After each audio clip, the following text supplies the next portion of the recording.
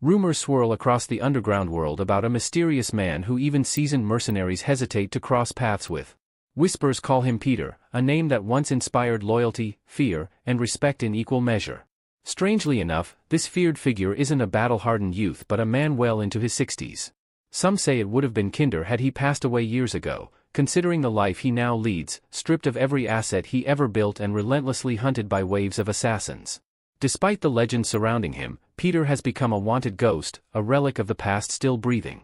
Even his own allies, those who once revered him, now doubt his loyalty, questioning if the man they once followed still exists within the battered shell of the fugitive they seek. The scene changes to a blood-soaked battlefield, bodies strewn across the ground like discarded puppets. Only one man remains alive, barely clinging to consciousness. Trembling, he locks eyes with the figure standing calmly among the corpses. Even with a ridiculous-looking mask covering his face, the injured man instantly recognizes him. It's Peter. The very legend thought long dead. Disbelief floods the survivor's face. How could Peter still be alive when the entire underworld had declared him finished? Slowly, Peter steps forward, his movements unhurried, almost casual. In a quiet voice, he explains the truth. The reason no one has ever found him is simple. The Peter they all remember, the man they think they're hunting, doesn't exist anymore.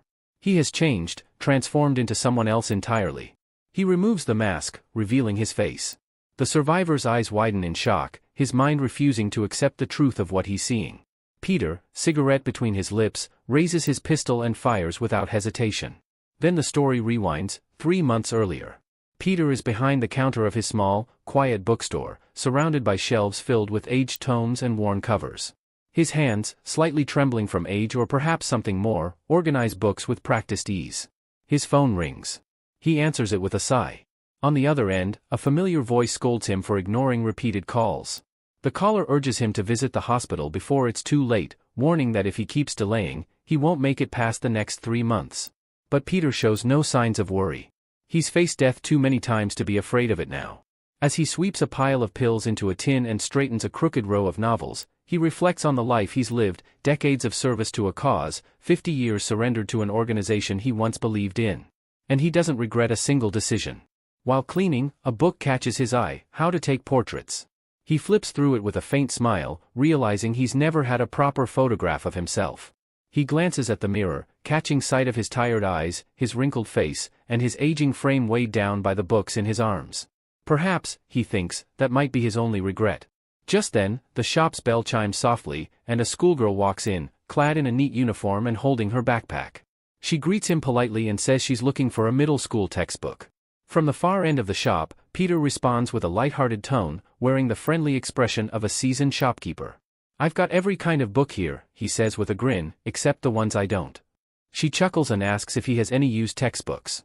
Peter nods and replies that his collection spans decades, from dusty volumes of the 1960s to modern editions, even some rare finds from overseas.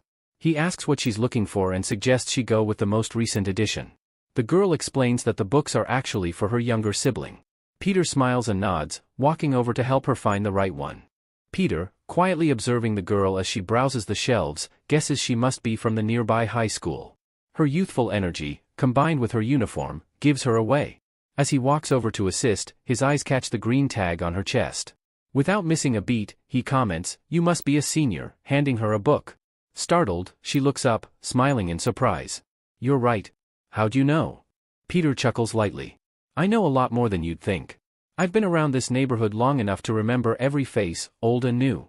He rummages through a stack and pulls out a pristine collection of textbooks, their covers still gleaming beneath the plastic wrap.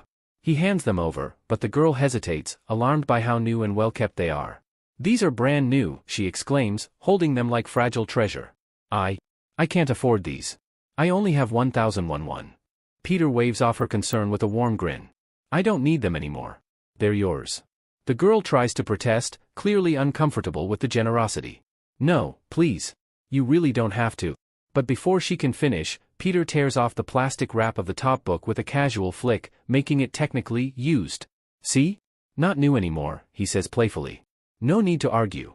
Still taken aback, she opens her mouth to speak, but Peter gently cuts her off with a look.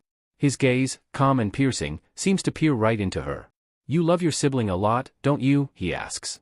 The girl blinks, caught off guard. "How did you?" "You can see it in your eyes," he says. Take care of them while you still can. You'll regret it if you don't. His words strike a nerve. The girl grows quiet as Peter wraps the books neatly in brown paper. As she reaches out to thank him, she calls softly, "Grandpa." Peter straightens up, raising an eyebrow with a hint of annoyance. "Mister. Call me Mister, all right?" The girl giggles, then falls into a more serious tone. "Mister, have you ever regretted anything?" Peter pauses, his hands still for a moment before he answers, voice lower than before. "The older you get, the more regrets you carry. That's just life." His mind drifts for a moment, to a face from his past. A young girl, barely more than a child. His daughter. "There was a time I had to walk away from someone I loved dearly," he murmurs. "To keep her safe? I had to disappear. I don't regret the choice, but that doesn't mean it didn't hurt." Peter lets out a sigh, his eyes soft but distant. "The past isn't something we can fix. But the future? That's still in your hands. So go home. Stay close to the people who matter, and don't do anything you'll have to live with later." Just as he finishes tying the paper package, he senses it. The air shifts. A faint tension enters the room. Behind him, the girl hesitates, but her fingers have already wrapped around the handle of a concealed knife. Her gaze hardens. She's ready to strike. But before she makes a move, Peter speaks without turning. "You should walk away." She freezes. "I won't kill you if you leave now." The calm certainty in his voice sends chills down her spine. How do you know?" Peter finally turns around, his gaze firm yet strangely kind. "I've memorized every student who walks past my shop. Every face. Yours doesn't belong to that school." Her expression twists with disbelief. "That high school was only built 2 years ago. You claim you're a senior. That math doesn't check out." The girl clenches her teeth, the knife still trembling in her hand. Peter's gaze drops to the blade. "And the knife," he adds. "It reeks of blood. You tried to hide it with perfume, but I've been surrounded by that smell most of my life. I know what death smells like." She realizes she's been exposed. Peter steps back, giving her a final chance. "You don't have to go through with this." But the girl, already too deep into her mission, steels her nerves. She tells herself she has no choice, that backing down now isn't an option.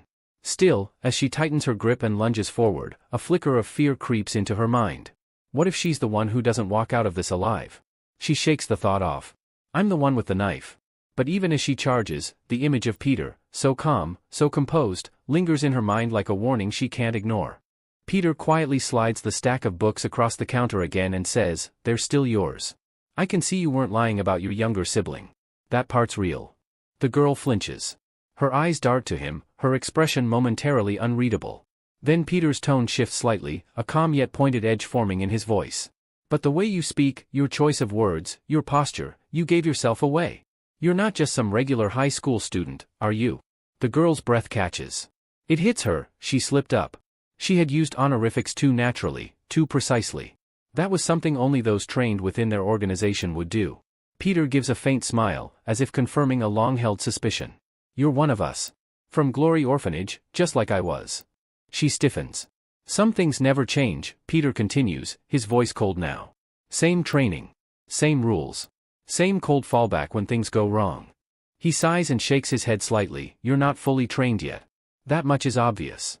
The girl instinctively backs up, gritting her teeth. Peter glances toward the ceiling and mutters almost to himself, "And I suppose Plan B is in motion." Without warning, the roof above shatters. 2 armed figures crash through, ropes snapping taut behind them as they descend into the store in a flurry of debris and gunfire. Peter barely reacts before shoving the girl aside. Glass rains down. Bullets tear through shelves.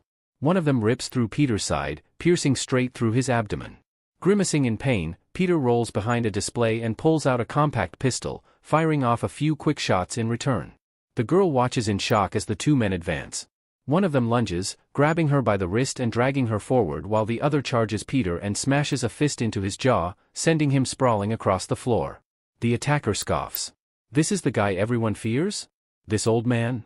Before anyone can speak further, footsteps echo ominously.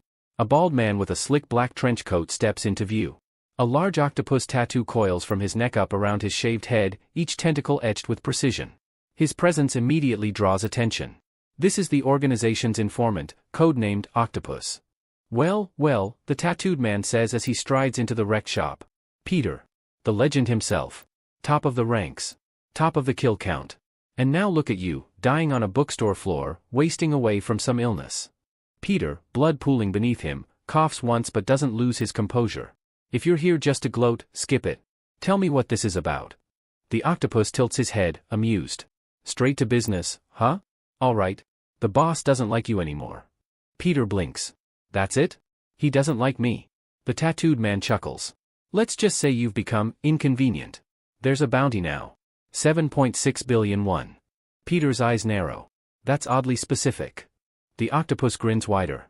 It should be. That's exactly what you have saved in your accounts. All the money you earned over decades of risking your life, now it's the reward for ending you. Poetic, don't you think? Peter's smile is tired but amused. Fitting. I die, someone else cashes out. You aiming to collect, octopus? Oh, I intend to, he answers, and suddenly slams a fist into Peter's face. Peter hits the wall hard. Blood spatters. The second man joins in, landing another punch that sends Peter tumbling into the back room, crashing through a stack of boxes. They pause, peering into the dark room where Peter's body lies crumpled and motionless. Is he out? The octopus mutters, sounding disappointed. That was easier than I thought. He gestures at the second man. Clean this up. Burn everything. As they approach, Octopus leans in to inspect Peter's unconscious body one last time, but something feels off. Just as he squints closer. Flash. A sudden burst of blinding light detonates between them. The octopus reels back, screaming, his vision obliterated by the flashbang. In the chaos, Peter bolts from the room with surprising speed for someone his age, limping, bleeding, but alive. He ducks out the back exit, disappearing into the night. Get him, roars the octopus, still staggering. But by the time they recover their senses, Peter is gone. And the game has just begun. The moment the flashbang smoke cleared, the octopus's face twisted in fury. He barked orders through clenched teeth. Find him. He's injured, he couldn't have gone far with a bullet in his gut. The two agents nodded and burst through the rear entrance into the stormy night. Rain came down in heavy sheets, drenching everything in sight. Thunder cracked overhead as the pair sprinted through the darkened streets, scanning alleys and corners. Somewhere nearby, hidden beneath the park's jungle gym, Peter lay curled in the shadows. His breathing was shallow, strained. His blood pooled beneath him, mixing with the rain-soaked dirt. Every breath felt like a knife twisting deeper into his side. His limbs trembled. His strength, once legendary, was now betraying him. The years weighed heavy. So this is what old age feels like, he thought bitterly. Lying motionless, he let his mind drift back through the decades. He had given everything to the organization. While other boys his age were attending school, struggling through homework, he was being trained to slit throats in the dark. While they learned history and algebra, he learned how to listen through walls until his ears rang with static and secrets. While his peers were experiencing first love, he was deep undercover in Russian territory, known only as Agent Frostbite. And when they were planning weddings or naming their newborns, Peter was crouching behind enemy lines, trading his sanity for survival. He had never questioned it, not once. That was his role. That was the path chosen for him. And he followed orders, no matter the cost. But all of that changed when the leadership shifted. The new boss saw him not as a symbol of loyalty, not as an asset, but as a liability. Old. Sick. Soft. And now, lying in the mud like discarded trash, Peter realized, after all he'd sacrificed, all he had given, they wanted him erased. He clenched his teeth, his fingers curling into fists. Is this how it ends? He whispered through the pain. After everything? Anger flared in his chest. They think I'm worthless now. Just an old man waiting to die. But I won't let them take everything, not even my money. Image of a child flashed in his mind. The one he had walked away from to protect. The only thing he regretted. He had left her behind to live in the shadows. Now her face was the only light in his memory. I can't die here, he told himself. Not like this. Not without a fight. And with those words, consciousness slipped from his grasp, and he collapsed beneath the playground slide, the rain pounding around him. Elsewhere, at a hidden safe house tucked in a back alley, the two assassins who had earlier stormed the bookstore were drying their clothes and heating up instant noodles in the kitchen. Their weapons rested nearby. Can't believe we let the old man escape, the taller one muttered, stirring the pot. The other gave a scoff. Would have had that bounty if we hadn't hesitated. Still doesn't make sense to me, the first man said. Why such a huge price on someone that close to death? The second shrugged. They say it's a form of respect. A send-off. He's a living legend, after all. Legend or not, I'm here for the money, the other replied, cracking his neck. I gave up a shot at the national kickboxing title to hunt him down. That 7.6 billion won is mine. He pulled out a weathered photo from his jacket pocket and tapped the image with a fingertip. We find him, we cash in. End of story. A voice cut through the air from behind them. That's the only picture that ever captured my face. They both froze. Slowly, they turned, and their jaws dropped. Standing in the doorway was a man, no longer the frail, graying Peter they remembered. This man was lean, upright, his stance sharp and balanced. He looked far younger, though his clothes were the same. The shirt still had a dark bullet stain near the side, though the wound beneath seemed to have vanished.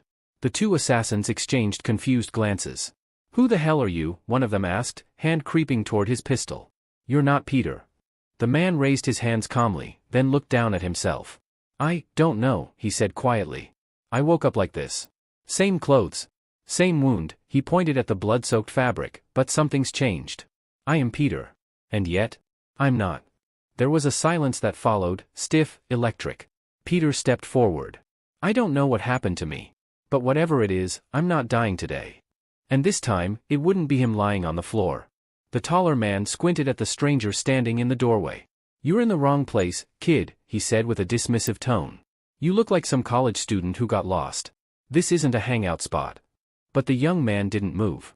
His voice was calm but steady. "I came here because I know exactly where I am, and who I'm looking for." Without waiting for a response, he reached out and clasped the man's wrist. "Take me to the one you call the octopus." The room grew quiet. The two men exchanged uncertain glances. That name wasn't something strangers should casually throw around, only people from the underground knew about the octopus. Realization struck. The intruder wasn't a bystander. He was one of them. The shorter man gave a wicked grin. "Then your competition." His tone darkened. "And competition needs to be dealt with." He lunged forward, aiming a powerful punch at the young man's head. But Peter didn't flinch. He raised his palm and caught the punch midair, the man's fist suspended in place like it had hit a wall. The attacker's eyes widened in disbelief. "What the hell?" Before he could pull back, Peter clenched tighter, and crushed the bones in his hand with a sickening crack. The second man tried to flank him from behind, drawing a blade as he sprang into the air. But Peter was already turning, his reflexes sharp, precise. He intercepted him midair with a flurry of strikes, one to the ribs, one to the throat, and a final slam to the floor. The room spun for the attacker as he crashed into the wall.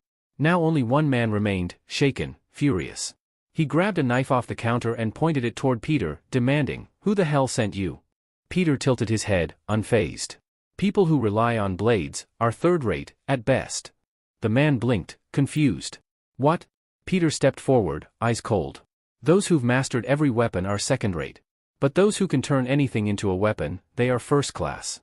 With that, Peter reached for a long octopus tentacle hanging nearby. He wound it around his hands like makeshift gauntlets. The knife-wielding man roared and charged. Peter sidestepped. In one motion, he lashed out with the tentacle, disarmed the man by knocking the knife clean out of his grip, and then twisted the tentacle around his neck. With a single, fluid move, Peter hurled him into a large pot of boiling spaghetti, slamming him down hard while keeping a firm grip around his neck. Steam rose from the pot as the man groaned, soaked and defeated. Gasping on the floor, the attacker wheezed, "Who are you?" Peter walked over to a small table where a photograph lay, an old image, worn around the edges. It was the same photo the assassins had used to identify him. He picked it up and studied it quietly. It was the only picture they had of the real him, the man the organization marked with a price. He pulled a cigarette from his pocket, lit it slowly, and touched the flame to the photograph's corner. The paper curled and blackened as the image disappeared in smoke. "That man is gone," Peter said quietly. "They'll never find him. He's already dead." His voice was resolute as he inhaled. "Let them search. They're hunting a ghost." Meanwhile, a luxury black Mercedes rolled through the city, cutting through the rain-slick streets. Inside sat the octopus, code name for the organization's informant, his heavily tattooed scalp glistening under the car's dim ceiling lights. Beside him sat the young girl from the bookstore, bound and silent. "We had him," Octopus muttered, tapping his fingers against the window. "He was right there. And we let him slip." He sighed deeply, his mood sour. "Soon enough, he'll be a walking target. Every hunter across the country will be on his trail. But we need to get to him before they do." The girl remained quiet. Octopus glanced at her. "He doesn't have long anyway. The cancer should kill him, but still, I almost feel sorry for the guy. Maybe I should be nicer to my subordinates before my time comes." Back in a dimly lit room, Peter stood shirtless before a cracked mirror, staring at his reflection in disbelief. His skin was smooth. His posture straight. His arms, once wiry with age, were lean and muscular again. He reached down to his abdomen, no wound. The bullet hole had vanished, and with it, the gnawing pain that had plagued him for months. Even the cancer, the thing that had been eating him alive, was gone. He turned his head side to side, studying every inch of the stranger in the mirror. But it wasn't a stranger. It was him. A version of himself he hadn't seen in decades. How? He muttered under his breath. There was no answer. But one thing was clear, whoever was hunting him wouldn't recognize this face. Not anymore. But Peter wasn't foolish. He knew the underground always had its ways. They'd follow leads, track rumors, sniff out patterns. But they wouldn't find that man, the aged, weakened agent from before. That Peter was history. He quickly discarded his bloodied clothes. They no longer fit him, in size or in identity. As he stepped into a nearby hallway, he heard voices, two thugs lounging near a vending machine, puffing cigarettes. Peter approached calmly. "You too," he said, his voice sharp. "This is a non-smoking area. Take it outside." They turned with annoyed expressions. As Peter confronted the two thugs loitering near the restroom, he calmly reminded them, "This is a non-smoking area. Take your cigarettes outside." The shorter one scoffed. The larger thug, broad-shouldered and grinning like a bully from a high school hallway, stepped forward with mock amusement. "Look at this guy," he laughed. "Got some nerve." Peter didn't flinch. He remained still, almost bored. "Did you not hear me?" he asked again, voice cold and firm. "This isn't the place to smoke." That made the fat thug frown. "You've got a smart mouth, young man," he said, then gave Peter a light slap across the cheek, more insulting than painful. "But I'm feeling generous today. So I'll let you walk. Just don't look in our direction again." Peter didn't respond. He simply turned and walked away, quietly closing the restroom door behind him. The thugs chuckled, assuming he'd backed off in fear. But a soft click echoed through the room, the sound of a lock sliding into place. Peter turned back toward them. "I was hoping not to waste my time," he muttered, rolling up his sleeves. "But it seems you both need a proper education." The thugs froze, their amusement quickly turning into confusion. The fat one snarled and charged again, winding up for another slap. This time, Peter struck first, his fist slammed into the thug's gut with brutal force. The man's feet left the ground as he was launched backward, crashing against the wall before collapsing like a bag of bricks. The second thug staggered, shocked, then pulled a small pocket knife from his back pocket and flicked it open. He waved it threateningly, barking, "Do you even know who you're messing with?" Peter eyed the weapon with disinterest. "No," he replied. "And I don't care." He took a step forward, studying the thug's grip on the blade. "But I do know one thing," Peter continued calmly. "You're holding that knife wrong. The angle of your wrist? If you try to swing like that, you'll slice your own finger before you reach me." The thug blinked in confusion. Peter tilted his head. When someone plans to use a knife, their arm shouldn't be positioned like that, not if they want to keep it. The thug, frustrated, lunged without thinking. But Peter was already moving.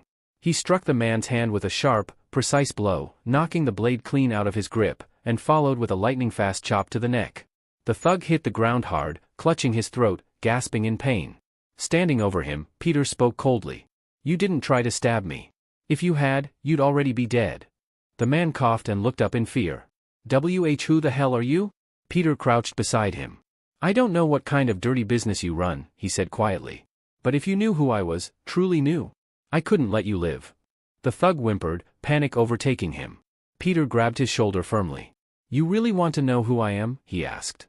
The thug trembled, eyes wide. "And no. I am sorry. I swear, I'll go clean, no more crime. No more trouble." He was shaking so badly, he wet himself right there on the restroom floor. Peter gave him one final look, then stripped him of his clothes, leaving the thug naked and shivering beside his unconscious partner. Without another word, Peter walked out. In the hallway, Peter pulled out his phone and opened his banking app. His eyes narrowed. The screen showed a zero balance. Every cent he had was gone. His jaw tightened. "I warned them," he growled under his breath. "I told them not to touch my money." The anger in his chest swelled like a firestorm. This wasn't just betrayal, it was declaration. "They've started a war," Peter muttered. "And now, they'll get one." As he exited the building and stepped into the sunlight, he passed by two university students chatting on a bench nearby. Their conversation drifted into earshot. As Peter passed the two students deep in conversation, he overheard one excitedly share, "I just got accepted for the Glory Club scholarship." "Seriously?" the other gasped, clearly impressed. "That's huge. Only a handful of people even get considered for that." The words made Peter pause. For a moment, his mind drifted back, far back. He remembered the cramped rooms and sun-bleached windows of the Glory Orphanage, the place that raised him. It had once been a small, religiously run facility tucked away in a poor neighborhood, understaffed, underfunded, and forgotten by the world. But now, nearly 50 years later, the orphanage's legacy had transformed into something far greater. The Glory Club had grown to become a powerhouse of influence, its roots sprawling across politics, finance, and corporate empires. Peter had been one of its earliest sons. He was one of the first shadows it had ever raised. But now, he saw the Glory Club for what it truly was, rotten to the core. And he had made a decision. He would dismantle it. With his own hands. The scene cuts to a different location, a quiet butcher shop tucked in a desolate street. Inside, the smell of fresh meat hung thick in the air. A burly man in a suit lounged in a chair near the counter, his gaze sharp as a blade. The bell above the door jingled. Octopus stepped inside. The butcher smirked as he recognized the visitor. "So you really came," he said, voice low and calm. "But, alone?" "You're not Peter," Octopus replied flatly, stepping forward. "For someone at your level? I'm more than enough." The butcher chuckled. "Still placing your bets on that old man?" he sneered. "If you keep relying on him, you'll end up in the ground." Octopus didn't blink. "And what of it? Does it matter how soon a man dies, if it's just one more added to the list?" The butcher's grin widened. "Well then. If we're doing this, let's at least make it lively." With a whistle, the butcher summoned his guards from the back rooms. Several well-armed mercenaries emerged, forming a perimeter around Octopus. "This isn't just a butcher shop," the man said. "You've stepped into the Wagner mercenary base. We've been the West's top private military contractor since 1948. And you're standing in our headquarters." He leaned forward in his seat, studying his opponent. "You're not even in the top 12 of the Glory Club. What makes you think you can walk in here like some untouchable ghost?" He snapped his fingers. "Kill him." The soldiers moved in fast. But they didn't stand a chance. In a sudden burst of terrifying speed and precision, Octopus unleashed his signature technique, hypermobility, full-body release. To the untrained eye, it looked like a blur of limbs and blood. Within seconds, every guard in the room lay dead, their bodies scattered across the shop like discarded mannequins. The butcher's face turned pale as he stumbled backward, trembling in disbelief. "What are you?" "Stay back, stay away from me," he cried out. But Octopus was already closing the distance. A single, fluid motion, and it was over. Later, inside the dark, quiet hideout, Octopus sat with the same girl who'd accompanied him before. She stood beside him, tense and uncertain. "They're dead," she said at last. "The assassins you sent. All of them." Octopus's expression tightened. "All of them?" She nodded. "Whoever did it, they erased every trace. Destroyed every security feed. No fingerprints. No sound. Just bodies." Octopus leaned back in his chair, exhaling slowly. "Only one man I know would go through that much effort to stay invisible." His eyes narrowed. "Peter." He couldn't understand how the man was still alive, let alone capable of moving with such precision, such ruthlessness. What kind of unnatural trick had that old ghost pulled? His thoughts were cut short by the bitter truth: Peter's bounty wouldn't stay valuable for long. The longer he stayed alive, the more others would come for him. And Octopus refused to let someone else claim that final reward. He turned to the girl. "Find his hideout. I don't care how long it takes. Report to me the moment you know where he is." The girl hesitated. For a brief second, a memory flickered behind her eyes, an older man in a bookstore, shielding her from a hail of bullets, asking for nothing in return. But she masked her expression quickly. "Understood," she said quietly. As Peter entered the quiet, dimly lit restaurant, the place bore a sense of eerie stillness. A waiter, calmly polishing a glass behind the counter, noticed him and approached with a measured smile. "Sir, this isn't a regular service day," the waiter said politely. "Do you have a reservation?" Peter glanced up from beneath his brow, his voice steady yet laced with menace. "No reservation," he replied. "I came here with something heavier than a dinner plan. I came with a grudge." Meanwhile, seated deeper within the restaurant was Octopus, leaning casually against his chair, swirling wine in a glass. Upon hearing Peter's voice echo through the quiet room, he turned with idle amusement. "Oh?" Octopus quirked a brow. "Let me guess. I forgot to pay my bar tab somewhere." Peter walked forward, his tone sharp and eyes cold. "You're not entirely wrong. Except this tab isn't at a bar, and it's running about 7.6 billion. The joke hung in the air for a moment. Octopus chuckled at first, assuming this stranger was bluffing or insane. But the smirk slowly faded from his face as he began to comprehend the weight behind those words. His amusement curdled into unease. Without wasting time, Octopus gestured to his men nearby. Lock the doors. No one leaves. As the staff subtly armed themselves, Octopus studied the young man now standing before him. Something didn't add up. He wasn't in any of their intel files, definitely not part of the Glory Club. He mused aloud, maybe you're one of Peter's lost disciples? Or, some secret child? But he quickly corrected himself. No. Peter never worked with anyone. He was a lone wolf. Still intrigued but cautious, Octopus leaned forward. All right, how about this? I'll offer you 2 doors. 1, you tell me where Peter is, and you walk out in one piece. 2, you stay stubborn and get a bullet in your head. Peter didn't flinch. His response was cool and unwavering. You're forgetting option 3. Octopus raised an eyebrow. And what's that? My name is Peter. For a moment, the room went silent. The guards hesitated. Octopus blinked in disbelief, trying to process what the young man had just said. I'm the one who killed your men, Peter added flatly, staring him down. Octopus narrowed his eyes. Are you trying to be funny? Young people these days, Peter said with a slow breath. Terrible hearing. I said I killed your subordinates. Octopus searched the man's expression, now unsettled. Despite the youthful face, something about his presence, the authority in his voice, the precision of his gaze, it all felt too familiar. Still, he scoffed and waved his hand. I don't know who the hell you are, but you clearly don't value your life. He motioned, and both the girl beside him and the armed waiter raised their weapons. Tell me your connection to Peter, Octopus demanded once more, his voice hardening. Peter shifted his gaze toward the girl drawing her knife. Calmly, he replied, there's a way for you to find out. Octopus cocked his head. And that is? Peter smiled faintly. You'll have to kill me first. At that, Octopus's grin returned, but this time, it was razor-sharp. Perfect, he said. Because killing is what I do best. Octopus subtly raised 2 fingers, signaling the waiter nearby. The server nodded and reached beneath his apron, drawing a compact pistol. Octopus leaned in with a smirk. Make sure he's still breathing when you're done, he said casually. Without hesitation, the waiter raised the weapon and fired. But in that instant, Peter's hand moved like lightning. With surgical precision, he flicked a single chopstick across the room. It whistled through the air and embedded itself directly into the waiter's throat. The man's eyes widened as blood gurgled in his mouth. He collapsed instantly, choking on his own breath as life drained from him. A stunned silence fell over the room. The young girl, who had prepared herself for a fight, stood frozen in disbelief. She stared at the body of the waiter in utter shock. No one in her unit could have pulled off a move like that. Meanwhile, Peter nonchalantly reached for another pair of chopsticks, calmly resuming his meal like nothing had happened. Octopus, now genuinely intrigued, stepped over to inspect the fallen waiter. He chuckled as he crouched beside the body. Impressive. Very flashy, he commented. Tell me, which club trained you? You're not bad for a freelancer. He stood upright and looked Peter in the eye. You know, he continued, there's always room for talent in the Glory Club. Why don't you join us? But Peter didn't respond.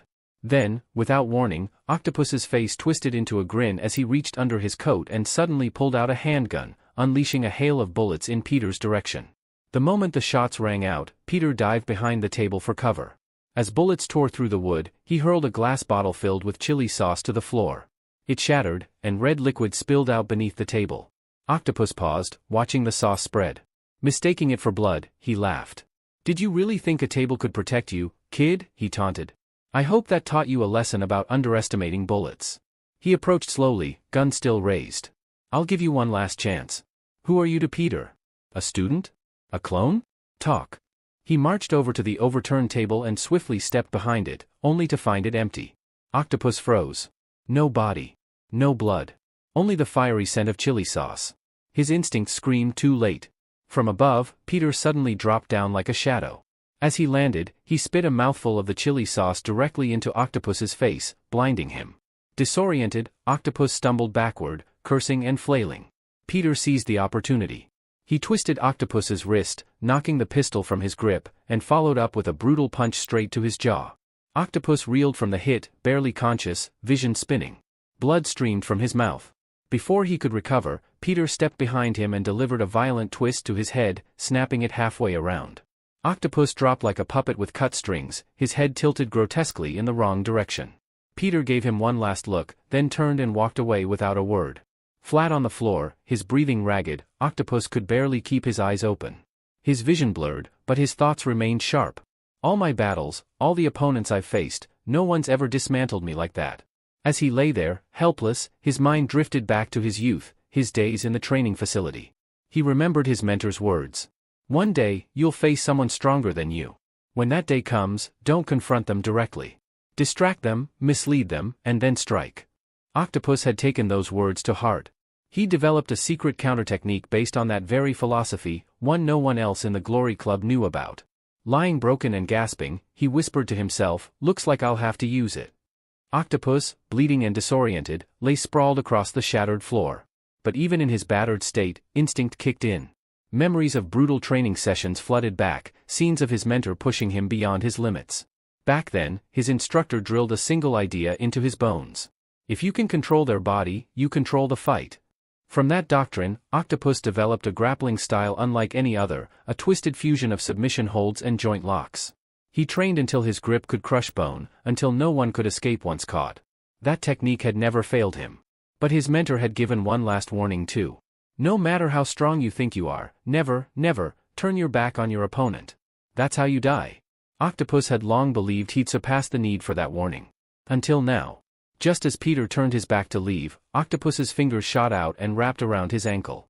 With an explosive spin, he wound his body around Peter's leg, then torso, locking his limbs in a deadly entanglement. Peter was yanked to the floor. Octopus began applying pressure, crushing joints with the precision of a seasoned martial artist. Bones creaked. Peter let out a sharp breath. "Back when you were still learning to walk," Octopus growled, "I was already twisting people into corpses." Peter remained calm despite the pain. "How long," he asked, his voice even, "does it take to finish this move?" Octopus blinked. The body he had in his grip wasn't Peter. He looked down. The man he was coiled around was the dead waiter. His mind reeled. When? He turned his head and saw Peter standing several feet away, completely unharmed, eyes locked on him. Octopus felt a cold rush of fear. He'd never been tricked like this, not in all his years of combat. This wasn't just a skilled kid. This was a monster in a human shell. His arms trembled as he let go of the waiter's corpse, still trying to grasp what had just happened. Peter stepped closer. "You've been doing this for decades, right?" And yet, he trailed off. Octopus stared in horror, a lifetime of confidence crumbling. Could he be one of the 12 disciples? No, stronger. Desperate, Octopus raised his hand. "Wait. Let's talk." Peter paused, curious. "I get it," Octopus stammered. "You're better than me.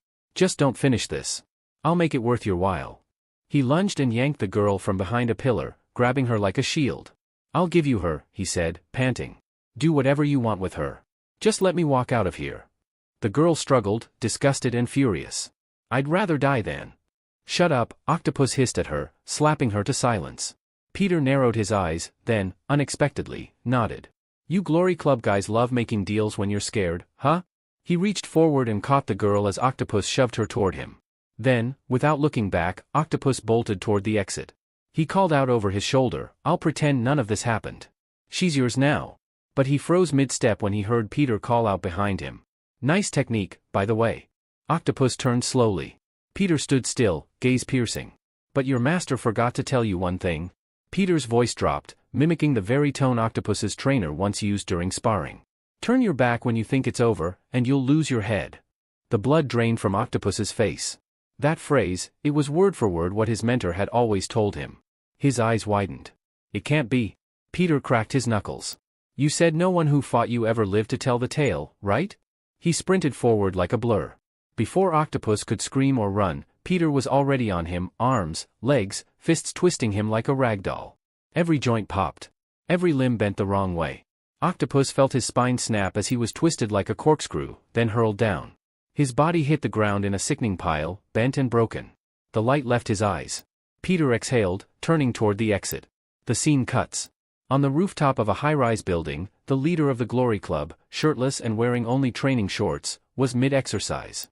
His muscles gleamed with sweat as he moved with perfect form, unaware that one of his senior members had just died. But a cold shiver crept down his spine. Something had changed. The Glory Club's leader, a towering figure carved with muscle, standing under the open sky on the rooftop of his skyscraper. Sweat glistened off his bare torso as he finished his final set of push-ups, his back rising and falling like a machine, revealing a striking tattoo of a woman's face inked across his spine. Before he could relax, a subordinate burst onto the rooftop. "It's confirmed," the subordinate said. "Octopus is dead." The words seemed to hang in the air. The boss didn't flinch. He killed 4 of our elite men. Not a trace left behind. The boss stared coldly into the distance. No evidence? Nothing. CCTV wiped clean. No witnesses. The leader's jaw tightened. Then he's not just some punk. He stepped toward his subordinate and spoke firmly. Put out an SSS-level bounty. 7.6 billion won. The subordinate's eyes widened in shock. That level of bounty was reserved for only the most dangerous threats. The leader continued, his voice sharp like steel. Spread the word. From this moment on, Peter is a target. Any member of the Glory Club, if they see him, they're allowed to kill him. No restrictions. Cut to the bustling city streets, bright lights flashing, traffic buzzing, crowds moving in every direction. A boy tugged on his father's sleeve and pointed upward. Dad! Look, they started again. People stopped in their tracks, turning their heads toward the large digital billboard high above the intersection. It showed a familiar face, Peter's old photo, plastered beneath a seemingly harmless ad about helping the elderly and the homeless. A phone number flashed below it, supposedly for donations. Flyers began circulating. Glory Club agents in disguise handed them out to passers-by. One of them approached Peter himself, unknowingly. Sir, would you be willing to help? Just 20,000 won a month can support a homeless elder. Peter took the flyer, glanced at it, and crumpled it in his hand. Glory Club? I'll wipe you off the map, he muttered under his breath. He knew he couldn't do it alone, not against an organization with eyes everywhere. And in that moment, only one person came to mind. Someone who could help. Unusual, eccentric, but reliable in his own twisted way. Night fell. Peter stepped into a rundown part of the city and entered what used to be a public bathroom. The building was half collapsed, walls cracked and pipes exposed. The stench was strong, and the floor was littered with bodies, not corpses, but homeless people asleep in their corners. Even the security guard snoozed with them, unconcerned. Peter walked slowly through them, stepping carefully over bags and broken tiles. Each time he visited, there seemed to be more people than before. Finally, he reached a wall at the far end of the washroom. Layers of old posters were plastered across it, advertisements for underground surgery, organ trafficking, and seedy nightlife events. Peter ran his hand across them, searching. Was it next to the black market kidney ad or the steaming night flyer? He murmured. He found the spot and pressed a hidden button embedded behind the wallpaper. With a mechanical creak, part of the wall slid open, revealing a narrow stairwell cloaked in darkness. He stepped inside and let the door shut behind him. At the bottom of the stairs, the atmosphere changed entirely. He entered a hidden apartment, a luxurious space that looked nothing like the world above. Soft lighting bathed the room in a warm glow.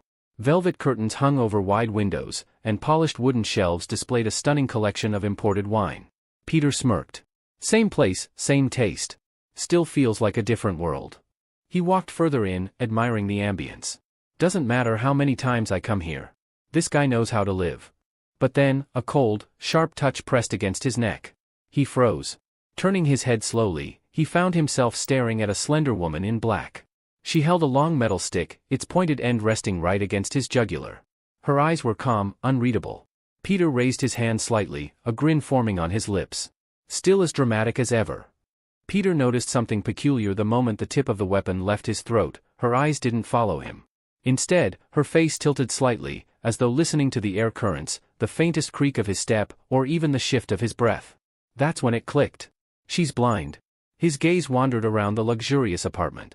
The pristine wine collection, the velvet curtains, the antique furniture, none of it made sense for someone who couldn't see. To Peter, it all seemed meaningless. But before he could dwell on that thought, a low growl interrupted him. A large, jet-black dog stood between them, muscles coiled and eyes burning with suspicion. Its name, Peter remembered, was Alexander. The dog barked aggressively, hackles raised and fangs bared, clearly not happy to see him. Across the room, the woman tilted her head slightly, and a faint smile crept onto her lips. That voice, so young, she muttered. I suppose it's been a while since I had to clean up a corpse. Despite her lack of sight, she stepped forward confidently.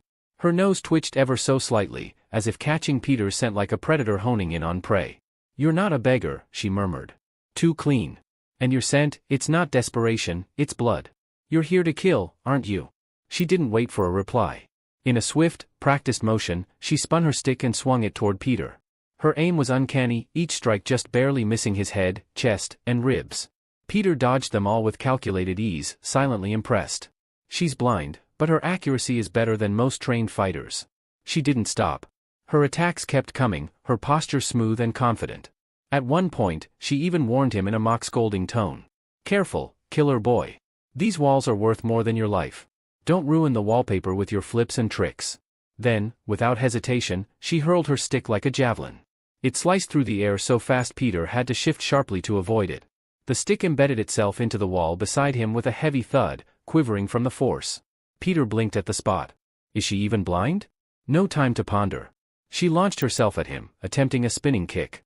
"Not bad for a blind woman, huh?" she quipped midair. Peter smirked. He caught her mid-spin, grabbing both her leg and arm with precision before gently tossing her across the room. She landed with a soft crash on a nearby couch. For a moment, silence. Then she laughed softly, unfazed, and reached into her sleeve. "You're fast," she admitted. "Really fast. You don't move like a Glory Club grunt." Before Peter could respond, a blade pressed against his cheek. She had drawn a hidden knife in that split-second fall and was now holding it inches from his face, even as she lay sprawled on the couch.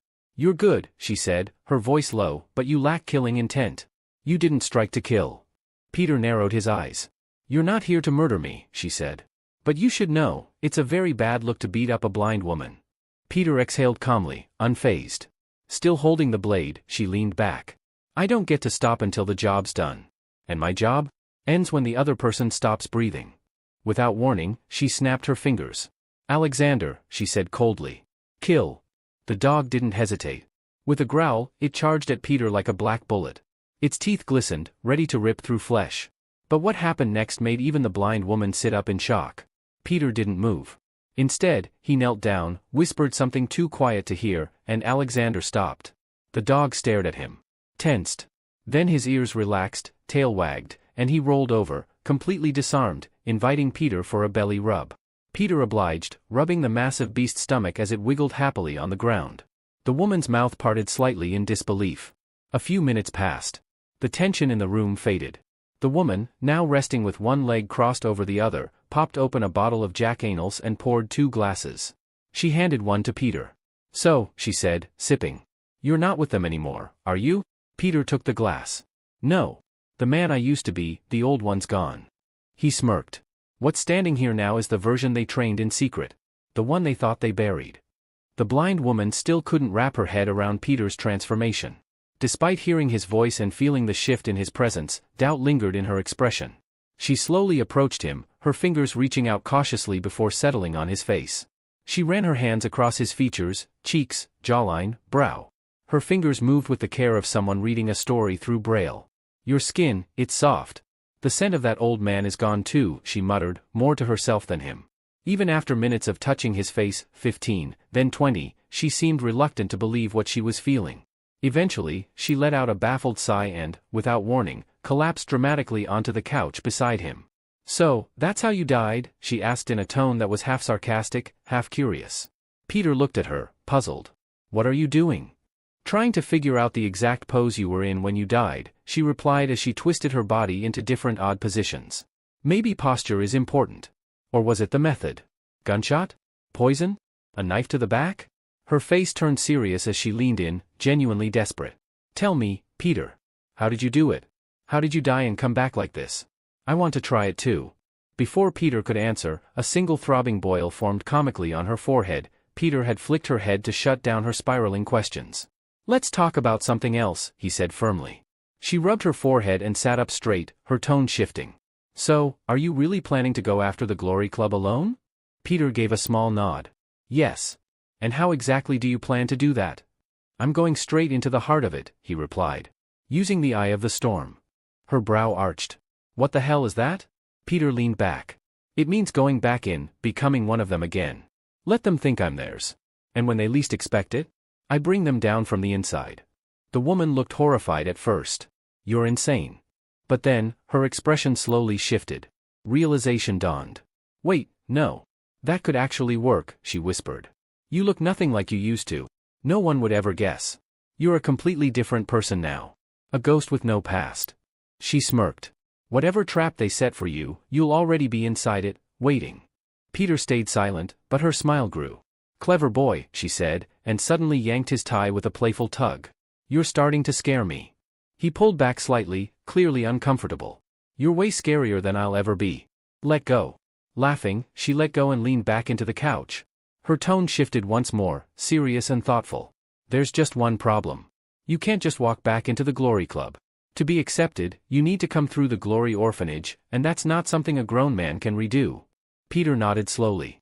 I already graduated. But now, in this younger body, I'm just another outsider. Exactly, she said. You don't exist to them anymore. Peter's eyes sparkled with resolve. Then I'll exist again. I'll start from the beginning. She looked confused. What do you mean? I'll enroll in the Glory High School, he replied, his voice steady. That's my way back in. She tilted her head. A school? What kind of organization is this? They run orphanages, schools, and turn their graduates into trained killers. Peter didn't respond. He had no answers, just a goal. Some time later, Peter, now registered under a new identity as Kim Sun-gu, walked through the massive front gates of Glory High School. Students buzzed around the courtyard, their uniforms crisp, their faces full of adolescent energy. As he passed through the main path, heads turned. Girls whispered and giggled, clearly captivated by his flawless features and fit physique. His calm aura and mysterious demeanor only made him more attractive. Peter didn't acknowledge any of it. This was the start of his infiltration. Behind the name Kim Sun-gu, the assassin named Peter had returned. And this time, he wasn't here to serve. He was here to destroy. He was already gathering attention. A girl approached him with a cheerful smile and said, "Time to head toward the auditorium." Her words were polite, but her eyes lingered a bit longer than necessary. Even one of the female teachers leaned a little too close, her intentions not subtle. But Peter remained unmoved, unaffected by the attention he was drawing. None of this mattered to him. Inwardly, Peter studied the institution. From the outside, it appeared like any prestigious private school, polished corridors, disciplined students, proud banners hanging off pristine walls.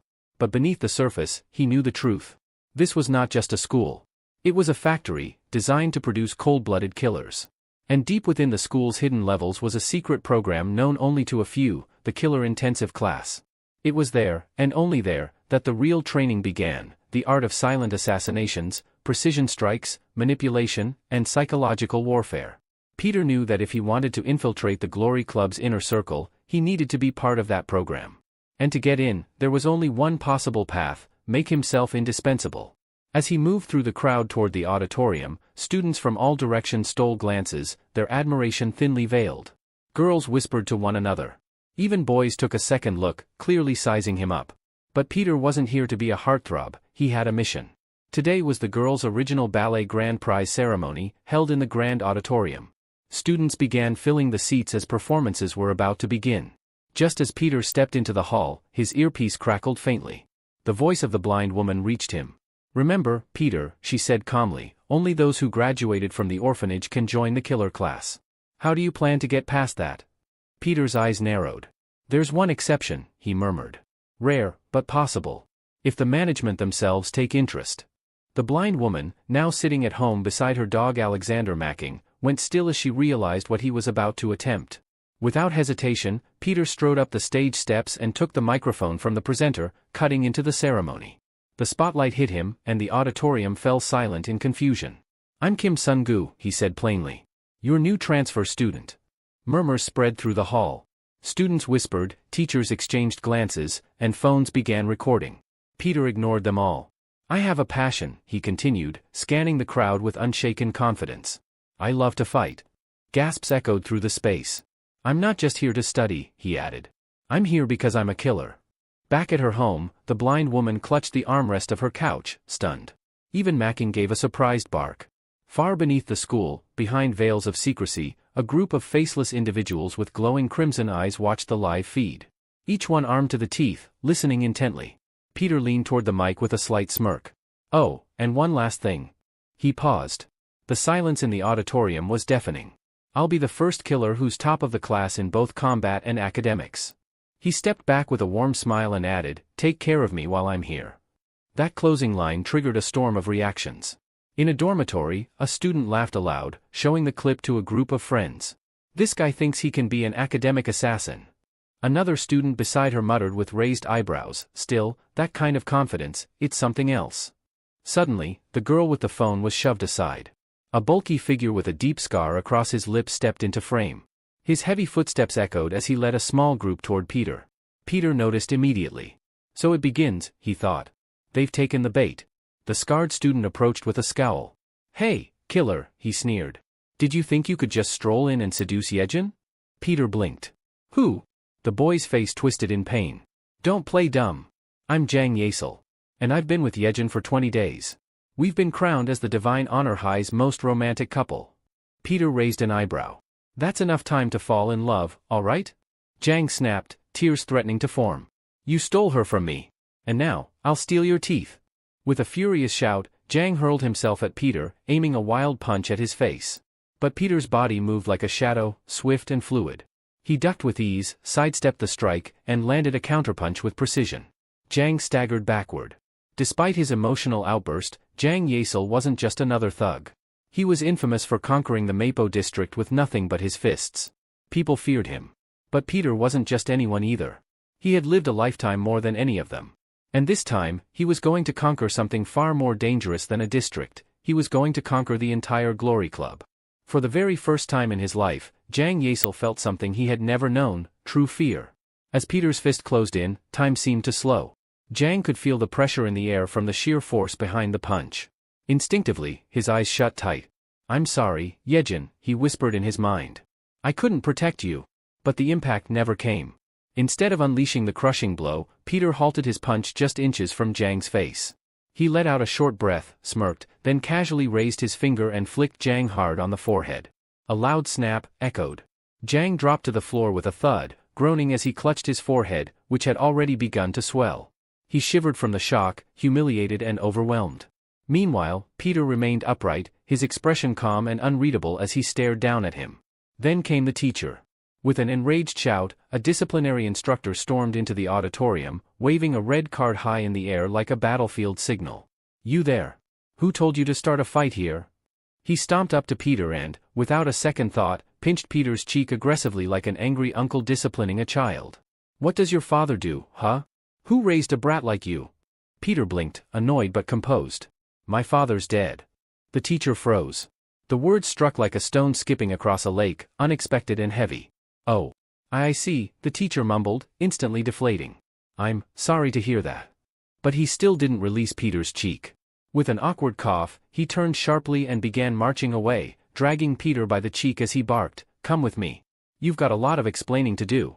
Who do you think you are? Peter sighed and muttered under his breath, I am following you. Meanwhile, Jang Yasel groaned and pushed himself up from the ground. He pointed at Peter and shouted, Let go of me, you psycho. One of the nearby students leaned in and said dryly, Dude, he's not even touching you anymore. The hallway filled with whispers. Behind the scenes, the shadowy figures from before, hidden beneath cloaks, their red eyes glowing ominously, watched from the surveillance room once more. A secret cabal of advanced assassin trainees. What do we do with him? One voice asked. Let's wait. See what he's capable of, said another. Ha, this is getting entertaining, a third chuckled. But one wasn't amused. We should just kill him now. Their glowing eyes flickered with silent tension as they reached no consensus. Back in the hallway, students watched the spectacle unfold. Some murmured, that new guy is seriously unhinged. Others smirked, saying, he's in his main character arc, love that energy. Among the onlookers, a girl froze in place. Her expression turned pale the second she recognized the face being dragged by the cheek. It's him. Yunbial's mind raced. She couldn't believe what she was seeing.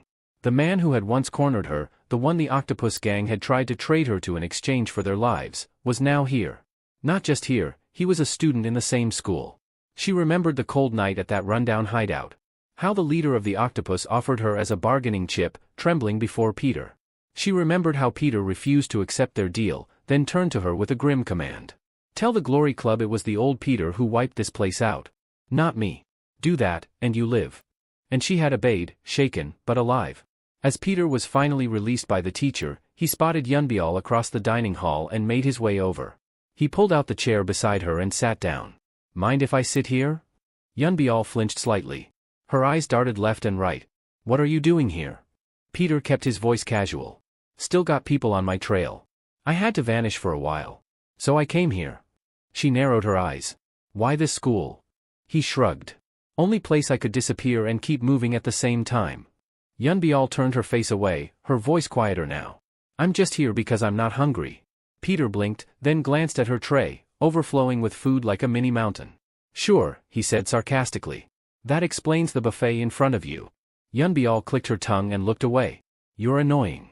But her mind drifted again to that night, the stench of blood, the terrified cries of the octopus members, the silence Peter left in his wake.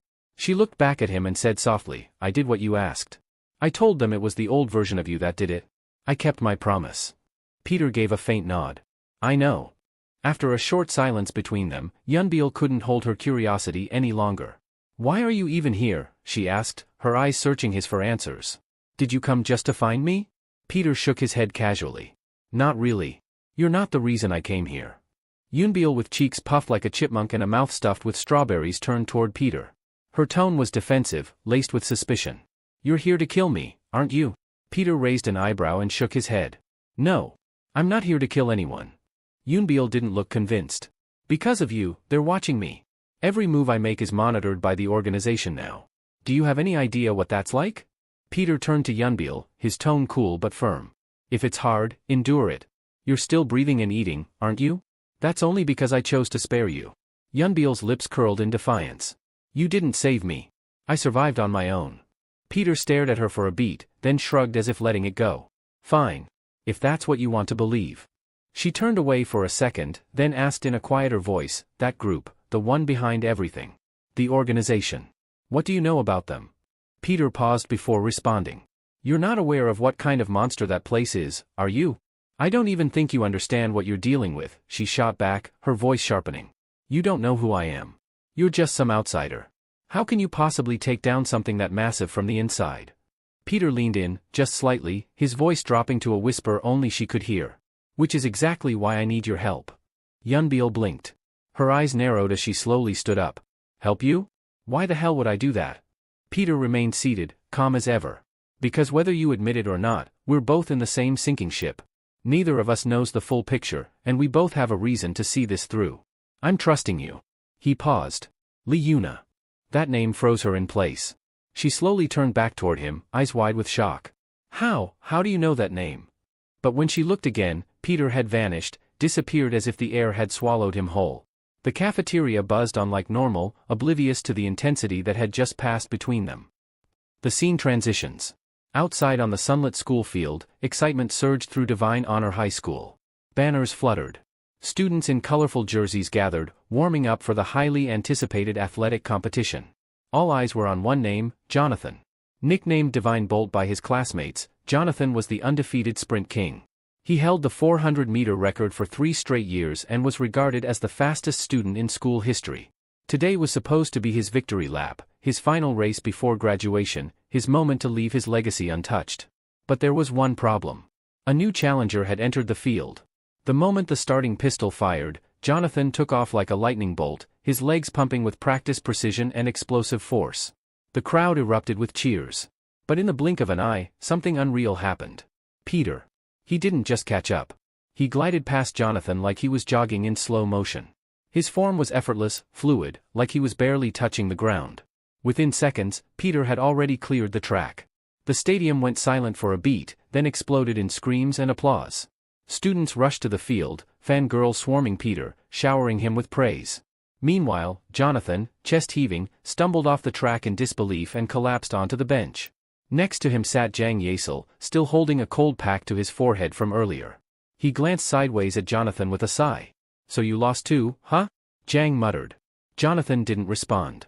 He simply stared ahead, haunted by the realization. There was a new king in Divine Honor High. From within the thick greenery bordering the school field, a faint glint flickered, 2 crimson eyes glowed beneath the shadow of leaves.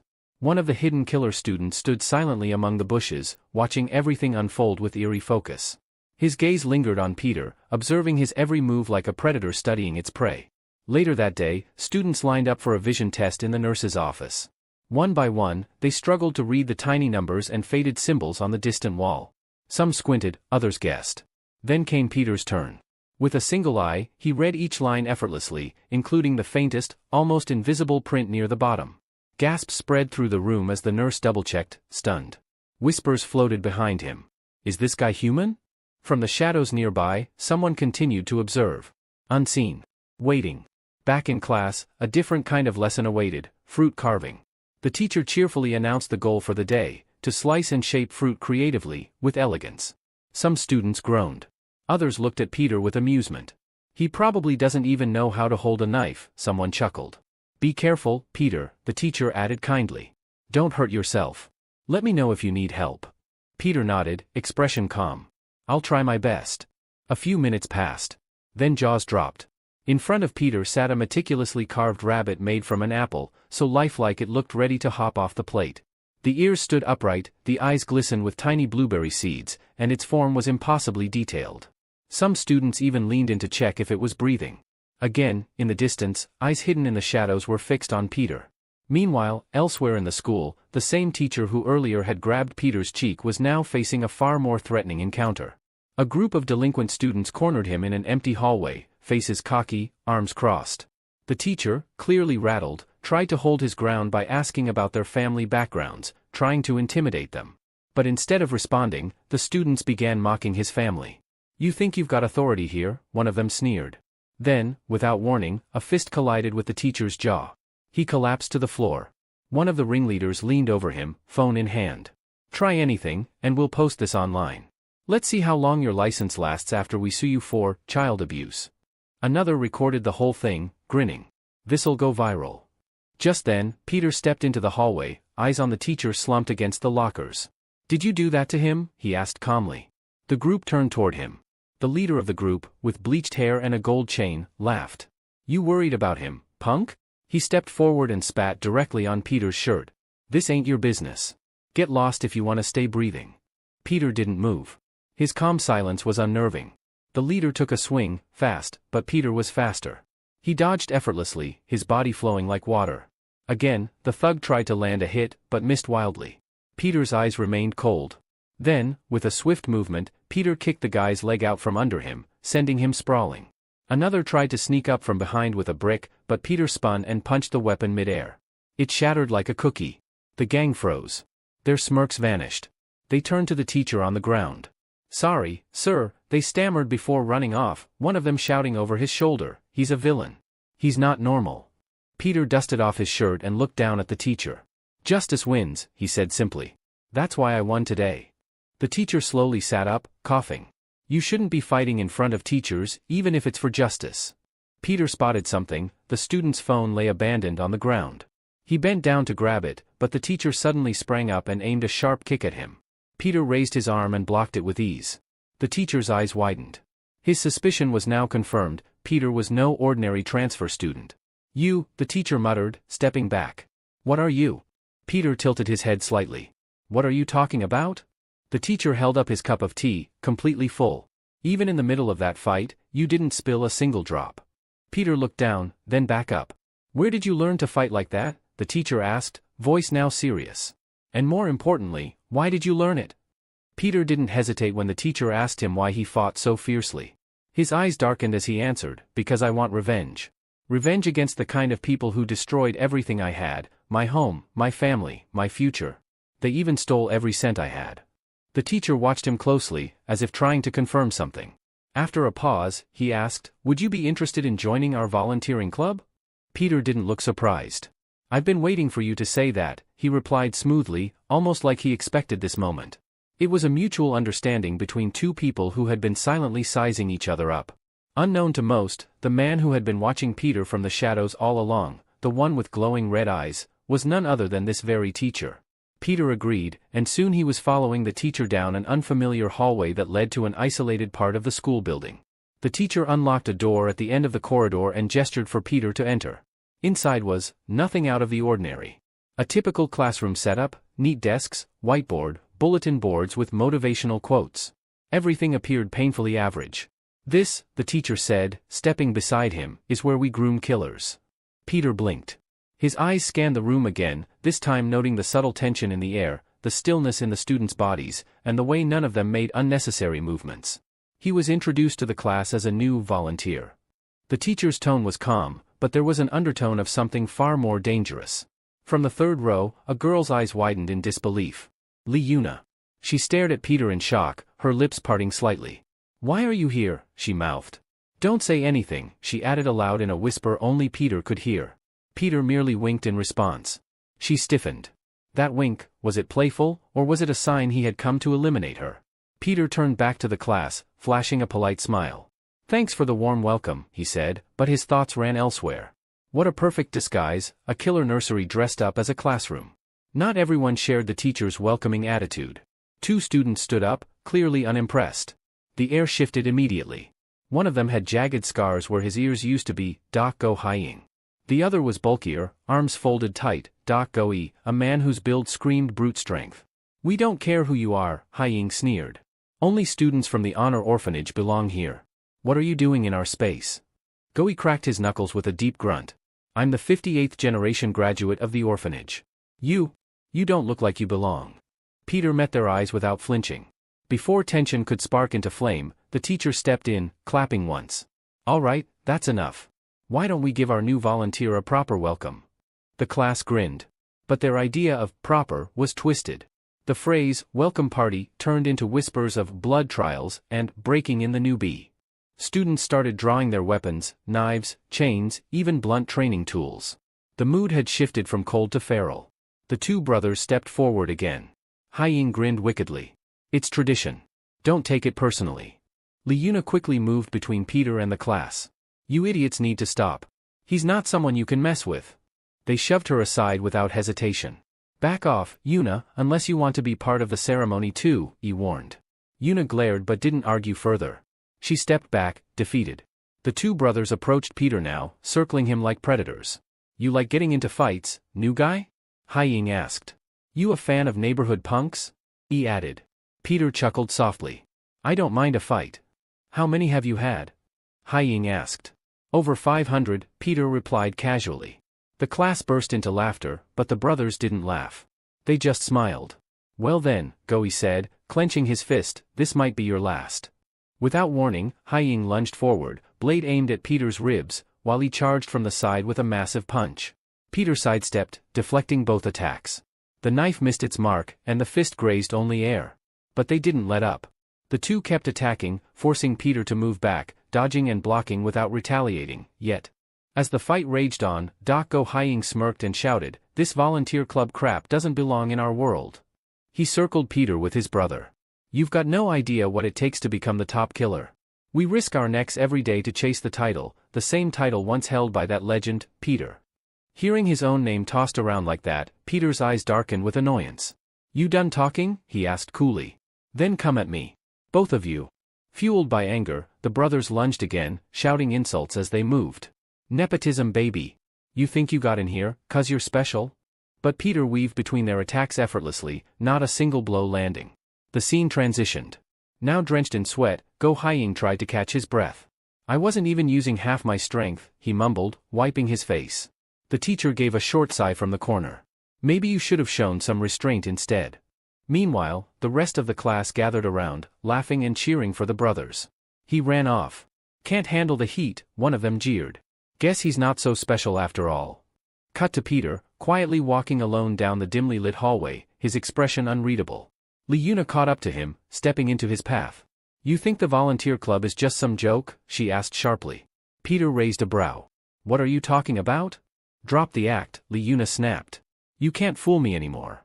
Peter blinked, puzzled by her intensity, but she wasn't letting him off the hook. "I saw your fight with those 2 earlier," she continued. "Why didn't you use any real force?" "I gave it my all," Peter replied with a calm shrug, playing it off. But she wasn't buying it. "Liar," she shot back.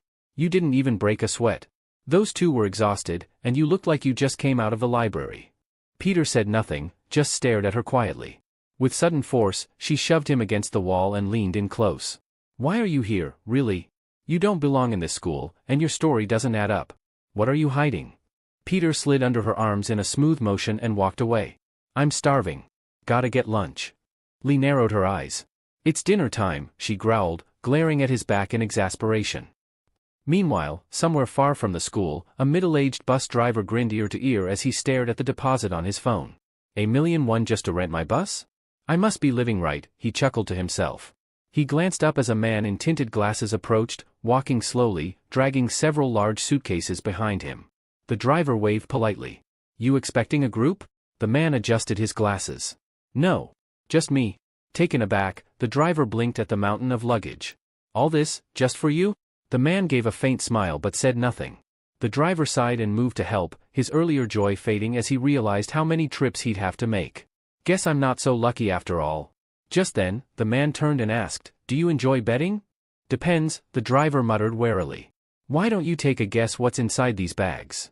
The driver raised a brow. "Hard pass. That kind of bet feels cursed." The man smirked, taking a seat as the bus rolled out. The driver threw one last glance at the cargo. His eyes widened when he noticed one suitcase move. Back at the school the next day, inside the Glory Club's secret classroom, the teacher stood before the students, clapping his hands to get their attention. "All right," he announced.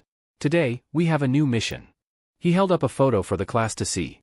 "Our client is Choi Yoon Chang. Ring any bells?" he asked. "He's the chairman of the DIHA group. This will be our next contract." A murmur rippled through the classroom. A new mission had begun. The classroom fell silent the moment the teacher revealed the name of their next client. "Choi Yoon Chang," he said, "chairman of DIHA group." A wave of recognition passed through the students. Whispers buzzed. "Isn't he one of the Glory Club's biggest sponsors?" someone muttered. The teacher nodded. "Exactly. And this time, he's personally requested our help." The students straightened in their seats, sensing the gravity behind those words. "This isn't just a mission," the instructor continued. "The team that completes this task will receive an official volunteer certificate and the chairman's recommendation letter." A hush fell over the room. In simple terms, whoever pulls this off becomes an official glory killer. Peter's eyes narrowed slightly. "So, it finally begins," he thought, the corners of his lips twitching in a faint smile. "The mission," the teacher said, pacing slowly in front of the whiteboard, "is to retrieve a high-value target. There's been a string of recent abductions, young teens, mostly. But among the missing is the chairman's only son." A student raised their hand skeptically. "Shouldn't this be handled by the authorities?" The teacher shook his head. "The chairman isn't looking for justice. He wants revenge." His voice dropped slightly, turning colder. "Your only job is to bring the boy back alive. What happens to the kidnappers is up to you." He let that hang in the air before scanning the room. "So, who's volunteering?" Most of the students averted their gazes. Some shifted uncomfortably, others looked down at their desks. No one raised a hand. The teacher's lips curled into a strange, almost amused smile. "No takers? Then perhaps you'll enjoy another 2 years of training while the Real killers handle the fieldwork." The students groaned but remained still. A few whispered nervously to each other. Then, Dak Go Hying and his brother Dak Go E raised their hands confidently, grinning at each other. "Well, looks like it's just us then," Hying said, smirking. Nobody else got the guts. But just as they were basking in their superiority, Peter's hand shot up. "Another brave soul?" Hying said sarcastically, narrowing his eyes. "Look at that. The newbie wants in." Lee Yuna raised her hand too, a calm defiance in her posture. Peter glared at her. "Stop copying me. I had my hand up before you did," she said dryly. "I'll chop it off if you lie again," Peter snapped. "Keep spouting nonsense and I'll shut your mouth for you," she said, flicking his forehead with a sigh. The brothers burst out laughing. "Well, this is going to be fun." They turned to the teacher. "So, can we go now? Smash some skulls, bring the boy back?" But the teacher held up a finger. "There are conditions. You're not going in swinging just yet. You'll need to follow certain protocols." Peter clenched his fists in anticipation. This is it. The path to becoming a killer in this organization, finally open. Scene change. Peter stood at the entrance of a massive amusement park, his face blank with disappointment. Bright lights, carnival music, and laughter filled the air. There were spinning rides, game stalls, and costumed mascots dancing to upbeat tunes. Dancers in vibrant, eye-catching outfits twirled around in formation. "This is where we're supposed to rescue a hostage?" Peter muttered, deadpan. The brothers were equally confused, their jaws slack as they stared at the scene. "Why are the dancers wearing bikinis in an amusement park?" he asked, scratching his head. "Is this supposed to be part of the mission? Or just a weird vacation?" Hying added. A dancer in glittery pink waved at them cheerfully. The brothers froze like deer in headlights. Nearby, a group of girls spotted Peter and sauntered over, giggling and whispering among themselves.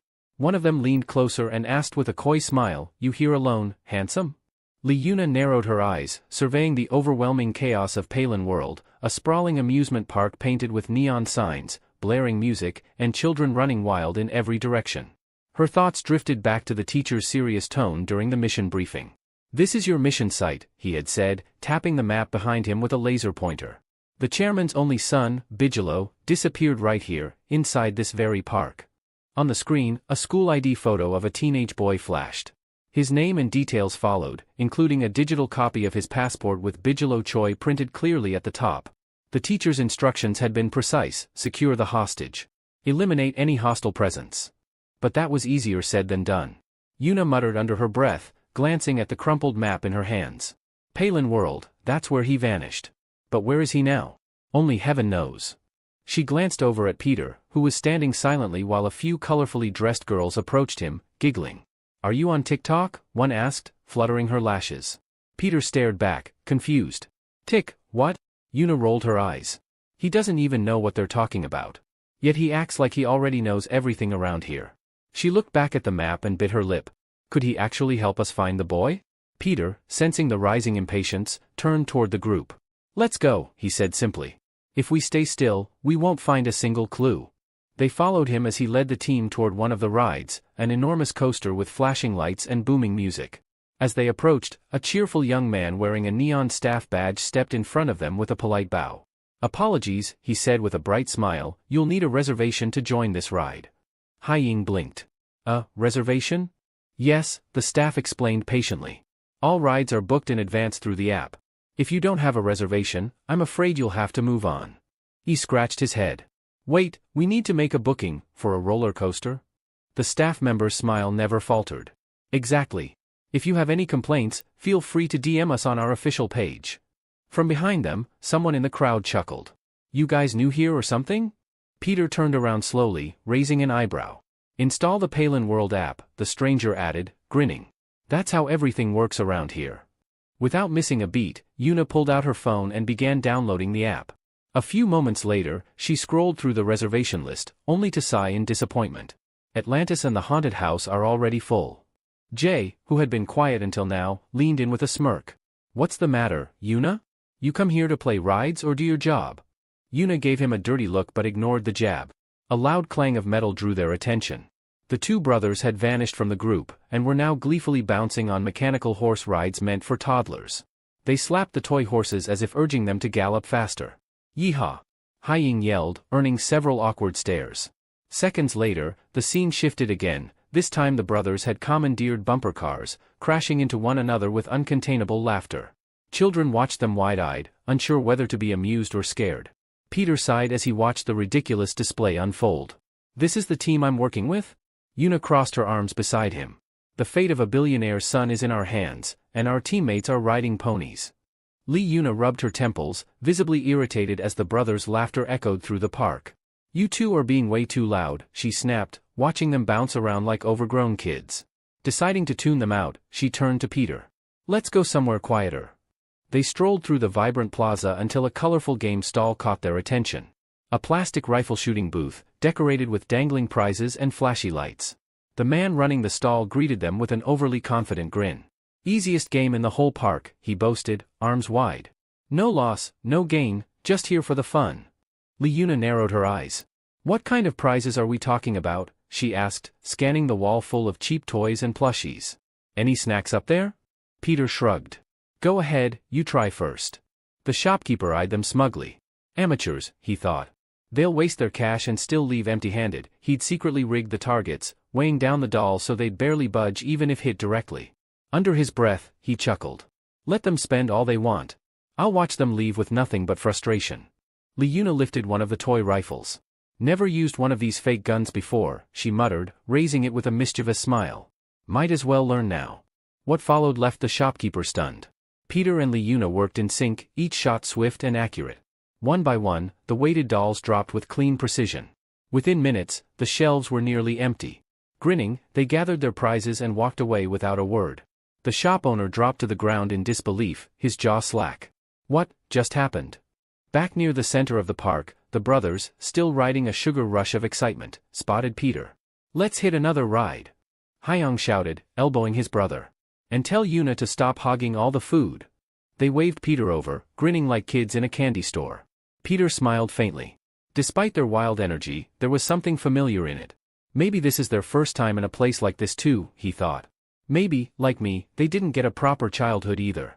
He looked at them one more time and nodded to himself. Yeah, let them enjoy it. Who knows when we'll laugh like this again. Meanwhile, Yuna had slipped away from the chaos, quietly taking a seat behind a tree-covered bench. A small box of snacks rested in her lap, half-eaten as her mind returned to the mission. We're not here to play, she reminded herself, frustrated. We're here for that kidnapped boy.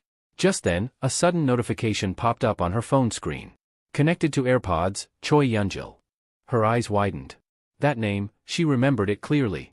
Choi Yunjil, that's the chairman's son. She stared at the screen, heart pounding. What are the chances? Could the boy still be nearby? The signal's strength flickered. She stood up abruptly and turned in circles, trying to trace the source. Then, it hit her. The signal was coming from the women's restroom nearby. What's going on? Did someone pick up his AirPods? Or, could it be someone with the same name? She hesitated for a second. Should I call for help or check this out alone? After a brief moment of doubt, she made up her mind and stepped inside the restroom. It was quiet, and for a moment, she saw nothing unusual, just a lone girl fixing her makeup in the mirror. The AirPods icon still pulsed on her screen. It's her. Yuna thought, approaching the girl calmly with a practiced smile. Hey, excuse me, she said, gesturing toward the earbuds. Those AirPods, where'd you get them? Before she could finish her sentence, the girl let out a startled scream, stumbling away from Yuna in panic. Her compact mirror clattered to the floor. Yuna flinched in surprise, wondering what just went wrong, and more importantly, what that girl was hiding. Just as Yuna tried to clear the confusion with the girl in the restroom, a tall and fat guy barged in. Hey! What's going on? Why are you screaming? He asked, eyes darting toward Yuna. The girl, trembling, clung to his arm. She came out of nowhere. She tried to hurt me. Yuna's brows furrowed. That's not true. I was just. She wanted to steal my AirPods, the girl cut in dramatically, stepping back as if Yuna might lunge at her. The boyfriend's eyes narrowed. You think you don't look like a thief, he said, stepping closer. But your face says it all. Wait, this is a misunderstanding. Yuna tried to explain, but before she could say more, his hand struck her shoulder with a loud thud. Yuna staggered back. The girl, half in shock, grabbed her boyfriend's arm. That's enough. I just want her to say sorry. Oh, she will, the guy sneered. But not before I teach her a lesson. Meanwhile, back outside the restroom, the brothers were scanning the area. Where'd she run off to now? Jisoo muttered, arms folded. Maybe she found another food stall, Heijin chuckled. Peter, standing nearby, didn't seem too concerned. She'll be fine. If there was danger, we'd know it by now. Inside the restroom, however, Yuna had had enough. As the man moved in to grab her, she swiftly reached into her pocket and pulled out a lollipop, one of the prizes from the shooting game. With precise timing, she jabbed the stick straight into his ear. He yelped and stumbled back, clutching his face. Before he could recover, she followed up with a clean knee to his gut. Breathing heavily, Yuna turned to the stunned girl. I'll ask nicely just once, where did you get those AirPods? The girl, shaking, finally mumbled, I found them near the central fountain. They were just lying there. Yuna snatched the AirPods from her and walked out without another word. Later, she regrouped with the others, who were waiting near a food court. Look what I found, she said, showing them the AirPods and opening the connected device screen. These belong to Choi Yunjil, the chairman's son. I found them near the place where he went missing. Peter studied the screen for a moment, then looked up sharply. That confirms it. Confirms what? Yuna asked. Peter folded his arms, scanning the bustling amusement park. Think about it, this place is always full of noise. Screams, shouting, laughter. People jump around, act crazy. So if someone disappeared here, no one would even notice. He paused and pointed to a digital display showing reservations for park attractions. Look at this, haunted house, fully booked. But, no one's been entering it all day. The group exchanged uneasy glances. Peter continued, what better place to hide someone than somewhere meant to be scary? Where screaming is normal. Realization dawned on their faces. The boy might be in there, Peter said, voice low. Let's go. With the brothers leading the way, they headed toward the haunted house. The entrance loomed ahead like a black maw, with flickering lights and fake fog spilling from its doors. Inside, as they crept through a narrow corridor filled with eerie sound effects, Yuna whispered harshly, Heijin, let go of my shirt. I'm just making sure nothing grabs you from behind, he whispered back, eyes darting nervously. Peter stayed at the front, eyes sharp and movements precise. His instincts were on high alert. As they reached a particularly dark chamber, the ambient noises faded. It was quiet, too quiet. Peter suddenly stopped. Get ready, he said, his voice steady. The brothers stiffened. What do you mean? Jisoo asked, voice cracking slightly. Peter didn't respond right away. He just stared into the darkness ahead. Something was waiting for them. Peter turned to the others with a serious expression. This is it. Our real mission is about to begin, he said quietly, the tension in his voice palpable. Before anyone could respond, thick white smoke hissed into the hallway, curling around their feet and quickly filling the space. Peter squinted through the mist. We're already halfway in, he muttered, as if reminding himself. His mind replayed the objective: rescue the chairman's missing son and apprehend the kidnapper. But the moment the smoke enveloped them fully, a strange drowsiness took over. One by one, their knees buckled, and they collapsed to the ground, unconscious. From the shadows at the end of the corridor, a man emerged. He was dressed immaculately in a crisp white suit, his steps calm and precise as he approached the slumped bodies. Elsewhere, in a monitoring room not far from the haunted house, a teacher sprinted in, panic written all over his face. Shut it down. Stop this right now, he barked at a man operating the surveillance system. They've already gone in, the operator replied with a slight shrug. They're on the mission. The teacher slammed his hand against the wall. Call them. Now. The man tried. He dialed their numbers one by one, but none of the students answered. A heavy silence followed. Realizing something was deeply wrong, the teacher's eyes darkened. Damn it. This is bigger than I thought. He muttered under his breath, but loud enough for the operator to hear, Park Sang-doo. The operator stiffened. You don't mean that Park Sang-doo, do you? The same, the teacher confirmed grimly. He was once considered a disciple candidate. But glory couldn't control him, and he got kicked out. The man glanced nervously at the screen. But the kids, they're smart. They've been trained. They'll be okay, right? No, the teacher growled. Park Sang-doo isn't just some rogue agent. He's a monster. He lifted his pant leg, revealing a cold metallic prosthetic. He's the one who took my leg. Meanwhile, back inside the haunted house, Park Sang-doo calmly tied up the unconscious teens with practiced efficiency. His movements were eerily relaxed, almost surgical. I used chloroform to knock them out, he murmured to himself. Regular folks usually start snoring or drooling. But this girl, he crouched beside Lee Yuna and studied her face. Her lips were tightly sealed. He muttered, eyes narrowing. Interesting. At that moment, Yuna's phone vibrated inside her pocket. Curious, Park reached in and pulled it out. It was a call from a name he remembered. Smiling, he answered. Hello, he said in a soft, mocking tone. On the other end, the teacher's voice came sharp and furious. Park, don't you dare lay a hand on those kids. If you do, I'll end this myself. I don't care what it takes. Park laughed. So dramatic. I figured you'd be the one calling. It's been a while, hasn't it? There was a long pause. Still angry about your leg? Park teased. You think I'm going to make these kids like me? Is that what's got you shaking? The teacher clenched his fists. His assistant stared at him wide-eyed. He had never seen the man look so shaken. Park's tone grew darker. Tell you what, let's make this fun. I'll play a game. What game? The teacher growled. A guessing game, Park said cheerfully. When you get here, tell me how many of these kids will still have both legs.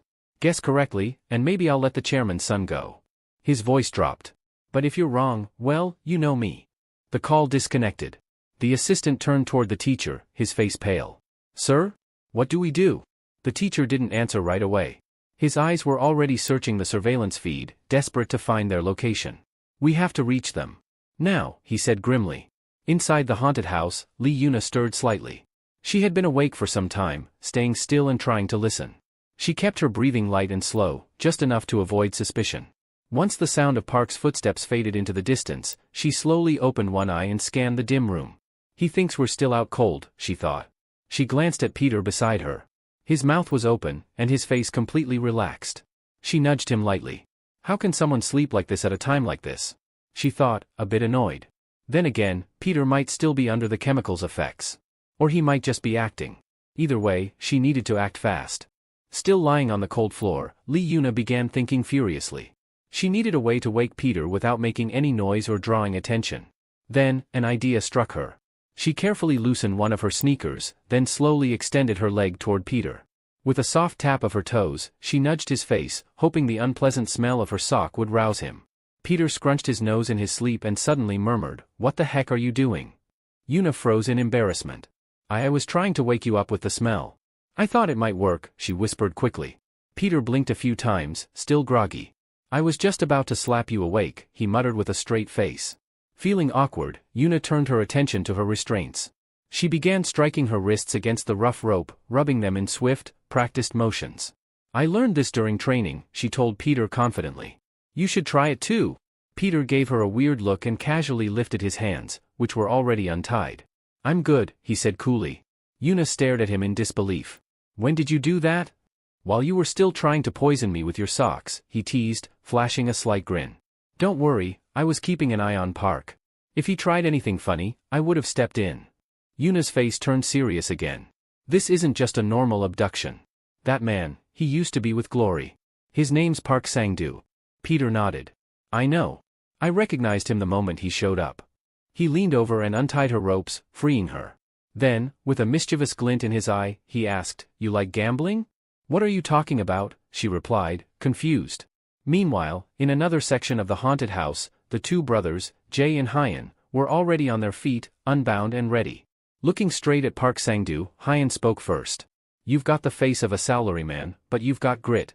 Still, I'd suggest you stop playing this twisted game and just tell us where the chairman's son is. Park's smile twisted into something more sinister. Such dirty mouths for high schoolers. Did no one teach you manners? He took a few steps forward, then tilted his head. Let's make this more interesting. You boys like bets? Jay narrowed his eyes. We're listening. Back on the road, the teacher was speeding down the street, pushing his car to the limit. His hands gripped the wheel tightly as he muttered to himself, if they agree to his bet, it's going to be bad. Inside the haunted house, Park extended his arms theatrically. If you win, he said, I'll do whatever you ask. I'll let the chairman's kid go. No tricks. And if we lose? Hyeon asked, already suspecting the answer.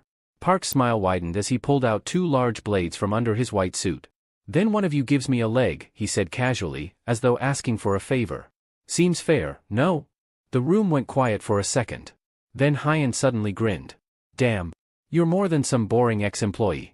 This is getting fun. Jay rolled his eyes. You're way too excited for this. I mean, look at him, Hyeon said, eyeing the knives. Dude's got a sexy edge. Literally. Jay adjusted his stance and cracked his knuckles. Let's end this fast. The two brothers tore off their jackets and stepped into position. Park calmly offered one of his blades to them, keeping the second for himself. Wouldn't want to be unfair, he said. Hyeon snatched the blade first. You'll regret this. I'm the top knife specialist at Divine Honor High School. My specialty? Speed. With that, he lunged at Park, slashing with practiced precision. But as he moved, his focus briefly slipped, and he muttered under his breath. Hyung darted around Park with fluid precision, his eyes narrowing with focus. If this fight drags on, he muttered, I'll land a critical hit sooner or later. But just as he prepared for his next move, Park's body twisted unnaturally. In a flash, he unleashed a strange, unorthodox technique that caught Hyung off guard. His instincts kicked in just in time, and he barely managed to parry the blow, stumbling back with widened eyes. Hyung's thoughts raced. What the hell was that? The movement, the flow, it was impossible with a regular blade. His grip tightened around the knife Park had handed him, and that's when it clicked. The knife wasn't real, it had no edge. Park saw the realization dawn in Hyung's eyes and smiled wickedly. Feeling dizzy, kid, he mocked. How's that weapon treating you? Hyung clenched his teeth. He tricked me. Just then, Peter and Yuna burst onto the scene, ready to assist. But before either could jump in, the brothers held up their hands. Stay back, Jay said, his voice unwavering. This is our fight, Hyung added, wiping blood from his chin. If we can't take down Park Sang-doo, then none of you can. Peter hesitated but respected their resolve. The brothers stood firm, breathing hard but burning with determination. You don't understand our reason for being here, Jay said, glaring at Park. For us, this mission is more than a job. It's a reckoning. The final step, Hyung added, toward proving we've survived more than anyone else. They began recounting their past, voices steady despite the painful memories. Back in the orphanage, they had endured what was known as the month of hell, a test of pure survival. No food. No water. Only a gun, and a single bullet. The rules were simple and cruel: survive in a land overrun with thousands of ravenous beasts. Some children used the bullet to hunt. Others used it to turn on their friends. Some, in despair, used it on themselves. But the brothers chose a different path. They clung to life, refusing to break. They hid, fought, starved, and endured, saving their bullets until the final day. On that day, when a monstrous bear threatened their lives, they fired their bullets together, killing the beast with synchronized precision. Out of the 108 orphans from the 58th generation, only the 2 of them survived. And just when they thought they were alone in making history, they heard the tale of a boy named Peter. He was said to be the only survivor who didn't use his bullet at all, earning the name Disciple Peter for his unbreakable will. That story left an imprint on them. Ever since that day, Hyung said, we've spent 10 years trying to surpass that legend. To become someone greater than Peter, Jay finished. To become Peter. With those words, they charged together. Jay dashed forward first, grabbing Park by the waist in a surprise tackle. Now, he shouted. Hyung leapt into the air, blade aimed down like a falling star. You shouldn't have handed me a knife, he declared. That was your biggest mistake. But as he descended, Park's hand shot up, grabbing Hyung's arm in midair. If you want to cut something, Park said coldly, aim for my arm instead. I might even let you try. Hyung grunted in frustration. I can't slash you. This thing has no edge. Then stab, Park whispered in his ear. Hyung snarled and thrust the blunt knife at Park's throat, but in that instant, Park slammed his own blade into the ground, shattering the fake weapon in Hyung's hand like glass. He looked the brothers dead in the eyes. Do you really think you can be like him? Like Peter? From beneath his coat, Park slowly unsheathed a real weapon, an enormous, curved blade with a wicked glint. This, he said, raising it high, is kukri. I've trained with it my entire life.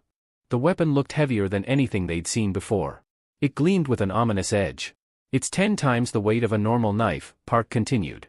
Swifter than a blade, yet heavier than an axe. It's not made for sparring. He stepped forward, eyes alight with madness. It's made for killing. Before Park could finish flaunting his weapon, the brothers lunged at him again with fury blazing in their eyes. But this time, Park was ready. With a swift step forward and a blur of motion, his blade danced across their forearms, slicing through muscle with deadly precision. Both brothers cried out, blood splattering across the floor as they collapsed to their knees, clutching their wounds. Their expressions, once fierce and determined, were now contorted in pain and fear. Peter and Yuna stood frozen at the edge of the scene. The sight was horrifying. Get out of here, now! Hyung gasped, forcing the words through gritted teeth. Don't stay. Go! Jay shouted, glancing back at them with a desperate look. You need to live. Yuna's voice cracked as she screamed their names. No! Hyung! Jay! Park turned toward her with a surprisingly calm tone. Relax, sweetheart. They're not dead, he said, crouching beside the trembling brothers. I wouldn't kill kids. That's not my style. He pulled out a clean cloth and wiped the blood from his blade as if it were just another day at the office. Then he looked at the brothers again. But a bet is a bet, and I did say I'd collect 1 leg each. He raised the kukri high, the steel catching the light as it gleamed ominously. Just as he was about to bring it down on Hyung's leg. Stop! A furious voice rang from a car. The teacher driving the vehicle, panting and wild-eyed.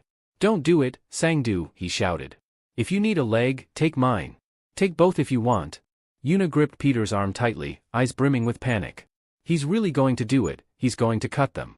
Peter stepped forward, face unreadable, voice steady. What if I raise the stakes? Park tilted his head. Go on. You want 2 legs and 2 arms, right?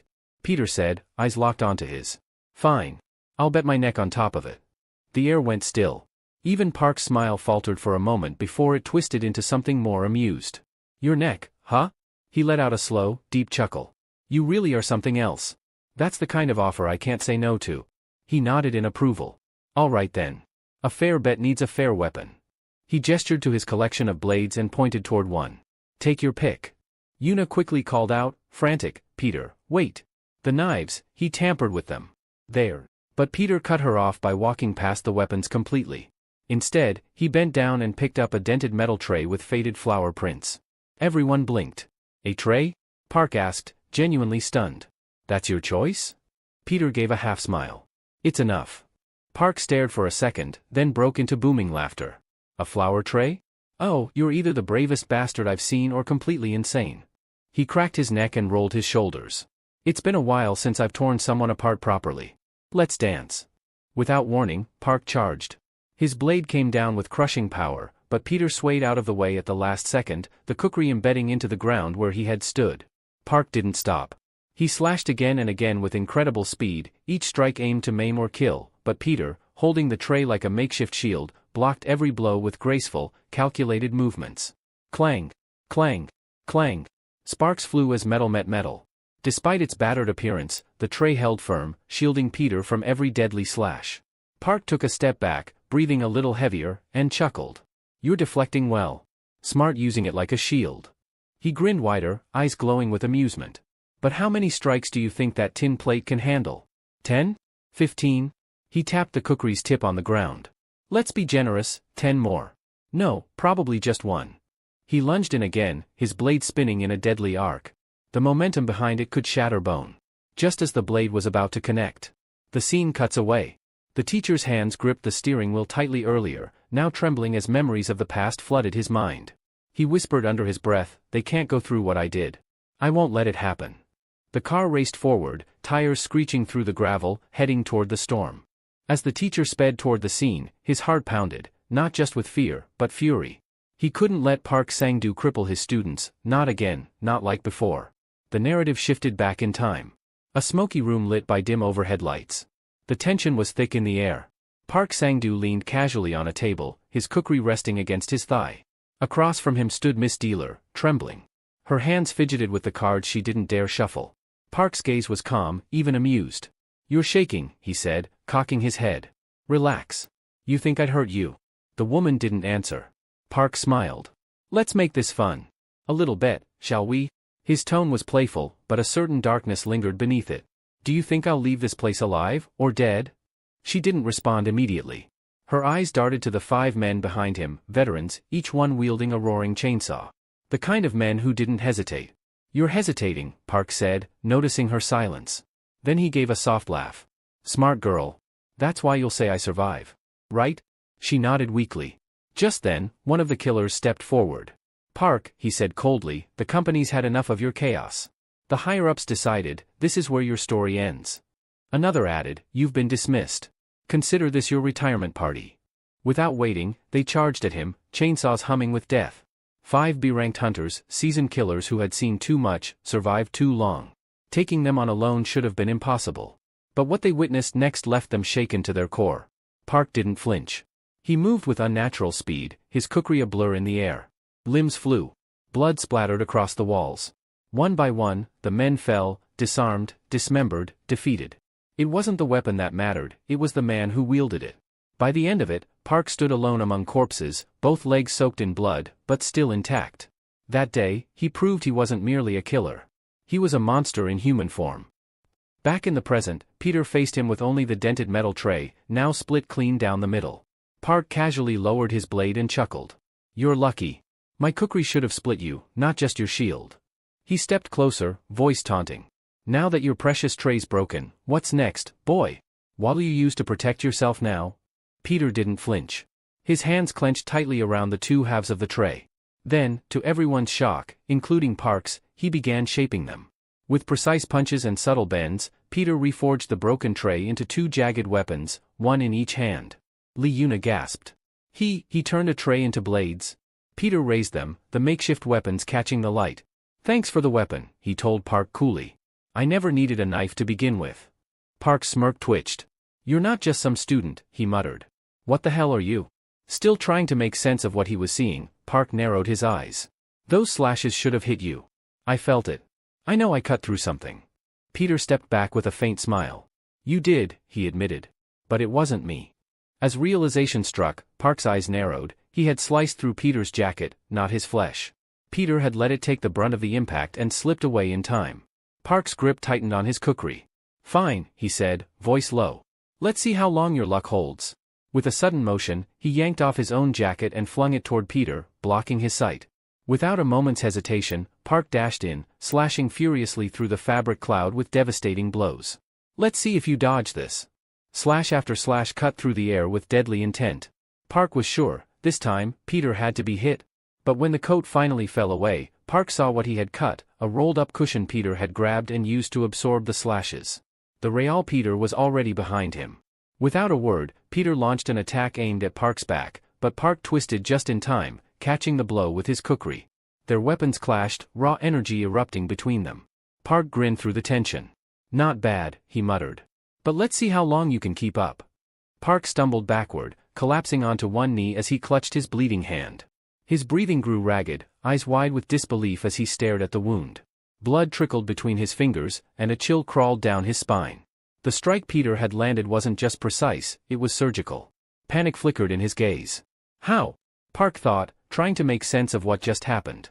Peter had bypassed his guard, appeared behind him without warning, and went straight for his neck. Park had barely managed to deflect the blow at the last second, and he knew it. The attack was aimed at his carotid artery.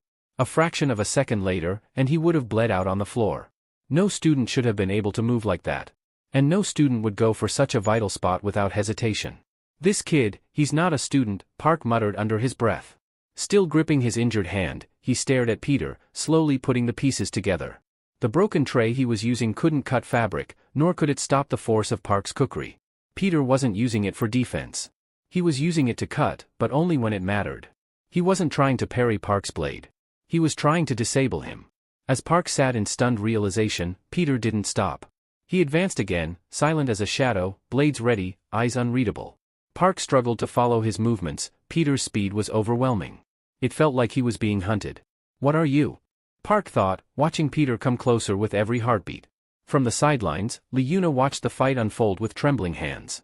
Her eyes flicked between them, tracking every movement. She noticed it, every time Park swung his kukri, the sheer weight of it tore through the air and left destruction in its wake. But that power came at a cost, speed. She held her breath, her heart pounding. If Park hits him once, Peter's done for, she thought grimly. But, she narrowed her eyes. He's too slow. It made sense now. The heavy kukri, almost 3 times the weight of a standard blade, was dragging Park down. And if this dragged on any longer, Peter would win purely by outlasting him. That was when a thin red streak appeared on Peter's cheek. Liuna's heart sank. He'd been hit. Her breath caught in her throat as Park smirked and began mumbling to himself. No, not enough. I need something faster. Something sharper. He reached behind his back, and to everyone's surprise, pulled out multiple slim knives hidden within the sheath of his kukri. Peter's expression darkened. Now that Park had dropped the heavier blade, he was free to move unburdened. And Peter knew, his advantage in speed might just have vanished. Park shot forward like lightning, his new knives gleaming. Every stab came faster, more precise, and more furious than before. Peter blocked, pivoted, deflected, barely keeping up.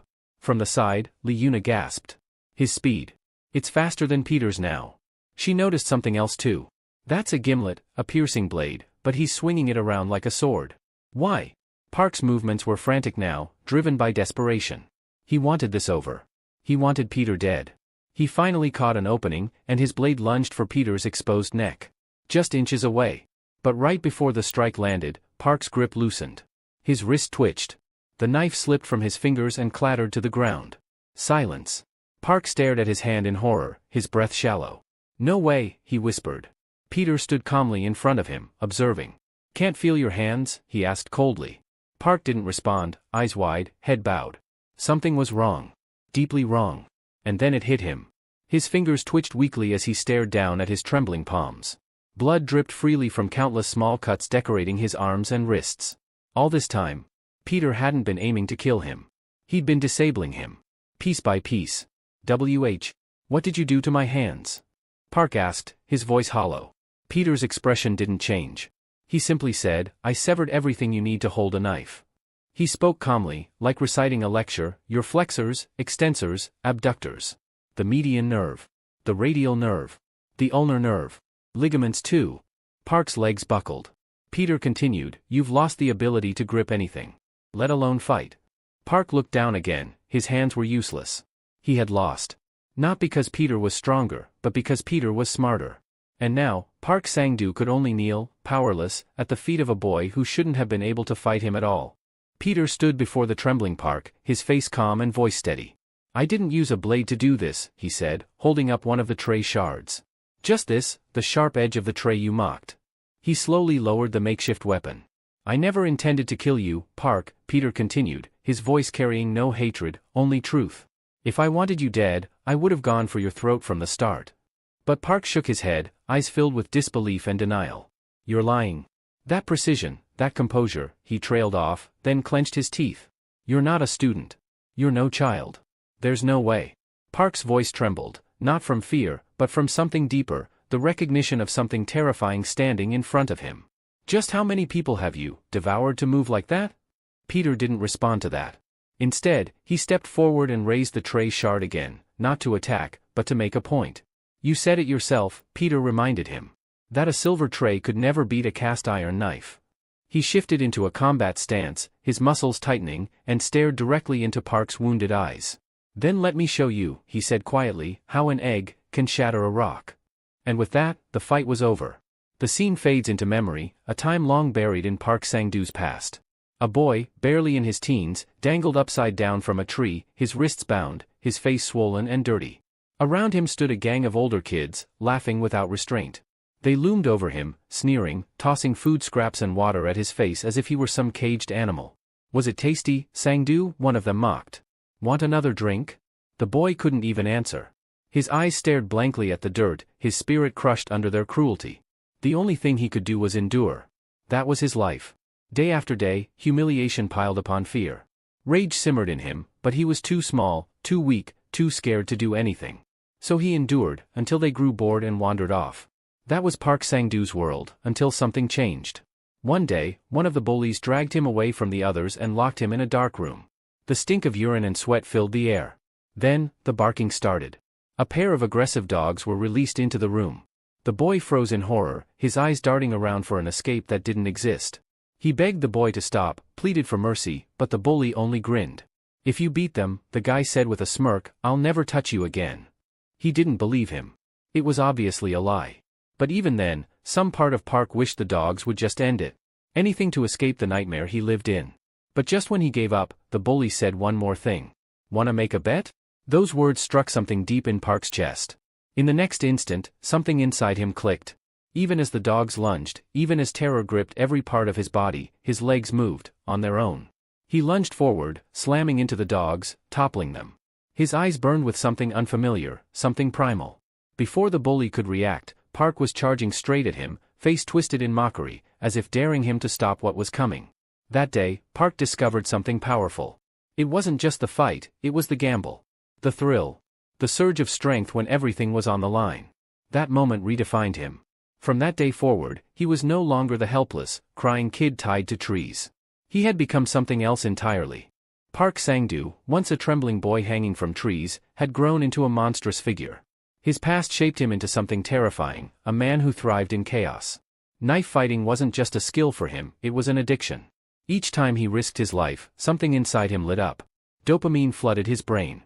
Serotonin soothed his nerves. Adrenaline turned him into a god of war. Fighting with his life on the line gave him a high stronger than any drug. For Park, gambles weren't just moments of risk, they were sacred rituals. And he had never lost. Until now. Peter tightened the metal tray around his fist like a makeshift gauntlet. Then, in one swift motion, he delivered a brutal uppercut. The blow connected perfectly with Park's chin, lifting him off the ground and sending him sprawling backward through the air. The force of the strike was so intense that the tray-turned glove clattered off his hand and fell beside Park's body. Park lay on the floor, dazed, blood pooling in his mouth. His world spun. For the first time in years, he didn't feel unstoppable. He felt small, cornered.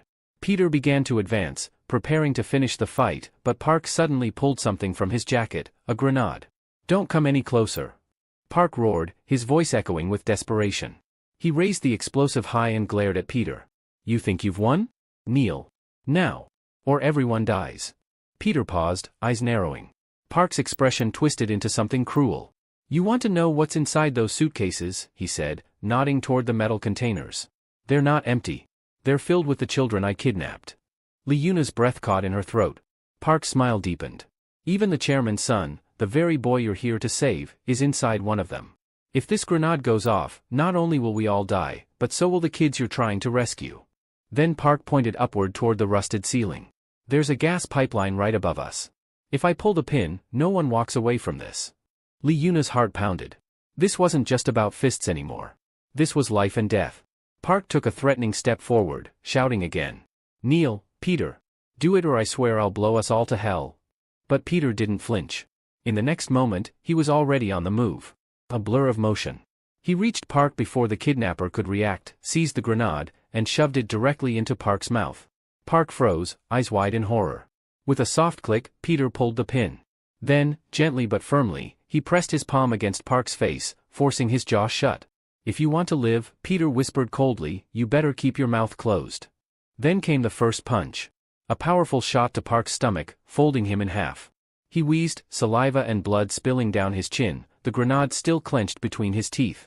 Peter struck again. And again. Each hit rocked Park's body like a drum being beaten, but he had no choice. He couldn't open his mouth, couldn't scream, couldn't even breathe right. Liuna stared in disbelief. She'd never seen anything so brutal. So controlled. Park, the man who once reveled in violence, who hunted others like prey, was being dismantled before her eyes. Peter leaned in close after the final punch, his voice low and calm. "Keep that grenade right there. It's the only reason you're still breathing." Then, with deliberate care, Peter took the grenade back and reinserted the pin. He tossed it aside and stepped back, letting Park collapse in a heap of sweat, blood, and humiliation. "Get up," Peter said. "I'm not done with you yet." Park whimpered, barely able to lift his head. Peter cracked his knuckles, grenade in one hand, clenched fist in the other. "You're not allowed to cry, not yet." But then, to Peter's surprise, Park looked up with a twisted smile. "I haven't even shown you my real move," he rasped. "I was saving it, but now I've changed my mind." Liuna's eyes widened. She felt a chill run through her body. "What now?" she whispered, her voice trembling. The nightmare wasn't over yet. Just when the tension seemed ready to explode again, Park Sang-doo did something no one expected. He collapsed to his knees. Tears streamed down his face, carving trails through the dirt and blood. His arms hung limp by his side, and the proud, terrifying killer now looked like a broken man. "I give up," he whispered, then raised his voice to Peter. "Let's call it a draw, please. I'll let the kids go. I'll pretend none of this ever happened. Just end it." His words stunned everyone. The man who just moments ago was threatening to blow up the entire building with a grenade was now begging to be spared. And then, someone else entered the scene. The heavy footsteps of a man echoed across the hall. It was their teacher. The moment Park laid eyes on him, his face turned pale. The teacher, too, froze, his eyes widened in disbelief as he looked at the man kneeling before Peter. It was him. The same Park Sang-doo. The one who once severed his leg in battle, the unstoppable, knife-wielding monster from the past. Now groveling like a coward. The teacher's gaze moved past him and swept across the room. All his students were alive. Safe. And Peter? Peter stood tall, calm, as if this whole encounter had been nothing more than a routine exercise. Peter pointed to a pile of unconscious men stacked in the corner, the infamous brothers who'd been helping Park. Their limp bodies confirmed the outcome of the battle. The teacher couldn't believe what he was seeing. The nightmare he thought would haunt him forever had ended. Soon, the cleanup team arrived. Park, still blubbering and begging for mercy, was zipped into a containment body bag, not because he was dead, but because they didn't want to hear his sobbing any longer. He continued to plead as they loaded him up for transport to the Glory's headquarters. The teacher watched silently. His past finally laid to rest. The monster that once stole his leg had been defeated, by a boy half his size. Nearby, the brothers slowly came to their senses. Still groggy, they began to argue about who deserved the credit. "Technically, we helped too," one of them mumbled. "Yeah, if not for us, he wouldn't have had that opening," another added. But none of them could truly believe what had happened. Peter, the quiet, mysterious student, had resolved a life-or-death situation with calm precision. Even the teacher found himself skeptical. How could one boy handle all this? Peter, meanwhile, gave no response. He didn't bask in the victory. He simply turned and said it wasn't him who did this. The scene cut to a later moment. The 4 students, having survived the ordeal, were officially acknowledged as killers in training. The Glory had recognized their efforts. However, when the ranking results came in, D rank. "Are you kidding me?" one of the brothers shouted, waving the evaluation report. "We took down an S-rank killer. We should be at least A rank. This is highway robbery," another grumbled. Did they even watch the footage? Peter and Liuna stood nearby, looking mildly embarrassed by their teammates' outburst. "Could you two stop whining?" Liuna said, rolling her eyes. "You're embarrassing yourselves." Peter didn't even look back. Suddenly, a metallic chime rang out, the elevator at the far end of the hallway opened with a soft ding. The group turned to face it. As the doors slid apart, the brothers whispered nervously. "How deep do you think this place goes? Is this where we die? Why would they even call us here?" With a tense breath, they stepped inside. The elevator began to descend rapidly, the digital floor numbers flickering by until it finally stopped at a floor marked B12. The doors slid open again. Waiting for them on the other side were 2 towering women, muscular, intimidating, and completely silent. Their presence alone sent a chill through the room. The brothers froze. Liuna took a step forward. Peter adjusted his collar and looked ahead, unfazed. As the elevator doors slid open, the brothers were immediately overwhelmed by the imposing presence of two muscular women standing silently like statues. Their instincts screamed danger. Panic hit instantly. Without wasting a second, one of the brothers frantically mashed the close button on the control panel. "We're on the wrong floor, we have to be." But before the doors could shut, a calm and charming voice cut through the tension. "Welcome," said a stunning young woman, dressed in the same uniform as the Glory staff. She stepped forward gracefully, completely unfazed by the commotion. "We've been expecting you." The brothers froze mid-panic. She smiled politely. "Please, follow me. I'll escort you to your destination." Still uncertain, they hesitantly followed her out of the elevator. She then explained that the president himself had taken a special interest in them for rescuing the chairman's son, and because of that, they were to be treated as honored guests. "As a gesture of appreciation," she added, "we've been instructed to outfit you with custom high-grade suits. Nothing but the best." The brothers nearly exploded with excitement. "The president knows who we are," one of them blurted, beaming with pride. "No way." Despite their enthusiasm, they didn't get to meet the man behind the praise. Still, the thought alone was enough to send them into a buzz of whispered bragging. The girl cleared her throat gently, reclaiming their attention. "Oh, and by the way," she said with a knowing smile, "the surprises aren't over yet." She led them to a massive reinforced door at the end of the corridor. With a dramatic sweep, she opened it to reveal a breathtaking armory. Walls lined with the most advanced firearms, explosives, and specialized melee weapons gleamed under soft lights. It was like walking into a private military vault. "This," she said, "is DIHA Group's personal arsenal. They're the top weapons manufacturer on the planet, and our primary combat sponsor. You're free to select anything you like." The brothers' jaws hit the floor. In an instant, they were scrambling around, stuffing guns, knives, grenades, anything they could grab, into their clothes, as if afraid it would all disappear in the next second. The girl chuckled lightly at the sight. "Relax," she said. "Everything you pick will be delivered to your quarters later. No need to carry them like street thieves."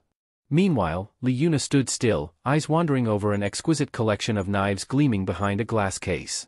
The craftsmanship was flawless, each blade better than anything she had ever held. She reached out slowly to touch one, but then paused, hand hovering in the air. "What am I doing?" she thought. "I couldn't even help Peter when it mattered. I didn't earn this." Quietly, she pulled her hand back, stepping away from the display. At the same time, the girl guiding them turned to Peter with curiosity. "And you? Anything catch your eye?" Peter, who had remained quiet the whole time, walked past the racks of rifles and blade sets, and picked up a fountain pen. Everyone stared at him. "A pen?" she asked, clearly stunned. "That's it?" Peter gave a casual shrug. "I've used all the rest before. Thought I'd try something new." The girl blinked, then slowly smiled. "You're not like the others, are you?" Then, turning to the group, she added, "I've been given one last instruction. Only Peter is to be taken to the president. The rest of you will have to wait." The brothers groaned in unison. "What? Just him?" As Peter calmly followed her down another hall, the others watched with deflated expressions, the glory of their moment dulled by jealousy. And yet, deep down, they couldn't deny it. Peter had earned every bit of it. The elevator doors closed behind them as the young woman and Peter began their quiet descent. Wanting to lighten the mood, she initiated a bit of small talk, trying to get a feel for the mysterious boy beside her. Her curiosity grew when she noticed the fountain pen still in his hand. "You really chose that over everything else?" she asked with a teasing smile. "Is there a story behind it?" Peter nodded without hesitation. "It's not just any pen. It's an old model. The original version was released over 4 decades ago. My grandfather passed it down to me." The girl's eyes widened. "Seriously? You've used the vintage one?" Peter gave a faint smile, his tone nostalgic. "It was always my favorite. Lightweight, clean strokes, hard to find anything like it nowadays." She seemed eager to hear more, but just as she opened her mouth to ask another question, Peter smoothly shifted the subject. "So, why does President Choi Yun-chang want to see me personally?" Her playful expression disappeared instantly. "I'm not sure," she replied honestly. "He didn't tell me anything specific. You'll have to ask him yourself." The elevator came to a gentle stop. As the doors parted, they stepped into a sleek, high-security corridor. At the far end was a grand door, polished, reinforced, and guarded by 2 silent figures in black suits. She approached and spoke into the intercom. "President, I've brought the guest as you requested." "Send him in," came the reply, calm and authoritative. The girl turned to Peter and gave a small nod. "He's inside. Good luck." As Peter entered the room, the heavy door closed behind him. The space was elegant yet intimidating, high ceilings, dark walls lined with books, and a massive desk at the center where President Choi stood, facing the window with his hands behind his back. He turned around, smiling with calm authority. Kim Sung-gu, I hope the meal was to your liking. And the suit, does it fit well? Peter gave a respectful nod. Yes, thank you. I appreciate the hospitality. Without wasting time, he added, so, may I ask why you called for me? President Choi chuckled softly. Can I meet a young hero who rescued my son? He walked slowly toward Peter, gaze steady and unreadable. Though, he continued, maybe there is a deeper reason you're standing here today. Then, without blinking, the president locked eyes with him. I know who you truly are. Peter's expression froze for a moment. The president's next words hit like thunder. Your student, Kim Sung-gu, bears an uncanny resemblance to a name we haven't heard in a long time. Pietro. That single name shifted the atmosphere instantly. Peter's heart skipped a beat. President Choi smiled faintly, sensing his reaction. Let me tell you a story. One that changed everything. He turned away slightly, his tone dipping into something darker, personal, raw. It was December 24, 1978. The room seemed to sink into silence as he spoke, and the scene began to unfold in Peter's mind. Two men stood in a dimly lit room. Between them was a bloodied man tied to a chair, his body jerking from the electric shocks coursing through him. Where is the president's son? One of the interrogators demanded. Through broken teeth and a twisted grin, the tortured man answered, You want him back? Then hand over the joint missile research project, the one Korea developed with the Americans. His laughter was filled with menace. If not, you'll be retrieving a corpse. Standing silently in the corner of the room was a younger President Choi, then a powerful political figure. His face was pale with fury and desperation. His secretary stepped beside him, whispering urgently. Sir, please. Sit down. We've contacted the Americans. Delta Force has been mobilized. They'll find your son.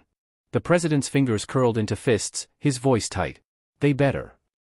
The story shifted to a cold, snow-covered night in Moscow. A sleek train raced through the countryside. On the roof, a lone figure crouched against the freezing wind, adjusting the scope on a rocket launcher. His eyes were locked onto a military helicopter flying nearby. Inside it, members of the elite Delta Force team tasked with retrieving the kidnapped child. The man's finger tightened on the trigger. The night sky lit up with fire. The rocket-propelled missile screamed through the air and struck the Delta Force helicopter with devastating precision. The explosion lit up the night sky as flames engulfed the craft, sending debris and bodies spiraling into the cold Russian wilderness. The elite American soldiers tasked with rescuing Choi Deha's son were wiped out in seconds. Back in Seoul, inside the Deha Group's secure crisis room, a solemn-faced officer delivered the grim report. Mr. President, the Delta Force unit has been eliminated. Choi Deha's knuckles whitened as he gripped the edge of the desk. His expression twisted in grief and fury. Without hesitation, he turned to his security chief. Come with me. There's one last option. Moments later, their black sedan screeched to a halt outside an old, stone-walled cathedral, the Glory Church. Choi Deha slammed his fists against the large wooden doors. Open up. Father, please. I need your help. From inside, a light flicked on. From window reveals a middle-aged man in robes, his eyes squinting in confusion. Mr. President? The priest asked, clearly surprised. What's going on? Why are you here in such a state? Choi Deha stepped forward, desperation thick in his voice. Please, I don't have time to explain. Name your price, anything from the Deha Group. Assets, contracts, favors. I'll support your work for the next 10 or even 100 years. Whatever you want. Just save my son, Choi Eun-chang. The priest furrowed his brow, struggling to grasp the situation. What are you talking about? My son. The president snapped. The Russians kidnapped him. Every soldier we sent has been killed. I came here because I know about your disciples, 12, right? I want you to send your best. Understanding finally dawned on the father's face. You came for Peter. Yes, Choi Deha barked. You trained him, didn't you? The father stepped aside, gesturing for the president to come in. Calm yourself. We will pray for your son's safety. The president's temper flared. Pray? I'm not here for sermons, father. My son is being held at gunpoint in Russia, and you're telling me to kneel and pray. The priest remained unshaken. Your panic is understandable, Mr. President, but rest assured, my best disciple is already in Moscow. Choi Deha's eyes widened. Already? He left the moment I received the message, the father said. He's a one-man army. You sent in 3 special forces teams, and they failed. Peter won't. The president fell into a stunned silence. His lips moved, but no words came out. He could only hope the priest's confidence wasn't misplaced. Meanwhile, in the frozen outskirts of Moscow, a train thundered across steel tracks under the shadow of night. Clinging to the roof like a ghost, a lone figure in black moved swiftly between the cars. With surgical precision, he picked off guards one by one, each death silent and clean. His silencer whispered with deadly rhythm, and bodies dropped without a sound. Inside the train's cargo hold, converted into a mobile prison, the kidnappers began to panic. "Where are the external units?" one of them asked. Another peeked through the window. "They're not responding, wait. Someone's inside." Alone. Peter stepped into view, calm and silent, his boots clicking lightly on the metal floor. The kidnappers aimed their weapons at him in disbelief. "There's no way he's alone," one of them muttered. Peter answered coolly, "I am." "What the hell is this kid talking about?" another asked in disbelief. But before they could react, Peter moved. A blur of motion, then silence. In seconds, bullets whistled through the air, each one finding a target. The kidnappers dropped like dominoes, each shot precisely aimed at the head. The confined space echoed with muffled gunfire and collapsing bodies. When the smoke cleared, Peter stood alone, untouched. He casually reloaded and muttered, "I counted the bullets. One for each of your heads." I was right. Only one man remained now. A burly kidnapper emerged from the final compartment, gripping a pistol tightly against the head of a frightened boy, Choi Diha's son. His hands trembled as he yelled, "Drop your gun. You move, and I shoot." Peter calmly set his weapon down, hands raised. "So," the man sneered, "you're the infamous Peter? I've heard of you, but I expected someone older. You're just a kid." Peter's voice remained steady. "Watch my hands. I'm going to give a signal. When I reach 3, bow your head." The boy's eyes widened. "What?" "Just do it," Peter said. The kidnapper scowled. "What the hell are you planning?"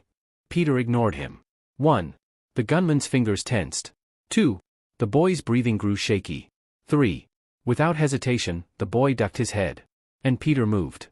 As Peter counted down, the tension in the train car spiked. The kidnapper's eyes flared with panic and rage. "Cut the crap," he barked, pressing the gun harder against the boy's head. "Kneel, now. If you move another muscle, I swear I'll blow his head off." Peter didn't flinch. He continued the countdown, calm and unshaken. 3. In that instant, Peter flicked his wrist. A glint of metal flashed through the dim light, a coin, flying with deadly precision, slicing through the air like a blade. The president's son, remembering Peter's instructions, instinctively ducked. The coin struck the kidnapper square in the forehead. There was no scream, no reaction, just a sickening crack as the coin pierced deep, tearing through bone. The man's body staggered back, eyes wide in disbelief, before collapsing to the floor with a thud, lifeless. Peter stepped forward and calmly retrieved his weapon.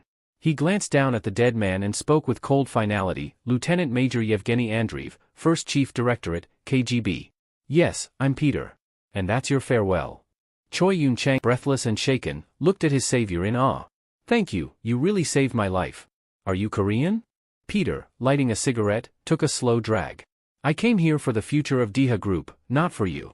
The boy was taken aback but quickly realized Peter's meaning. Peter placed his black cap on the young boy's head and gave a small nod. "Get ready.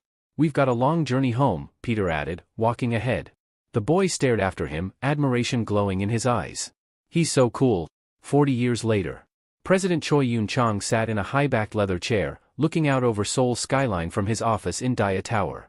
His voice was thoughtful, distant, as he turned to the man seated across from him. "I still remember the face of the man who saved my life.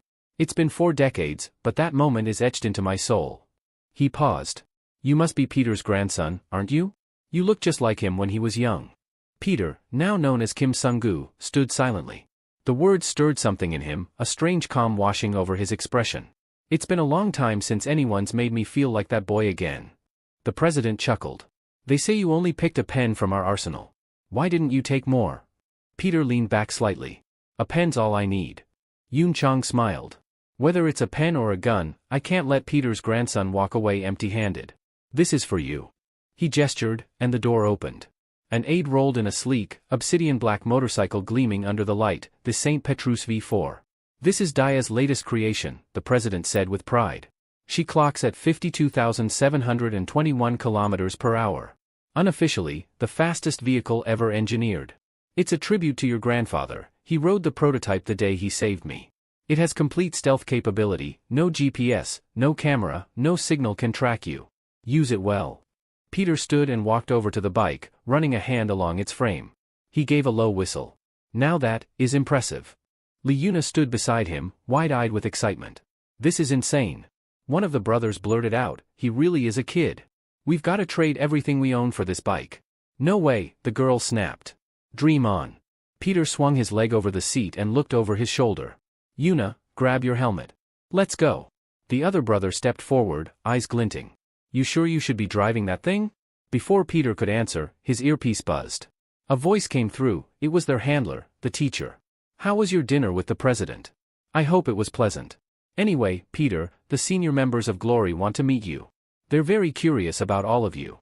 It's been 4 years since anyone's been recruited directly like this. Go show them what youth looks like. Peter's lips curled into a faint smirk. Copy that. Yuna laughed and yelled, let's lose the boys and floor it.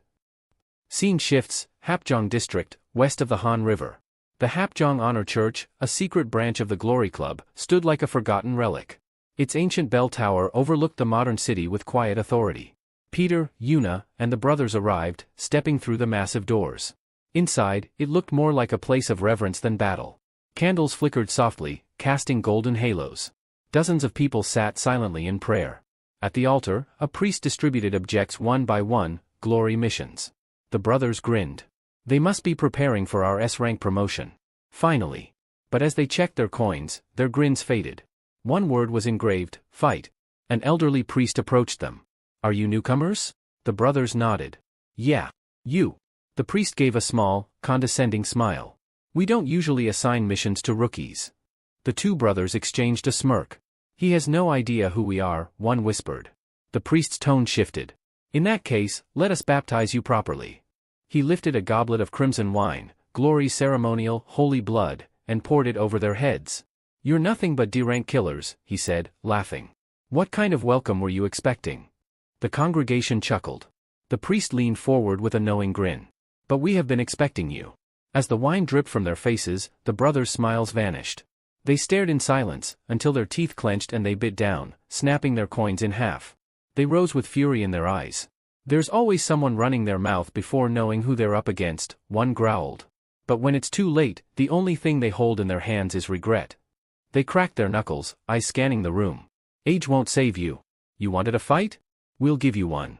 The air grew thick with tension as the seniors of Glory stepped forward, battle-hardened, silent, and intrigued.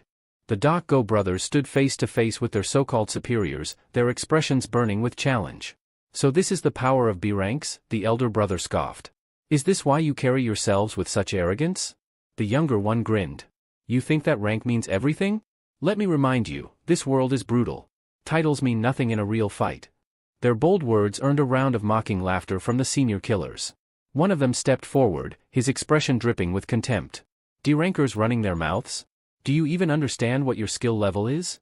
Another chimed in, snickering. Ridiculous. You're like toddlers trying to wrestle giants. But the Go brothers weren't fazed. Without another word, they lunged forward. The older brother aimed a swift kick toward one of the seniors. The veteran raised his arm and blocked it with practiced ease. His face remained unreadable, yet the blow had weight, he couldn't ignore that. The brothers pressed on. We weren't born to crawl at the bottom, the older brother growled. We're the Go brothers, the younger added, weaving through the attack line. Soon to be S-rank disciples, remember the name.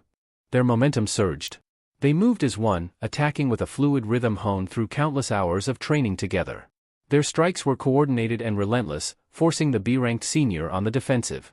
This guy doesn't deserve to be B-ranked, the elder brother snapped mid-punch. We've fought stronger people. From the sidelines, a few of the watching seniors couldn't help but raise their eyebrows. The brothers were unrefined but gutsy, throwing themselves into a fight they knew they couldn't win, and still holding their ground. They've got fire, one of the seniors murmured. Most D-rankers would be on their knees. Liuna stood in stunned silence, watching the furious display. Compared to how the brothers had fought Park Sang-doo, this was something entirely different. They've gotten stronger, she realized. The fight with Park Sang-doo, it lit a spark in them. Gave them confidence. Still, skill wasn't something that could be replaced with courage. The B-ranked senior moved like a seasoned fighter, effortlessly evading most of the brothers' strikes. But then, an opening. The younger brother ducked low and disappeared from the senior's sight. Where'd he go? The senior muttered, eyes scanning. From behind, the younger brother laughed. Right here, old man.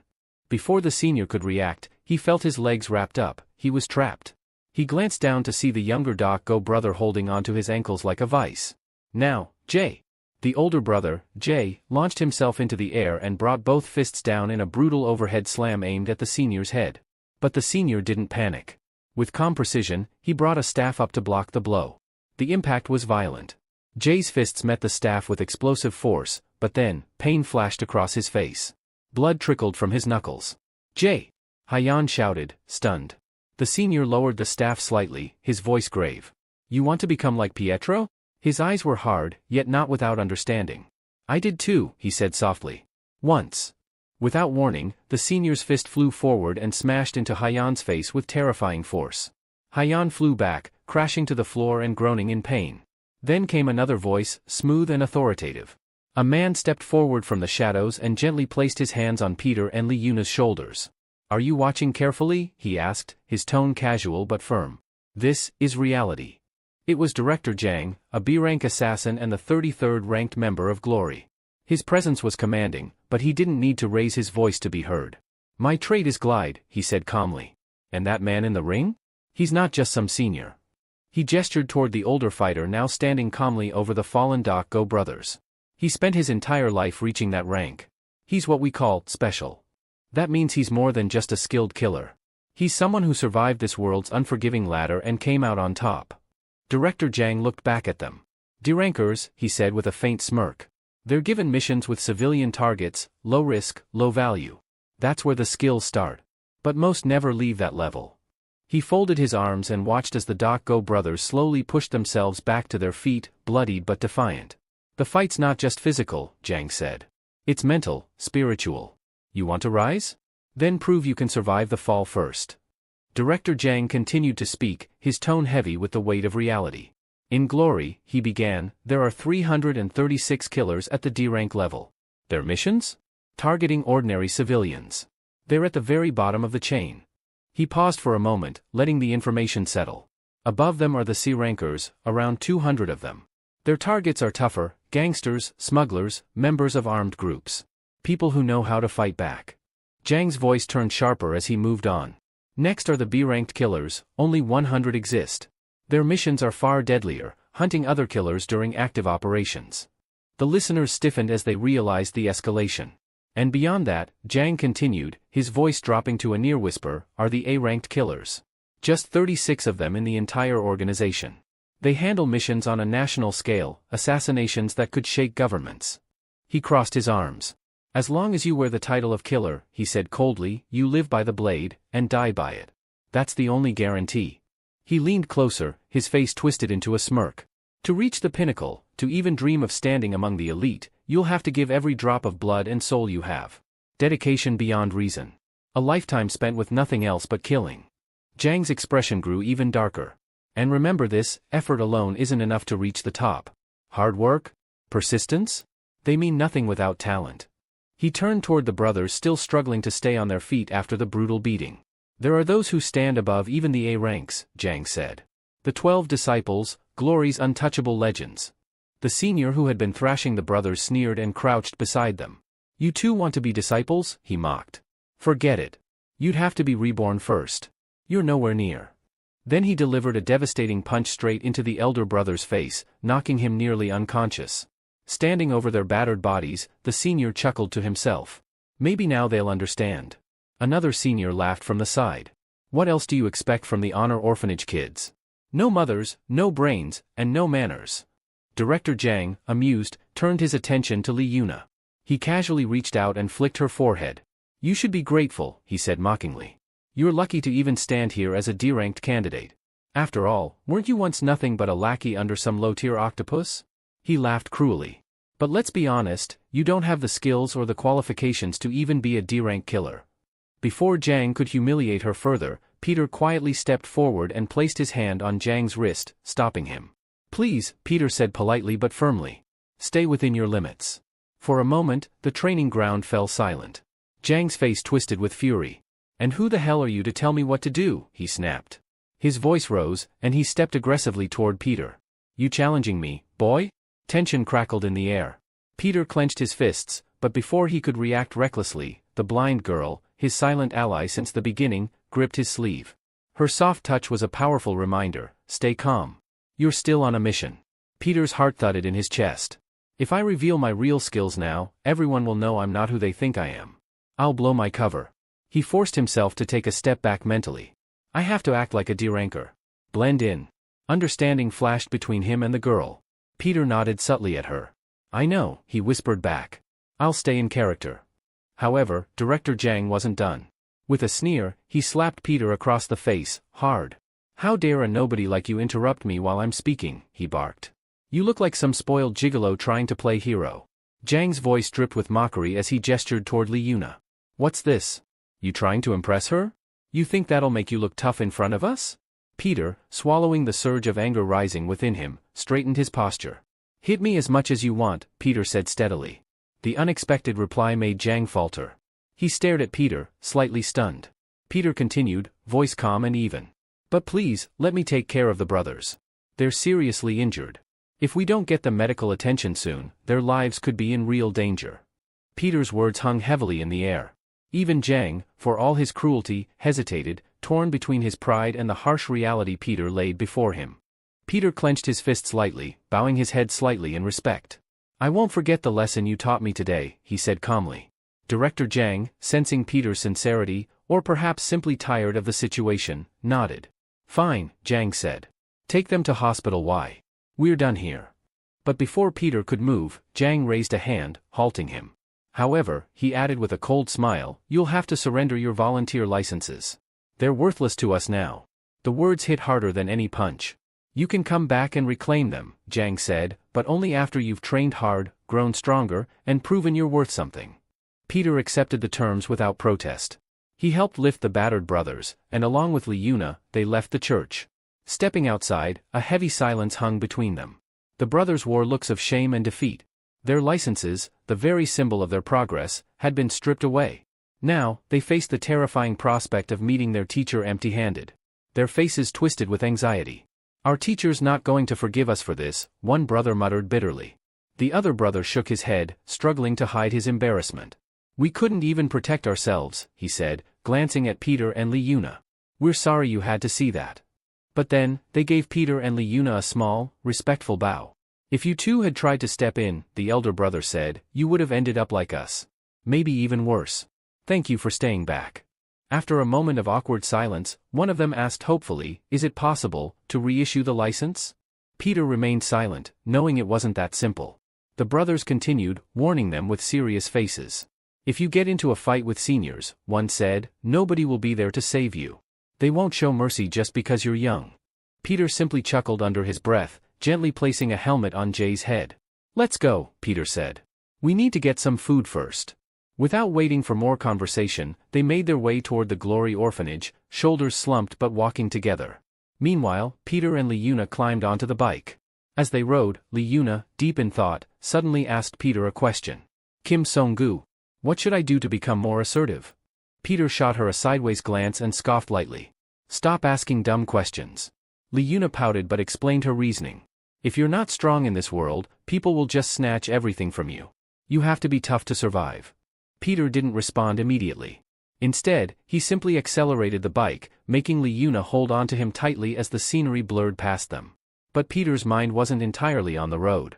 His thoughts returned to the brothers, to their crushed spirits, and to the injustice they had suffered. Inside the church, the seniors who had just humiliated the brothers were lounging around, casually chatting. Man, what a pain, one of them grumbled. Fighting those kids was more annoying than expected. Another senior snorted. Still, you gotta admit they had guts, he said. Give them time. If they survive this, they might be worth sending on real missions. Someone else laughed. Yeah, but what about that kid? You know, the gigolo-looking one, he teased, referring to Peter. Nah, he's too clean. Looks like some pretty boy, not a killer, another said. But did you see his eyes? One senior pointed out. There's something violent hidden in there. He just doesn't show it. They nodded in agreement, remembering the way Peter had stood silently under pressure, choosing not to rebel despite clearly being capable. Suddenly, the mood shifted. The seniors felt a presence in front of them. Turning around, they saw Peter sitting there, quietly, his expression unreadable. The seniors immediately broke into laughter. "Oh, look who's back," one of them called out mockingly. "You here to get beaten up too? Or maybe you just missed us?" The seniors glared at Peter, their expressions hardening.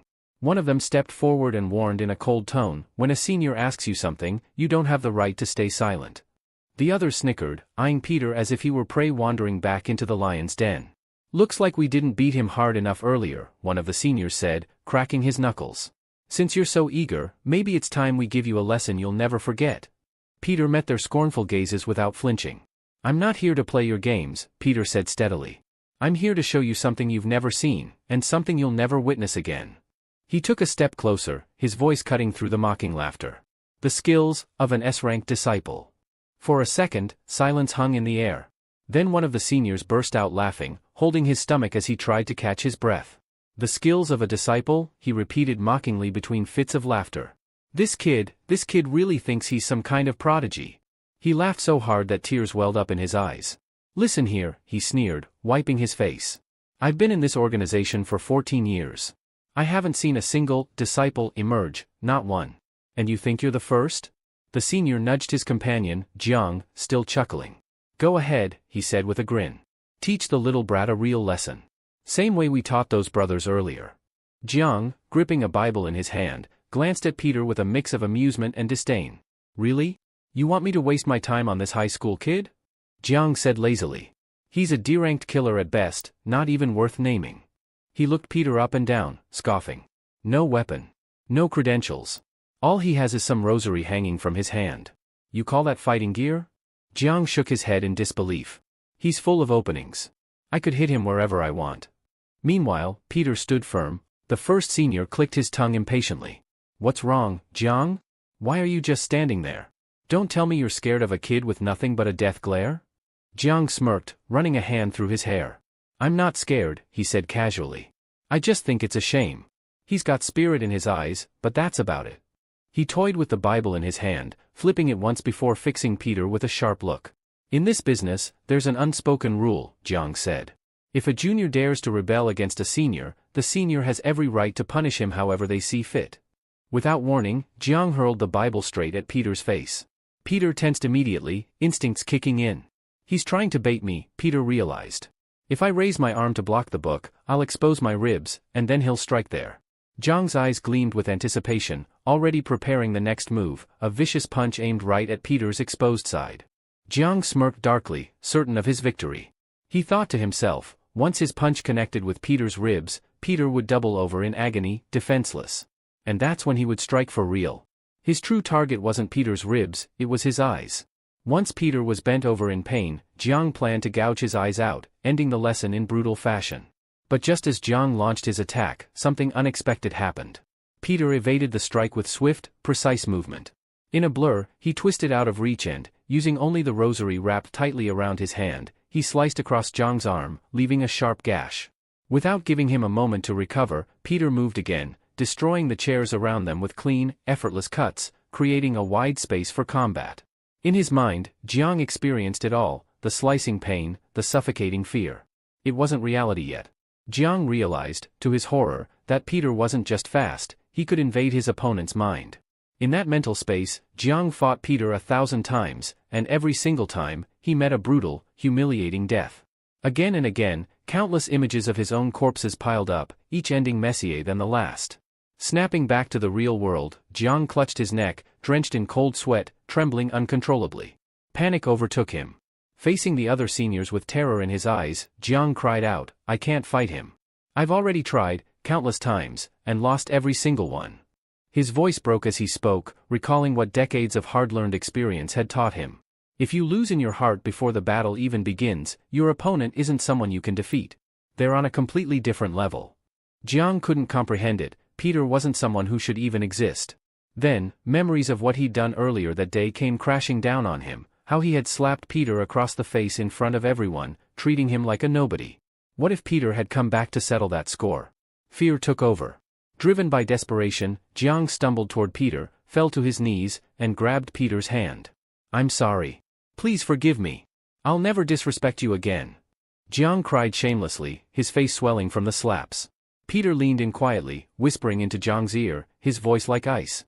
I heard that sensing death is a basic survival instinct for a killer.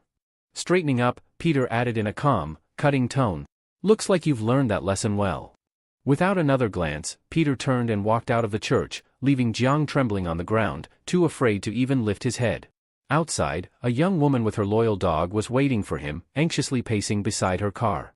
The moment Peter appeared, she rushed over and grabbed his arm. Are you insane? She shouted. What the hell are you doing, going back in there and picking a fight with seniors? Are you trying to blow your cover? What if they figure out who you really are? Peter, unfazed, just gave her a small, almost amused smile. Relax. They won't figure it out. Still furious, she demanded, how can you be so sure? Peter replied calmly, think about it. They're B-ranked killers, and they just lost to someone they believe is a D-rank rookie. You think they'll ever admit that? He glanced back at the church, a hint of coldness in his eyes. It's too humiliating for them, Peter said. Who would dare spread the word that a bunch of veterans were defeated by an 18-year-old freshman? He swung a leg over his bike, ready to leave, while his friend still looked at him half in fear, half in awe. After speaking, Peter casually lifted his bike upright, slipped on his helmet, and glanced back at the girl. Tell me, he asked, voice light, if something like this happened to you, would you be able to talk about it? The girl shook her head, her expression tightening with worry. I was so scared for you that I had to come looking, she admitted, sighing heavily. The next day, the atmosphere at school was heavy with tension. In a private classroom, the Dako brothers sat stiffly before their furious instructor. The teacher's face was dark with rage, his voice sharp as a whip. Those IDs were your lifelines, he barked. How could you be so careless as to lose them? Sweat poured down the brothers' faces. They trembled under the teacher's wrath, their shame and fear palpable. But they were just imagining that. The door to the classroom creaked open. Zhang stepped in casually, his presence making the Dako brothers flinch instantly. Their eyes widened in alarm. What brings you here? They stammered, their minds immediately jumping to the worst possibility. Are you here to fight us again? Zhang raised a hand, cutting them off with an exasperated sigh. Quit calling me, sir, every 2 seconds, he said, almost annoyed. We're not in the army. The brothers stiffened, unsure how to respond. Zhang then reached into his jacket and pulled out 2 items, tossing them lightly onto the desk. I'm just here to return your IDs. The Dako brothers blinked in shock before hurriedly snatching up their volunteer IDs, clutching them as though they were sacred treasures. Relief flooded their faces. Hyung grinned sheepishly and said, we really thought you were a bad guy. Guess we had you all wrong. You're actually a pretty decent dude. Zhang only shrugged, then turned to leave. Meanwhile, elsewhere in the classroom, Peter sat quietly at a desk, flipping through a file. It was Lee Yuna's admission record. His eyes scanned her information, studying her background carefully. At the same time, he watched from the corner of his eye as the Dako brothers stood and bowed respectfully to Zhang, showing their gratitude for returning their IDs. Peter smiled faintly at the scene. In his mind, he made a mental note. I should find Lee Yuna today and hand over her volunteer card. But scanning the room, he realized he hadn't seen her yet that day. Later, in another corner of the school, students crowded around the Dako brothers, eager to hear about their encounter with the infamous seniors. So what was it like facing real killers? One student asked, eyes wide with curiosity. The brothers puffed up their chests and answered proudly. Honestly? Seniors are weaker than we thought. Meanwhile, in the training room, Lee Yuna was unleashing her frustration. Sweat dripped from her brow as she slammed punches and kicks into the training dummies with a fierce intensity. Her voice echoed in the empty room as she berated herself. Pathetic, she muttered, hitting harder. In both battles? I couldn't do anything. I didn't help anyone. I was useless. Guilt gnawed at her, each strike fueled by self-loathing.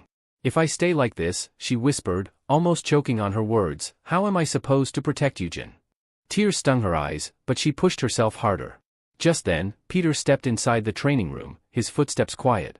He leaned casually against the doorway and called out, who's calling themselves pathetic in here? Lee Yuna froze for a moment before turning to him. Peter held out a volunteer ID toward her. But Yuna shook her head, refusing to accept it. I don't deserve that, she said firmly, her voice tight with emotion. Peter raised an eyebrow. Because of your brother? He asked, his tone softer now. You're trying to become a killer for his sake, even though that's not who you really are? Yuna bit her lip, turning her gaze away. She picked up her phone from a nearby bench. On the screen was a photo of her and her younger brother, smiling brightly together in better days. Peter watched silently, his expression unreadable. In a sudden burst of anger, Lee Yuna grabbed Peter tightly by the collar, her face only inches from his. "How do you know all this?" she demanded, her voice trembling with emotion. Peter met her furious gaze calmly. "I don't know everything," he said quietly. Before he could say more, Yuna cut him off sharply. "If you don't know, then don't speak so carelessly," she snapped. Peter didn't flinch. Instead, he gently placed his hand over hers, still gripping his collar, and spoke in a low voice. "I know about your brother, and that he isn't related to you by blood." Yuna's entire body froze at his words. Her eyes widened in shock, and she stared at him as if seeing him for the first time. How do you know that?" she whispered, her anger fading into confusion. Peter didn't answer immediately. Instead, he said, "Tell me what happened. Tell me the truth about you and your brother." Yuna's hand slowly slipped away from his collar. Her shoulders sagged as if an invisible weight pressed down on her, and after a long, painful silence, she began to speak. "When I was little," Yuna said quietly, my brother, asked me to ride the merry-go-round with him. He looked at me with so much hope, asking if we could ride together, because we were family." Her voice cracked as she remembered. "But I pushed him away. I refused. I told him he wasn't my brother. I left him standing there alone." Her mind drifted further back, to the day she came into the world. "I was abandoned by my parents, left inside a locker at a subway station on the day I was born," she continued. "If no one had found me, I would have died there without even knowing the world. Fortunately, someone had sent her to an orphanage. There, I had food. I had clothes. But I was never truly at home. I didn't trust anyone. I didn't want to make friends or build a family. I thought being alone was fine. Better than being hurt again." Her hands clenched into fists. "Sometimes, I wished I could just die and end it all." Yuna's memories grew darker. She remembered lying in a hospital bed, her body battered and broken. "I was shot during a mission," she said. "I was bleeding out, and there wasn't enough blood at the orphanage's medical center to save me." She remembered overhearing the adults' cold conversation, as if she was already dead. "They said there was no blood left for me. That sending me to a better hospital would be too costly. They talked about throwing me away, like garbage." Yuna's eyes shimmered with unshed tears. "They said they had many kids like me. That the funding for the orphanage was shrinking, and I was just another burden." She recalled the moment her brother, Lee Yujin, stormed into the room. "He came, he told me to leave with him. He told the teachers to stay out of it and wait outside. He was just a kid too, but he stood up for me." Yuna swallowed hard. "I thought maybe I deserved to die back then. That I should have just let go." She closed her eyes, the memory overwhelming her. I knew that place would destroy me one day. I was just waiting for it. It took longer than I expected, but it finally came for me." In her mind, she saw herself lying back on the hospital bed again, the doctor leaning over her. "It's a miracle you're alive," he said with amazement. After waking up, however, Lee Yujin was nowhere to be found. "I searched for him everywhere," she whispered, her voice barely audible. "I asked the other kids, but they told me he left. Disappeared. They said he was too stubborn. Even when the teachers tried to stop him, no one could." Her voice broke completely then, and a deep, aching silence filled the room. Peter stood there quietly, listening, understanding more than he let on. Her younger brother, Lee Yujin, had once said it so plainly. "I have to save my Nuna." He had called her by that affectionate title, Nuna, as if it was the most natural thing in the world, even though they weren't connected by blood. For Yujin, it didn't matter. If saving her meant putting his own life at risk, then so be it. After hearing those words, Yuna had run desperately from place to place, searching for her brother, but it was already too late. Meanwhile, Yujin was lying weakly on a hospital bed, pale and fragile, asking the doctors one simple question. "How is my sister?" It was clear now, Yujin had donated his blood to save her life. Yuna had raced to the hospital, her mind spinning with guilt and sorrow. She had once believed she was utterly alone in the world, but Yujin had always been by her side, silently, stubbornly, protecting her when she thought no one cared. He had given everything for her, even when she pushed him away. In another scene, the hospital's cold reality reared its head. A doctor spoke bluntly to a colleague about the costs. "Do you know how expensive blood coagulants are? One pack costs 170,000 won." Yujin had needed to be fed every 5 hours just to recover. The doctor grumbled that Yujin was like a ghost draining all their resources. In a callous voice, he suggested they should abandon the boy to save money. At that moment, Lee Yuna appeared, battered and wrapped in bandages, but standing strong. She slammed into the doctor, her eyes fierce with determination. "Please," she cried out, ignoring her own pain. "Don't throw him away. I'm fine, I can work." I'll pay whatever it costs for his treatment. For the first time in her life, Yuna had found someone, worth living for. It didn't matter that Eugen wasn't her real brother. It didn't matter if they didn't share the same blood. He was her family. I will do anything to save him, she declared, her voice trembling but steady. Peter quietly released his collar from her grip, sensing the heavy emotions hanging between them.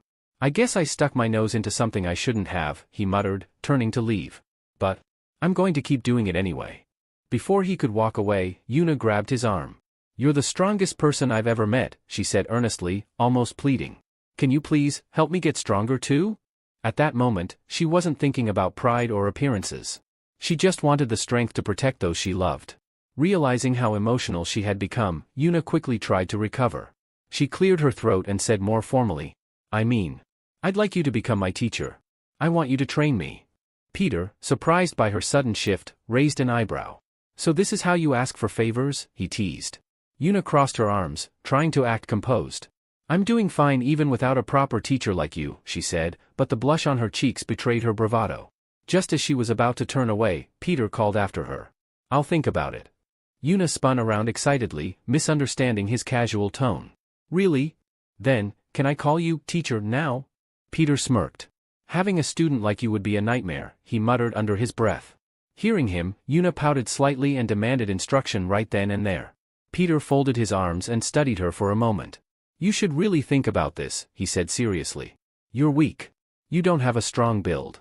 You get scared easily. Your temper is a mess. Each word hit her like a blow, but she refused to back down. And honestly, all those are the worst traits for someone who wants to become a killer, Peter continued. Yuna's heart sank, until Peter added with a small, rare smile. But you have something more important than strength. Yuna blinked, confused. You have the eyes of a killer. She stared at him, stunned. Peter explained. That night at the octopus restaurant, I was watching you. While chaos erupted around you, you didn't look away. You didn't panic. You weren't distracted. He took a step closer, his voice steady and clear. You were absorbing everything. You were studying every technique, every move, like your life depended on it. You saw everything, and you remembered. He paused for a second, then spoke a quote as if summarizing her hidden strength. Peter, continuing his thought, gave an example to make his point clear. He spoke about baseball players and their rigorous training. When they're aiming for a home run, he said, their coaches drill into them that they must see the stitching on the ball as it comes flying toward them. It wasn't just about sharp eyes, it was about pure focus. Yuna, hearing this, couldn't help but think Peter was praising her. A small sense of pride began to bloom in her chest. But Peter immediately clarified, his tone unwavering. I'm not complimenting you. I'm just stating facts. As he said this, he reached into the pocket of his coat and began pulling something out. There's a weapon, Peter continued, that can turn all your weaknesses into strengths. A weapon perfectly suited for someone like you. He held the object for a moment longer before tossing it to her. Yuna caught it instinctively. If you learn to wield it properly, he added, you won't even need a teacher to become something incredible. This will make you a true killer. The scene then shifts. Elsewhere, the Dako brothers were in high spirits. They sniffed the crisp bills they'd just received, practically intoxicated by the smell of money. Hearing that they would now earn $1,000,000 every week for their official work as killers, they couldn't contain their excitement. Imagining even bigger rewards if they became full-fledged disciples, they laughed and fantasized about all the luxury they could afford. Peter observed them from a distance, half listening, half lost in thought. Disciples, he mused, don't care about money anymore. They live like kings, buying anything they want without hesitation. Interrupting their dreams of wealth, Peter asked casually. By the way, I don't see Yuna around. Where's she gone? The brothers quickly answered. She's probably at her part-time job. Same as always. For the past 2 weeks, she's been cleaning. Cleaning? Peter raised an eyebrow. Yeah, one of the brothers nodded. Cleaning up after killer missions. You know, getting rid of traces, blood, evidence. That kind of stuff. They explained further that Yuna seemed strangely unfazed by the grim work. It's like she was born for it, they said. She can handle the bad stuff without even flinching. Peter fell silent, piecing it together. Now that Yuna was an official killer, she was entitled to her weekly $1,000,000 without lifting a finger. She didn't need to scrape by anymore. So why was she still working? Deep down, Peter realized the answer. She wasn't doing it for herself. She was desperately trying to earn more, for her brother's sake. Every extra one she earned could go toward saving his life. Besides that, the brothers added with a laugh. She's been saving money on meals too. Overeats during lunch because it's free. Skips out on spending afterward. They snickered among themselves, teasing Peter. Kim Sung-gu, you should take a page out of her book if you want to get rich too. Hyun chimed in with a dramatic sigh. No, he needs to listen to me if he ever wants to be wealthy. But then they all laughed, admitting that Peter's aloof attitude was part of his charm. He's so cool when he completely ignores us. Peter, meanwhile, thought silently to himself. There's no way Lee Yuna would ever waste such a large sum of money on herself. Everything she did, every choice she made, was for someone else. It was clear now, Lee Yuna was hiding something important about her brother. Shortly after, she sent a text message to the Dako brothers, asking them to bring her a scarf. They stared at their phones in disbelief. A scarf, they muttered. In this heat? The weather outside was hot and heavy, typical of springtime, making her request even more puzzling. Shrugging, the brothers decided to follow her instructions anyway. Their destination was soon revealed, the ice plant. As they entered, a wave of freezing air blasted into them, making them shiver uncontrollably. Their teeth chattered, and they hugged themselves tightly, wondering why Lee Yuna had dragged them into such a place. Hey, Lee Yuna, one of them called out, teeth still chattering. Don't forget, we're officially earning $1,000,001 every week now. Let's hurry up and get out of here. Hearing those words, Lee Yuna froze, her eyes wide with shock. She couldn't believe what she had just heard. $1,000,001 every week? Not long ago, she couldn't even afford a simple meal at the cafeteria, and now she was making more than she had ever dreamed of. Still stunned, she pulled herself together when the brothers asked her why she was hanging around this icy warehouse. I'm here for training, she answered firmly. The brothers burst out laughing, teasing her. Training? You sure it's not another part-time job? Gritting her teeth, Yuna insisted. It's training, not a job. Curious, they pressed her for more details. What exactly are you learning in a giant freezer? They joked. Breaking ice blocks with your bare hands? Not exactly, Yuna replied, pulling out the item Peter had given her earlier. It was a rope dart, a traditional weapon from wushu martial arts. She explained that the rope dart worked by wrapping the rope around the body and then throwing the dart at high speeds toward the enemy. The faster the spin, the more forceful the strike. Its beauty lay in its unpredictability, the enemy would never know from where the attack would come, and its speed and strength were devastating. The brothers weren't impressed. Wouldn't it be easier to just use a gun? One of them scoffed. Yuna smirked. Guns are powerful, sure, she said. But with this weapon, I can shatter an entire ice block in one clean shot, and this is just a practice tool. Still not convinced, the brothers grumbled. A gun's better. One shot, one kill. But she remembered Peter's words. True, he said, one bullet equals one kill. But what if you have to kill 5 enemies at once? Would you fire 5 separate shots? With that toy in her hands, she could wipe out 5, maybe more, in a single swing. As if to demonstrate, Yuna swung her rope dart with precision and force. It whirled through the air, striking multiple blocks of ice and shattering them effortlessly. The brothers stood there, stunned into silence. Almost immediately, they whipped out their phones and began searching online, trying to find a rope dart to buy for themselves. Later, as Yuna was about to leave the ice plant, the owner called out to her. How was your first day? He asked warmly. Yuna smiled. It was great, she said. I'll be back after my part-time cleaning shift. The owner, Park Bingsu, a D-rank killer ranked 113th, confirmed her name. You're Lee Yuna, right? He then chuckled and added. I've seen plenty of people come here to train, but none of them have destroyed the ice like you did today. Before she could go, Yuna hesitated and asked about the payment for using the facility. But Park Bingsu waved her off. No need, he said. Your friend already paid 3 hours ago. Yuna blinked, confused. Friend? Yeah, Bingsu nodded. That guy, Shungu, I think he said his name was. Paid $1,000,001 in advance. Once again, Yuna was left speechless. Peter had covered everything without saying a word. Lee Yuna stood frozen in place, still reeling from the shocking revelation about the payment. As if that weren't enough, the owner, Park Bingsu, handed her a small package. Your friend left this for you too, he said with a warm smile. He asked me to give it to you after your training session. Curious, Yuna unwrapped it to find a medical ointment, a special cream meant to prevent scars from forming on her hands during practice. She clutched the cream tightly, feeling a strange mix of gratitude and embarrassment. As she exited the ice plant, Yuna pulled out her phone, intending to send Peter a quick thank you message. Her thumbs hovered over the screen for a moment, but then she hesitated and tucked the phone away without typing anything. Before she could move on, her phone suddenly rang. It was Peter. How are you doing? He asked casually. Caught off guard, Yuna replied without thinking. I'm trying to decide what to eat for lunch. Peter chuckled on the other end. Today's menu, he said. The pork is spicy marinated, and the strawberries are too. Yuna quickly tried to end the call, but before she could, Peter added. Congratulations on finally getting your real weapon. With that, he hung up, leaving her staring at the phone with a bewildered expression. Meanwhile, the Dako brothers were busy attempting to practice with their newly acquired rope darts.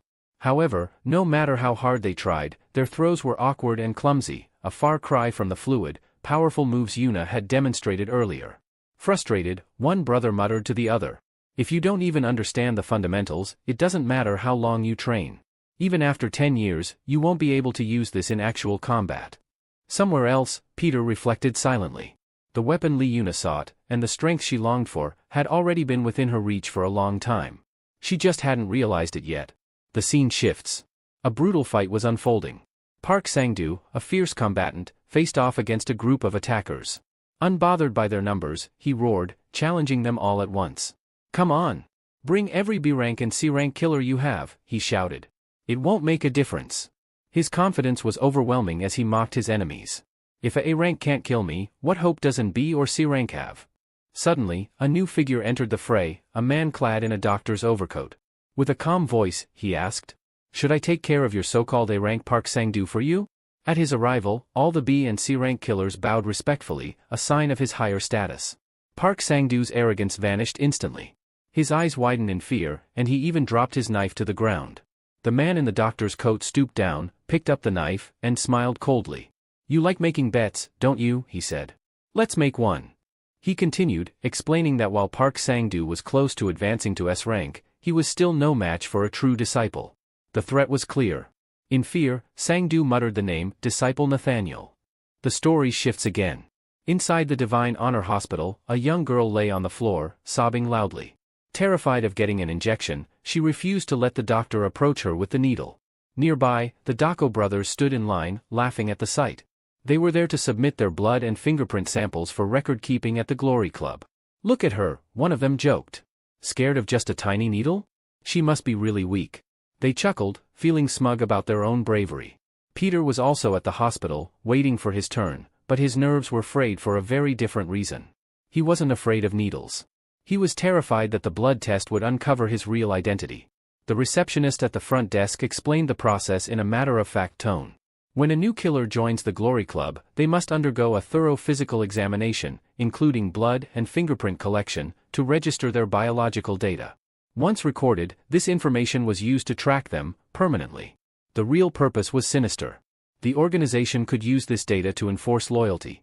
If anyone ever tried to defect or betray the Glory Club, their caller could locate them instantly, and seal their fate. The receptionist then asked Peter for his date of birth.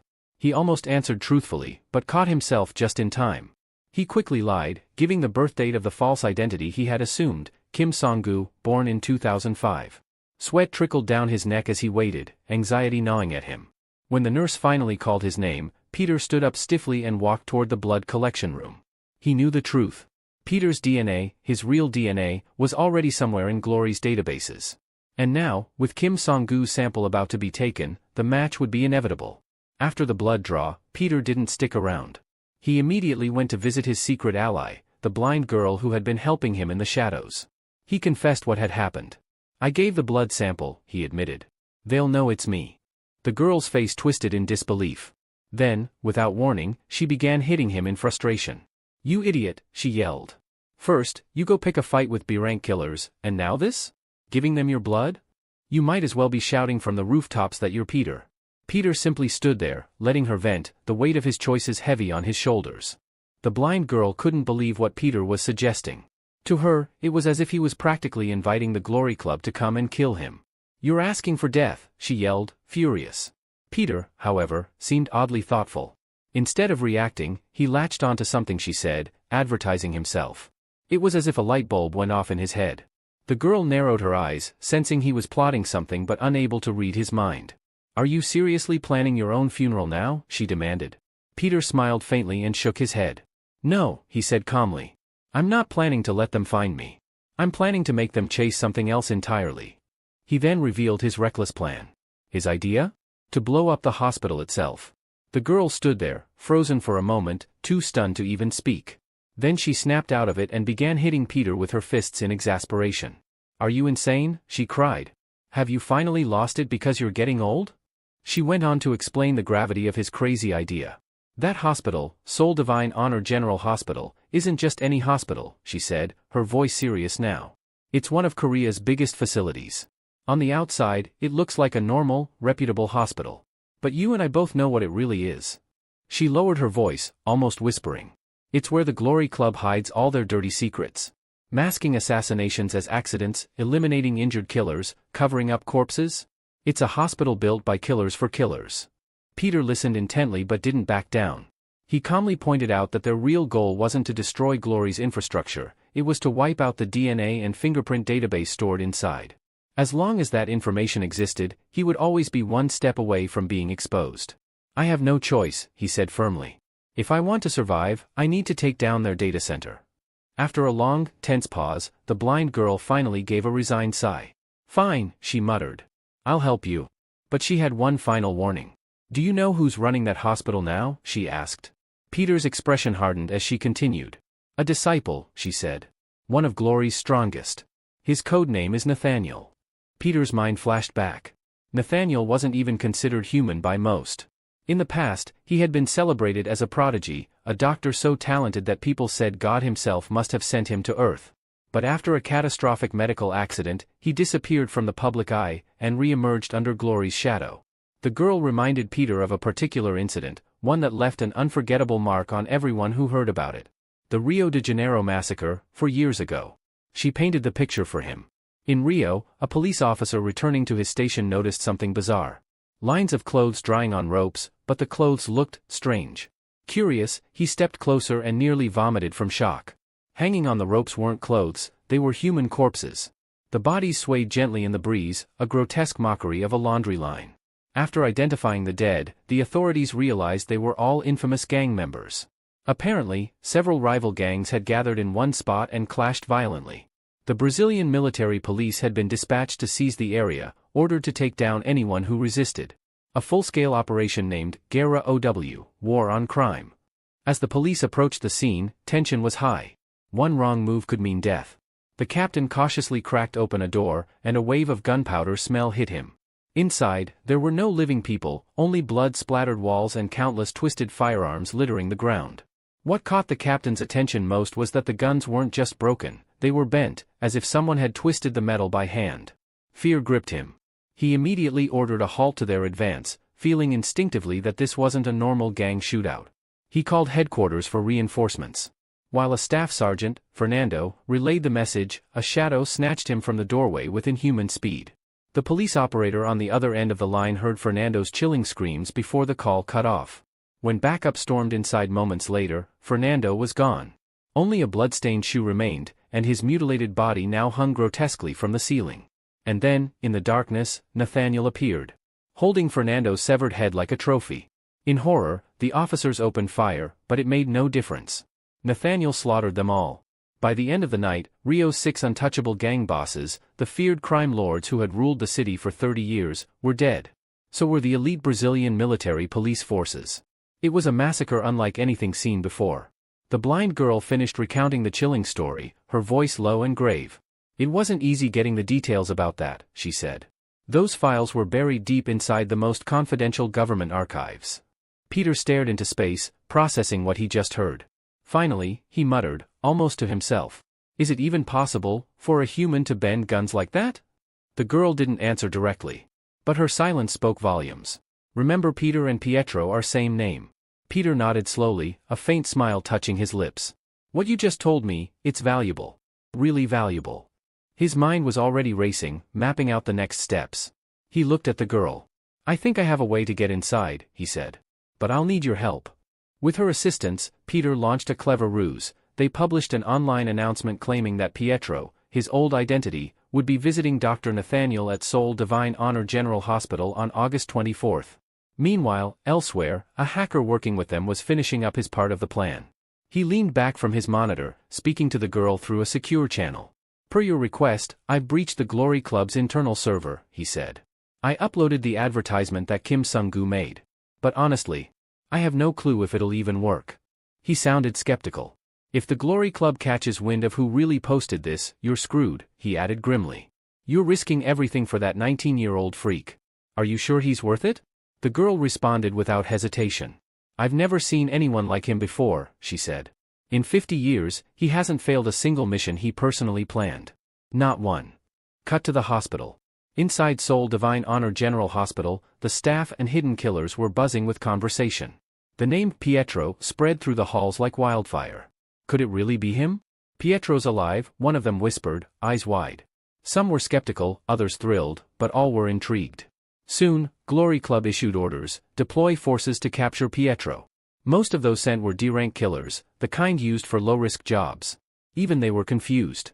How the hell are we supposed to handle a disciple like Pietro, one muttered. He may be old and sick, but come on, Pietro? Another responded cynically. We're not really here to fight him. We're just the gatekeepers. The real muscle is already here. They turned their attention to a different group, foreign killers brought in for backup. Some of them were recognizable, notorious Brazilian mercenaries, known for their brutality and track records in underworld killings. Their leader? A violent figure operating under the codename Agents Funerarios, the Undertaker Agents, Nathaniel's personal death squad. Excitement ran high among the lower-ranked killers. Seeing both Pietro and Nathaniel, two disciples, in the same location felt like witnessing a legend unfold. This is going to be huge, one said. A clash of titans. My bet's on Nathaniel though. Pietro's old. He's sick. He's not the monster he once was. But even so, they felt conflicted. No one really wanted to see Pietro die. He was still a legend, a symbol of strength and rebellion, a hero in their eyes. Yet they all knew, with his face plastered all over the hospital now, there was no walking out alive. Meanwhile, someone, likely a handler from within the operation, stood before the other killers, giving orders. If any of you spot Pietro, do not engage directly, he instructed. Treat him with respect. Let him come closer, drop his guard. Then, hit him with this.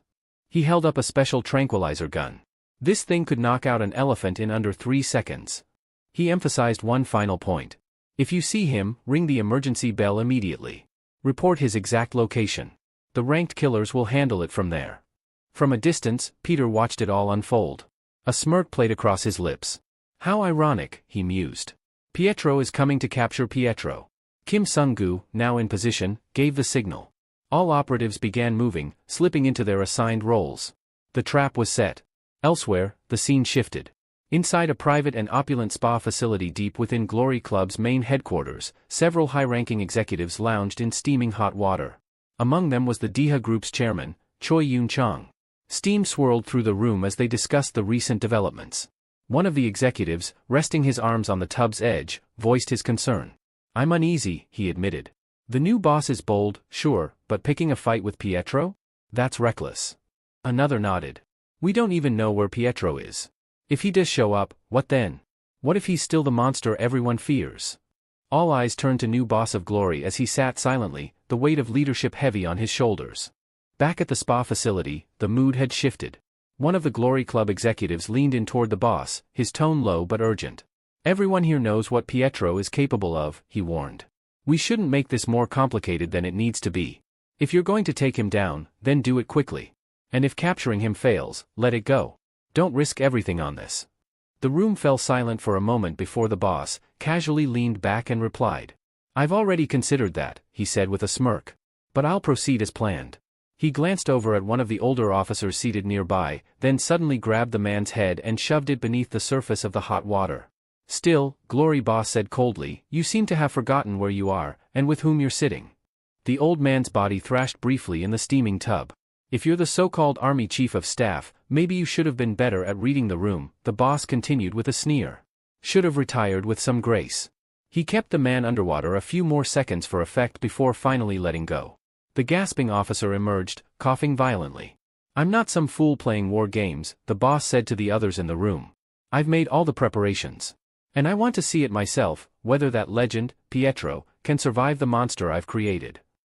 Elsewhere in the hospital's human resource department, Peter, still using his alias Kim Sung-gu, was playfully gripping the head of a tired staff member. He rotated the man's neck, causing a series of sharp cracks. The HR staffer groaned, then let out a surprised sigh of relief.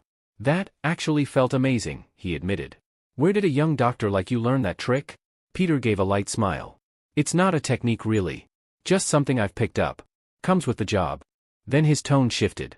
Tell me, have you ever heard of a doctor named Nahyan working here? The man furrowed his brow, puzzled. Nahyan? No. That name doesn't ring any bells. Peter stepped away, eyes narrowing thoughtfully. So, he doesn't exist here. Did he change his name? Or, go underground? He murmured to himself as he walked out. Either way, I'm certain about one thing, disciple Nathaniel is in this hospital. Somewhere. It had now become a race. A silent competition. Who would find the other first, Peter or Nathaniel? Just then, two brothers, Glory Club operatives, spotted Peter and approached. Hey, what are you doing here? One asked. Peter brushed off their question and instead asked, Where's Liuna? She's not assigned to this mission, the other replied. She's too low in rank to be part of the Pietro operation. They reported that they'd scoured the entire hospital lobby but found no signs of Pietro. Peter nodded in approval. Good work. If you notice anything odd or suspicious, let me know. You got it, they replied. Suddenly, an elderly man wandered past them in the hallway. The brothers' eyes widened.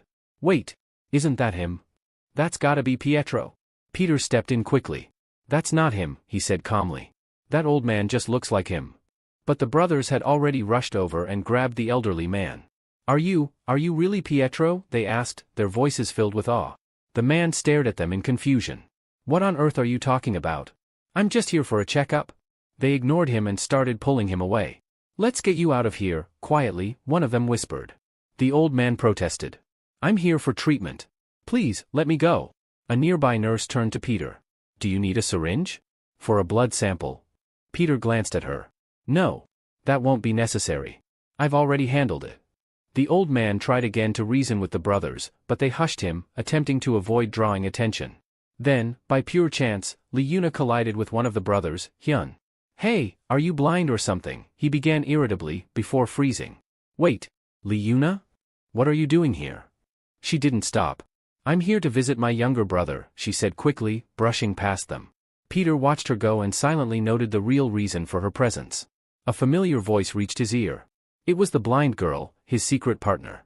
Isn't it time you thought about your junior? She asked softly. Peter sighed. You really do know me. Have you figured out how to recognize Nathaniel yet? Peter frowned. No. HR didn't have anything. Still working on it. He's not revealing himself, and I can't blow my cover. It's a battle of patience. While contemplating his next move, Peter crossed paths with a new threat, Rodrigo, a former Agents Funerarios mercenary and now a B-rank killer sent to catch Pietro. Rodrigo spotted Peter and smirked mockingly. Well, if it isn't one of Glory's D-rank clowns. What are you doing here? Peter, keeping his calm, introduced himself. Just passing through, he said smoothly. But internally, his mind raced. This might be my chance. Nathaniel won't reveal himself, so I'll make him come to me. Peter turned to his blind partner. Time to use that technique? She nodded. Whenever you're ready. Moments later, Rodrigo sat resting in a private room. Suddenly, a man dressed in surgical scrubs and a mask entered. Rodrigo squinted. Who the hell are you? Peter replied coolly. Your operating surgeon. D-rank killer Kim Sung-gu. Recognition dawned on Rodrigo. Get lost. Go hunt down Pietro, idiot. But Peter stepped closer. I'm not here for Pietro. I'm here to find disciple Nathaniel. Now, tell me where he is. Rodrigo growled, slamming his bat on the bed frame. You're a D-rank. Who do you think you are asking about Nathaniel? Peter remained composed. If a killer is asking about someone, it's only because he intends to kill him. You know that. Without warning, Peter struck first. Rodrigo grinned as he deflected. Finally. I was getting bored. Let's make this interesting. Elsewhere, in the hospital's control center, a panicked technician burst into his supervisor's office, gasping for breath. Professor. Sir. There's something you need to see, right now. The professor, noticing the panic on the control room technician's face, sternly asks why he's yelling. Without saying a word, the man hands over a tablet showing surveillance footage. The video is from the orthopedic surgical suite located on the third floor of the Eastern Building. In it, Peter dispatches Rodrigo, a B-rank killer, with terrifying efficiency, completing the kill in under 10 seconds. Staring at the footage, the professor's eyes widen with realization. There's no doubt in his mind anymore, this mysterious doctor is Pietro himself. He immediately demands to know Pietro's current whereabouts. The technician responds nervously, explaining that the security team is actively tracking him, but there's a bigger problem: all surveillance data across the hospital is being erased in real time. Their IT team lacks the expertise to halt it.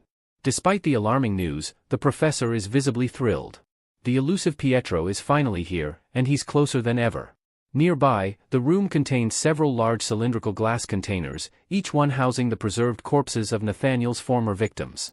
Among them stands one special container, empty, yet clearly intended for Pietro. Meanwhile, Peter, still in disguise, reflects on his plan. He had used advanced tech to age his appearance, making himself resemble an older version of Pietro.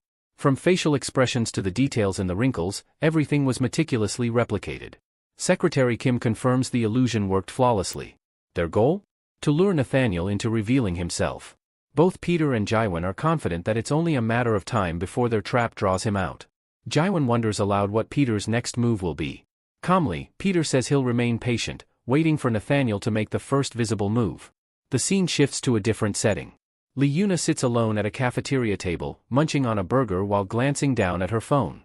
She just received a message from the hospital's front desk. Assuming it's a reminder about her overdue payment for her younger brother's treatment, she brushes it off, until she reads further. It turns out the professor himself has requested to meet her personally. A car has even been dispatched to Divine Honor High School to pick her up. Startled, Li-Yuna wonders what the professor could possibly want with her. Could he have discovered what happened at the octopus restaurant? The thought worries her. If he knows, then not only is she at risk, but Kim Sung-gu might be in danger as well. She considers avoiding the meeting altogether. Despite the anxiety swirling inside her, she continues eating her burger. Suddenly, Peter approaches from behind and taps her shoulder gently. The contact startles her. She reacts as though she's just seen a ghost. Nervously, she stammers that her mother is waiting and she needs to leave. But Peter gently presses her back into her seat and, with a smile, reassures her. "I'm Kim Sung-gu. I came here to eat too," he says casually. Flustered, Li-Yuna replies that she'd rather go eat somewhere else. Peter, pretending to be friendly, claims he accidentally ordered 2 meals and insists she take one. She hesitates. After all, this place requires a minimum order of 2 chickens, so his excuse sounds plausible. He continues, "I'm actually waiting for someone. I just came early." Curious, Li-Yuna asks who he's meeting. Peter's expression turns serious as he declines to share, stating that revealing the identity could cause unnecessary complications. Then, casually offering her a piece of chicken, he urges her again. She initially tries to decline, but he nudges the meal box toward her. Accepting the food is enough, he says softly.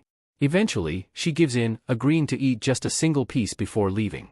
However, as time passes, she ends up finishing the entire meal. Peter raises an eyebrow, teasing, "So you were going to leave after just one piece, huh?" After finishing her meal, Li-Yuna wiped her hands and looked at Peter with curiosity and caution. She asked him once again who exactly he was here to meet. Then, narrowing her eyes slightly, she added a more direct question: why he was really at Divine Honor General Hospital. She admitted that Peter probably wouldn't trust her, especially after their first encounter where she had been with Octopus. But she wanted to be honest. She mentioned something she had observed, his connection with his grandfather. Then, with a somber tone, she revealed a painful truth. "I may not be of much help since we don't know where he is, but I can tell you one thing. Your grandfather was shot while shielding me. I don't know if he made it out alive." Peter's expression tightened. He didn't want her getting involved any further, but he couldn't ignore the opportunity. He told her straight, he was looking for disciple Nathaniel. Peter believed that at some point, Li-Yuna might have crossed paths with him in this very hospital. To jog her memory, he pulled out his phone and showed her a photo. "This is the man I'm looking for," Peter said. "You aren't part of the drafted group that's hunting Pietro. I think you were called here separately, to meet this man." Li-Yuna studied the image and shook her head slowly. "He's not a Nathaniel? The real Nathaniel. Honest, careful, and dangerous." Before Peter could respond, their conversation was interrupted. A group of hospital staff approached quickly, speaking sternly to Li-Yuna. "Why are you walking around alone? You know it's not safe. Pietro is confirmed to be inside the building." Peter smirked internally. His trap had worked. Pietro's presence had stirred panic. One of the men, Nathaniel himself, stepped forward and told Li-Yuna to remain in her ward until further notice. He promised to send someone to escort her to his office after his rounds. As he turned to leave, Nathaniel noticed Peter sitting across from her. He paused and asked, "Who is this man?" Everyone turned to Peter. Tension crackled in the air. Li-Yuna feared that if these two clashed, it would erupt into a disaster. But Peter calmly stood up, surprising everyone with a deep bow. With a respectful tone, he extended his hand. "It's an honor, Professor Nathaniel. My name is Kim Sung-gu. I'm a D-rank killer, and I've come to assist in capturing Pietro." Nathaniel eyed him for a moment, unmoved. Peter continued, "It's a rare privilege for someone of my rank to meet a disciple like you. If you'll allow me, I will personally bring Pietro's head to you." Nathaniel gave no reply but motioned for Liuna to return to her room. He promised someone would be sent to fetch her after his rounds. Then he turned and walked away without another word. Peter watched him leave, his mind buzzing. This wasn't just any disciple, Nathaniel was sharp, calculating, and far from ordinary. Meanwhile, Nathaniel resumed his rounds in the hospital. One of his colleagues approached him with an update. About the man who captured Park Sang-do, according to the school instructor, it was a fluke. Just luck on the kid's part. Nathaniel nodded absently and asked about the personnel profiles he had requested. The colleague handed over a folder, but it slipped from Nathaniel's grip and fell to the floor. As the doctor bent to pick it up and apologize, Nathaniel's mind wandered back to the cafeteria. He replayed the moment Kim Sung-gu had bowed and shaken his hand. Turning to his assistant, Nathaniel asked, "That guy from earlier, what was his name?" "Kim Sung-gu, sir." "Keep an eye on him," Nathaniel instructed. "I want him nearby. He could be a valuable specimen." Elsewhere, Peter was on a call with Jaiwan. She, being blind, was still sharp as ever in reading situations. He informed her that Nathaniel was now actively searching for Pietro. Jaiwan was alarmed. "Then you need to get out of there now. If he finds out who you are." But Peter cut her off with a chuckle. "I'm thinking of joining his escort." "You're insane," she shouted. "If he catches you, we're all dead." Peter remained unfazed. "That's why it's fun. This way, I'll get a better view of the hospital's layout." The next scene shows Peter, still under the alias Kim Sung-gu, accepting Nathaniel's invitation. A hospital staff member hands him a keycard, explaining that it grants unrestricted access to all areas of Divine Honor General Hospital. "You've officially moved above D rank now," the staffer said, handing over the access badge. "The professor rarely handpicks escorts himself. Consider yourself lucky."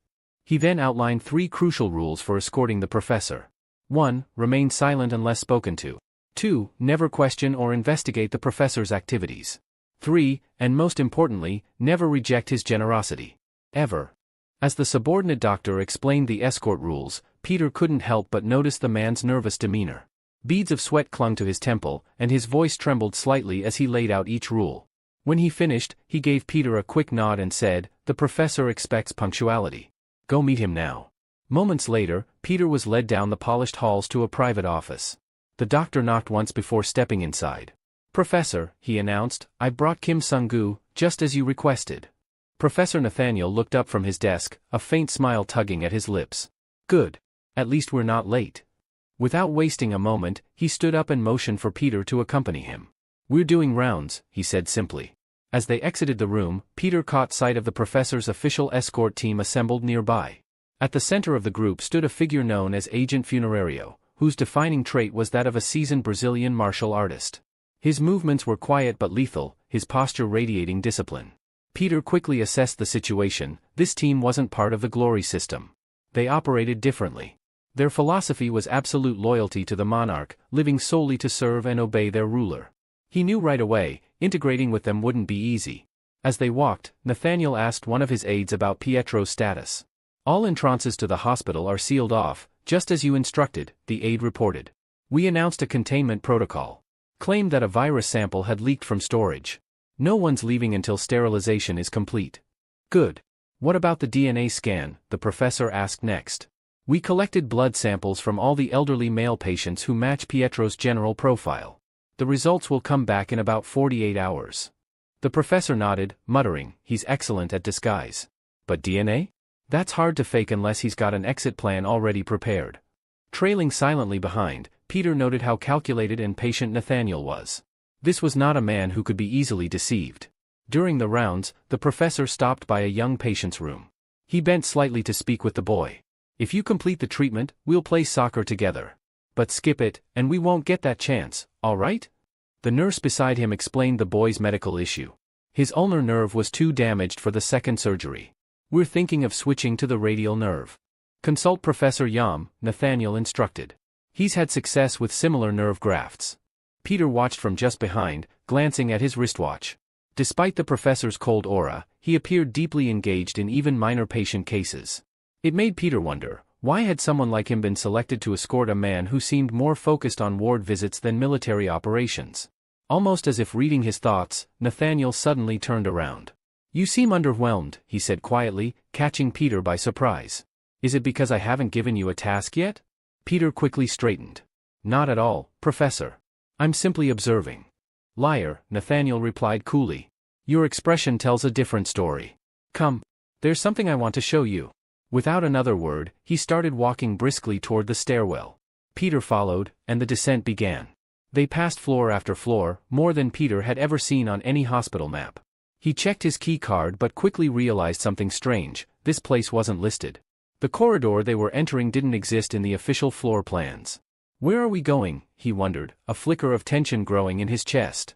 Whatever Nathaniel wanted to reveal, Peter was certain, it wouldn't be ordinary. After descending the stairwell into the lower levels of the hospital, Professor Nathaniel stopped in front of a reinforced door. Without a word, he pulled out a sleek access card and tapped it against the scanner. A soft click echoed, and the door slid open with a hydraulic hiss, revealing a sterile, dimly lit chamber lined with containment units. Within them, eerie silhouettes of biological specimens floated in preservation tanks, each labeled and tagged. "This," the professor said calmly, "is where I keep samples from every notable species I've encountered." Peter stepped in cautiously, glancing around at the bizarre and almost unnatural collection. The air felt cold, heavy with sterilization chemicals and something else, something ancient and raw. "Do you know much about biology?" Nathaniel asked, gesturing at the preserved organisms. "I've only studied the basics," Peter admitted. "Good," the professor replied, folding his arms behind his back. "That makes it easier for you to understand." He turned toward one of the tanks, watching the slow ripple of movement within. Charles Darwin once claimed that all living things evolve through natural selection. That evolution is shaped by random chance, by environmental pressure, by the need to adapt. But he was mistaken. Nathaniel's tone shifted, colder, firmer. There is no such thing as fairness in evolution. No God. No nature. No luck. Evolution doesn't chosen by nature, but by me. It doesn't wait for the weak to catch up. It perfects the strong. He looked Peter in the eyes. "Do you know why I chose you? Because you aren't soft. You don't waste time trying to save the broken. True medicine isn't about healing the weak, it's about refining power. Strength should be preserved, honed, and advanced. That's what I believe." Just as the weight of Nathaniel's philosophy began to sink in, the facility's emergency alarms erupted. Red lights bathed the room, and a robotic voice echoed through the speakers. "Specimen containment breach. Lock all sub-level corridors immediately. Do not engage unless authorized." Nathaniel sighed and turned his head slightly, clearly annoyed. How inconvenient. Meanwhile, chaos erupted throughout the lower levels. The escaped specimen, a hulking humanoid creature, charged through the corridors, its muscles bulging unnaturally. Security forces swarmed, attempting to intercept it. 2 guards opened fire, but the bullets barely slowed it down. It plowed through them like paper, leaving destruction in its wake as it sought escape to the ground floor. All exits were sealed.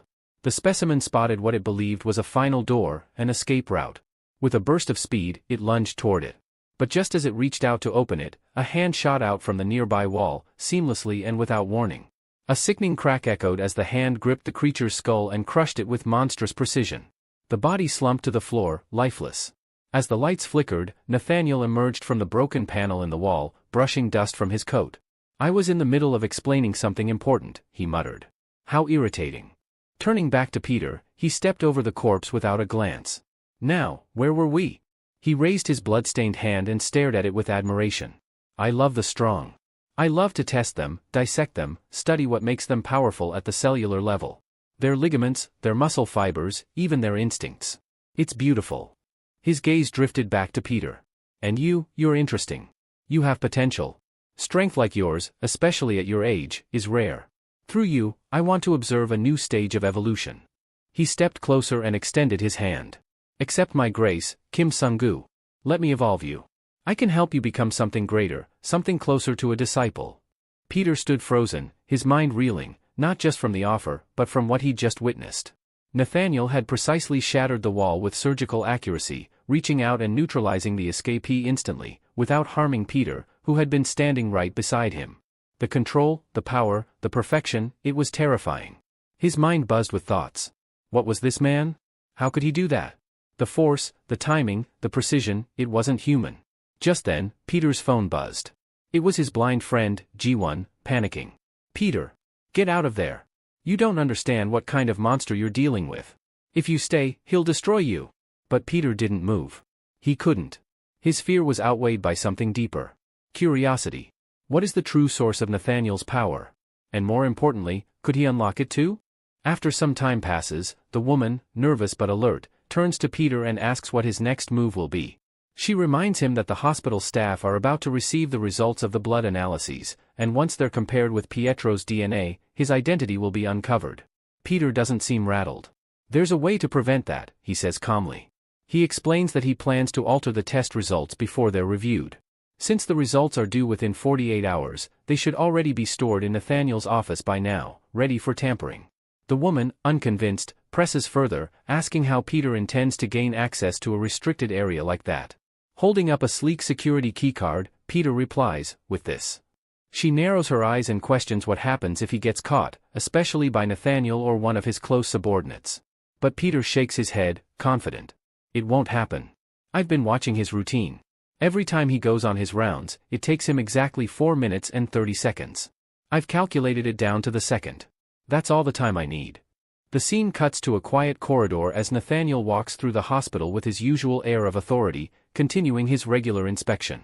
At the same time, Kim Sung-gu slips quietly into Nathaniel's personal office using the keycard. The moment he's inside, he begins searching swiftly through drawers and files, looking for the blood test data. Back on the professor's side, Nathaniel asks one of his assistants if the DNA analysis results from the older male patients have been finalized. "Yes," the subordinate confirms. "The full report is in your office. We compared Pietro's DNA with all collected samples, but not a single one matched." Nathaniel pauses, intrigued. "Curious," he murmurs. "That means we tested every elderly male patient in the hospital, and yet Pietro's DNA is still unaccounted for?" The assistant suggests a theory, that perhaps Pietro is hiding somewhere obscure, like beneath the floors or inside the walls. But Nathaniel dismisses it with a wave. "Think broader," he instructs.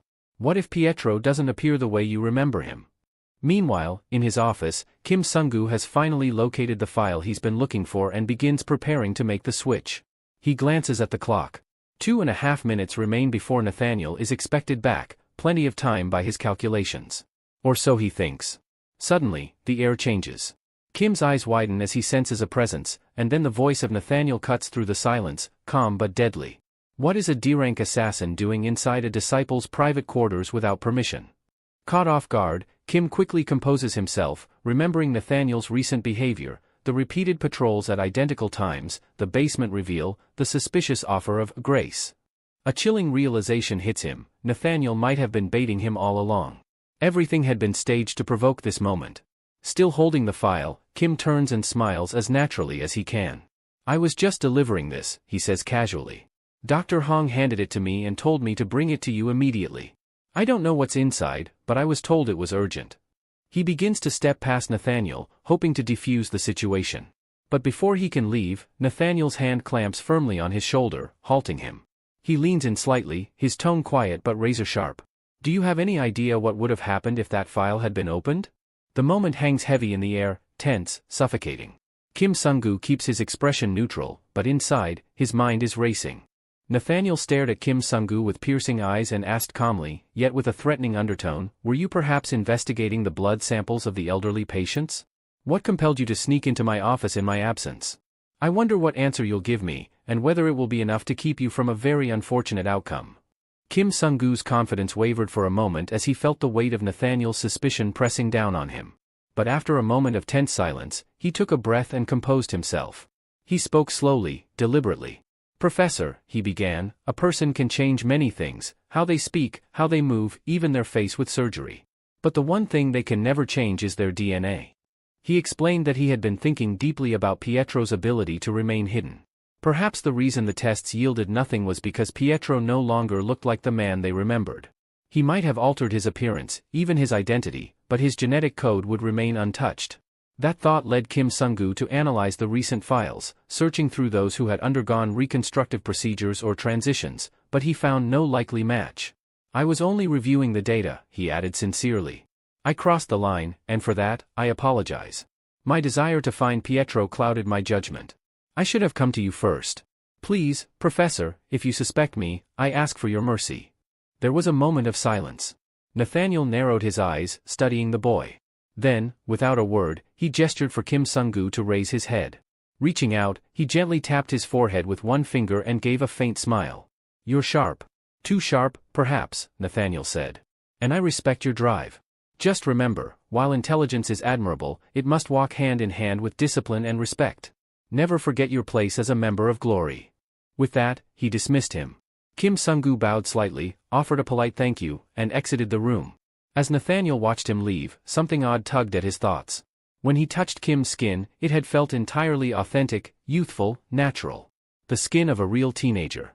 That brief contact erased the last shred of doubt that Kim Sung-gu might have been hiding something greater. Turning back to his tablet, Nathaniel pulled up the last image of Pietro, captured via a grainy surveillance camera. He stared at the screen with fascination. Pietro still eluded him. And that fact alone gnawed at him more than any other failure. He remembered the place where Pietro had once been praised most, an underground arena where power ruled and anything was permitted. No laws, no limits. Only combat. The champion of that brutal realm had been Carter Pogman, a monstrous man known for his infamous killer kick. His legs were said to be the strongest in the world. But even Carter had fallen. Nathaniel had crushed him, tearing off his legs to make a point. Then there had been the man with the world's strongest fists. Nathaniel had killed him too. He eliminated the mightiest gang on Earth, wiping them out entirely. One by one, he hunted the strongest humanity had to offer, and triumphed over all of them. But despite all that, there was still one title he couldn't claim, the best in the world. Because Pietro was still out there. Nathaniel clenched his jaw in frustration. What irked him more than anything was the reverence others still had for Pietro. His name was spoken with admiration, even fear. And Nathaniel, despite all his victories, hadn't met him once. Why am I the only one who hasn't encountered him yet? He muttered to himself. Then a thought struck him, perhaps the last person Pietro made contact with held the key to his whereabouts. Without hesitation, he turned to his assistant and ordered, "Bring Lee Yuna to me." Immediately. Outside the towering hospital building, Lee Yuna stood beside the brothers, who eyed her with open curiosity. One of them tilted his head and asked, "Why are you here, Lee? You're not even part of the team assigned to track down Pietro." Lee Yuna glanced at them, clearly annoyed by the question. "I'm here for personal reasons," she said coldly. But their stares didn't waver. "You sure?" the other brother asked. "We saw you heading toward Nathaniel's office earlier. Did he give you some sort of secret mission?" Lee scoffed, rolling her eyes. "You guys don't know anything," she muttered under her breath, dismissing their suspicion as baseless. Just then, a suited man with a cold aura approached them. It was Santos, a ranked undertaker and Nathaniel's trusted aide. He stepped directly in front of Lee Yuna. "Lee Yuna," he said in a flat tone. "Nathaniel wants to see you. Now." Her eyes widened in surprise. "Why? Did he say what it's about?" Santos shook his head. "I wasn't told. My job is only to bring you." The brothers exchanged startled glances. Even they were taken aback by the fact that a high-ranking operative like Santos had been sent for her. Lee Yuna hesitated, clearly anxious, but eventually nodded and followed him. Moments later, Lee Yuna sat stiffly in a chair beside Nathaniel in his private office. The atmosphere was cold and heavy. He turned his head slowly and asked, "How did you manage to survive that night? Others, disciples far stronger than you, couldn't hold out against Pietro. And yet, you came back alive." She didn't respond immediately, unsure where the conversation was heading. Nathaniel continued. "Initially, I thought Pietro might have spared you," he mused. "But then I remembered Park Sang-doo and the ranked killer, sir. You're not special, Yuna. Your only ability is wielding a knife. There's nothing extraordinary about you." Lee Yuna knew he had no hard evidence. So, she chose silence, hoping to maintain the illusion of ignorance. "But here's what I think," Nathaniel said, leaning closer. "All of us disciples have come to the same theory. You survived because Pietro helped you. Maybe at the octopus's hideout. Maybe when Park Sang-doo was there. And if that's true..." He stood abruptly, placing both hands firmly on the table, leaning in so close she could feel his breath. "Then you must have made a deal with him. But what do you have that Pietro would want? You're from an orphanage. You've got nothing to bargain with." Lee Yuna remained frozen. Nathaniel then struck her where it hurt most, her family. "You can't afford to die or disappear," he said. "Because your brother, Eugen, is in the hospital with severe hemophilia. I know he's been suffering for years. The doctors say he likely won't make it another 3." He paused. "But there's a cure," he said slowly. A single dose of the blood serum developed by Divine Honor Hospital, worth 4.5 billion won. If I give him that injection, he'll survive. He'll be normal again. Lee Yuna's voice trembled. What do you want in return? Nathaniel smiled faintly. Simple.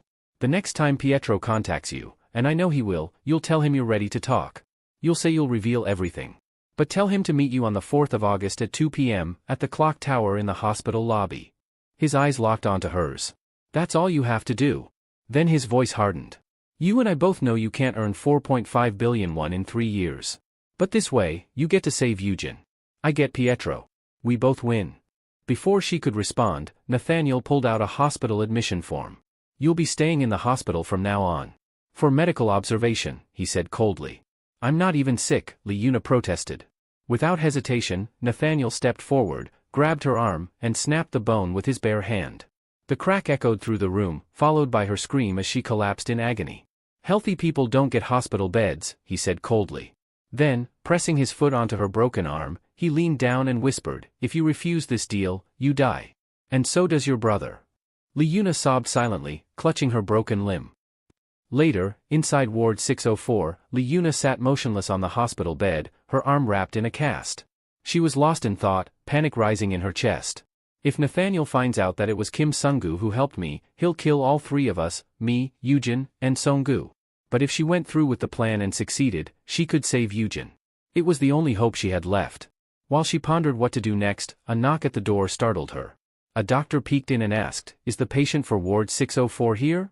Lee Yuna nodded, still dazed. "Yes, that's me."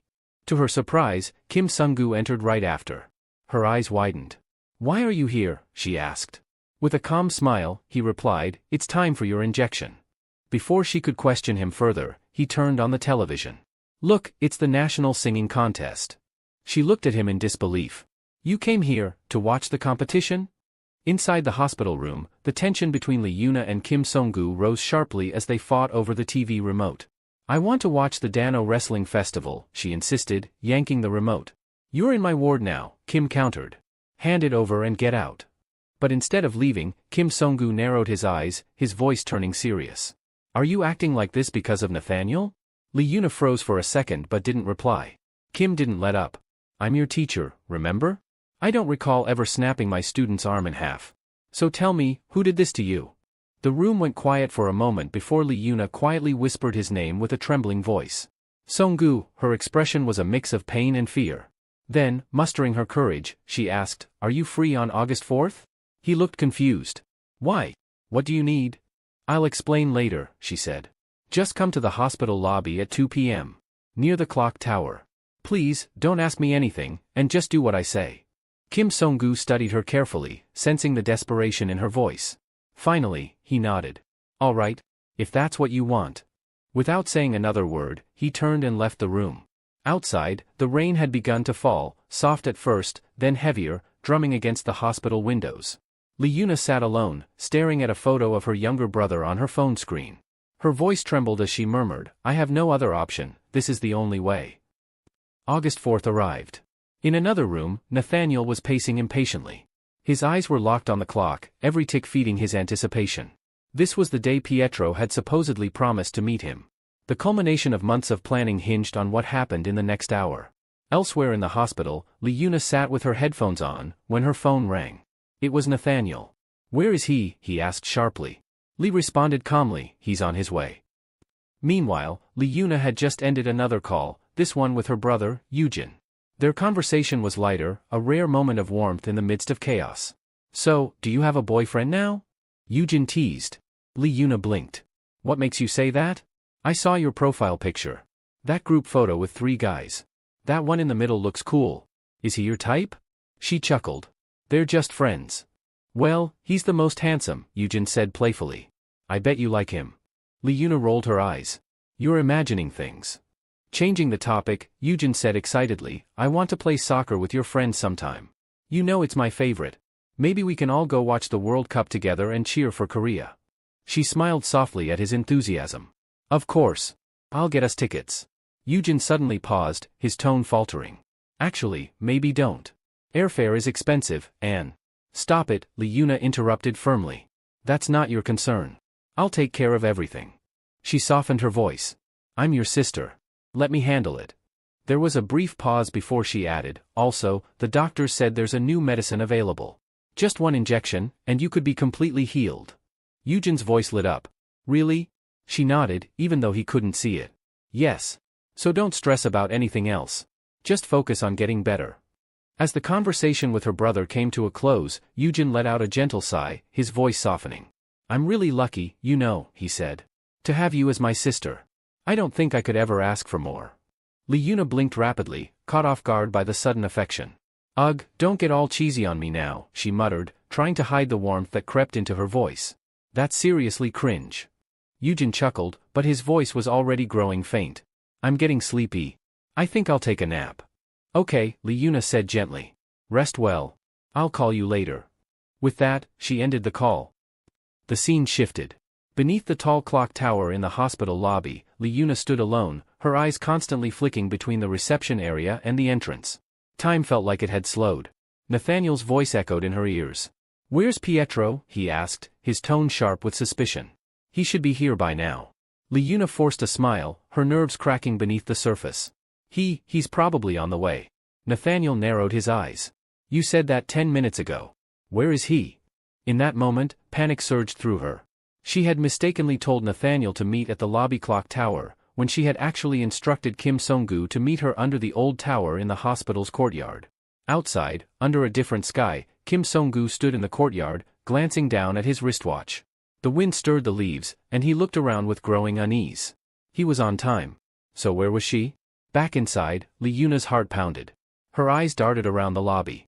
Men in plain clothes, nurses who weren't really nurses, guards who stood too still, Nathaniel's enforcers were stationed everywhere. Reception desk. Waiting area. Elevator halls. She recognized their subtle movements, the way they communicated with brief nods. They weren't here for her. They were waiting for Pietro. She clutched her trembling hands together. If they find out it's Kim Song-gu, they'll kill him instantly. Octopus was dead because of him. And Nathaniel, if he learned that truth, would have Kim Song-gu executed without a second thought. No matter how skilled Song-gu was, he couldn't take on those two assassins alone. Not when they moved like shadows and killed without mercy. Liuna bit her lip, her thoughts swirling. At first, she had doubted Kim Song-gu, his sudden appearance, his strange interest in her life. But slowly, something had changed. For the first time in forever, she felt human again. Sharing a meal. Talking without fear. Being seen for her strengths rather than her mistakes. He wasn't perfect, but he had treated her like she mattered. Genuinely. Sincerely. And she couldn't hand over someone like that to die. Nathaniel's voice broke through her thoughts. I asked you a question. Her mouth went dry. I haven't seen Pietro since that day. He never called me again. A lie. A desperate one. But necessary, for her brother's life, and Kim Song-gu's. Nathaniel studied her. His expression darkened.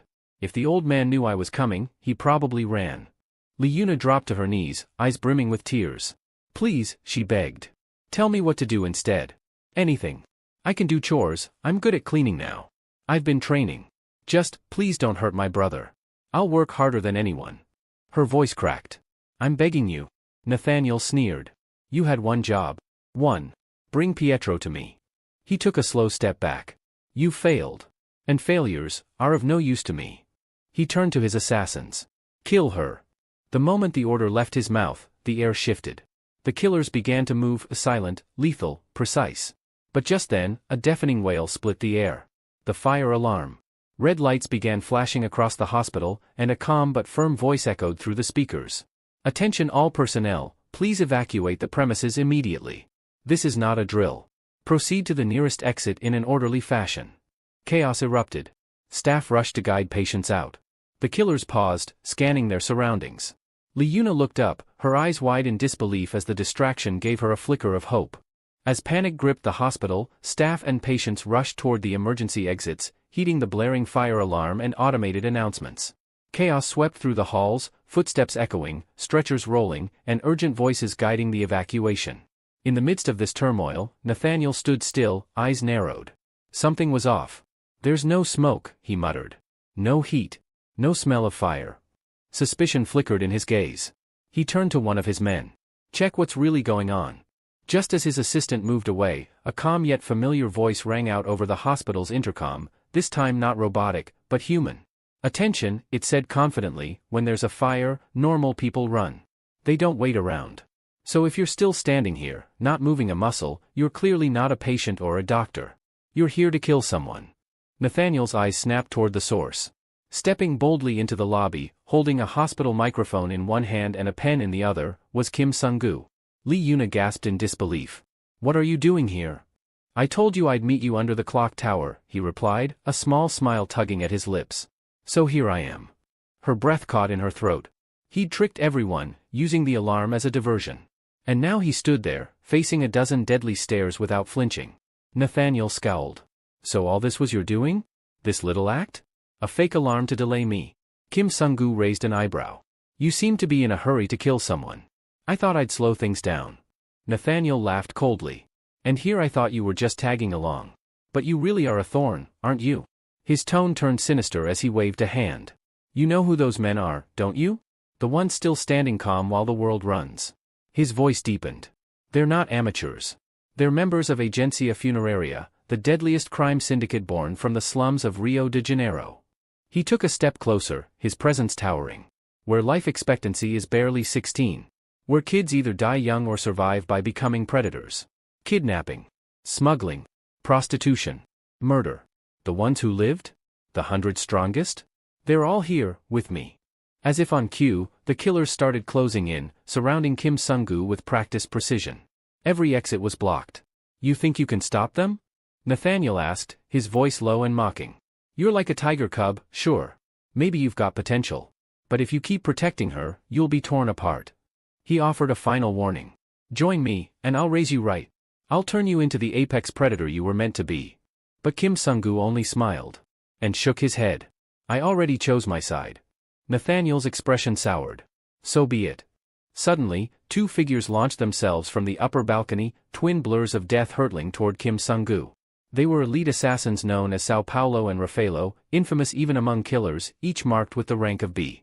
D-rank tiger, they roared as they descended. You think you can stand against us? In a blink, they closed the gap.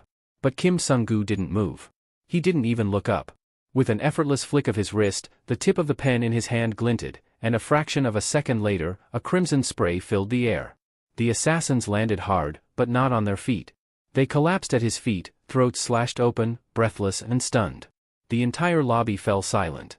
Gasps rippled across the room. Even Nathaniel's eyes widened, just slightly. Kim Sung-gu casually twirled the bloodied pen between his fingers. I may be rank D, he said coolly, but numbers don't decide who walks out alive. Nathaniel couldn't help but acknowledge the precision behind Kim Sung-gu's strike. Taking down two elite assassins mid-air without sparing them a glance, and hitting exactly where it would end their lives instantly, was no simple feat. Even he, with all his years of leading trained killers, was briefly taken aback. With a measured grin, Sung-gu asked coolly, so, still think I'm just a tiger cub? Nathaniel's expression sharpened. Instead of answering directly, he tilted his head slightly and said, do you know how long it takes for a person to die?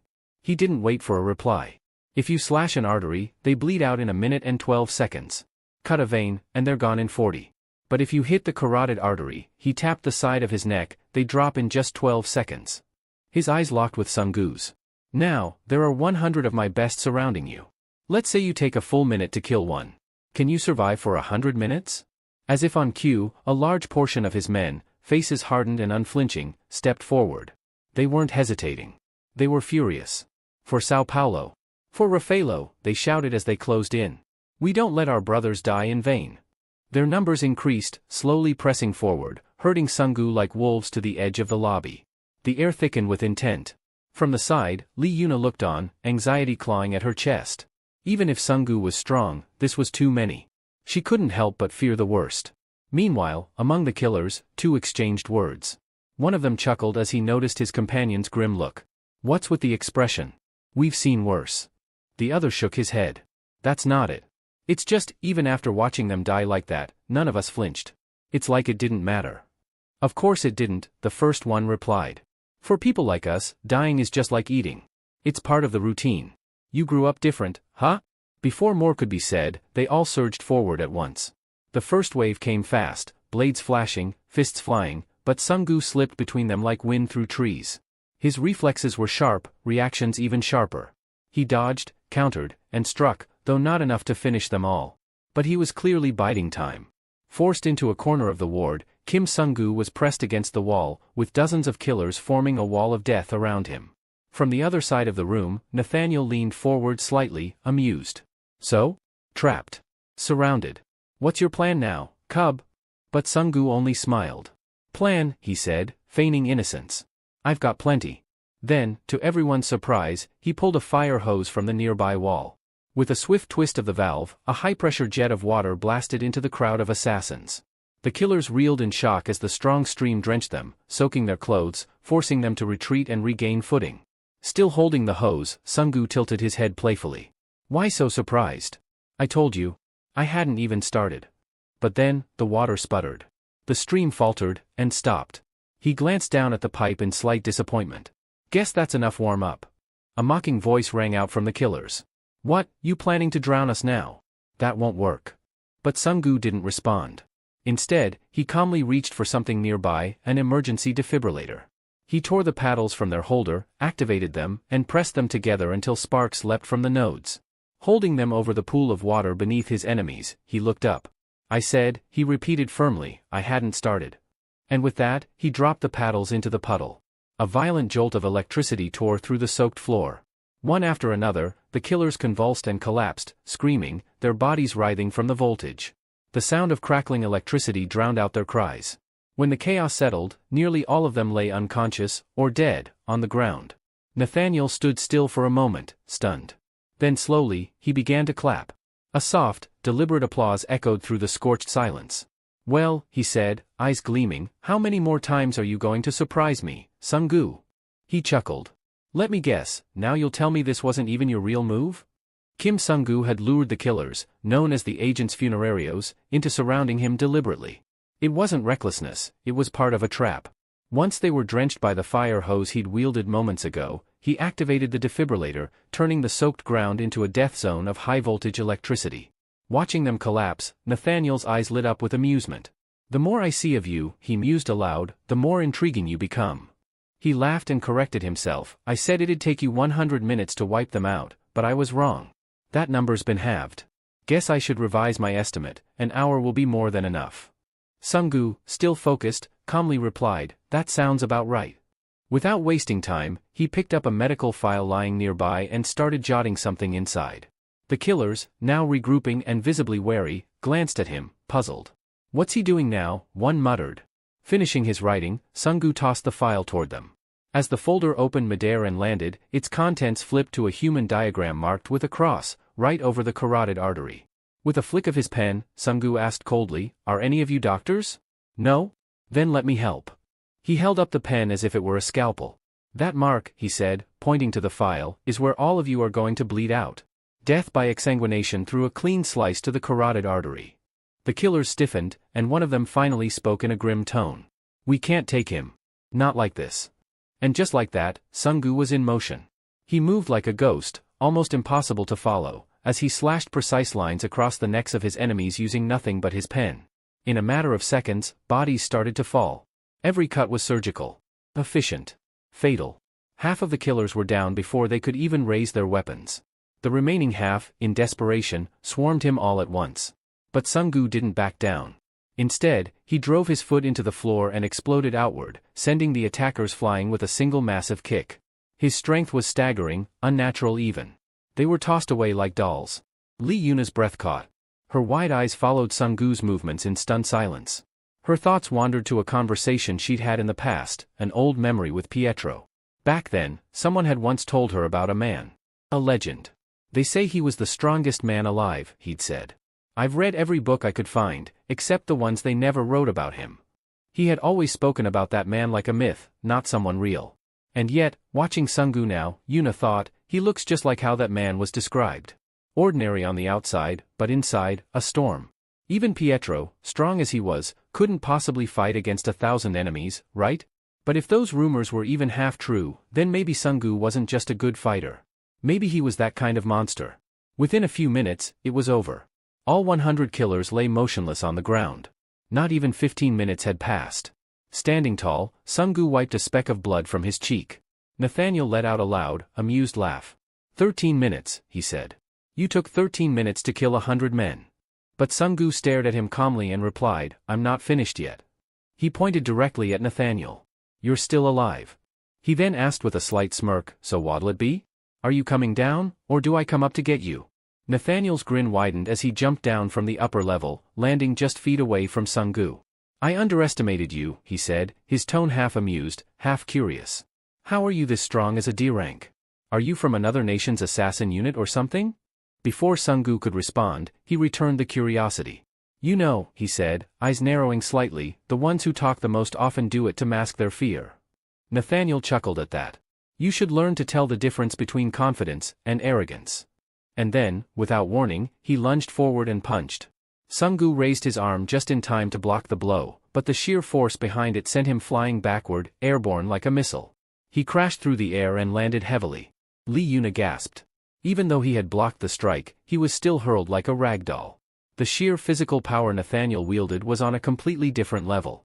Still groaning, Sungu looked up from where he landed, visibly shaken. What the hell? Is he even human? Nathaniel wasted no time in pressing the attack again. This time, his strikes were even faster and more forceful, but Sungu could feel the toll of his previous battle.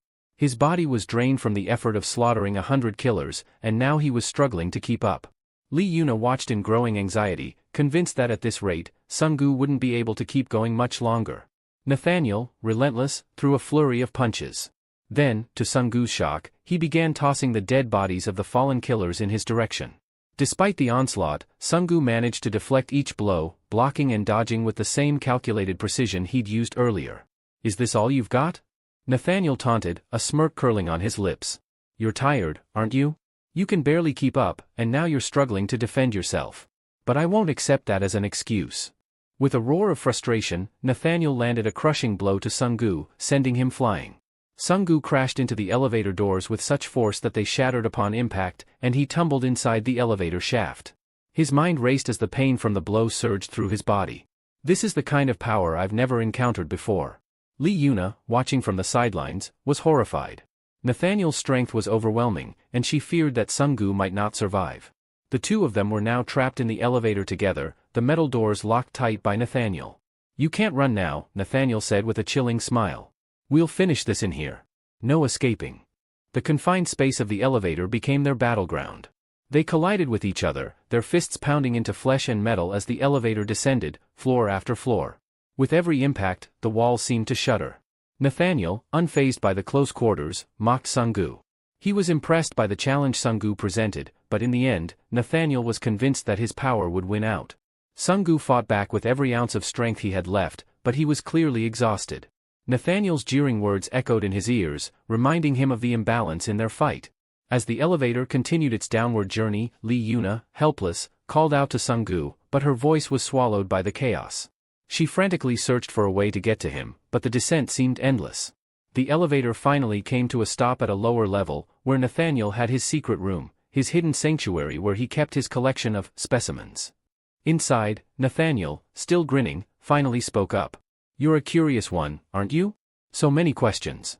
I was supposed to meet Pietro today, but instead, here you are, fighting me. What's your connection to him? Sungu, battered and bruised, was slumped against the elevator wall, barely conscious. Nathaniel smiled, thinking him defeated. He'd broken his opponent, or so he believed. Just like all the others, Nathaniel mused, you'll be like the rest. A pile of meat. But as he peered at Sungu's face, something caught his attention. Despite the beating he'd taken, there was no visible injury. No blood smeared across his features. Nathaniel had poured everything into his attacks, yet somehow, Sungu had dodged it all, just barely, but still alive. Sungu suddenly stirred, pushing himself upright. My apologies, he said with a dry chuckle, I was just getting a little rest. It's not easy, you know, staying entertained. Nathaniel's eyes flashed with fury. Rest? Now you're mocking me. Sungu leaned forward slightly, still weak but grinning. You said you were sincere, right? Well, this time, I'm going to be honest with you. This fight isn't over yet. Enraged, Nathaniel lunged at him with an even fiercer barrage of strikes. His strength and speed seemed to have no limits, but Sungu, despite his weariness, stood firm, preparing for the next round. Meanwhile, in a nearby control room, Pietro's friend, along with her assistant Dong and a subordinate, were monitoring the fight. They had been keeping track of Sunggu's progress, making sure he wasn't overwhelmed. When Sunggu was pushed back, Dong turned to her, concerned. "Are you not worried about your friend?" She simply shook her head, her face unreadable. "No. I'm not worried. I've heard stories about him, fascinating ones. If those stories are true, then this fight won't end so easily."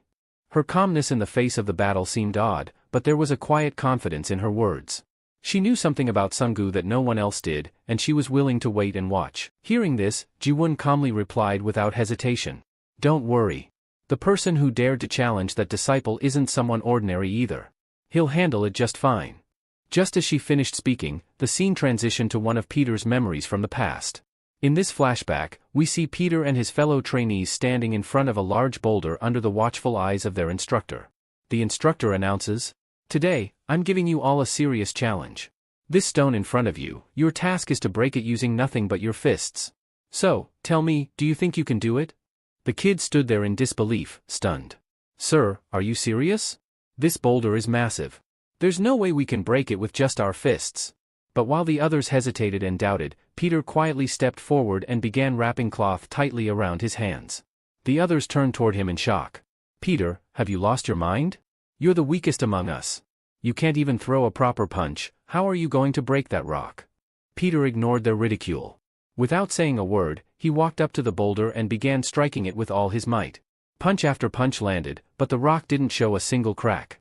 The others laughed at him, mocking his futile efforts, but Peter didn't stop. Evening fell, and Peter was still at it. Sweat-soaked, bruised, and battered, he continued to punch that same rock with unwavering determination. The scene faded to black and then opened up a month later. The same group of students returned to that spot, casually chatting. "Just like I thought. It's been 2 months, and that idiot Peter still hasn't managed to break the rock. What a hopeless fool." But suddenly, one of the girls gasped. "Guys, look over there."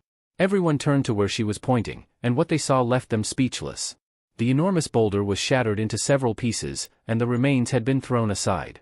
Peter had already destroyed multiple boulders, without anyone noticing. The scene snapped back to the present. Peter and Nathaniel clashed again. Their fists moved at blinding speed. But this time, something unexpected happened. Peter didn't strike with a punch. Instead, he grabbed Nathaniel's fist mid-air, stopping it completely. Nathaniel's eyes widened in disbelief. You're not normal, are you? How in the world did you stop my punch?" Peter calmly replied. "Nathaniel was the one who charged in, not me." Confused, Nathaniel asked, "What are you even talking about?" But before he could react, Peter struck Nathaniel's neck with a powerful blow, sending him flying backward through the air. Nathaniel crashed violently, and Peter didn't give him a moment to recover. He rushed forward, launching a relentless barrage of punches. As he attacked, Peter spoke through clenched teeth. "I asked about the car earlier because after this, you'll feel pain worse than getting hit by one." Then, with a final thunderous strike, Peter sent Nathaniel crashing into a large cube-like structure. The force was so intense that the water stored inside splashed all over Nathaniel's body. But even after all that, Nathaniel stood back up. He laughed as he looked at Peter and said, "Is that all you've got, Kim? You've only landed a few attacks, but both your arms already seem badly injured." Nathaniel removed his upper garment, revealing something that made Peter freeze. His eyes widened in shock. What the hell has he done to his body? Is that even human anymore? The camera slowly panned over Nathaniel's body, revealing a terrifying and refined muscular structure, something not achievable by ordinary means. It looked almost artificial, perfected. Nathaniel grinned, his expression filled with excitement. "You know, Kim Sunggu, I'm really starting to enjoy this fight. So please, don't disappoint me now. Let's keep going." We see Peter staring at Nathaniel in complete shock. Nathaniel, grinning confidently, says, "I bet you've never seen a body like this before. Let me explain, my body is evolutionary." Hearing this, Kim is visibly stunned. He struggles to understand what Nathaniel actually means. So Nathaniel elaborates. "My body is anti-fragile. Which means, even if you want to hurt me, you won't be able to. The more pain I experience during battle, the stronger my body becomes. I've performed countless experiments on myself, altering my physiology, reshaping my entire body. Now, my body is a weapon." As he says this, Nathaniel dashes toward Kim with immense speed and shouts, "And do you know what that means? It means you're going to die." In a blink, Nathaniel grabs Peter by the neck and slams him into the ground with brutal force. The impact causes a cloud of dust to explode into the air. Laughing, Nathaniel declares, "No one's ever broken free from my grip, not after I've gotten a hold of them." But to his shock, he sees Kim sitting far away, completely unharmed. Nathaniel's expression turns serious as he mutters, "I grabbed him with my full speed. How did he escape?" He recalls how Kim had pulled his head back and wedged his arms between Nathaniel's grip just in time to break free. No way. How can someone have such lightning-fast reflexes? Is he really just a D-rank killer? Meanwhile, Peter is thinking to himself, "For a moment, even I thought he had me. But I detected his move just in time. Still, it feels like someone shoved needles into my hands. His strength is unreal. I remember. He crushed an experiment subject's skull with just his grip. If he ever manages to hold me properly, escaping would be impossible." As Peter strategizes, Nathaniel grins again and says, "Kim Sung-gu, you really are extraordinary. Fighting you is actually fun." He continues, "Even though you're just a D-rank killer, you've got real talent. I saw your medical reports, and based on that, I believe you have the potential to become an A-rank killer someday. But even then, you can't defeat me. My body grows stronger during battle, while you only get weaker." He pauses, then smirks. "Still, I'll give you a chance. If you kneel in front of me and beg for your life like a dog, I might consider sparing you." Peter, pretending to consider it, replies, "Seems like I don't have much of a choice." Hearing that, Nathaniel's eyes light up with wicked joy. "So you finally see reason. Don't worry. I won't let your body go to waste. I'll use it well for my next set of experiments." At the same time, we shift to the blind girl and her subordinate, who are watching the entire fight from afar. The subordinate says, "Master, what is Kim doing? If he gives up now, Nathaniel will extract all our information. We'll all be in danger." Back in the arena, Peter slowly lifts his sleeve, exposing his forearm. Seeing this, Nathaniel frowns. "What are you doing?" Peter calmly replies, "You know, when kids make mistakes, their parents, or someone, has to discipline them. Not out of hate, but to teach them a lesson so they don't repeat it. That's why I've decided to discipline you." He clenches his fist. "I'll beat the arrogance out of you. I'll make you a better person." This provokes Nathaniel. His face twists with anger and excitement at the same time. He growls, "You dare talk down to me?" Fueled by rage and thrill, Nathaniel launches toward Peter with blazing speed. Peter, equally determined, charges forward to meet him head-on. The fight erupts. Blows are exchanged at breakneck speed. The entire area echoes with thunderous impacts. We see Peter now dominating the fight, pummeling Nathaniel mercilessly, not even giving him a chance to counterattack. The sounds of their violent clash are so intense that, from a distance, the blind girl turns toward her subordinate and says something, her expression unreadable. The blind woman, startled by the deafening noise, asks, "What in the world is going on? Where is all this noise coming from?" Her subordinate, watching the scene unfold, replies with uncertainty, "Madam, I honestly don't know what's happening here. But one thing I can say for sure, those two out there, they aren't humans. No, they're monsters. Two monsters fighting one another." The scene cuts back to the battle, where Nathaniel is locked in a fierce fight with Peter. As the blows intensify, Nathaniel begins to think to himself, "Kim Sung-gu, he's stronger than I expected.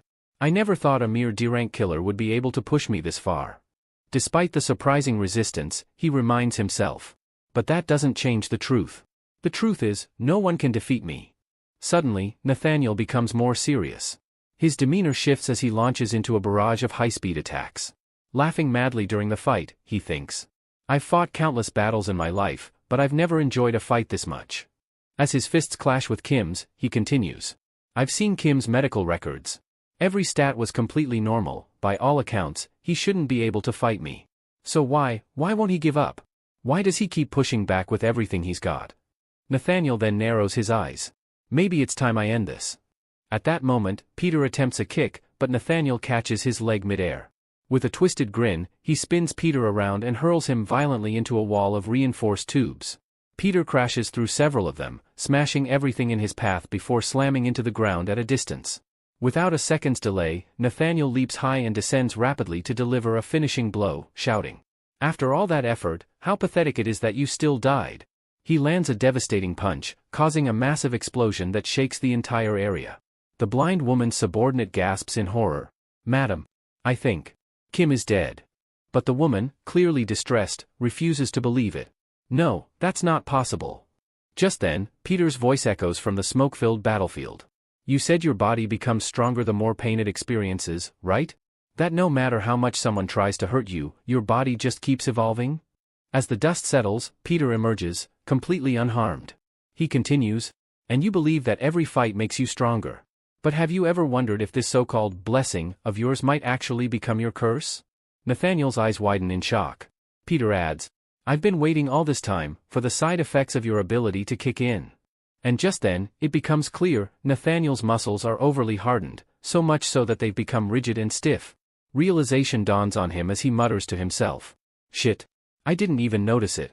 I got so caught up in fighting him. I ignored what was happening to my own body. He grits his teeth, this shouldn't be happening. Someone like Stefan? I could beat him with ease. But I haven't even landed a clean hit on this bastard. He's dodged everything. Peter steps forward and says calmly, Give up, Nathaniel. But Nathaniel refuses to believe it. No. This can't be. I've fought some of the world's strongest fighters. I tortured myself with years of cruel experiments to strengthen this body. There's no way I'm being beaten by some D-rank killer. Suddenly, Nathaniel starts laughing. Then, with a crazed look in his eyes, he peels off a sticker from his shoe and swallows it. He laughs harder and says, Kim, did you think I'd come unprepared? I always carry antidotes tailored for my body's conditions. And now that I've taken it, a horrifying transformation follows. His muscles start healing, regenerating instantly, but his eyes turn blood red. Blood drips from his mouth as he growls. Because of you, my body has hit its limit. I only have 3 minutes to fight at full power before something terrible happens to me, but 3 minutes is all I need to kill you. Fueled by rage and adrenaline, Nathaniel charges forward with terrifying speed, launching a full-power assault. But Peter stands his ground. The final battle begins. Both fighters clash with full force, each blow sending shockwaves across the area. Their speed, power, and precision are beyond human capabilities. It's a collision of two monsters. Even as the blind woman and her subordinate watch from afar, Nathaniel narrates in his head. I've fought the strongest martial artists this world has to offer, but I've never, not even once, encountered someone like him. The stage is now set for the final showdown. I don't understand how this is happening, but somehow, I'm not even able to land a single hit on him, and that's despite the fact that my speed is clearly far greater than his, and my strength is in no way inferior either. As this thought lingers, we see Kim skillfully dodging all of Nathaniel's attacks at an incredible speed. Suddenly, Kim spins and lands a sharp, powerful kick to Nathaniel's head. Nathaniel, reeling from the blow, starts to reflect. I've been wondering all this time. Kim's medical report shows that all his body stats are completely normal. So how is he this extraordinary in combat? But now, I think I finally understand.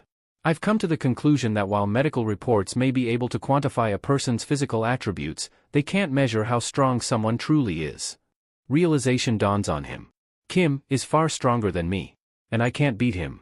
His condition worsens. He's exhausted, injured, and stunned by Kim's resilience and speed. Kim may be young, but his experience surpasses mine.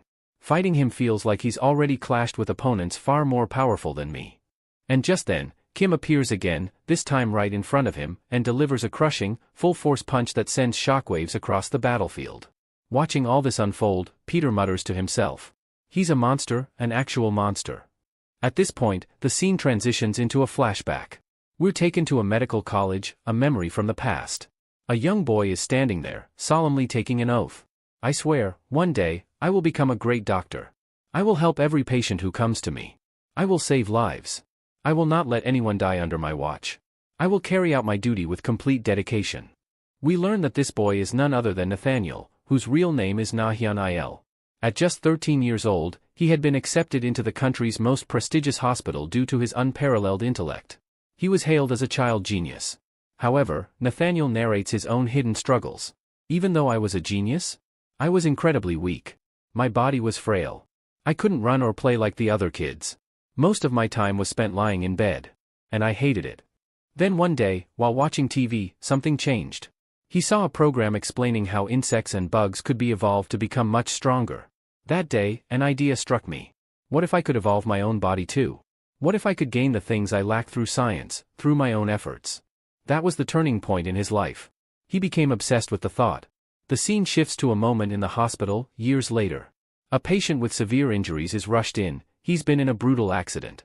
The hospital staff murmurs about his identity. This guy is a serial killer. He was trying to escape after murdering someone, but got into an accident. After knowing this, everyone hesitates to treat him. One doctor, in particular, stands out for his professionalism, treating this man with the same care as any normal patient. That doctor is none other than Nathaniel, now known as Nathaniel. That day, after many years, I witnessed something I'd never seen before. A human body, so powerful, so well-developed, so resilient, it shocked me. He was stunned. The killer's body, despite the injuries, was built like a fortress. I couldn't understand, how could a person have a body this strong? And from that day on, Nathaniel became obsessed, not just with saving lives, but also with creating the strongest possible version of himself. I was incredibly curious. I wanted to know, what exactly was inside that person's body. At first, I tried convincing myself that it was wrong, that what I was thinking shouldn't be done. But the curiosity kept growing, overwhelming me, until I lost all self-control. And that day, I did the unthinkable. I completely opened up that person's body, dissecting it piece by piece. I examined every organ individually, checking every internal structure to uncover its secrets. But, because of that, the person died. I panicked. I was horrified by what I had done. Terrified, I abandoned the hospital that very day, and vanished. For several years, I disappeared from the world. I hid in a small city in South America. But even during that time, I never stopped experimenting. Because that city was overflowing with dead bodies, bringing them to my lab, and continued my research on them. And eventually, I found a way. A way to make my own body stronger. So I began experimenting on myself. Day after day, operation after operation, I enhanced, evolved, and restructured my body. And finally, I created a body that was unbelievably powerful. A body far stronger than that of any normal human. After that, I started challenging the strongest martial artists in the world, one by one. And I defeated them all. I thought I had reached the pinnacle. I thought I was unmatched. But now, looking at the present moment, I can't believe it. 30 years of research, 30 years of pain, struggle, and sacrifice, have all gone to waste. Just then, we see Peter land a devastating kick on Nathaniel, sending him flying across the lab. The lab is now completely destroyed, debris and shattered equipment lying everywhere. We see Nathaniel, barely conscious, looking down at his body. His mind races with disbelief. Kim destroyed my body completely. His attacks weren't just powerful, they were surgical. Every single one of my internal organs has been shattered. My body is no longer functioning. He realizes. This is the end for me. At that moment, Peter walks up to him and says, "Don't move your body. If you try to move even a little, you'll die faster." Nathaniel replies with a weak smile. "I know. But Kim, there's one thing I still don't understand. Why are you so strong? I'm older than you by decades. I spent 30 entire years researching, experimenting, turning my body into a living weapon. So how are you still stronger than me?" Peter hears this and responds calmly. "Well, even if I told you, you probably wouldn't understand." He turns around and begins to walk away. "You thought experience made you superior. But you've misunderstood what experience really means. The things I've endured over the last 70 years, that's real experience." Nathaniel's eyes widen in shock. 70 years? A memory hits him. He recalls hearing that when Peter was first brought into the orphanage, he was just 10 years old. And ever since then, for 70 years, he has been walking the path of a killer. Nathaniel's thoughts spiral. 70 years as a killer? No, that's impossible. But even as he tries to reject the truth, he chuckles weakly. "Peter, fighting you was one hell of an experience." And with that final breath, Nathaniel dies. The narration shifts to the aftermath. We're told that when the people from Glory Hospital arrived and saw the horrific condition of the facility, they were shocked beyond belief. But they immediately took control of the situation. They cleaned the entire hospital thoroughly and made sure no information leaked to the outside world. Despite the chaos, no trace or evidence could be found that revealed what truly happened inside that lab. After investigating the situation thoroughly, the officials finally reach a conclusion: it was Peter who killed all those people. In the next scene, we see a vehicle traveling along a road. Inside, Jay speaks up and says, "Teacher, now that we've returned from the hospital, I wanted to ask, is there any way we can quickly raise our ranks?" Hearing this, their teacher snaps back. "Idiots! Do you seriously think it's that easy to raise a killer's rank? Fools like you couldn't raise your rank even if you spent your entire life trying." Hyung responds indignantly. "Teacher, you're being too harsh. We're not that useless. We've been training hard for quite some time now, and I really believe we're finally ready to raise our ranks." Jay nods and turns to another member of the group. "What do you think, Yuna? Am I wrong?" Yuna, sitting quietly next to Peter, answers softly, No, you're right. Peter, sitting silently beside her, watches her closely. At that moment, Yuna is lost in thought. Everything seems to have ended well, then why do I still feel so sad? Is it because I still can't save my brother? A flashback plays. Nathaniel had once said to her, "Don't worry. I have a medicine that can heal your brother, but a single injection costs $4.5 billion. If we inject it into your brother's body, I'm sure he'll recover quickly. But for that, you'll have to do exactly as I say." Back in the present, Peter notices Yuna's somber expression and asks, "Yuna, are you thinking about your brother again?" She quickly responds, "No, it's nothing. It's just that, everything was destroyed with Nathaniel anyway. So what's the point?" Peter reassures her, "Yuna, you don't need to worry so much. I'm sure you'll find a way to save your brother. I believe in you." Yuna smiles faintly. "Maybe you're right. I shouldn't think too much about it now." We then see the group returning to their school. One by one, they head to their respective hostels. As Yuna starts walking away, Peter calls out, "Yuna, where are you going? Don't you think that box is for you? Aren't you taking it?" She looks at the box and says, "This? It's not mine. I think it belongs to the teacher. He must have forgotten it here." Peter replies, "Maybe, but why don't you take it anyway? Who knows, maybe Eugene will like it." Yuna freezes for a moment and looks at Peter in surprise. How do you know my little brother's name is Eugene? You're really strange sometimes." She bends down, picks up the box, and slowly opens it. "I wonder what's inside. Is it some kind of gift?" As she opens it, her expression changes. Her eyes widen. Her emotions surge. Tears start streaming down her face. Inside the box are the very same expensive injections Nathaniel had once mentioned, the medicine that could save her brother's life. Peter, walking away, says gently, "When we were fighting, I made sure nothing happened to those injections." Yuna, overwhelmed with joy and relief, hugs the box tightly to her chest and starts crying. She had finally found hope, something she had almost given up on. The scene then transitions to Glory Hospital, where the head of the Glory organization is present. One of his subordinates reports, "Sir, all the patients from this hospital have been safely transferred to our other facilities. But, it's honestly unbelievable that such a massive fight happened among humans." The boss asks in a serious tone, "Are you absolutely sure that the person involved was Peter?" "Yes, sir," the subordinate replies. The CCTV footage clearly captured one person, and it was Peter. No one else was seen.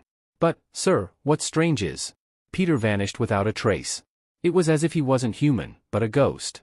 Just then, another person in the room exclaims, "A ghost? What did you just say?" The first subordinate hesitates and stammers, "No, I didn't mean ghost. I misspoke." But the other person cuts in, "No, I heard you clearly. You said Peter is like a ghost." Panic sets in. The first man trembles and backs away. "No, I didn't say that. I swear." Suddenly, deep gashes start appearing all over his body. Within moments, his entire body explodes violently, leaving everyone in the room horrified. We are shown that the person who killed the subordinate is actually a girl. As she appears on the scene, she casually says, "Boss, I killed one of your subordinates. You're not mad at me for that, right?" To this, the boss calmly replies, "Of course not. After all, how could anyone dare steal your name?" Hearing this, the girl responds with a smirk. "It really is such a shame. Nathaniel died at the hands of a 65-year-old man. I guess I'll have to handle that old geezer myself now." We're then introduced to her title. She is known as the Sword Ghost. Rank, Disciple. We shift to a scene featuring the instructor, who appears quite serious. He announces to her team, "A new mission has come in. You all are being sent to a school for volunteer duty." Upon hearing this, Hung looks disappointed. "Seriously? Is this how much the Glory organization values me? We just completed a mission recently, and they're already throwing another one at us." Jay chimes in jokingly, "That's because we've become too popular. This is the downside of fame." Watching the two, Yuna thinks to herself, "These two are complete idiots." Meanwhile, their instructor warns them sternly, "Listen carefully, you cannot afford to fail this mission. It's extremely important for our school." We now move to a new location, an island. Jay and Hung arrive, looking around confused. What kind of volunteer mission is this? Did our instructor send us on the wrong mission? They find themselves at a school for young children, assigned as volunteers. Volunteer duty involves members from major schools visiting smaller schools to help with chores like cleaning, maintenance, etc. Seeing this, Yuna remarks sharply, "You both really are idiots. The teacher told us what this was about, but you two were too excited to pay attention." After hearing this, Jae and Hung dramatically collapse to the ground in disbelief. What kind of joke is this? We thought it was a serious mission from the Glory organization, and instead, we've been given cleaning duty? We're not doing this. Just then, they hear a woman's voice. A young woman appears, asking, "Are you the volunteer sent here?" We find out she's a teacher at the school, and her name is Yeejin. Upon seeing her, both Jae and Hung instantly perk up and reply enthusiastically. "Yes, ma'am. We're the volunteers. Please tell us everything you need help with, we're ready to assist." They immediately begin pulling weeds, cleaning flowers, and helping out around the school. The teacher tries to stop them, but they're already in full work mode. Watching this, Yuna mutters, "These two are hopeless idiots." Yuna turns to Kim, saying, "I honestly don't understand why we were sent here. This place is 500 kilometers from our school. Why would the Glory organization assign us something so trivial?" Peter, who's been quiet, suddenly speaks up as he walks away. "I don't know the reason either, but if we've been assigned the mission, we have to complete it." This makes Yuna suspicious. What's gotten into him today? Later, Jae and Hung ask the teacher, "Ma'am, you look so young. Are you a student here too?" The teacher replies, "Why do you keep complimenting me? I already told you, I'm a teacher." Just then, Yuna arrives and scolds them. "Idiots! If our instructor finds out you were flirting with a teacher, he'll beat you senseless. Go focus on your work." Soon, a strange man arrives, the gatekeeper of the school. He cheerfully says, "Welcome to UIL school." He bursts out laughing uncontrollably, and begins talking to Peter and Yuna, saying, "You'll be surprised to know, there's only one school on this whole island." He laughs again loudly, to which Yuna says, "Sir, can you stop laughing? You're being really weird." Ignoring her, the gatekeeper adds, "There's a lot of cleaning work left behind the school. I'll show you the way." Yuna watches him and thinks, "This guy is strange. I can't tell if he's an idiot or just pretending to be one." Suddenly, a group of people arrives.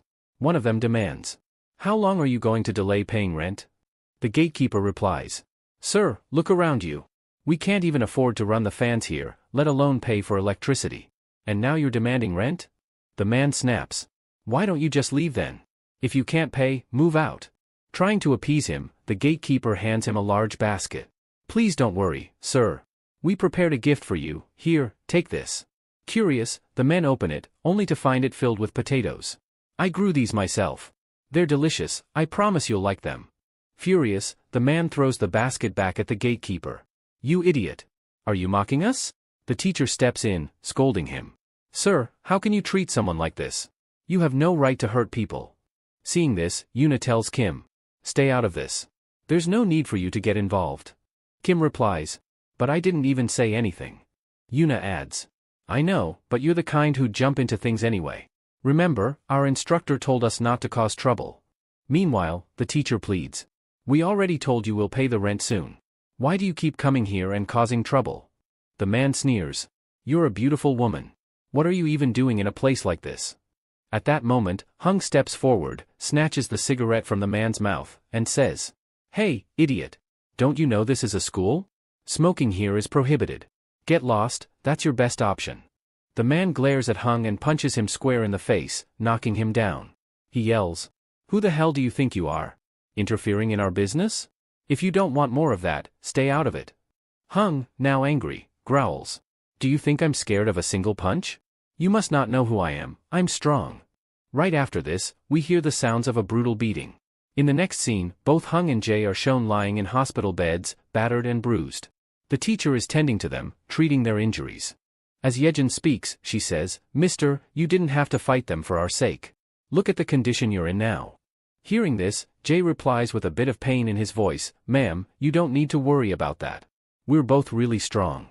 This wasn't such a big problem for us." Just then, we see the gatekeeper arrive, and he looks upset. He says, "You two are students.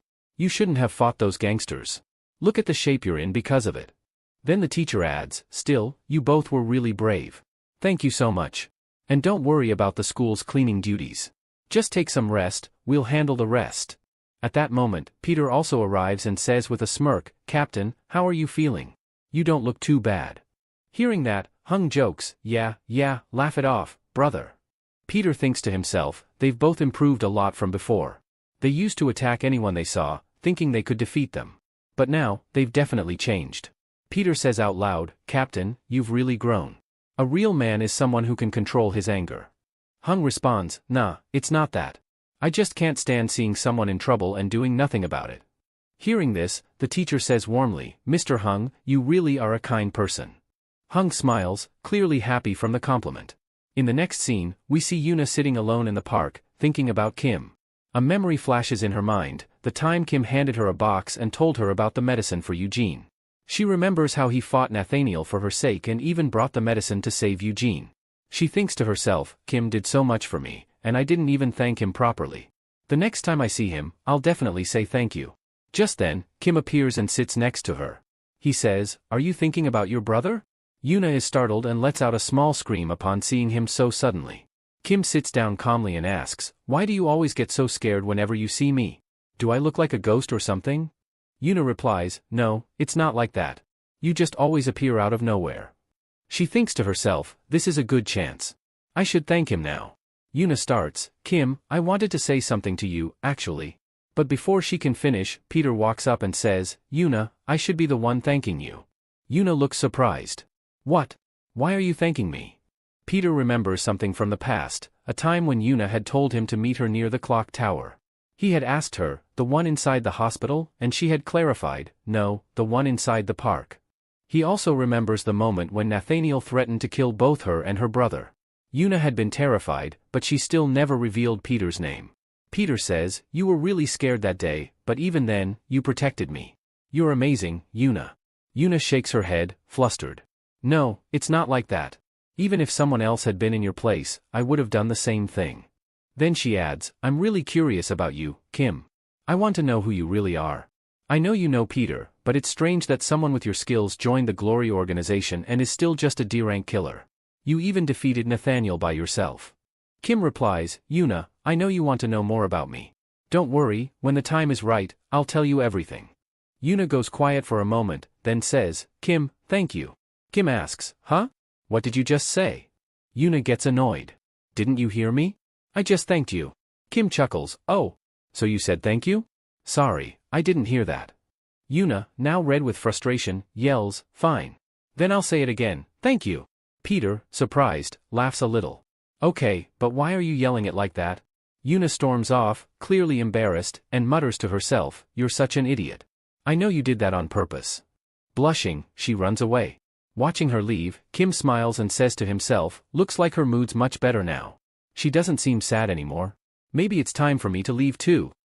In the next scene, we see Kim back inside the school building. He's walking through the hallways and eventually stops in front of the gatekeeper's room. He knocks and says, Sir, I had some free time, so I came here. Kim enters the gatekeeper's room and says, if you have any work that I can help with, I'd be happy to assist. Hearing this, the gatekeeper laughs and says, Kid, what are you doing here? You're still so young. You shouldn't be working so hard already. You should be out enjoying your life. He starts laughing heartily, clearly amused, but Kim doesn't say a word. He simply stands there quietly. Seeing that Kim doesn't respond, the gatekeeper says, well then, if there's nothing you can help with, I suppose you should go. As Kim begins walking away, the gatekeeper suddenly stands up and says in a serious tone, you may be young, but the scent of blood coming from your body is strong. That means, you've already become an extremely powerful killer at such a young age. At that moment, the gatekeeper takes off his cap. His expression sharpens as he asks, so tell me, what's the real reason you came here? Hearing this, Peter, who had just entered, speaks up, if you already know that much, then I'm sure you also know I didn't come here to meet some ordinary gatekeeper. I came to meet Disciple Simon. Right then, the man who had been posing as a gatekeeper takes off his shirt and draws a massive sword from beside him. Seeing this, Peter says with a smirk, so, should I call you Simon? Or should I address you as Glory's best swordsman? Simon laughs loudly and says, so, you came here after doing your homework. In that case, I'm sure you also know, you won't be leaving this place alive. Then the narrator adds, when two swordmasters clash, a real swordsman only needs one opening. And once he finds it, the fight ends in a single move. But as Simon begins fighting Peter, he's taken aback. He can't understand how Peter is dodging all of his attacks so effortlessly. We see Simon unleashing a barrage of incredibly fast and deadly sword strikes toward Peter, but Peter doesn't strike back. He simply dodges, again and again. Simon speeds up his attacks, thinking it'll catch Peter off guard, but to his surprise, Peter dodges every single blow with ease. Even when Simon uses a special fast strike, One of his most powerful and quickest moves, Peter evades it like it's nothing. Is this guy really the legendary, unbelievable strongest sword master? He mutters, that's why your title is the Swirling Sword Saint. Then Simon raises his sword high into the air and says, you'll be happy to hear this, until now, no one I've ever fought has been able to dodge 10 of my attacks in a row. But you're the second person to do it. Right after, Simon sends another extremely fast attack at Peter, but again, Peter dodges it effortlessly. Simon says, I don't know much about creatures, but I do know this, humans have certain habits they never forget. The way we're fighting and talking at the same time. I've never fought like this before. There's only one person I've ever fought like this with. At this moment, Simon suddenly slams his sword into the ground and kneels before Peter. I, disciple Simon, offer my respect to disciple Peter. Peter just stares at him in silence. Simon continues, brother. I've missed you so much. In the next scene, Simon is speaking again. Is it true? Have you really reincarnated? Peter answers calmly, yes, it's true. And I hope you'll believe me. Simon responds emotionally, of course I believe you, brother. You've never lied to me. I'm genuinely so happy to see you alive. When I first heard that the organization had killed you, I didn't want to believe it. Then Simon adds with a smile, but brother, have you noticed something? You look really cool in this younger form. You've become more handsome than ever. Peter grins, I've always been handsome. It's just that I got older, so people didn't notice anymore. But looking at you, I'm glad to see you're still doing well. Your swordsmanship is as sharp as ever. Honestly, if I hadn't dodged your attacks, you might have actually killed me. Simon bursts out laughing. Brother, what are you saying? There's no way I'd ever harm you. You're like an elder brother to me. You're the one who taught me how to wield a sword. Simon becomes more serious and asks, but tell me, why have you come here now? Peter replies, do you know about the Divine Hospital and a doctor named Nathaniel? Simon answers, yes, I know of him. But a few days ago, someone killed him. I've been wondering who the crazy person was that managed to kill someone like Nathaniel. He pauses, then stares at Peter in shock. Brother, don't tell me, you were the one who killed him? Peter looks him in the eyes and says, yes. I killed him. Simon is stunned. But brother, why? Why are you doing all this? Don't tell me your goal is. Peter nods. Yes. My goal is to destroy the entire Glory organization. Hearing this, Simon speaks with concern, brother, even if you're incredibly strong, don't you think destroying the whole organization is too dangerous? There are killers in Glory that are beyond powerful. Then he adds earnestly, but still, I want to stand by your side. Let me help you. Whoever you want me to take out, I'll do it. But Peter shakes his head. No, you don't need to do anything. Just stay here at the school and live peacefully. Enjoy your life. Simon, nearly begging, says, brother, please, let me come with you. Even though I haven't used my abilities in a long time, I'm still the same old Simon, one of the top 12 disciples. As Simon speaks, he turns to Peter and says, brother, have you forgotten that I'm only alive today because of you? I still haven't been able to forget that night. We are shown a flashback where Simon is about to attack the new leader of the Glory organization. But just as he's about to strike, Peter stops him and says, no, you're not going to do anything like that. As Simon speaks, Peter also starts recalling a memory from the past. Peter begins narrating. 60 years ago, there was a church priest who adopted a large number of children. Out of them, he selected 12. These 12 children were then subjected to brutal training. They were raised in an environment where death was a daily lesson, and over the years, they were transformed into highly lethal killers. Simon and we were 2 of those children. We killed countless people for our Father and carried out all sorts of illegal operations in his name. Peter continues. Then one day, that father brought in another child. This new kid was trained with us.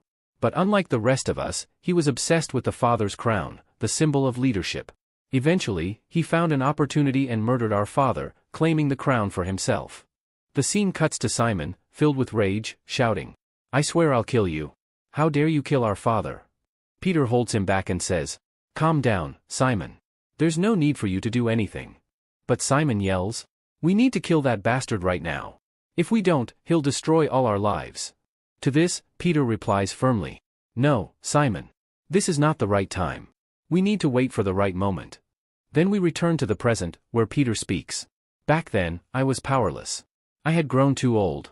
But now, I've acquired the strongest weapon in the world, my youth. So don't worry. This time, your brother alone is enough to bring down this entire organization. With that, Peter walks away. In the next scene, we see everyone getting ready to leave the place. We see a bunch of children clinging to Peter, saying, "This brother is the coolest and most handsome. He's our favorite." Hearing this, Hung gets irritated and says, "Seriously? We've been feeding you since the moment we arrived, and now that we're leaving, you won't even say goodbye to us? You kids are so two-faced." Then, the teacher arrives. She thanks Jae and Hung, saying, "You've helped us so much. I'm extremely grateful."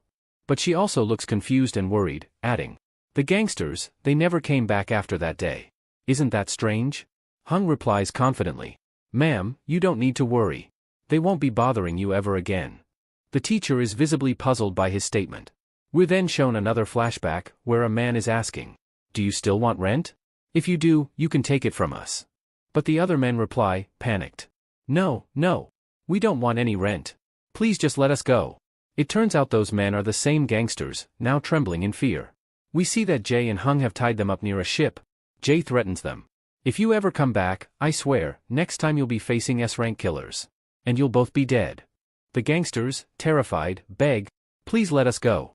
We'll never return to collect rent from that school again." Back in the present, the group arrives at their ship, ready to depart. Hung says, "It was really nice spending time with you all." The gatekeeper, smiling warmly, adds, "I really like you students. You helped us a lot with cleaning the school." Laughing, he continues, "If you ever have the time, do come back again and help us clean the school." Hearing this, Yuna becomes extremely annoyed. But Kim manages to catch her, and meanwhile, we see Jae and Hung speaking to their teacher. "Teacher, if you ever face any kind of problem, please don't hesitate to contact us. We'll come to help you immediately." Hearing this, the teacher smiles warmly, visibly touched by their concern. Right after that, Simon walks up to Peter and says, "Brother, if you ever need me, don't hesitate to call. I'll come running to you right away. And don't forget, I'm a disciple too. I'll help you with anything that I can." Peter, hearing that, also smiles. "Of course. I appreciate it. I think it's time for us to get going now." The scene then transitions to evening. Heavy rain is pouring over the island. The next scene takes us back to the school, where we see Simon reading a newspaper. He removes his cap and says to himself, "Today really is a special day. I didn't expect I'd be getting some guests here." Just then, two individuals arrive. One of them is a girl who looks clearly bored. "So this is where you've been hiding," she says. "Now tell me, what should I call you? Disciple Simon? The Swirling Sword? Or Korea's Best Swordsman? Which name suits you best?" Simon calmly replies, "A woman who wields a sword, and a powerful bodyguard whose identity is hidden. That can only mean one thing. You must be the new fake Simon from Glory. Japan's strongest sword wielder, the Sword Ghost." Hearing that, the girl smiles. "Impressive, Simon. You know quite a bit about me. So, are you excited to fight me?" Simon responds cautiously. "Why are you here? Is it to challenge me and take my title?" The Sword Ghost answers bluntly. "No, I'm here because I've been promised a lot of money if I capture you." Simon chuckles darkly. "Then I suppose you've made a huge mistake by coming here. Or, do you really believe that you've become strong enough to defeat me?" Without hesitation, Simon draws his sword. His stance changes, signaling that he's ready for battle. The girl observes his style and smirks. "Just as I expected, coming here wasn't a waste at all." Simon calmly says, "Don't worry. I always treat my guests well. I'll make sure you're not bored." He rushes toward her at lightning speed, initiating the fight. The girl swiftly counters his attack, and the intense battle begins. The scene cuts to outside the school, where the rain continues to pour heavily. Suddenly, bright flashes of light erupt from one of the schoolrooms, caused by the intense clashing of Simon and the Sword Ghost swords. Both fighters unleash powerful energy with each strike. After a fierce exchange, both combatants leap back. The Sword Ghost taunts him. "Mister, I think you've grown old. Looks like you can't handle your sword as well as before." She lands a deep cut on Simon's arm. Shocked for a moment, Simon then laughs. "You might be right. I haven't used my sword properly in a long time. Otherwise, you'd be lying on the ground already." He then counters with a flurry of slashes, landing multiple cuts on her body. But then, the girl sprays perfume over herself. "Old man," she sneers, "don't get too happy yet. This is just the beginning." She charges at Simon again, faster and fiercer. Simon thinks to himself, "This area is too small. I can't fully utilize my sword style here. I need to get to an open space." They continue fighting as Simon speaks aloud. "Hey lady, this is a public place. I hope you're not planning to damage this school." The Sword Ghost replies, "Why would I care? I'm here to kill you." She attacks again with her sword. Simon, not wanting to damage the school, breaks through the window and escapes. Furious, the sword ghost yells, "Why are you running? Stand and fight me." The man accompanying her calmly says, "It's raining heavily outside. Are you really going to fight him in this weather?" She responds, "Why not? Let's go hunt him down." The scene shifts to Simon sprinting through the rain. In his mind, he reflects, for a real swordsman, sharpening the blade is about connecting with the essence of the sword. But her style is different, she sharpens her sword only to cut human flesh. Simon keeps running, thinking, "She's a swordswoman, I can fight her. But I know nothing about her, who she really is, or what her fighting style truly entails.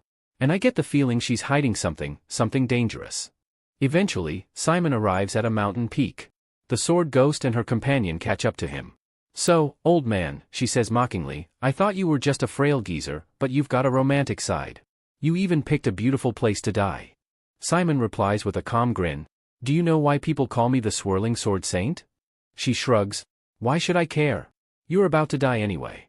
But the man beside her says seriously, "He's called the swirling sword because he's incredibly dangerous. You shouldn't underestimate him."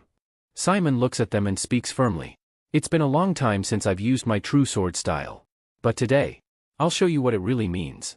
He declares, "They call me the swirling sword because I've learned to feel the very essence of my sword. I can even cut the water in the air itself." At that moment, Simon's speed suddenly increases dramatically. Simon charges forward at lightning speed, slashing through the raindrops with his sword. He launches a swift upward strike aiming straight for the girl's neck. But the girl, incredibly quick herself, dodges the attack at the last moment, leaping far back to create distance. However, Simon doesn't give her time to recover. Without pause, he dashes toward her again and begins slicing her body with rapid, precise cuts. The damage is so severe that her body collapses to the ground, writhing in pain. She lets out a scream, and then falls silent. Her body goes limp, she dies right there. Simon, unfazed, points his sword toward the other person and says coldly, "That girl is dead. Now it's your turn." Hearing this, the young man responds, "I think your drug is finally starting to take effect on you." Simon, surprised by this comment, frowns and demands, "What are you talking about?" Just then, Simon feels something unusual. He looks down and is shocked to see a large, deep cut on his abdomen. His eyes widen in disbelief. "How did I get injured? I never even gave that girl a chance to fight back." At that moment, the girl appears right in front of him, standing alive and well. She smirks and says, "Old man, where are you looking? I'm standing right here." Simon is stunned. "What? I just killed her with my own hands. How is she still alive?" But then, hallucinations begin to overtake Simon. His vision distorts, he can no longer tell if the girl in front of him is real or a ghost. He starts to remember something.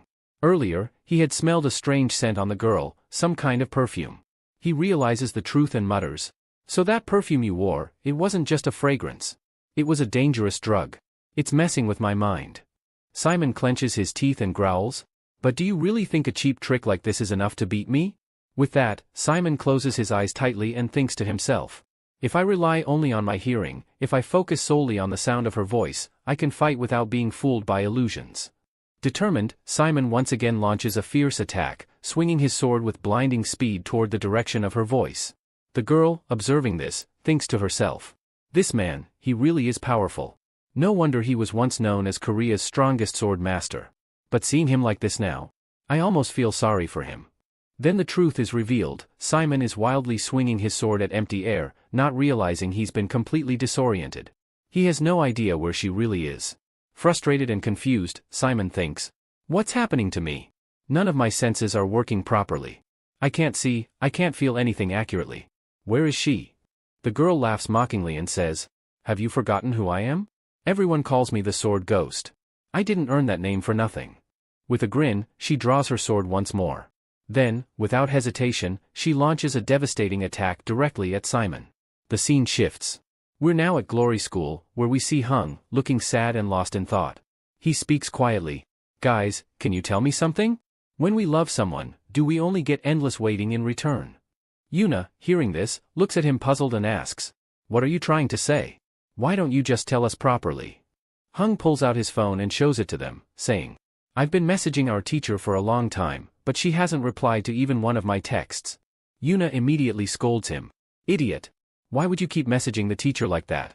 If you keep bombarding her with messages, of course she won't reply. But Hung shakes his head and replies, "No, Yuna. You're wrong. Look here, she used to respond to me. We had conversations. But suddenly, she stopped replying completely. That's why I'm so worried about her." Then he adds, "Oh, and she also sent me a picture. But after that, she didn't say anything at all." He shows them the photo. Kim also sees it and is visibly shocked by what he sees in the picture. The scene shifts back to Hung, who is speaking to Yuna. "Yuna, can you tell me things girls usually likes?" he asks curiously. But right after saying that, he suddenly reacts in surprise and blurts out, "Oh, damn. I just asked this one. But wait, this isn't even a girl, this is actually a boy." Hearing that, Yuna becomes furious and yells at him, "Do you want to die by my hands?" Seeing her reaction, Jay shouts out, "Bro, hurry up and help us.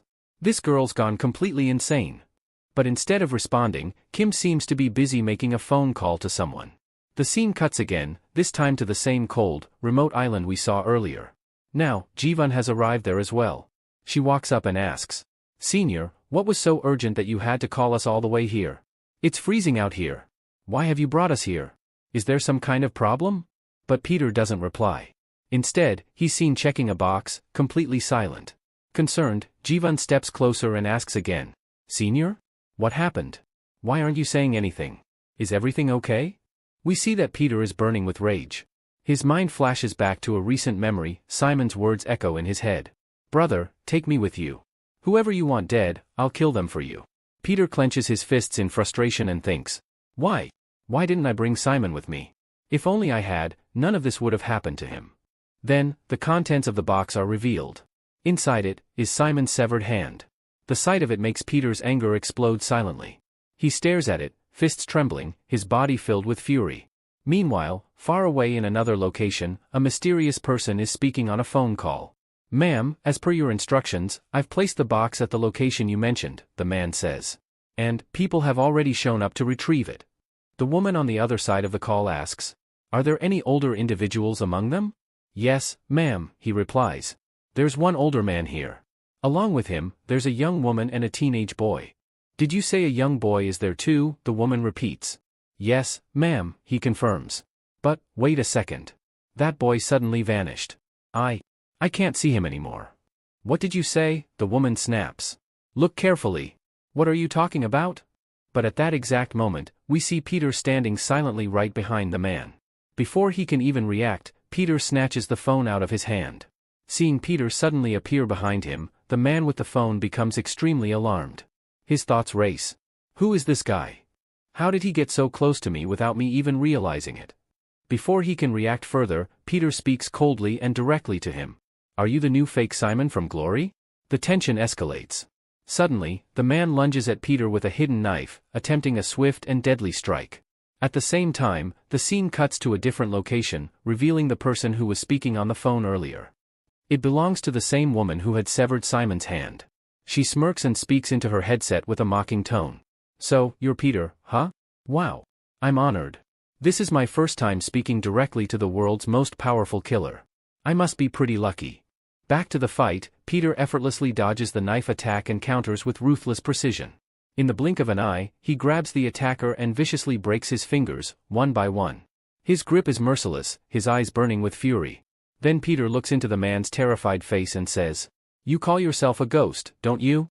Then let me tell you something, a real ghost is coming for you. Very soon." The camera lingers on Peter's face, his expression is deadly serious, his anger almost tangible. His whole aura screams rage and resolve, making it clear. He's not going to let this go. The next scene transitions to a ship where Peter is currently present. His appearance has changed completely, his outfit is now entirely different from before. At this moment, Peter is having a conversation with Jivan.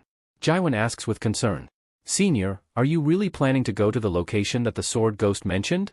Peter calmly replies, "Yes, I must go there. I have no choice." Jivan, worried, responds, "Brother, just like you asked, I dug up all the information about that place. The ship in the photo you have, it's not just any ordinary ship. It belongs to the sword ghost's territory. No normal person can board it without permission. That place is infamous for housing the world's most illegal activities. Please be careful." She continues, "Also, there's something else I need to tell you. I found some information on the sword ghost. She's actually Japan's strongest sword master. Just like how Korea has the assassin organization Glory, Japan has its own organization called the Wandering Ghost Blade. It was full of extremely powerful killers. But that entire organization was destroyed by just 2 people, and one of them was the Sword Ghost. On that day, over 2,000 people were killed by them. But the strangest thing is, no one ever found a single body from those 2,000 victims. No one knows what they did with them. Ever since that day, both of them were declared wanted criminals in Japan. But true to their names, ghosts, they vanished without a trace. And now, years later, that girl has returned. She came back and became Korea's strongest sword user.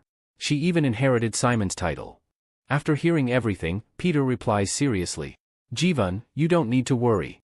I know the place is dangerous, but Sword Ghost needs to understand something, that the person she hurt wasn't just anyone, he was my brother. And she will pay for that." The scene shifts again as someone walks up to Peter, clearly upset.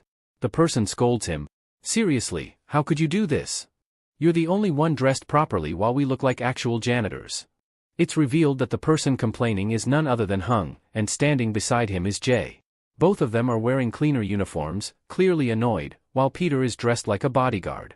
Hung shouts, "Why are you the only one in a bodyguard uniform? We want suits like that too." Peter responds bluntly, "You two decided to come here on your own. I never asked you to tag along. This job was assigned to me, so I'm the one who gets the bodyguard uniform." Jae adds, "You didn't need to drag us into this. Don't you know we could lose our lives there?" Hung fires back defiantly, "Hey, Kim. Who do you think you are? Don't forget, we're killers too. We also want to grow stronger. We don't care how dangerous this place is." At that moment, another man approaches the group and asks cheerfully, "Have you all had lunch yet? If not, why don't we eat together?" The person speaking is revealed to be President Cha Yun-chang. Peter responds, "Sir, we've already eaten. You should go have your lunch too. It's freezing out here, you'd be better off staying inside." But Hung jumps in, complaining, "Mr. President, we're here for your safety too. Yet somehow only Kim got to wear the bodyguard suit while we got stuck with cleaner uniforms. That's just not fair."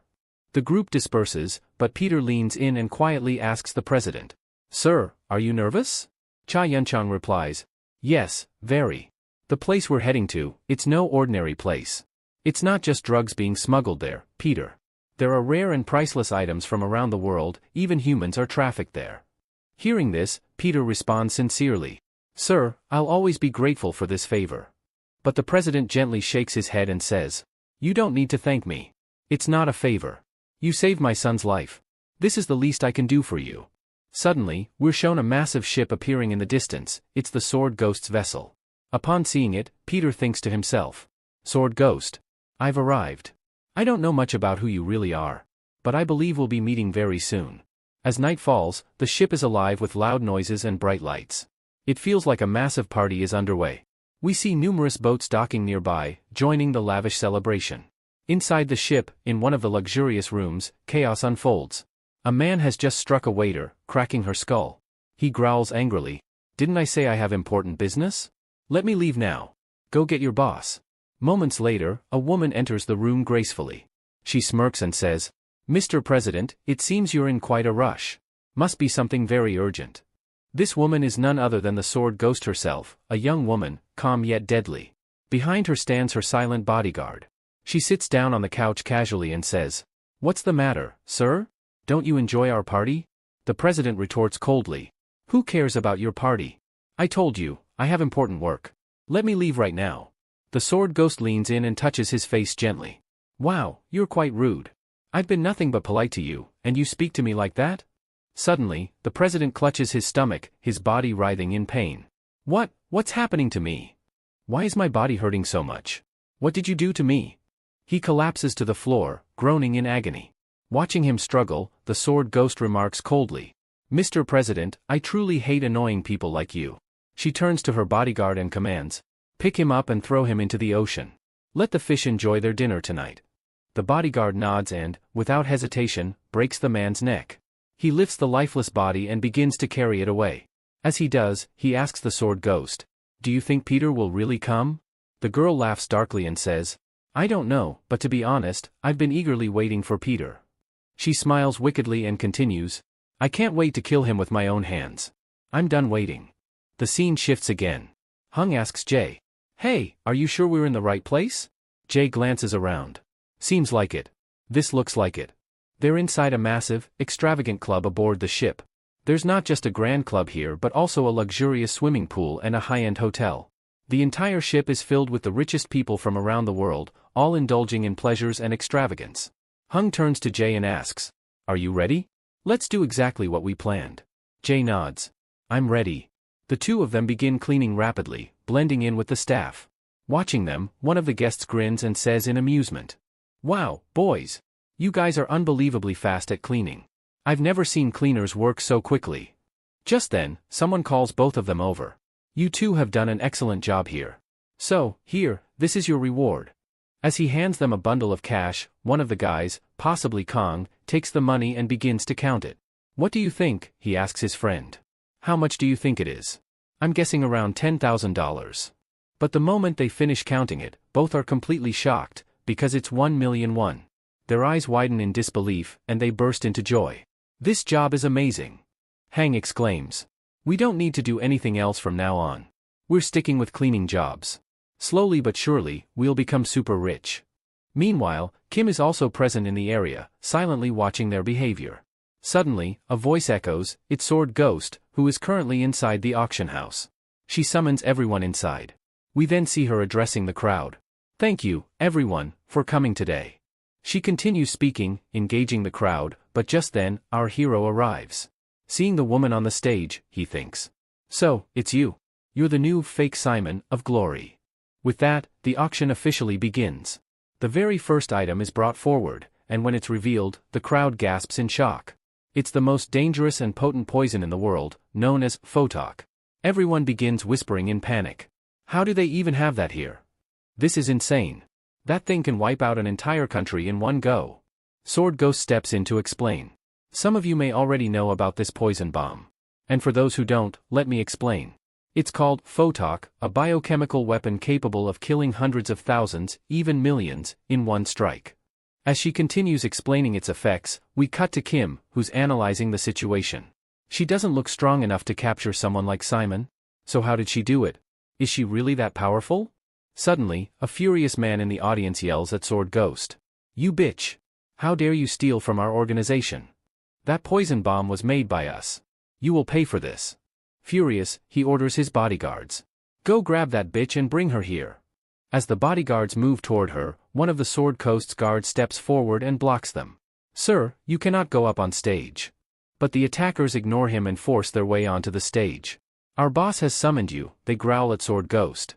"Come with us obediently, or we'll make you." Yet, Sword Ghost stands completely calm. I guess the effect hasn't kicked in yet. It'll take a few seconds. They don't understand what she means. But suddenly, their faces start burning, and they scream in agony, collapsing to the ground. The crowd is horrified. What's happening to them? She didn't even touch them.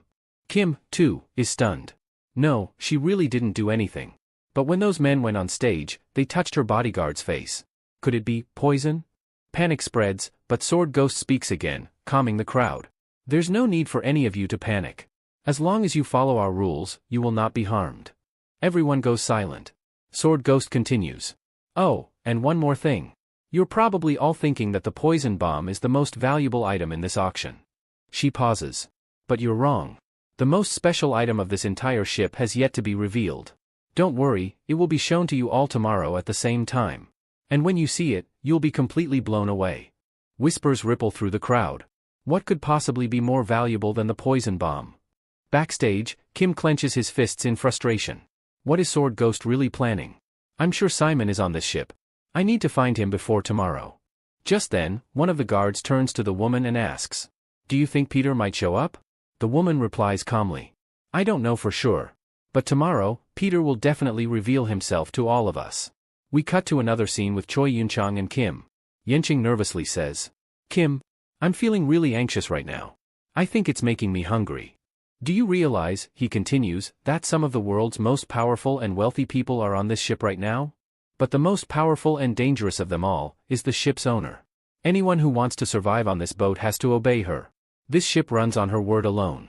Come on, let's go have dinner." But before they can leave, Sword Ghost appears in front of them. "Mr. Choi," she says, walking up to them. "I didn't think you would actually come. Tell me, why were you so hard to find? She grabs his tie and speaks coldly. When I invited you last time, you didn't show up. And now you suddenly appear without notice. Can I ask why? Choi stammers. It's nothing, really. I'm not feeling too well. I think I'll go rest for now. Sword Ghost steps in closer, a sly smile on her face. I came here to invite you to dinner, and you're telling me you want to rest? Choi begins to sweat, clearly uncomfortable. Suddenly, Peter arrives and shoves Sword Ghost back. Didn't you hear? Mr. Choi said he's going to rest. He'll speak with you later. Peter then steps closer to her. If you're that desperate for dinner, I can keep you company. There's tension in the air now. Both Peter and Sword Ghost stare each other down, both clearly angry. Despite everything, she doesn't say a word to him. We then see Kim escorting President Choi out of the area. At the same time, we shift our focus to the Sword Ghost, who is visibly fuming with rage. She thinks to herself, how dare this kid speak to me like that? As President Choi and Kim begin walking away, the Sword Ghost suddenly calls out to them and says, "You said you want to have dinner with me. Does that mean you're asking me out on a date? Fine then, I'm in." We see her striding confidently toward Kim while spraying perfume on her body. She says flirtatiously, "If you want to go on a date with me, I'll agree. But just know this, at that dinner, I'll eat you alive." As she gets extremely close to Kim, her perfume reaches him. Kim inadvertently inhales the scent, and it immediately messes with his mind. His vision becomes blurred, and his thoughts hazy. Seeing him stand still in a daze, the Sword Ghost smirks and asks, "What's wrong? Cat got your tongue?" Just then, two new individuals arrive on the scene, Hung and Jae. They interrupt, addressing her politely, "Ma'am, do you need any assistance? We're the new cleaners assigned here." Hung introduces them formally, "I'm Dako Hung, and this is my brother, Dako Jae. You can call us the Dako brothers." Despite the tension, Kim remains motionless, caught in the effects of the perfume. Jae leans toward him and says urgently, "What are you doing? Snap out of it and get out of here." Meanwhile, Hung continues to speak to the Sword Ghost, "Ma'am, we're very thorough with our cleaning. If you ever need us, just give us a call." Listening to them, the Sword Ghost gently touches Kim's face and says, "Looks like today's your lucky day. These cleaners just saved your life." With that, she finally turns and walks away. As soon as she leaves, Kim regains his senses. Still shaken, he thinks to himself, "What just happened? My mind went completely blank. Could it be the perfume she used had some kind of drug in it? I must have inhaled it, and that's what messed with my head. But how did I suddenly snap out of it?" However, the Dako brothers had been standing too close and ended up inhaling a heavy dose of the perfume. As a result, they became mentally clouded and began obsessively scrubbing the walls as if entranced. Observing this strange behavior, Peter came to a realization: it was possible that Simon, too, had fallen victim to this kind of mental manipulation. That might explain the unthinkable, Simon losing his hand. Given his combat prowess, it would have been nearly impossible under normal circumstances. Then a conversation unfolded. "Aren't you even slightly suspicious?" "Suspicious about what?" "About how a group of elite assassins, over 100 Brazilian killers, and even Nathaniel, who went all out, were all taken down by a single man. A man close to 70 years old, at that." "Are you suggesting he wasn't Pietro at all?" "Exactly. Think about it, this place isn't like the hospital. With external radar monitoring the ship and the potential use of disguises, the real Pietro might not even be on board. Whoever that is, he's an imposter." "Then who is it? And why would he involve himself in matters concerning the organization?" "That's what I need to uncover. I have to confront him, find out who he really is and what he's after." "But how are you planning to make contact with someone so cautious?" "Have you forgotten?" he said, a hint of a grin tugging at his lips. "We still have that thing." "Wait, is this about that man again? Has he been causing you trouble?" the woman asked, her tone laced with concern. "Or are you worried that I might fall for someone else?" "Don't be ridiculous," he replied, brushing it off. In the next scene, we find Kim dressed as a waiter. Meanwhile, Peter is shown heading somewhere important. A flashback begins, revealing a memory with Simon. In this memory, Simon says to Peter, "Brother, do you know? You're the only person I've ever considered my real brother. Even though we're not related by blood, you're my family. I just want to be there for you. No matter what danger comes your way, I want to face it before it reaches you. So promise me, no matter what happens, don't get hurt." Peter, touched by his words, responds with a smile, "Don't worry about me so much. Nothing's going to happen to me. I'm not planning to die anytime soon, not until I fulfill the promise I made to you." Hearing that, Simon is stunned. "Brother, you still remember that promise? We made it so many years ago." Peter replies, "What do you think of me? I'm your big brother. Of course, I remember my promise. Don't worry, I'll fulfill it one day. Back in the present, we see Kim thinking deeply about Simon. He wonders, Simon, my brother, where are you now?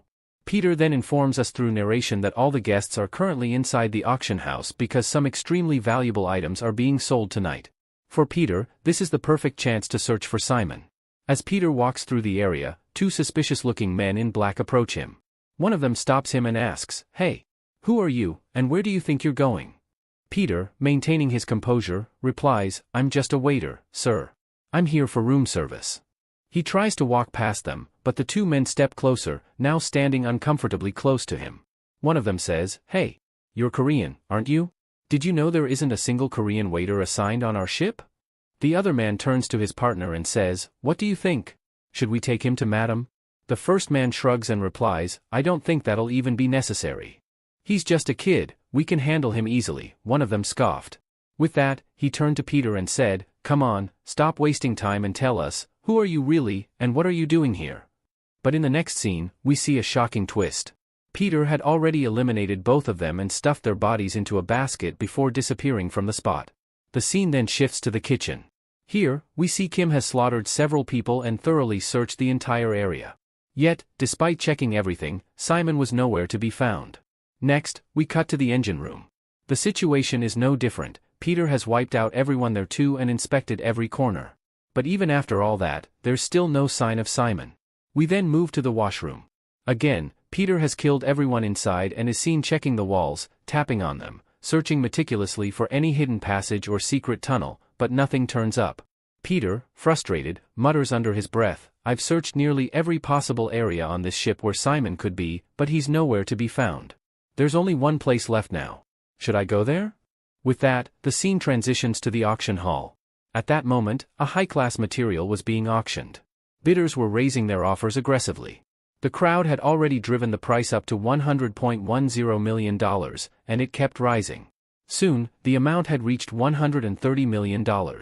Seeing this, Sword Ghost smirked and said, "Now that's more like it. Looks like you need this material more than anyone else. Fine then, it's yours."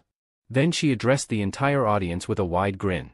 "And now, the moment you've all been impatiently waiting for, it's time for me to reveal the main attraction of this auction." As she spoke, her attendants wheeled in an enormous vault, and its sheer size stunned the crowd. People began murmuring in awe. What could be inside that's so important they've locked it up in a vault like this? Why so much security? Is the item really so valuable that they've labeled it the #1 treasure on this entire ship? Sword Ghost nodded confidently and said, "I know you're all curious. What could possibly be inside this vault to warrant such extreme precautions? Well, the wait is over. I'm going to show you the most valuable item of this entire ship." She began unlocking the vault as she continued, "What I'm about to present to you all is known as a killing machine. It goes by many names, but the most fitting one is Disciple Simon." With that, she opened the massive vault, and inside was Simon. But his condition was horrifying. His body was battered, his appearance worn down, and he was restrained in heavy chains. The entire audience gasped in disbelief. Is that really him? Isn't that Korea's strongest swordsman? No one ever managed to defeat him. Wasn't he also called the Swirling Sword Saint? But what happened to him? Why does he look like that? The room buzzed with whispers and shock, and Sword Ghost smiled, clearly enjoying their reactions. She thought to herself, "Pietro, what are you doing? Come on, show yourself. I know you're here, hidden among these people. Seeing the corpse of your closest friend, doesn't that enrage you? Come out. Face me. And if you won't, don't worry. I'll find you myself." Sword Ghost then began scanning the expressions of every person in the room. She knew exactly what kinds of reactions to look for. There can only be 3 types of responses to seeing Simon like this, she thought. First, people who are truly shocked and confused. They won't understand how someone so powerful ended up like this. Second, those who couldn't care less. They have no attachment to Simon. And third, the one whose fury can't be hidden. Peter. You. And sure enough, we see Pietro among the crowd. His eyes are burning with rage as his murderous aura begins to leak out uncontrollably. Sword Ghost immediately senses it. Her eyes widen in surprise as she feels a wave of terrifying killing intent. Just then, her bodyguard steps up and asks, "Did you find him?" She replies, "No, for a second I thought I did. I almost locked onto him, but then I lost him." Still stunned, she thinks to herself, "What was that just now? I'm certain I just felt an extraordinarily powerful killing aura. That person, he is here, among them. But he managed to suppress it in the blink of an eye. Just who could be strong enough to do that? Then, shaking her head slightly, she thinks. It doesn't matter. No matter how powerful you are, I'll kill you. Sword Ghost then bursts into laughter and addresses the audience again. So, friends, what are you waiting for? Let's begin the auction of our main item, Simon himself. She declares the starting price, $10 million. Come on. Tell me, which one of you wants to buy him? But in her mind, she's already thinking. Peter. I know. No one else here wants Simon. The only one who does, is you. And if you want to save him, you'll have to reveal yourself. But the moment you do, I'll kill you. Peter finally realizes Sword Ghost's entire plan, and rage builds up inside him. He's furious, clenching his fists as he watches helplessly. He thinks to himself, Simon's condition is already terrible. I don't even have the money, but even if I try to buy him now, Sword Ghost will instantly realize it's me. I'll draw everyone's attention to myself, and that's something I can't risk. So how? How do I save you, Simon? Peter is overwhelmed with anger at his own helplessness. Why am I so powerless? Am I not even capable of saving my own brother? The one who isn't just a friend to me, but my entire family? Just then, Sword Ghost grabs Simon by the hair and lifts his head. With a cold smile, she says mockingly, Simon, it's truly shameful. Even your best friend has left you to die. She then turns to the crowd, speaking into the mic. It seems no one wants to buy Simon because he has only one arm left. And if you all believe he's completely useless now, then maybe you're right. She lets out a cruel laugh before continuing, so I've decided, if no one buys Simon by the end of this countdown, I'll execute him right here on this stage. A countdown begins. The loud, mechanical voice of the timer echoes across the room. The numbers fall, 5, 4, 3. The atmosphere becomes tense. Fear sweeps through the audience. They all realize Sword Ghost isn't bluffing. She's really going to kill Simon. Peter stares, panic gripping him. If I have to reveal myself to save him, then so be it. I don't care what happens to me. Just then, a voice cuts through the tension. $20 million. Everyone, including Sword Ghost and Peter, is stunned. The voice didn't come from Peter. He, too, turns toward the source, eyes wide. From the shadows emerges none other than Cho Yun-chang, the president of the Deha Group. I'm willing to pay $20 million for Simon, he announces, stepping into the spotlight. If you'd prefer, I can pay the full amount in cash, he adds calmly. Sword Ghost stares at him, completely shocked. What is this nonsense? Why would Cho Yun-chang want to buy Simon? But then she remembers something critical. Our boss gave strict orders. Under no circumstances are we to harm Cho Yun-chang. He's our boss's most trusted ally. Damn it, she thinks bitterly. Am I really just supposed to let Simon go? Reluctantly, she returns to the mic. As you've all witnessed, at the very last moment, Simon has been purchased by the president of the Deha Group, Mr. Cho Yun-chang. From this moment forward, Simon belongs to him. Meanwhile, Cho Yun-chang is visibly nervous. His hands are trembling with fear, something Peter doesn't miss. He's terrified, Peter thinks, watching him closely.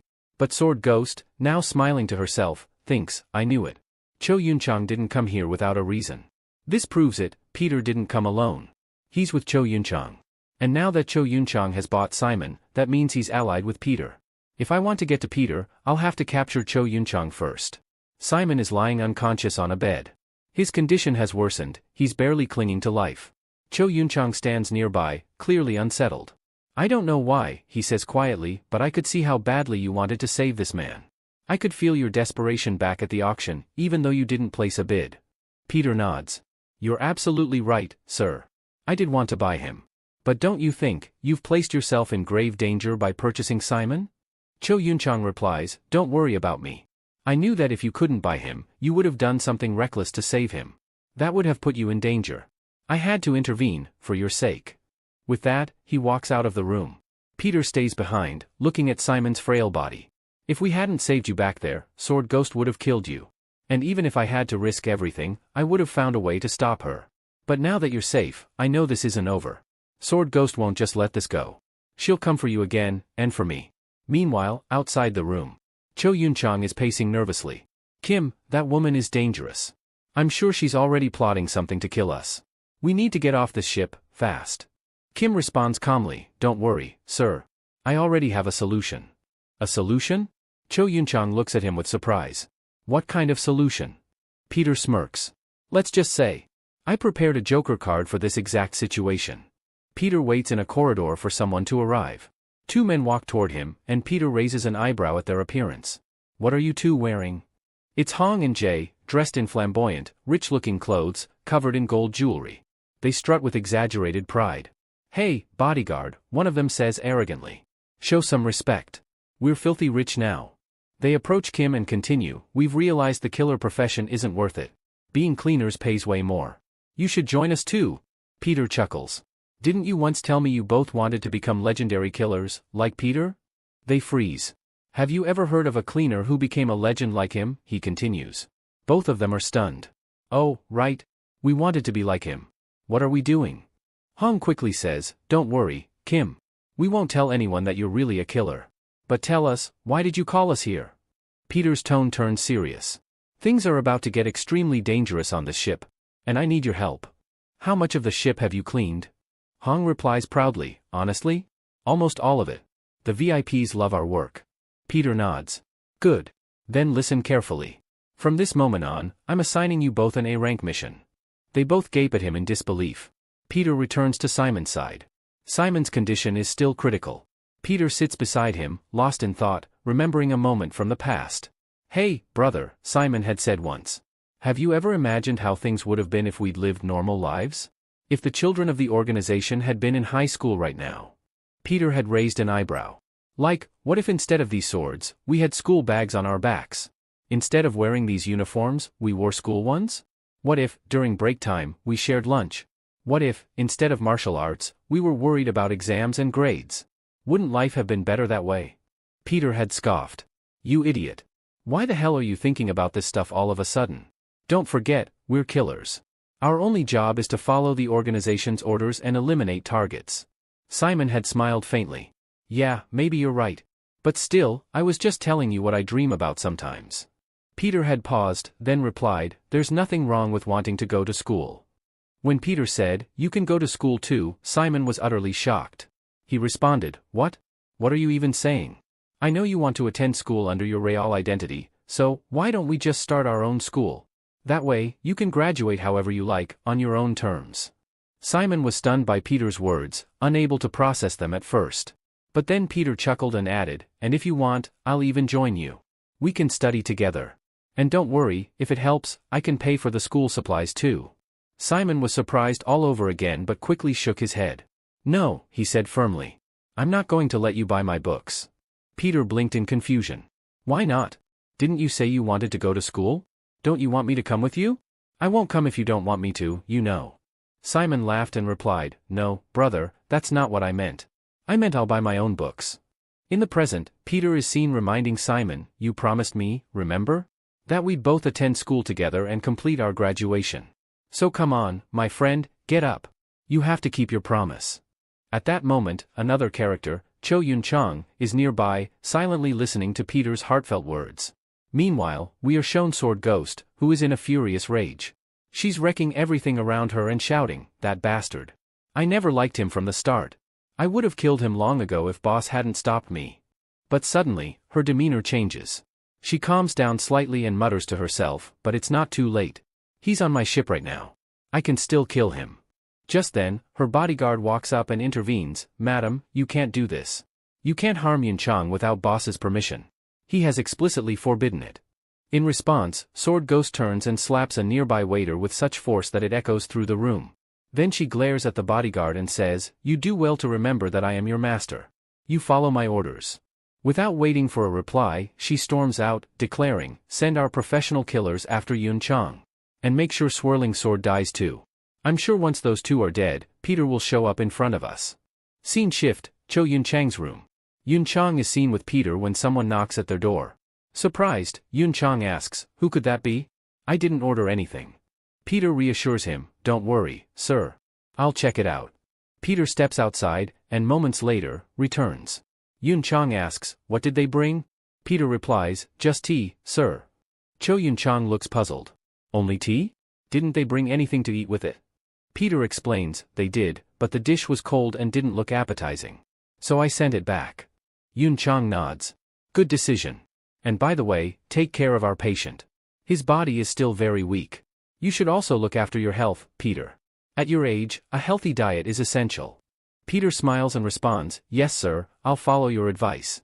You enjoy your tea, I'll be right back. Cho Yun-chang agrees, alright, but don't take too long. I'll be waiting. Peter leaves the room and enters the one right across the hallway. Looking around, he mutters, looks like this room's gotten a bit messy. Time to clean it up. Scene reveal, aftermath of a fight. Inside, we see several dead bodies of assassins lying on the ground, the very ones who had knocked at the door moments earlier. Peter had quietly eliminated them all without anyone noticing. Now holding 2 small vials in his hand, Peter steps out of the room. Glancing at the tea, he casually comments, you know, to truly enjoy tea, it needs to be at exactly 60 degrees Celsius. If you drink it at 75 degrees Celsius, it won't taste as good. One of them snarls, oink. Why the hell are you talking about tea all of a sudden? Don't you get what's happening here? Go get your boss. We came to kill him. Peter doesn't respond. The assassin yells again, hey. I said go get the VIP. Now. What are you holding in your hands? What are those bottles for? Peter calmly replies, I'm holding them because I wanted to demonstrate something. To kill someone, you don't always need guns. Sometimes, these tiny vials are more than enough. The assassin stares at him, baffled. What, are you serious? Do you really think you can take us on with just those bottles? There are 20 of us here. And we all have guns. 1 bullet from me is enough to kill you. But despite his words, the assassin is visibly shaken. Why isn't this guy afraid? He thinks. Is it possible that he's not just some bodyguard? Is he also a trained assassin like us? Suddenly, Peter moves. Fast. Incredibly fast. One of the men shouts, what the hell are you doing? I'll shoot. Peter replies coldly, sorry. I don't have time to waste. And in an instant, Peter lunges at them with unbelievable speed. Despite the assassins firing their guns at him, Peter is already moving, weaving through bullets, and striking with deadly precision. One by one, the assassins fall, completely overwhelmed by Peter's unmatched skill and terrifying efficiency. Seeing the situation unfold, the leader of the group is completely shocked. He starts thinking to himself, is this guy really an assassin? But how is he so much faster than us? Meanwhile, we see Peter charging at them with incredible speed. The others begin panicking and yelling, what are you standing around for? Shoot him, now! But Peter is so fast that he dodges their bullets effortlessly. In the confusion, the bullets end up hitting their own allies instead. In the next moment, Peter swiftly hurls 2 small bottles at them. As soon as the bottles shatter, thick smoke begins to fill the area, making it impossible for anyone to see. Amidst the chaos and low visibility, Peter accelerates even more and grabs one of the men. Then, he starts ruthlessly beating them all one by one. By the time the smoke clears, everyone around has been defeated, Peter has wiped them all out.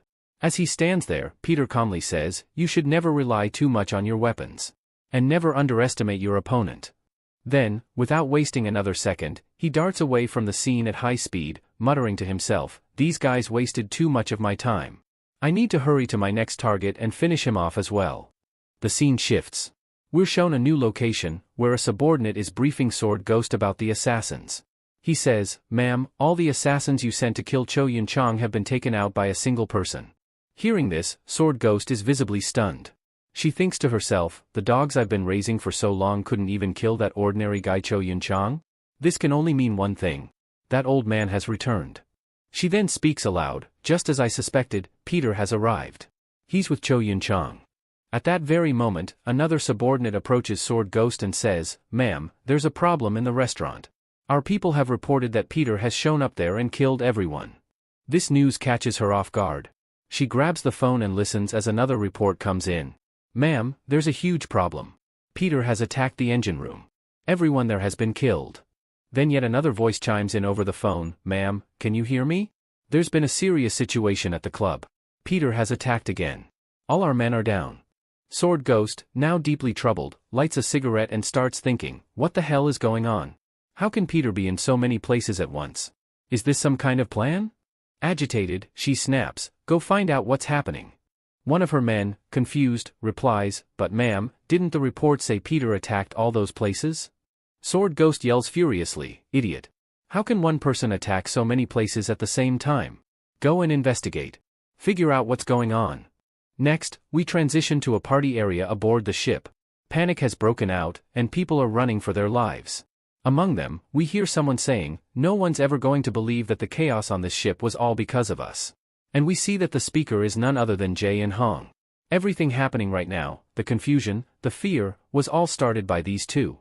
We're then shown a flashback where Jae and Hong are speaking to Peter. "Kim, just tell us clearly, what's going on? What's the problem that you need our help with?" they ask. Peter responds, "All right. Listen carefully. Every VIP aboard this ship is in danger."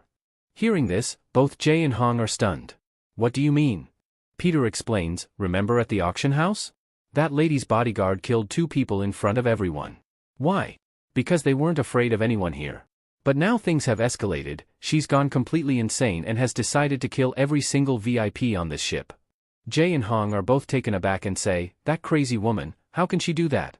We haven't even made that much money off them yet." Peter then grabs them both by the shoulder and says firmly, "That's why I'm bringing you into this A-rank mission. Help me, so we can save all the VIPs on this ship." Hong nods, "Just tell us what we need to do." Peter outlines the plan. First, we need to spread a rumor across the ship. Cut to the present, we see Jae talking to Hong. "Hey brother, did you know the owner of this ship is planning to kill all the VIPs?" And as expected, the VIPs who hear this are utterly shocked. Jae and Hong continue spreading the rumor across the ship, delivering the news in dramatic and convincing ways to stir panic. This was all part of the plan. As Hong runs alongside Jae, he asks in confusion, "Why does that woman want to kill all these people?" Jae replies seriously, "I don't know the exact reason, but for some reason, that woman has made up her mind to kill every VIP aboard this ship."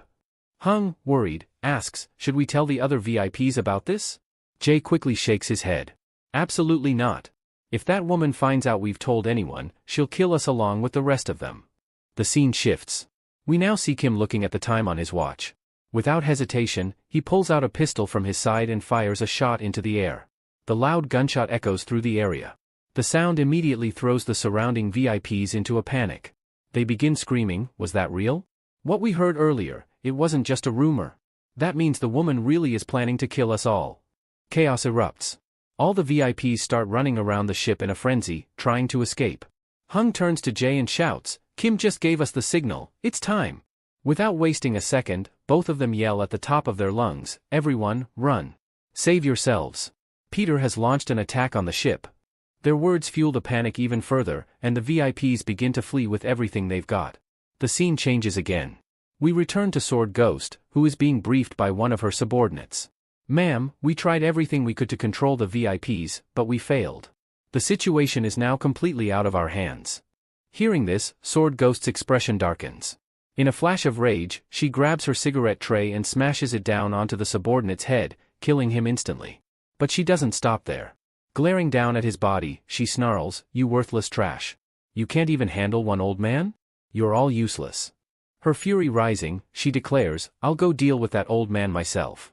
Just then, her bodyguard steps forward and says calmly, "Ma'am, if you permit it, I can go capture Peter for you." Hearing this, Sword Ghost calms down slightly. Then, with a sly smile, she replies, "No, there's no need for that. I already have another plan to deal with Peter." She walks toward a reinforced glass cabinet, smashes it open, and pulls out a container labeled with a warning symbol. It's the biochemical bomb, Photok. Laughing maniacally, she says, "I don't care about any of the VIPs on the ship anymore. My only goal now is to kill Peter." And with that, she activates Photok. We see the deadly chemical gas begin to spread rapidly throughout the ship. Kim sees the gas too, and his eyes widen in shock. He thinks to himself, has this woman gone insane? Did she really use Photok just to capture me? The gas begins to affect everyone nearby. One by one, people start dying in excruciating pain. The chemical spreads like wildfire through the corridors and rooms of the ship. Peter dashes through the ship at incredible speed, his thoughts racing. Photok gas spreads quickly. If I don't act fast, it'll consume the whole ship. There are thousands of people aboard, including people I care about. People who trust me. I can't let any of them die. Then Kim smirks slightly and mutters under his breath, "Sword Ghost, you think Photok is enough to kill me? Maybe you've forgotten, this isn't my first time facing something like this. I've dealt with far worse in my 70 years of life." As he runs, Peter thinks strategically, there are far too many people on this ship. I can't warn them all one by one. If only there was an emergency siren system, it could alert everyone at once. But I've checked. This ship has no alarm system. His eyes narrow as he continues sprinting. If I want to save them, I need to get everyone to a safe area. Somewhere the gas won't reach right away. Then another thought hits him, Simon, he's still in his room. If I don't reach him in time, he'll die because of this gas. Peter rushes toward Simon's room, but the hallways are packed with panicking people. The gas is spreading fast, and it's creating complete chaos. Just then, Peter freezes in surprise. He sees someone moving swiftly through the crowd. It's Cho Yun-chang, carrying Simon in his arms, running straight toward him. In the next moment, Cho Yun-chang reaches Peter. Peter looks at him and asks urgently, "Sir, are you all right?" Cho Yun-chang nods and replies calmly, "Don't worry, I'm perfectly fine. And I've brought your friend with me." Then he adds reassuringly, "I know there are some things you want to keep hidden. So if you want, you can go ahead. Don't worry, I won't let anything happen to your friend. I'll make sure he gets out of here safe and sound. That's my responsibility now." Hearing this, even Peter was utterly shocked. His thoughts raced. I never imagined that the same timid boy who used to be so terrified has now grown into such a bold and courageous young man. With a smile, Peter spoke up and said, "Mr. President, very well then. I'll leave everything in your hands. Don't worry, I'll be back soon." Saying this, Peter quickly dashed off at high speed. Watching him disappear, Cho Yun-chang was left stunned. "Peter, you're going the wrong way. That's where the biochemical gas is coming from," he shouted. Yet, despite that, Cho Yun-chang silently reflected to himself. "I wanted to stop Kim, but I couldn't bring myself to. Because I believe in him. I have faith he can handle this situation. The feeling I experienced today? I haven't felt that since the day I met Peter." Meanwhile, Peter was shown sprinting rapidly toward the cloud of gas, having already put on a protective mask. Then the scene shifted to Sword Ghost. She was in a lavish chamber aboard the ship, music playing in the background. Around her, chaos was unfolding. People were screaming, writhing in pain, many already dead or dying from the poison gas. Despite this, she was calmly pouring wine for her subordinates, laughing arrogantly.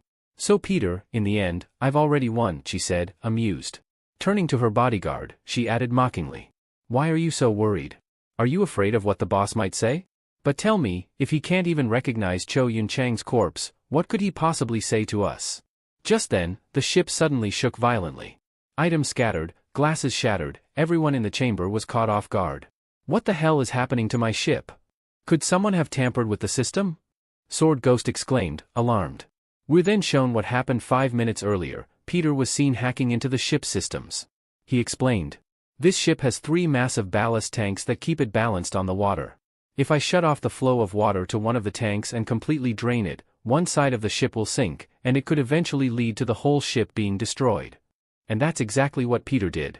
As a result, the ship tilted sharply to one side.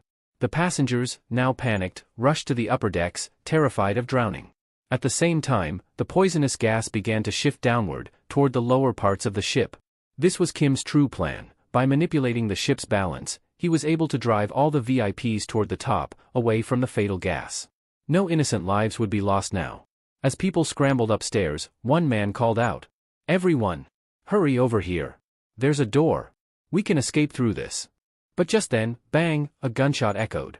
The man was shot in the shoulder. We see that a group of assassins had already infiltrated this part of the ship. One of them shouted, "None of you are getting out of here alive.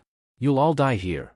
They sealed the escape door and walked away, leaving the trapped group banging desperately on the metal doors, crying, "Why are you doing this?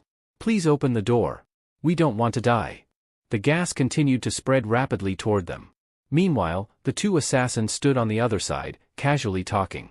One asked, "How long do you think it'll take for all of them to die?" The other replied, "Not sure. But I've heard this chemical gas is incredibly deadly. It won't take long." Suddenly, a loud bang echoed from the sealed door.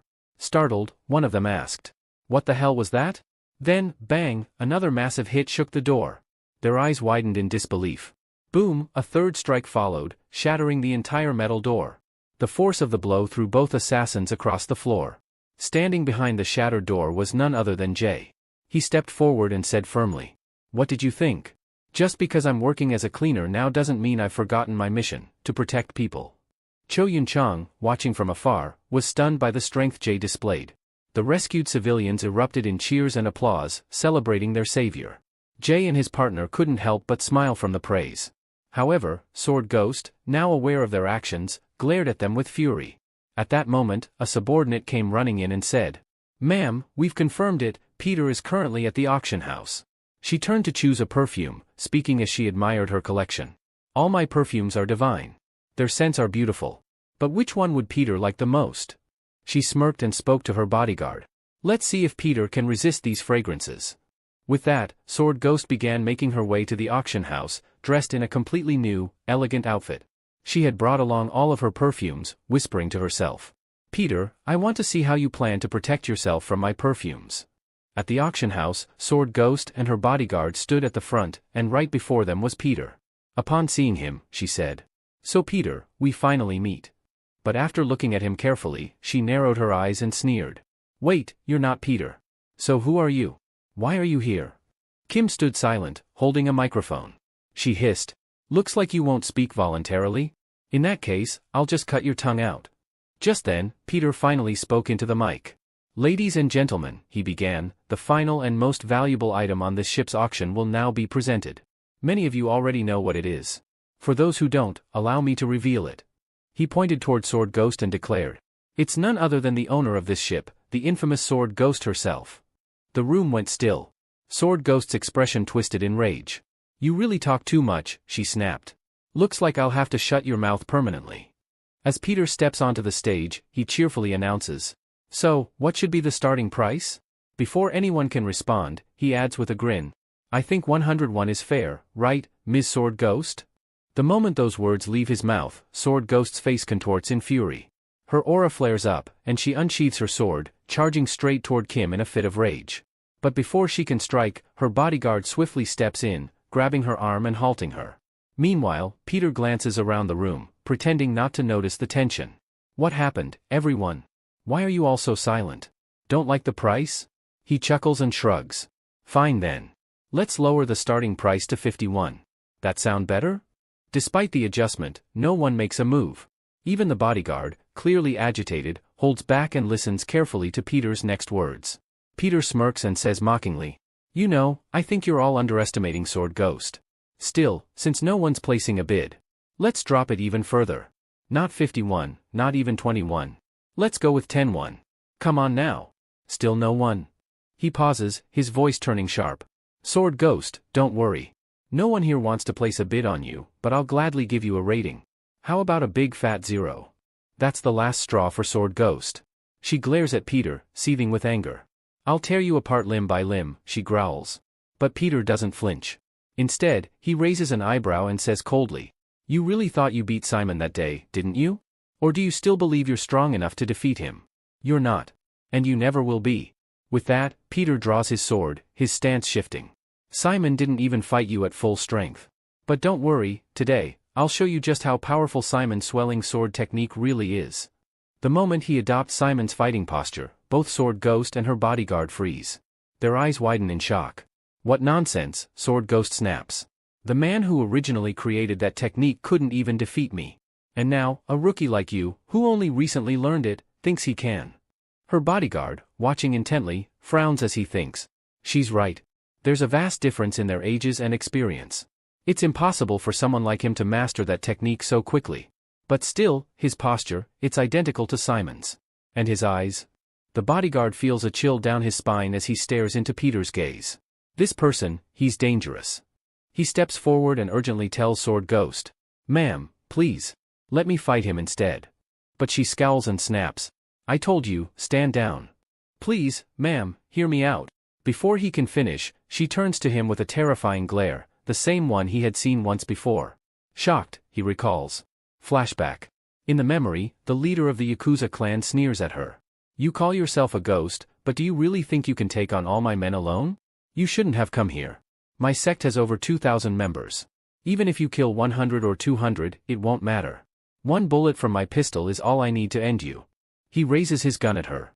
But in the blink of an eye, she vanishes. "Where did she go?" he stammers, eyes wide. "She was just here, right in front of me." As confusion sets in, he looks down and suddenly realizes, "Why is there so much blood on me? And, why do I see my own body lying on the ground?" Sword Ghost had already beheaded him before he even understood what happened. Back in the present, the bodyguard remembers clearly. "That was the first time I saw that rage in her eyes? The same rage that annihilated the entire Wandering clan." Now, Sword Ghost begins removing her shoes. Tell me, she says to Peter with icy calm, how would you prefer to die? And if you have a final wish, speak it now. Peter watches her, puzzled. Why is she taking off her shoes? To reduce weight? So she can move faster? Sword Ghost smirks, reading his thoughts. I know what you're thinking. But it won't help. By the time you understand what's happening, you'll already be dead. Suddenly, a dangerous, shadowy aura bursts out from her body. She vanishes from sight again. Where did she go? Kim thinks in shock. Then he hears a blur of movement. She didn't disappear, her speed increased dramatically after removing her shoes. I can't even see her anymore. In a flash, she reappears and strikes at Kim with blinding speed. He barely manages to block it with his sword. She's insanely powerful, Kim mutters. Sword Ghost grins. I already know that better than you do. Once again, she vanishes into thin air. A fierce, high-speed battle erupts between Peter and Sword Ghost. She slashes relentlessly, while Peter focuses on dodging, constantly moving, constantly reading her patterns. Kim, meanwhile, starts throwing liquor bottles on the floor while commenting to himself. At first, I thought she took her shoes off to fight better by reducing weight. But the truth is, she was already wearing ghost shoes, which boost her speed and strength massively. Despite Sword Ghost launching a powerful attack, Peter parries it with his sword. Her bodyguard, watching from the sidelines, thinks, maybe I was worrying too much. He can't even land a clean hit on her. She attacks and vanishes instantly. He can't counterattack at all. But still, why do I have this feeling? As if, this guy hasn't even started fighting seriously yet. Sword Ghost, annoyed, mocks him. You said you'd show me Simon's technique. So? When will you actually attack me? You haven't even scratched me yet. Peter stays calm, while she keeps flashing in and out of visibility, launching high-speed attacks. He reflects to himself. Fighting her feels like I'm going up against dozens of people at once. Her speed is overwhelming. The bodyguard narrows his eyes. Is he just dodging? Or is he deliberately observing all of her moves, memorizing her patterns? He steps forward again, trying to stop her. Ma'am, please, let me take over now. But Sword Ghost, furious, snarls. I told you to stand down. She kicks him hard, sending him flying across the room. Peter chuckles. You should let him help you. You're out of breath anyway. He smirks. You know, there's a saying, a monkey shouldn't imitate a human. It could cost the monkey its life. And you, thinking you could become Simon just by copying his name? Ridiculous. That hits a nerve. Shut up. Sword Ghost screams, vanishing again. This time, she appears in a full-speed charge, screaming. If you think you can dodge this, then do it. Her bodyguard, watching helplessly, mutters. No, she shouldn't be doing this attack. Peter, however, braces himself, completely ready. His eyes narrow. And just then, we see a flashback begin to unfold. Simon asks his brother with a calm voice. Brother, do you think I'll ever be able to become as strong as you? Peter gives a wry smile and responds. Hey, just how strong do you want to become? Do you even realize how powerful your new final attack is? Honestly, I'm not even sure I could block it. In fact, I'm afraid that if you ever used it on me, it might actually kill me. At that very moment, we see that Kim, Simon's ally, is fully prepared to unleash his final attack. As the Sword Ghost rushes toward Kim with killing intent, Kim dashes forward at blinding speed, heading straight toward her. A fierce and deadly clash erupts between the two. We witness both Kim and the Sword Ghost landing devastating blows on each other. Blood trickles from a deep cut on the Sword Ghost's forehead. Meanwhile, Peter is calmly analyzing the battle. He says, Sword Ghost, do you know how I've been able to block every one of your attacks so far? It's because I shattered several glass bottles all over the floor. That forced you to avoid stepping on the broken shards, so you began leaping into the air to attack me. Your aerial strikes were powerful, no doubt, but your strategy had one critical flaw. Peter pauses for a moment, then continues. You should have fought me on the ground. That was your biggest mistake. We then see that Peter has already cut off the Sword Ghost's right arm. Blood gushes from her severed limb as Peter says coldly. To be honest, I wanted to kill you. But I settled for your arm, consider it revenge for Simon. The Sword Ghost stares at her bleeding stump in horror. Panic overtakes her as she begins to scream in agony, overwhelmed by the excruciating pain. At that moment, her bodyguard rushes to her side, trying to comfort her. Ma'am, please, don't worry. You'll be fine. Just hang in there. But the Sword Ghost keeps sobbing uncontrollably, screaming. He cut off my arm. The pain, it's unbearable. Suddenly, in the midst of her hysteria, she yells to her team. Break open all the perfume bottles. Hearing that, Peter's eyes narrow in disbelief. I just cut off your arm, and you're still worried about your damn perfumes? He then admits, "You know, you turned out to be far stronger than I expected. You should be proud of yourself. But unfortunately, none of that changes the outcome. Because I'm going to kill you right here." Just then, a massive explosion goes off behind Peter. Thick smoke begins to billow into the auction house, clouding the entire area. Peter's expression turns to shock as he realizes, this isn't just smoke.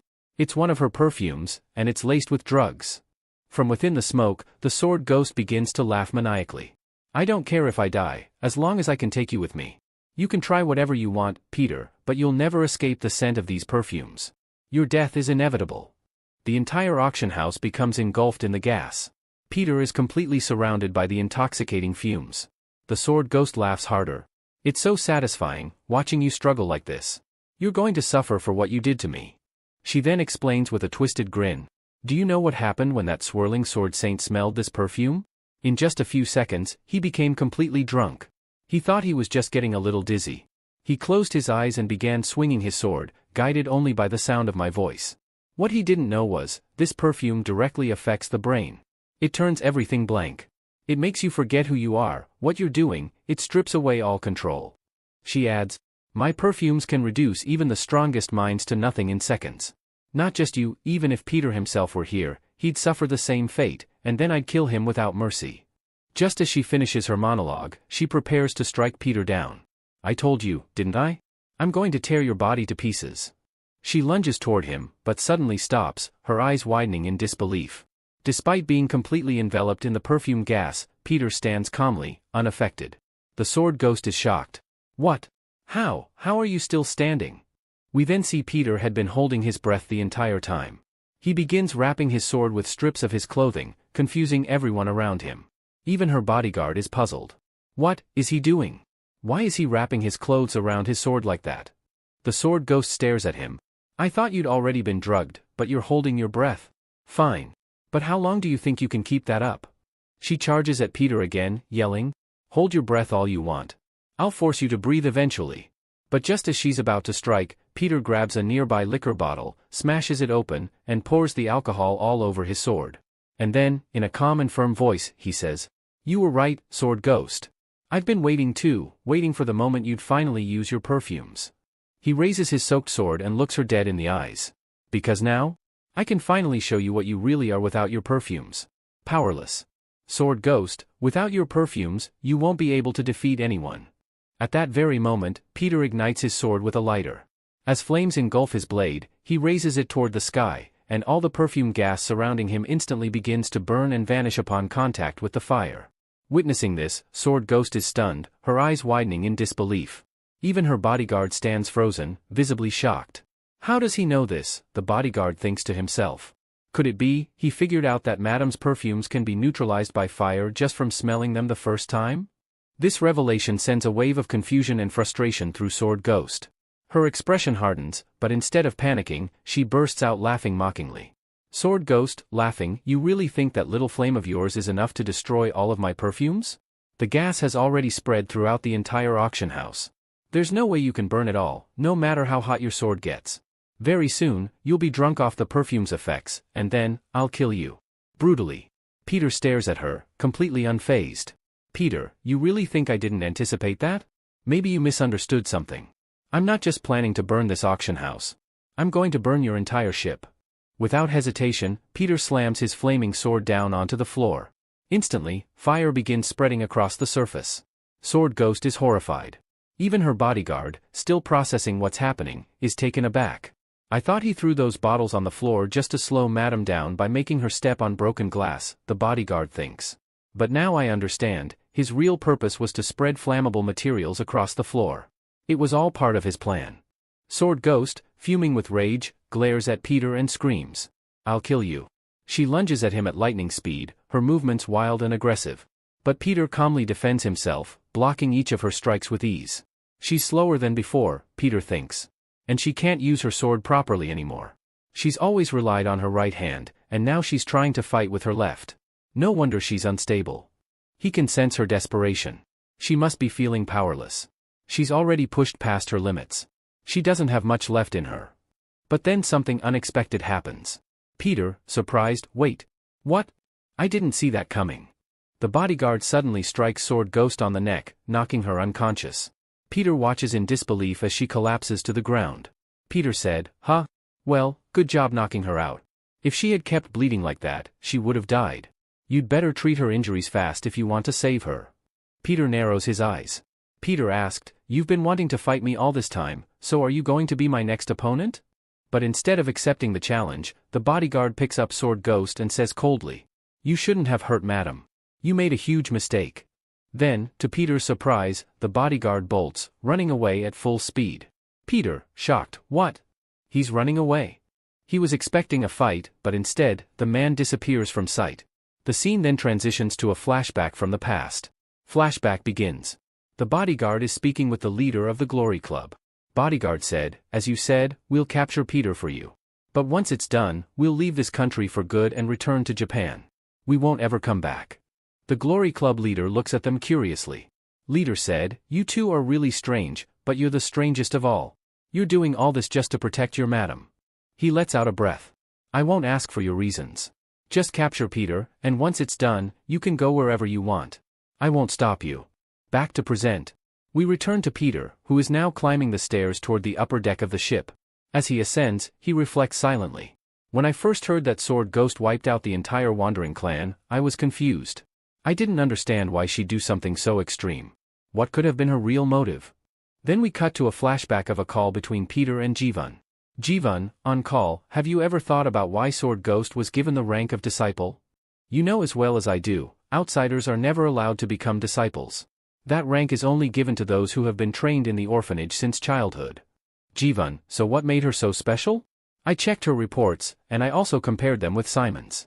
Peter listens carefully. "Jivan, their status reports are nothing alike. In fact, it's no exaggeration to say that there's a world of difference between them." Jivan's voice continues over the call.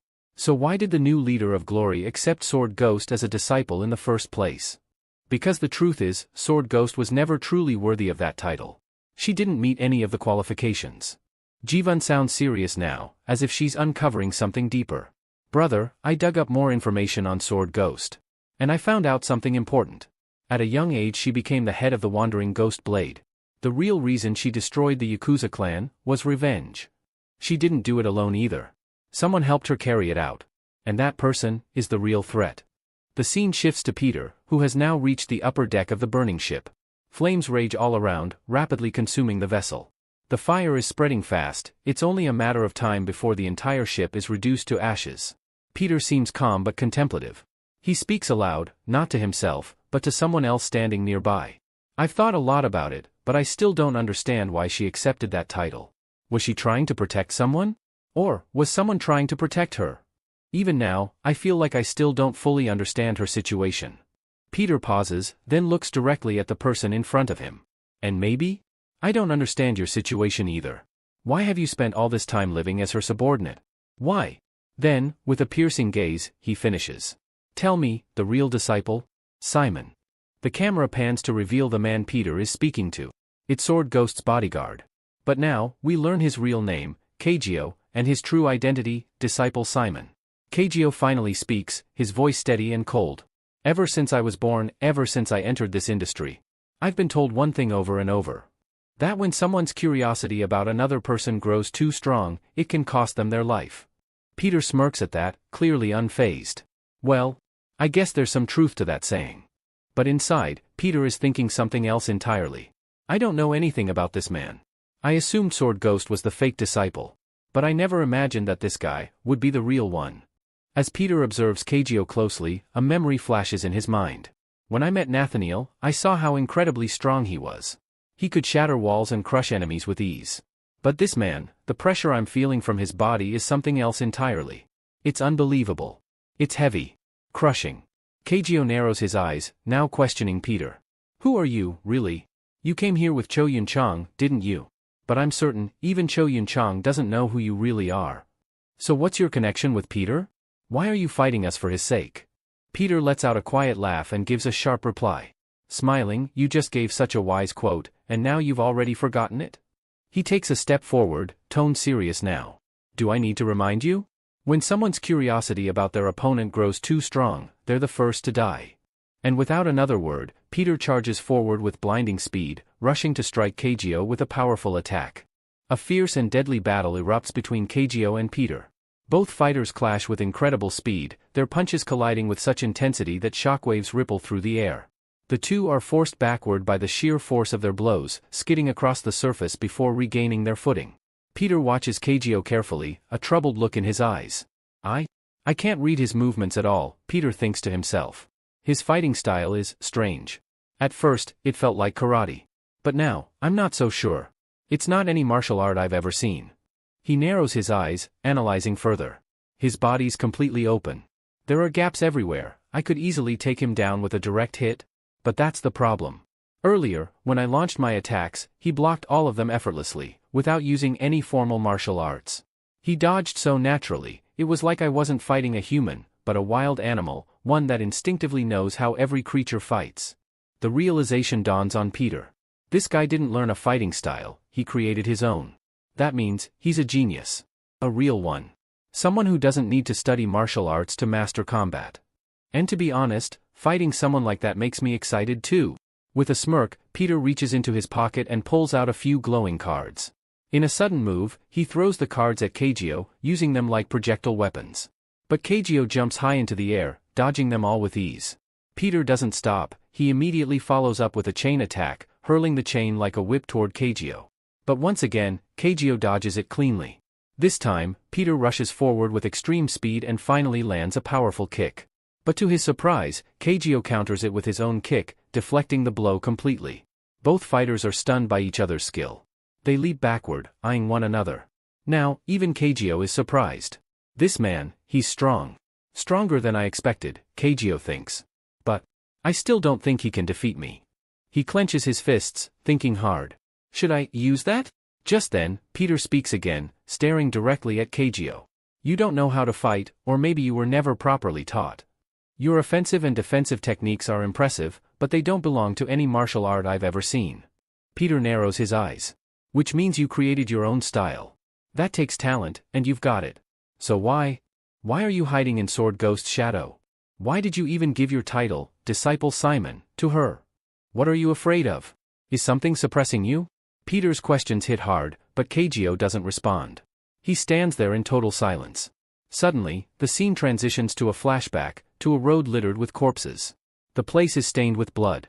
In the middle of it all stands the leader of a Wandying sword sect, surveying the aftermath. Sect leader asked, "What happened here? Who killed these people, and so brutally?" One of his subordinates steps forward. "Sir, they were interfering with our work. So we sent some of our men to negotiate with them. But I didn't expect things to go this far. I swear, sir, I didn't think our men would slaughter them like this." The leader glares at him. "Stop lying to me. I know our men didn't kill them. All these people were killed by one person. The way each corpse was mutilated, brutal, precise, intentional. So tell me, who did this?" The subordinate hesitates, then speaks nervously. "Sir, to be honest, it wasn't one of us. None of our family members did this." The leader snaps. "If it wasn't us, then who? Is some other family behind this?" Subordinate, trembling, "Sir, it was your slave. The one responsible is your slave, Kagyo." The scene shifts again, to a convenience store, where a man covered in blood buys a pack of tissues. The store clerk stares at him, terrified. The atmosphere is tense. This man is Kagyo. Back to the wandering sect base, the leader hears the subordinate's explanation and murmurs. "I had no idea Kagyo had grown so powerful. As you said, he's nothing like an ordinary human. You call him a killing machine, and he's never even trained in martial arts?" The subordinate nods. "Yes, sir. He's unbelievable. One of the greatest geniuses of this generation. But sir, don't you think Kagyo might become a threat to our family in the future? After all, he's just a slave, and you're the one who brought him in." The leader doesn't respond immediately. Instead, he gives an eerie analogy. "Have you heard of the flea? It's an insect that can jump over 200 meters. But if you put that flea inside a jar, it won't even be able to jump 2 meters. That's Kagyo's story. As long as he remains our slave, he will never betray us. He will always follow his master. And if he ever does, the price will be his life." But the camera pans to a shadowy corner. Kagyo is there, hidden, and he's heard everything. He doesn't speak. He doesn't react. Instead, he looks down, and sees a small girl in front of him. Her ears are covered, carefully shielded by Keijo, so she won't hear the cruel truth. We return to the present, where Peter is having a conversation with Keijo. Peter says calmly, "I can tell just by looking at you, you've lived your entire life under suppression. But tell me, what makes you so obedient to that sword ghost? Why are you so desperate to follow your master? Is there a reason behind it?" However, Keijo remains silent. Then, with a cold tone, he responds, "You talk too much nonsense, you're going to die." Without another word, Keijo suddenly leaps forward at incredible speed, launching a ferocious attack toward Peter. A brutal battle immediately breaks out between them once again. Keijo aims a powerful strike at Peter from above. But Peter effortlessly dodges the attack, moving swiftly backward. As he retreats, Peter thinks to himself, "Keijo is incredibly talented. Even though he doesn't know formal martial arts, the overwhelming pressure radiating from his body tells me clearly, he's a powerful beast. A monster who might be impossible to stop." Peter's expression grows more serious as he continues to think. It's clear that Keijo is trying to get close to me just once. If he manages to grab me even for a second, he'll tear my body in half. I can't let that happen. He narrows his eyes. But, something feels off. Like something is missing. Could it be that, just like Sword Ghost, Keijo is hiding a secret technique? A trump card he's saving for the perfect moment? Meanwhile, Keijo is analyzing Peter too. Fighting this guy, I've noticed one thing, he never misses an opening.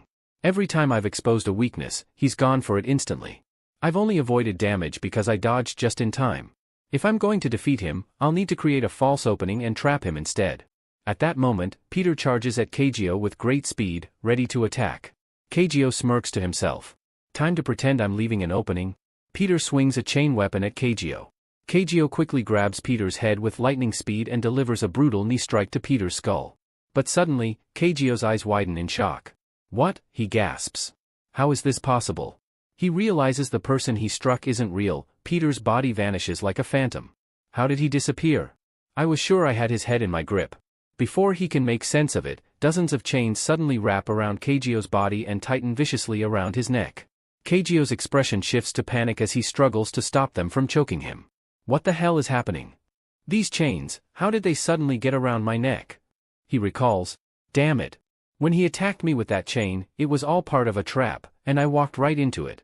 Just then, Peter steps forward, coldly saying, "You've got sharp senses. But while you were lost in thought, I had already laid this trap. And now, stop resisting. The more you struggle, the more painful it will become." Peter's tone turns mocking. "I don't enjoy watching someone suffer like that while hanging from my chains." Keijo snarls through clenched teeth. "Shut your damn mouth. Our fight hasn't even truly started yet." With a sudden motion, Keijo reveals something shocking. 3 short blades spring out from his fists. Blood trickles along the edge of each blade, giving off an eerie aura. Peter is stunned. What is he planning to do with those blades? Breaking my chains with them shouldn't be so easy. But to Peter's surprise, the moment Keijio's blood-coated blades touch the chains, they begin to melt and snap apart effortlessly. Keijo leaps down, free once more. Peter's mind races. Wait, why does this feel so familiar? Suddenly, a memory flashes. Back at the auction house, when 2 bodyguards tried to approach the stage. Keijo touched their faces, and I assumed he used poison. But now I realize, I was wrong. Peter's expression turned serious. This man doesn't just harm people. He can melt objects too. His power isn't poison, it's something more dangerous. If he ever touches my body, he could melt it entirely. That would be instant death. I cannot let him get close. Keijo smirks, reading Peter's mind. I know what you're thinking. But this time, before you even come up with a plan, I'll already have killed you. With that, Keijo charges again at blistering speed, aiming to strike Peter's face. He gets frighteningly close. But right as he attempts to touch Peter, Keijio's eyes widen. This bastard, he's even stronger than he looks. But how can someone be this fast? As Keijio's hand inches toward Peter's face, Peter calmly grabs Keijio's wrist mid-air. Keijo is stunned. He didn't dodge it intentionally. He let me get close. He pretended he couldn't react, and just when I went for the kill, he caught me like it was nothing. Keijo glances at his hand. Blood is trickling from a self-inflicted cut. He glares at Peter. What the hell does this guy think? That he can just grab my hand like I'm his friend? Enraged, Keijo throws a devastating punch at Peter with his other hand. But Peter once again dodges with a swift jump and lands far away, out of Keijio's range. Peter now fully understands. He doesn't melt people with just touch, his blood is the key. That's where the true danger lies. His blood is more lethal than poison. Even a single drop entering someone's body could be fatal. He looks at Kageo and warns him. I know now your blood is your real weapon. Afterward, Peter turns to Kaga and asks, have you experimented on your own blood? How can an ordinary human have blood like that? Your blood doesn't just melt steel, you could disintegrate a human body effortlessly with it. Hearing this, Kaga calmly replies, I know you're curious about me right now. But if you want answers, you'll have to capture me. And that's something you can't do. With those words, Kaga lunges at Peter with incredible speed. We see Kaga launching a relentless assault on Peter, his movements fast and furious. But Peter skillfully dodges each and every strike. As Kaga's attacks miss and hit the surrounding walls, the surfaces start to melt on contact, his blood acting like acid. Watching this, Peter thinks, this guy's annoying. Not only is he fast, now his blood is a threat too. That means I can't get hit at all, I'll need to dodge everything. Kaga keeps attacking in a blur of motion, while Peter focuses solely on evading. But then, Peter suddenly grabs Kaga's arms mid-attack. I've been trying to remember where I've seen you, Peter says, locking eyes with him. I know who you are now. You're the heir of the Poison Leopard sect. Kaga's eyes widen in shock. What? How does this guy know about that, he thinks. Peter continues, I was right, wasn't I? But how are you even alive? That sect was wiped out years ago. Every single member of your family was killed. At that moment, a flashback begins. We're shown the destruction of the Poison Leopard sect. The sect's compound is engulfed in flames. Two men stand watching the chaos unfold. One of them is the same sect leader who would later enslave Kaga. We've destroyed the Poison Leopard sect today, the leader says with pride. Now we have no enemies left. Congratulations, sir, his subordinate replies. All your problems are finally over. As per your orders, we dumped all the newborn babies into vats of poison. But, one of them survived. The child of the sect leader. The subordinate asks, shall we kill the boy too? But the leader shakes his head. No. That child's father was a deadly force on his own. He created the Poison Leopard sect from nothing. And now, his son stands before me. I won't kill him. He might be useful to me someday. The scene shifts forward by several years. We see a martial arts training ground where young boys are sparring. Kaga defeats all his opponents with ease. But then, one of the boys accidentally gets Kaga's blood on his leg. He starts screaming in pain. His skin begins to melt as if dipped in acid. Everyone around panics. This idiot Kaga again, they shout. How many times have we told him how dangerous his blood is? He never listens. If it touches someone, it can kill them. Kaga is horrified and apologizes profusely, but the others continue to scold him. Watching from afar, the sect leader thinks to himself. Kaga is talented, and he holds a terrifying secret. His poisonous blood is a weapon in itself. One day, it will kill even our strongest enemies. The next scene shows another training session. A man is helping young trainees with their stances. But when Kaga arrives, the teacher angrily tells him to leave. You've injured too many kids. I won't let you train here anymore. Go practice alone in the forest. From now on, no one will teach you martial arts. In the forest, Kaga vents his anger on a tree, punching it furiously. Why, he shouts. Why does everyone hate me? What did I do wrong? Is it just because I was born a slave? Is that why no one loves me? His punches are so powerful that the tree cracks and breaks. But then, Kaga notices a small bird lying on the ground. It must have fallen from its nest when the tree broke. I'm so sorry, Kaga whispers. I didn't know this tree was your home. He gently picks up the bird and climbs another tree, placing it on a branch. There you go, he says. Now you can rest. But the moment he looks again, he sees the bird has melted. His poisonous blood had unknowingly touched it. Kaga stares in horror as guilt washes over him.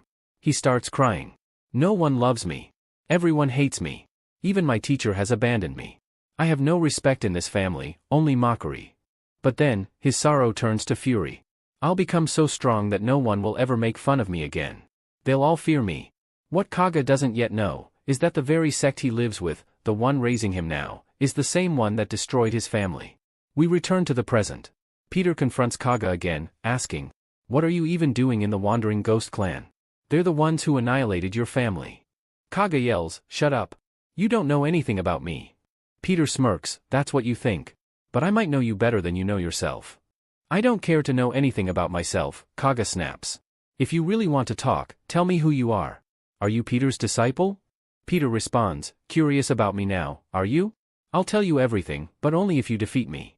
And with that, Peter lands a powerful kick on Kaga's face, sending him flying. But Kaga quickly regains his footing and charges at Peter again.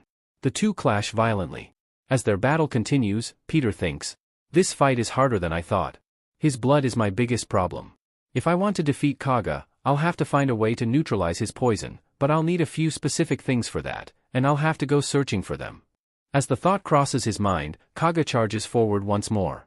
Although Peter narrowly dodged the attack, Kagyo's strikes were devastating. Every place his attack landed was left destroyed. In the midst of the chaos, Kagyo landed a powerful kick on Kim, sending him flying into one of the ship's inner chambers. Peter, observing this, frowned. "This is getting seriously annoying," he thought. "Every time I get a chance to strike Kagyo, his blood disrupts my attack. I can't get close because of it." Just then, Peter noticed something in the room, a small detail, a trigger for a new idea. At that moment, Kagyo tore through the area and entered the same room, glaring at Peter. "If you just tell me about yourself," he said, "I'll give you a quick and painless death. But if you keep resisting, you'll only have yourself to blame for the consequences." Peter stood calmly, relaxing his hands, and replied with a confident smirk, "I've got to say, that was a pretty good line. But the truth is, I just needed a few things to beat you. And now, I've got them. Escaping from me will be much harder now." Kagyo's eyes narrowed in surprise. "Are you joking with me?" he said. "Because if you are, forget it. I'm not your friend, and this is a real fight." At that point, we see what Peter had been working on. He had caught a small mob and used its mop and ropes to prep a move. Peter chuckled. "Why would I joke with you? Like you said, we're not friends. I'm serious. This weapon is enough to defeat you." Kagyo, intrigued but skeptical, responded. "I see. So, you're going to use this setup to perform a long-range attack on me. But don't you think I can just slice through this mob with ease? Why would you choose such a tactic?" Peter answered with a grin. "Not going to explain it that easily. If you really want to know, you'll have to try and find out for yourself." The fight resumed. Kagyo, watching Peter carefully, thought to himself, "This guy, he's sharp, not just in battle, but in his mind too. Every move he makes is part of a plan. He always calculates the outcome before the fight begins. What is he planning with that mob?" Peter suddenly launched an attack on Kagyo. "You're overthinking again," he taunted. "You'll figure it out soon enough." Kagyo dodged the strikes, analyzing them. "As I thought, he's using the mob to create distance and prevent me from countering? But does he really believe that'll stop me?" With a burst of speed, Kagyo closed the distance and aimed a punch at Peter's face, but Peter dodged effortlessly. Peter laughed. "Ever catch a big fish with a small trap? You might not realize it, but I just caught something massive." Peter used the mob's ropes and mop stick to strike at Kagyo's arms, quickly wrapping the ropes around him. "You're not getting away now. I've got you." But Kagyo broke free with sheer strength, shattering the trap, and launched a vicious kick toward Peter. Peter dodged again. "Did you really think one move could defeat me?" Kagyo growled. "You're more foolish than I thought." Peter replied. "You underestimated me. That's your mistake. Never take your opponent lightly." Kagyo scowled. "I told you already, you talk too much. Just shut up and die already." He attacked again with full force, but suddenly, Kagyo stumbled and collapsed to the ground, yelling in pain. Peter stood over him, mocking. "What's wrong? Did you forget we're in a serious fight? How will we continue if you drop like a child?" Kagyo cried out. "What did you do to me? Why are my hands burning?" He screamed in agony as his hands began to blister and burn. Peter calmly explained. "Your blood has a special ability, it behaves like acid. But what you didn't know is that acid has a weakness. If you ever mix detergent with acid, it creates a violent chemical reaction. One that can seriously harm the human body." Peter leaned closer. "That's exactly what I did. Now, if you try using your blood again, it'll react and burn your body from the inside out. In short, your blood is now useless. Use it again, and you'll suffer the consequences." Kagyo's eyes widened with rage and realization. Damn it. I didn't see through his plan. I thought he was just setting up a long-range attack, but his real goal was to get that detergent onto my hands. Despite the pain, Kagyo forced himself to stand. "I don't need my blood to fight you," he shouted, charging at Peter once more. But just as they were about to clash again, a powerful voice rang out. "I will kill you." The two fighters froze, startled by the sudden interruption, as a mysterious person made their presence known. As the mysterious figure steps forward, it's revealed to be none other than Sword Ghost. Her voice carries a calm resolve as she declares, "Kagyo, you don't need to fight him. This one is mine. I'll be the one to end him." Seeing Sword Ghost appear in such a weakened state, Peter frowns. "You look like hell. Why did you even come here?" But Sword Ghost coldly responds, "Shut your mouth. I've already decided, I'm going to kill him. After that, I'll kill you too. Before she can take a step, her legs give out. She collapses, and Kagyo rushes forward, catching her in his arms. Ma'am, why are you here? He pleads. I told you not to come. This place is too dangerous. Yukiya, ever stubborn, murmurs weakly. Kagyo, I have to kill him. Once I do that and we capture Peter, we'll leave this country for good, like I promised. I'm not breaking that promise. Kagyo's voice trembles. Please, don't say anything. I'll catch Peter for you.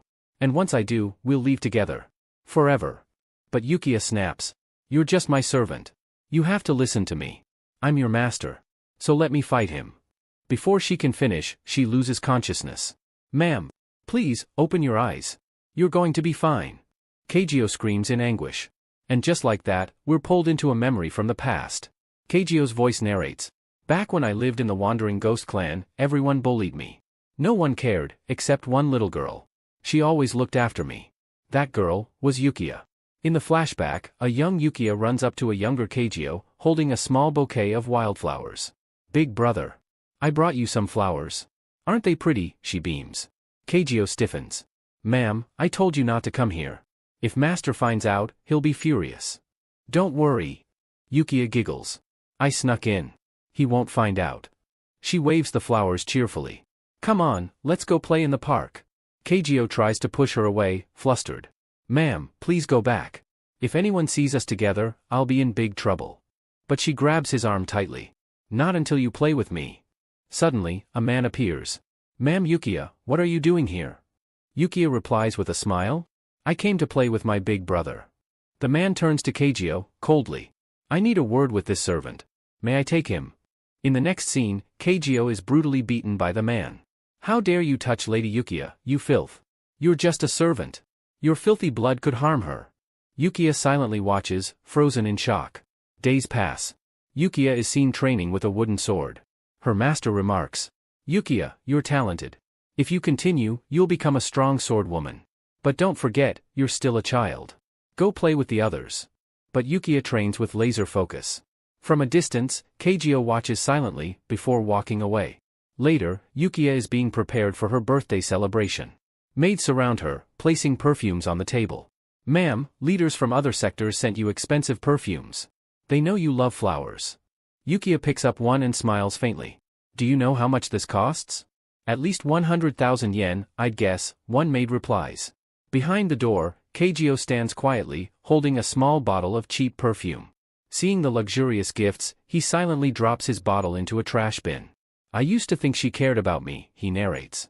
But maybe that was just my imagination. After all, I'm just a servant. She's the master's daughter. Why would she ever think of someone like me? Years pass. The Wandering Ghost Blade clan is suddenly attacked by armed invaders. Bullets tear through the compound. Kagyo grabs Yukiya amidst the chaos. Stay here. You can't go, if you do, they'll kill you. But Yukiya struggles. I have to protect father. Kagyo runs, dragging her with him. That day changed everything, he says. We lost our home, and the girl I once knew became someone else entirely. Yukiya is next seen training obsessively with her sword, rage on her face. Kagyo bursts in. Ma'am, please stop. You've trained too long, you'll collapse. Shut up and leave me alone, she screams. I have to get stronger. I must avenge father's death. Soon, she falls sick from overtraining, and Kagyo nurses her. I could have left, he thinks. I was free. But something kept me here. Maybe I just wanted to protect her. Eventually, Yukiya gets her revenge, slaughtering over 2,000 people with my help.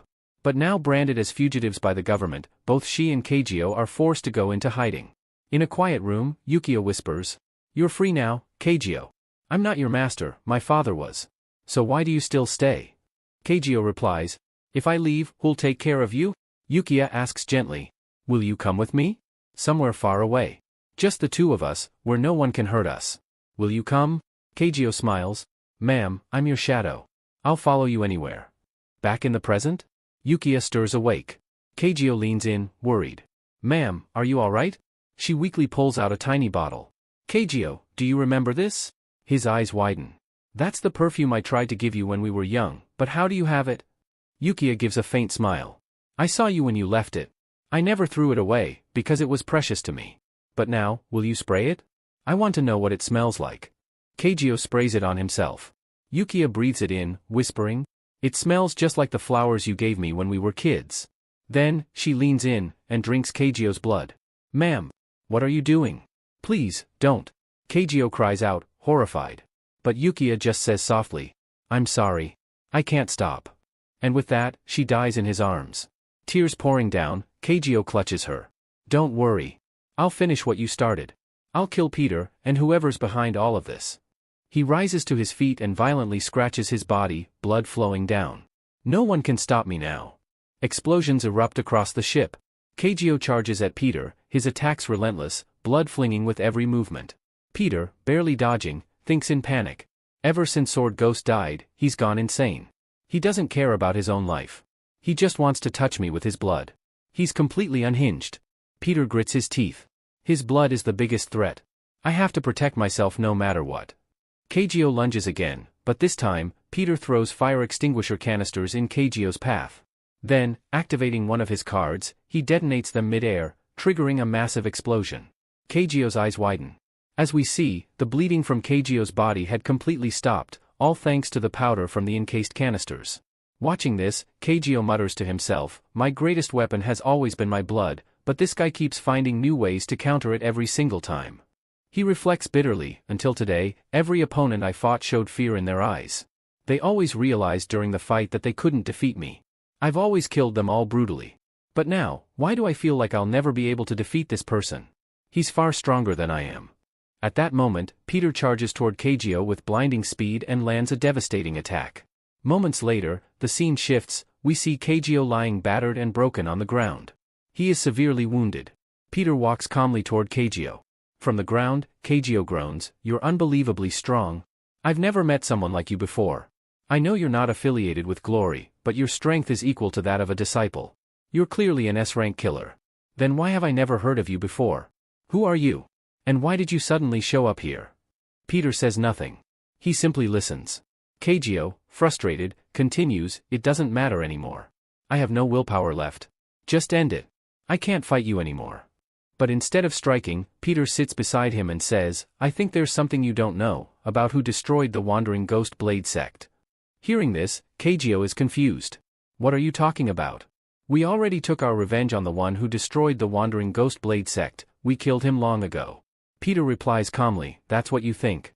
But the real person behind that destruction is still alive. And, you've already met him. You just didn't recognize who he was." Keijio, stunned, stares at Peter. "What are you saying? Who was it?" Peter begins to explain. 10 years ago, Glory's new boss came up with a plan. He wanted to select 12 of the strongest individuals from around the world to replace the old disciples. During his search for new disciples, his attention was drawn to the Wandering Ghost Blade sect. "There was someone in your sect who completely captivated his interest." Peter continued, "He approached your sect leader with a proposal. He wanted that individual from the sect to join Glory. But your leader refused.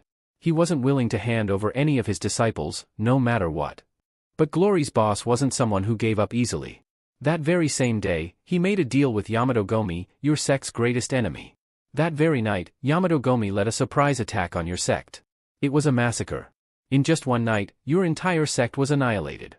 Only 2 people survived that bloodbath, you and Eureka. You both fled and survived." Peter goes on, "Years later, after you both grew stronger, you reappeared and took your revenge on Yamato Gomi, killing him. But that forced you to leave Japan behind, and the only one who benefited from all of this was Glory's boss.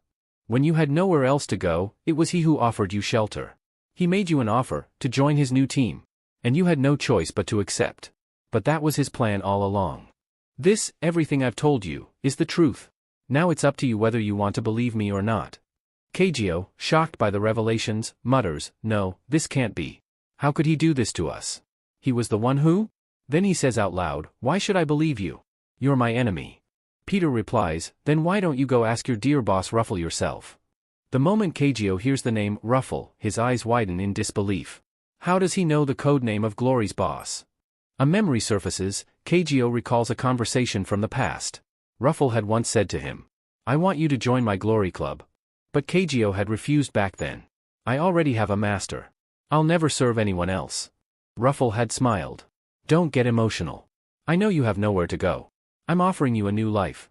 All you have to do is become my disciple. Actually, I'll do one better. How about I give your master the title of a disciple instead? She deserves it, and she'll be under no obligations. You just support her, and I'll give her all the luxury she's ever dreamed of. Isn't that what you want? For her to be happy. Returning to the present, Kagyo, overwhelmed, thinks, was everything that happened to us all part of Ruffles' plan? His expression darkens with rage. I never asked for anything. I only wanted Yukia to be happy. But now, she's gone, and it's all because of you. Kagyo starts screaming in fury, I'll kill you. But Peter stops him, calmly saying, you can't touch him right now. He's far too powerful. He's a master strategist. You need to wait for the right time. Kagyo, fuming but silent, finally says, I still don't know who you are, but go. Help your friends. Their lives are in danger. Peter is surprised by his words. What do you mean? Kagyo reveals, before the fight between Sword Ghost and you began, we already gave orders to our men. None of your companions should be spared. Everyone on that ship is to be killed. Cut to the ship, we see Jae and Hung helping evacuate civilians. They call out, if anyone else is still in the water, come quickly. But suddenly, a group of men appears, assassins from Sword Ghost. They shout, nobody move. If anyone does, we'll shoot. Hung turns to Jae, shocked. How did they get here? Didn't you keep watch? Jae replies, I was too busy helping people. Hung says nervously, there's too many of them, and they're all armed. Aren't you scared? Jae tries to act tough. Me? Scared? What about you? Hung stammers, no way. Why would I be scared? But both of them are clearly panicking inside. One of the assassins yells, be careful. These guys aren't just cleaners. They're fighters too. Suddenly, Chairman Chang appears and shouts, wait. Let's make a deal. I'll pay you whatever you want. Just don't hurt anyone. But the assassin retorts, shut up. We're just following orders. Chang pleads, don't you understand? I'm the chairman of the group. If you kill me, you'll never get out alive. My men will hunt you down. The assassin just laughs. This Korean guy talks too much. Let's shoot him first. But before he can act, Jae and Hung leap into action. Hung shouts, Jae, you take half, I'll take the other. And if we die, see you in heaven. Back with Peter and Kagyo. Kagyo urges, go. Help your friends before it's too late. But Peter smiles and replies, don't worry. Nothing will happen to them, because there's someone very powerful on that boat. Kagyo blinks. What do you mean? Who? Peter calmly answers, you've forgotten, haven't you? A real disciple is on that boat. Cut back to the ship, in a flash, a figure slices through the assassin's guns with incredible speed. All weapons fall in pieces. The attacker is revealed, it's Simon, the real disciple. Jae and Hung are left speechless. Chairman Chang stares in awe. Whoa, this guy's amazing. The attackers shout, everyone. Attack him together. His right hand is gone, he can't use his sword properly with his left. We can take him down. But Simon smirks. You think you can kill me? Then we see a flashback of Simon talking to Peter. Brother, I've fully mastered my sword style. Whenever I hold my blade in my right hand, it feels like a part of my body. Peter responds, don't get too confident. Do you know what a swordsman's greatest weakness is? Simon asks, what do you mean? Do I have it? Peter answers with a cold smile, yes. Your greatest weakness is your right hand. Simon, the skilled swordsman, uses his dominant hand, his right, to perform his sword techniques. But Peter, thinking ahead, once asked him, what will you do if someday your arm gets seriously injured during a dangerous battle? Simon, in his usual light-hearted tone, chuckled and replied, brother, if that ever happens, I'll just run away from the battlefield and start a noodle shop. I really love noodles, and at least then, I can eat as much as I want. Hearing this, Peter scolded him. You idiot. That's not what I meant. I was trying to tell you to start practicing your sword style with your left hand as well. It might really help you in the future. Simon took that advice seriously and agreed to it. Peter is returning from somewhere when he overhears a conversation among a group of people. One of them says mockingly, did you hear? Simon's the biggest fool of all. I heard he broke his own arm. And ever since then, he's been training with his left hand instead of his right. Peter is stunned. We then see Simon intensely training, using only his left hand to chop through piles of wood at high speed. His right hand is completely bandaged and in a cast. Peter rushes to him and yells, you idiot. Is it true what I just heard? You broke your arm on purpose? You told me you just had a minor accident. Simon, a little embarrassed, replies, brother, I'm sorry. I knew if I told you the truth, you'd get really angry at me. That's why I lied. Peter asks again, But why would you do something like that? Simon looks at him and says sincerely, remember you once asked me what I'd do if my right arm got seriously injured? That day I decided, I'd change my sword style to use my left hand. And when the time comes, I'll prove to everyone that I can still fight perfectly even without my right arm. We now see Simon gripping his sword tightly with his left hand. He charges forward at lightning speed, executing flawless sword moves. Within seconds, he eliminates all the enemies in front of him. After wiping them out, he declares with a calm smile, brother, didn't I say it? The day I couldn't use my right hand, I'd prove that even without it, I'm still perfect. The narrator adds that Simon single-handedly took down all the assassins on the ghost ship and saved all the survivors. Afterwards, Jae and Hung helped evacuate the remaining people onto the ships they had arrived on. Then, they too boarded their own boat and left the destroyed vessel behind. The ghost ship, now completely ruined, finally sinks into the ocean. Two young men sit on the floor of the rescue boat, speaking excitedly. Senior disciple. We're huge fans of yours. We've heard countless stories about how you completed missions single-handedly. These two, it turns out, are none other than Jae and Hung, sitting right in front of Simon, who has now recovered. Simon says, what are you two doing? Get up already. Peter, rolling his eyes, adds, these two are complete idiots. Stay away from them or you'll become like them too. Jae then blurts out, sir, when we saw your attack, we were honestly shocked. That move was insane. I've never seen a disciple unleash something so devastating.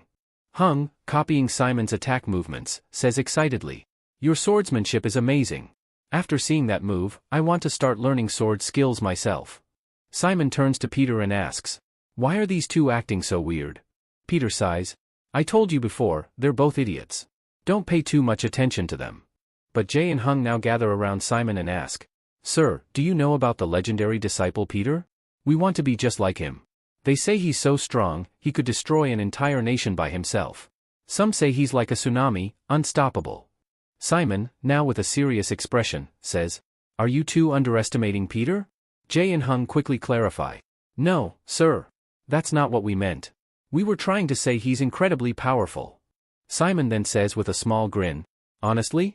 Peter isn't a tsunami, he's a tuna. The three of them burst into laughter while Peter, irritated, thinks to himself, I just told Simon to stay away from these two, but now I think I need to keep them away from him instead. Simon tells Jae and Hung, do you know, when I met Peter, he told me about you too. Both Jae and Hung are shocked. What? The legendary Peter knows about us? Simon, while looking at Peter slyly, continues, of course. Do you want to know what he said? Peter internally panics. What did I say about them? All I ever told him was that they're both idiots. Is he really going to tell them that? But Simon winks at Peter and tells them, Peter said that in the future, you both will become incredibly powerful disciples. Jae and Hung are overjoyed, cheering Peter's name with admiration. Cho Yun-chang, the president, approaches and says, you should take some rest. Ever since you joined me, you haven't taken a single break. Peter responds firmly, sir, there's no need to worry about me. I'm your bodyguard now, and it's my duty to protect you. Simon turns to the president and says, Mr. President, thank you so much for saving my life. But don't you think the Glory Association might be suspicious about this? Cho Yun-chang replies calmly, don't worry. I haven't informed anyone that I was aboard the ghost ship. Everyone else believes I went on a business trip. Meanwhile, Peter is deep in thought. That island Simon was hiding on, it was a completely unknown, isolated place. And yet, Raphael still managed to track it down. How? I'm absolutely certain that Raphael already knows that Simon has joined us on the ship. And now that Sword Ghost is dead and her ship has been destroyed as well, Raphael must be furious with me. He knows I'm the one responsible for everything that happened, and I know very well that he's determined to find me no matter what, and kill me. But Raphael, don't worry. We'll meet very soon. As the narration continues, we're shown a breathtaking view of the vast ocean, with the ship sailing peacefully toward their home country. The scene then shifts to Jivan's house, where Peter and Simon have just arrived. Jivan is checking Simon over and teasing him, saying, this old man is exactly the same as he was in his youth, except now he probably doesn't brush his teeth anymore because his breath smells awful. And clearly, he doesn't shave either. Hearing this, Simon exclaims dramatically, Jivan. You've broken my heart with such words. I still remember when you were 20, you were absolutely crazy about me. You'd always say I was more handsome than any celebrity and even said you wanted to marry me. And now look at you, talking to me like this. You've changed so much. As he goes on rambling, Jivan loses her patience and begins to beat Simon up. Ow! What are you doing? Why are you hitting me? I only spoke the truth. Simon cries out, but Jiwon ignores him and continues beating him furiously. In desperation, Simon turns to Peter and pleads, "Brother. Help me, please. This woman has lost her mind. She's going to kill me." The scene transitions to a quiet moment in room where the group is gathered. Simon breaks the silence, asking, "So, what do you think Raphael is planning right now?" But both Jiwon and Peter remain completely silent, not saying a word. "Don't just stand there quietly, say something," Simon urges. Finally, Jiwon speaks. "No one knows for sure what Raphael is planning. But one thing is certain, he wants to erase Peter's existence from this world." The scene fades into a flashback from many years ago. We're taken to an old church, where the Glory Club was first formed. Inside the church stands the father of the organization, surrounded by his 12 disciples. With pride in his voice, the father addresses them, "My children, all these years, you've followed every one of my commands. Because of you, the Glory organization has become the strongest and most powerful group in the world. Each of you is equivalent to an entire army." He pauses, then continues with solemnity, "But I've made a decision. I'm going to disband the Glory organization. No father wishes for his children to suffer their entire lives. I want you all to settle down now. You've done more for me than I ever imagined. I'm truly proud of you. So from this moment on, you're all free. Go live your lives however you wish." The narrator cuts in and explains that while the father made this decision to give his disciples their freedom, not everyone was happy about it, especially one person. That person was none other than Raphael, the father's newly adopted son. The scene cuts to Raphael confronting the father. "How could you do this, father?" Raphael demands angrily. "The Glory organization is the most powerful force in the world, and it's all because of your 12 disciples. Why would you let them go? We could use them to make ourselves even stronger. If you disband the organization, all our businesses will shut down. Don't you care about me at all? Or is it because I'm not your real son? Just someone you adopted?" But the father responds calmly, "Your brothers and sisters, they are not tools. They are human beings. That's why I've decided to close this organization." Hearing this, Raphael's rage builds, but he says nothing. Instead, we see him standing before a massive statue, his fists clenched in anger. Then he starts punching the statue furiously. "You fool of a father," he shouts, "you lived a luxurious life all your years, and now that it's time to think of me, you want to throw it all away. You're going to divide all your wealth among those 12 disciples too, aren't you? I won't let that happen. I won't. And if I have to kill you to stop it, then I will." Raphael's punches shatter the statue into rubble. The narrator's voice returns. Just as he swore, Raphael did exactly that. He killed the father. After murdering the man who adopted him, Raphael inherited his position as the head of the organization. What was once a group created to support and aid the government, became something completely different under Raphael's command. Raphael turned the Glory organization into a powerful yet illegal syndicate. Under his leadership, every criminal act imaginable was carried out within the organization. He opened numerous orphanages, but instead of providing care, he began training the children there to become killers. The Glory organization was no longer a force for good, it had become a merciless army of assassins. But Raphael didn't stop there. He began searching for powerful individuals who could replace the original 12 disciples. And eventually, he found them. One by one, he replaced the original disciples with new, even deadlier ones. But to do this, he needed to destroy the foundation of the original organization, its strongest member. That member was none other than Peter. Peter had been the first and strongest disciple of the Glory organization. And that's why Raphael made it his mission to eliminate Peter from existence, once and for all. The scene returns to the present, where Jiwon is fuming with anger. "Every time I think about Raphael," she says, "it makes my blood boil." In that moment, she grabs Peter by the collar in a fit of rage. Jiwon's voice quivered with fury as she spoke to Peter. "Senior, do you even realize how angry I am with you right now? Of all the people in this world I hate the most, you brought one of them into my house." At that moment, it's revealed that Jiwon is talking about Kageo, whom Peter and Simon had brought to her place. Kageo is currently unconscious, resting peacefully, unaware of the storm he's lying in the middle of. Still burning with rage, Jiwon continues, "How dare you bring such a dangerous disciple into my home? Get him up and take him out of here immediately." But before she can act on her anger, Peter and Simon suddenly lift Jiwon instead, and start carrying her out. "What is wrong with you two? Have you lost your minds?" she screams as they carry her out of the room. "You should have killed him back on the ship. And instead, you saved his life, only to bring him here, to my house?" Peter responds calmly but firmly, keep your voice down, Jiwon. He's resting. He needs peace and quiet. The group walks toward the other room quietly, but just as they reach the door, a loud crashing sound comes from inside, loud enough to jolt everyone. Jiwon snaps toward the noise. What the hell was that? His body was in such bad condition, how is he even awake already? Her anger boiling over, she growls, Senior, don't stop me now. I'm going to kill him. As she steps up behind Peter, he turns and raises an eyebrow. Wait, weren't you just threatening to kill him a second ago? Jiwon quickly changes tone and says innocently, come on, do you really think I could kill someone that dangerous? Look at me, I'm just a helpless blind girl. Simon cuts in, joking, then why are you hiding behind our big guy here? Come hide behind me. I'll protect you. Jiwon smirks. I know, but Senior is stronger than you, so I'll feel safer here. Peter then opens the door to the room, only to be stunned. Kageo is gone. The bed is empty. There's no sign of him anywhere. Simon, equally shocked, exclaims, Brother, where could he have gone? His body was barely holding together. What if he's in danger again? Peter frowns but remains calm. Don't worry. He'll be fine. I know exactly where he's headed. Meanwhile, somewhere else, Raphael is having a serious conversation with his new group of disciples.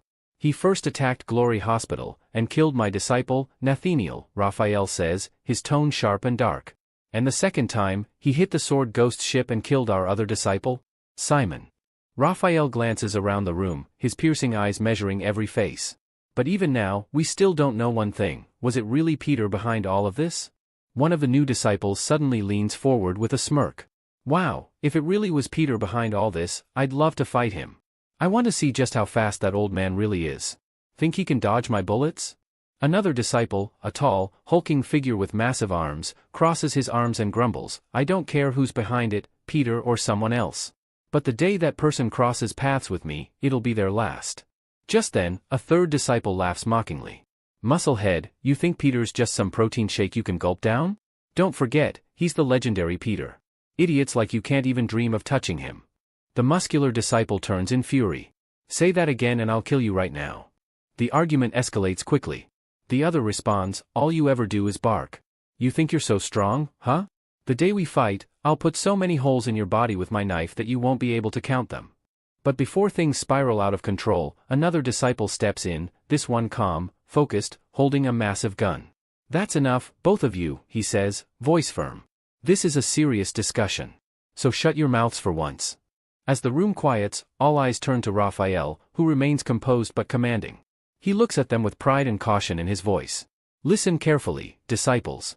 Each one of you is among the strongest in the world. That's why I chose you to become part of my 12. Despite Raphael's earlier speech, one of the disciples stands up and counters his words. But boss, he says, none of that matters if we can't even capture a single old man. Another disciple quickly interjects, trying to defend their failure, it's not our fault. The only reason Peter escaped was because we weren't there. If we had been present, we would have killed him for sure. Someone else chimes in, don't underestimate Peter. He already took down 2 of our disciples. He's not someone you should take lightly. Suddenly, boom. A loud explosion shakes the room as the main door is blown off its hinges. A powerful figure storms in, and the disciples instinctively reach for their weapons. The man with the massive gun smirks and says, now that is a badass entrance.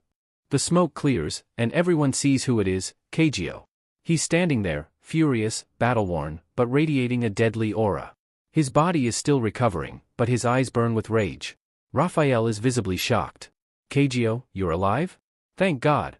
Raphael says, stepping forward. I heard Peter attacked the ship and killed Sword Ghost. I was devastated when I got the news. Tell me, did you fight him? Is Peter still as strong as he used to be?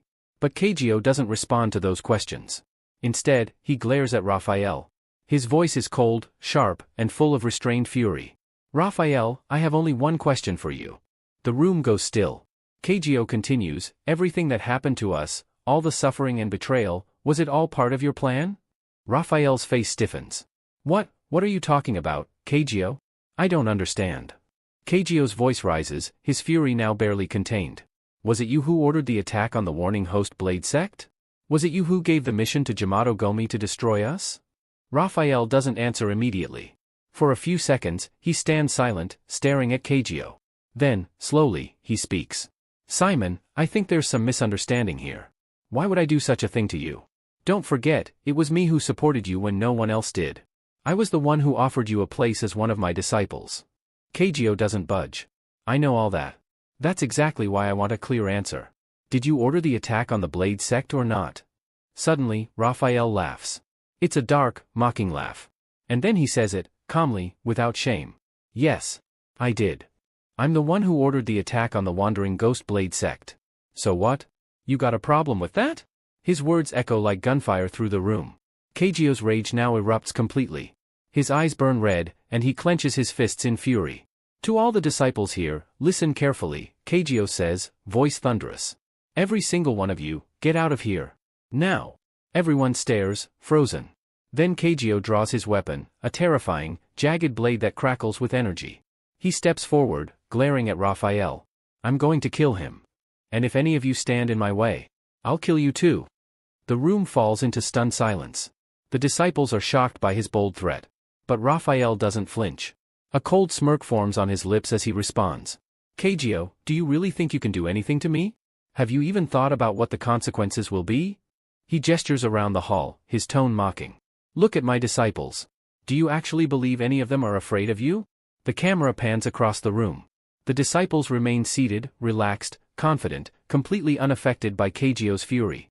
One of them, a cocky man, stands up and taunts Kageo. You're not cool at all, Kageo. If I wanted, I could put a hole in your head with a single bullet. But maybe you're still in shock from Sword Ghost's death, so I'll let you go, for now. Another disciple laughs and adds. Why are you all getting so worked up? We're meeting after such a long time. Shouldn't we be welcoming Kageo back? But a third voice mocks harshly. Welcome? This trash? I never liked him. His filthy blood always gave off a rotten stench. Someone clean this garbage out of here. Kageo's eyes narrow, and his killing intent rises. So none of you plan to leave, he mutters, deadly calm.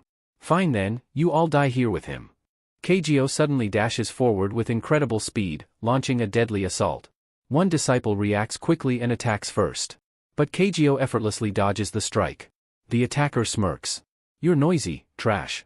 Don't you know I hate loud sounds? But Kageo responds coldly. You can smile all you want, but you don't realize something, just a drop of my blood is enough to kill you. With that, Kageo unleashes a series of rapid, deadly attacks toward the disciple, Johann. However, Johann is surprisingly fast. He dodges every strike with ease. Kageo, he says confidently, I know all about you. Did you really think I'd let your blood touch my body? In the blink of an eye, Kageo circles behind Johann, seeing an opening. Now, he thinks. This is my chance. Kageo strikes with a powerful, decisive blow, but to his shock, Johann dodges it without even looking. What? Kageo thinks, stunned. How did he dodge without even seeing the attack? As Kageo's blood splashes into the air from the strike, another disciple blocks it with a shield, then hurls that shield straight at Kageo. Before Kageo can recover, a hulking figure charges in. It's the muscle-bound disciple, known for his raw strength. He punches Kageo with such brutal force that Kageo crashes into the wall, heavily injured from the blow. If he lands another punch like that, I'll be unconscious, Kageo thinks, blood dripping from his mouth. I have to avoid another hit at all costs. But the muscle man doesn't stop. He charges again, faster and stronger. Just as the second blow is about to land, a new figure intervenes. A man steps in, effortlessly stopping both of them with his foot. Enough, the man says calmly. Are you two done fighting like children? This is getting boring. Stop already. His name is Thaddeus, another powerful figure among the disciples. The muscle man growls in defiance. Thaddeus, get your foot off me, or I'll rip it out myself. Another disciple, Thaddeus, pleads. Guys, please, that's enough. Can't you see Kageo is already exhausted and injured? He didn't come here to fight. He came for revenge, for Sword Ghost. If you really want to fight him, at least give him time to fully recover. Then we'll see who wins. Kageo, still recovering, thinks to himself. That punch from the unbeliever was insane. I didn't think I could survive it. But the truth is, I can't defeat any of them in this condition. I need to get out of here, now. The scene cuts to the outside of the building, massive, fortified. Suddenly, crash. Kageo smashes through a window and leaps out, vanishing into the night with a powerful jump. Back inside, Thaddeus watches him go. Philip, was it really necessary to hit him that hard? He was already injured. You just made it worse. But Philip scoffs. Shut up. He got away because you got in the way. I was going to finish him off right there. He clenches his fist. Now what? Should we chase after him? Raphael calmly steps forward.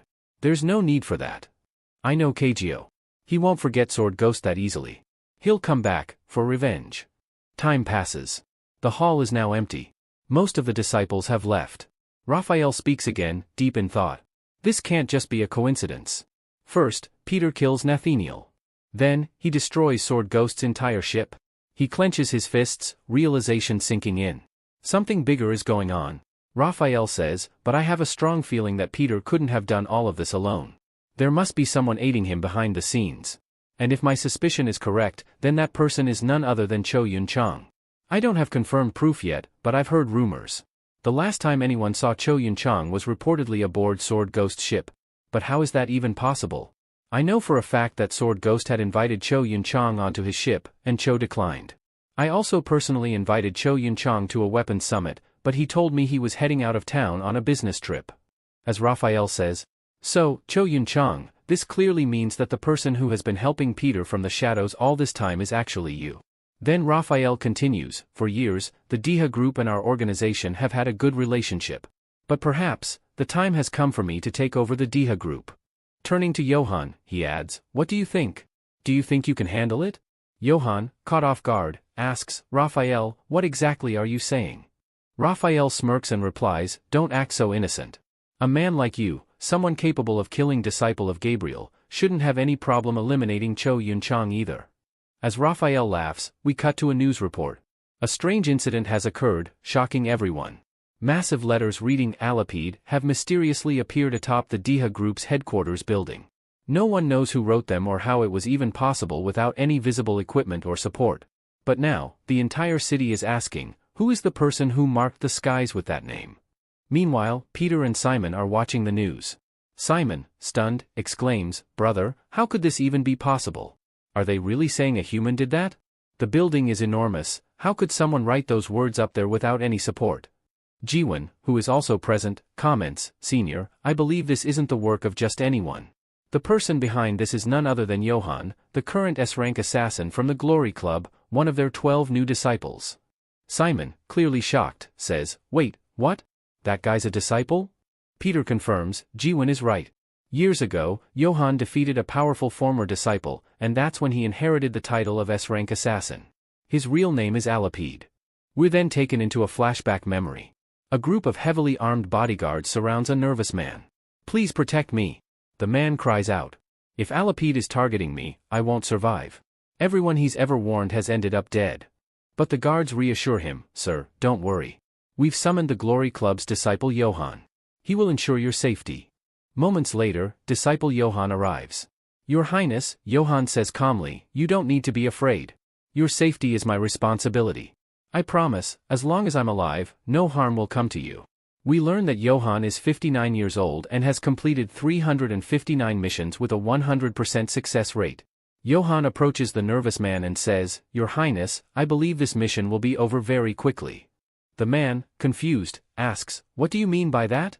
Johann responds coldly, because Alapide has been with you all along. Suddenly, Johann lunges forward and attacks one of the bodyguards with a dagger, but to his surprise, the bodyguard catches the blade effortlessly. The bodyguard smirks. Disciple Johann, you really are sharp. But tell me, how did you know I was already here? Johann replies calmly, when I entered the room, I could sense a powerful killing aura. Among everyone present, yours was the strongest. That's how I knew. At that moment, Alapide leaps backward, away from the group. The guards yell, catch him. He's trying to escape. But Alapide laughs and says, escape? You think I'm trying to run away? No. I'm about to do something else entirely. He presses a button, suddenly, all the lights in the building shut off. Darkness envelopes the room. The guards scream, chaos erupts, and Alapide begins killing them one by one in the pitch black. The young man being protected grows terrified by the screams, but Johann tries to calm him. Your Highness, stay calm. I'll protect you. Johann draws his gun, fires several shots, and then leaps into the darkness. He calls out, Alapide, do you really think darkness gives you the upper hand? I've fought in far worse conditions. Johann pulls out a high-tech visor and straps it over his eyes. He also removes his shoes to silence his footsteps. Alapide watches him quietly from the shadows and says, you think taking your shoes off will make your steps silent? You're wrong. I can still hear exactly where you are. Johann thinks to himself, where is this guy? I can hear him, but I can't tell from which direction. It's like he's completely erased his presence. Suddenly, Johann notices a dagger flying through the air, covered in blood. He gasps, even with this visor, I still can't see him. How is that possible? Out of nowhere, Alapide appears and smashes Johann's visor, rendering it useless. Johann panics and starts firing bullets blindly in all directions, but none of them hit. Frustrated and alarmed, Johann thinks, where did he go? Why can't I feel his presence? Alapide laughs from the darkness, mocking him. 60 years of experience, and this is all you've got? You've been firing into thin air for minutes now, but you haven't sensed me once. As the scene resumes, we see Alapide dashing at high speed toward Johann, preparing to strike. With a chilling tone, he says, I think, it's finally time for you to die. The story cuts to the present, where Simon, watching alongside Peter, turns to him in disbelief. Brother, is what Jiwon said true? Could Alapide really be that powerful? He killed Johann? That's impossible. Johann was incredibly strong. How could a single assassin take him down? Peter closes the laptop with a heavy expression and responds solemnly. Yes, it's true. Johann was killed by Alapide. Alapide is not just powerful, he's one of the strongest assassins in all of Glory Club. And there's something else, whenever Alapide leaves his mark, the first symbol is always just a warning. But his second symbol, he leaves that one right in front of his intended target. The scene shifts to Alapide, now standing inside a dark room. He has just carved his symbol onto the wall. It's revealed that he is currently inside Cho Yun-chang's room, implying that Cho Yun-chang is his next target. Back in the present timeline, Simon turns to Jiwon and, slightly hesitantly, asks, Jiwon, you might not like what I'm about to say, but can I ask you something? Jiwon replies, sure, go ahead. What is it? Simon waves his hand in front of her and asks bluntly, are you really blind? You said you're a top-tier hacker, but if you're blind, how are you even operating a laptop? Jiwon gives him a sharp glare and replies coldly, Simon, you are seriously annoying. She brushes her hair back to reveal a high-tech device in her ear. This is an ultra-advanced audio-assistive device. It tells me everything happening in front of me in real time, even what's on the laptop screen. I don't see, Simon. I hear everything. Hearing this, Simon starts laughing and mocks her by showing his middle finger. Then tell me, Miss Super Hacker, what am I doing right now? Is your fancy device telling you that? Jiwon, unfazed, replies coldly, Simon, once I'm done with this mission, I'm going to slice off that middle finger of yours.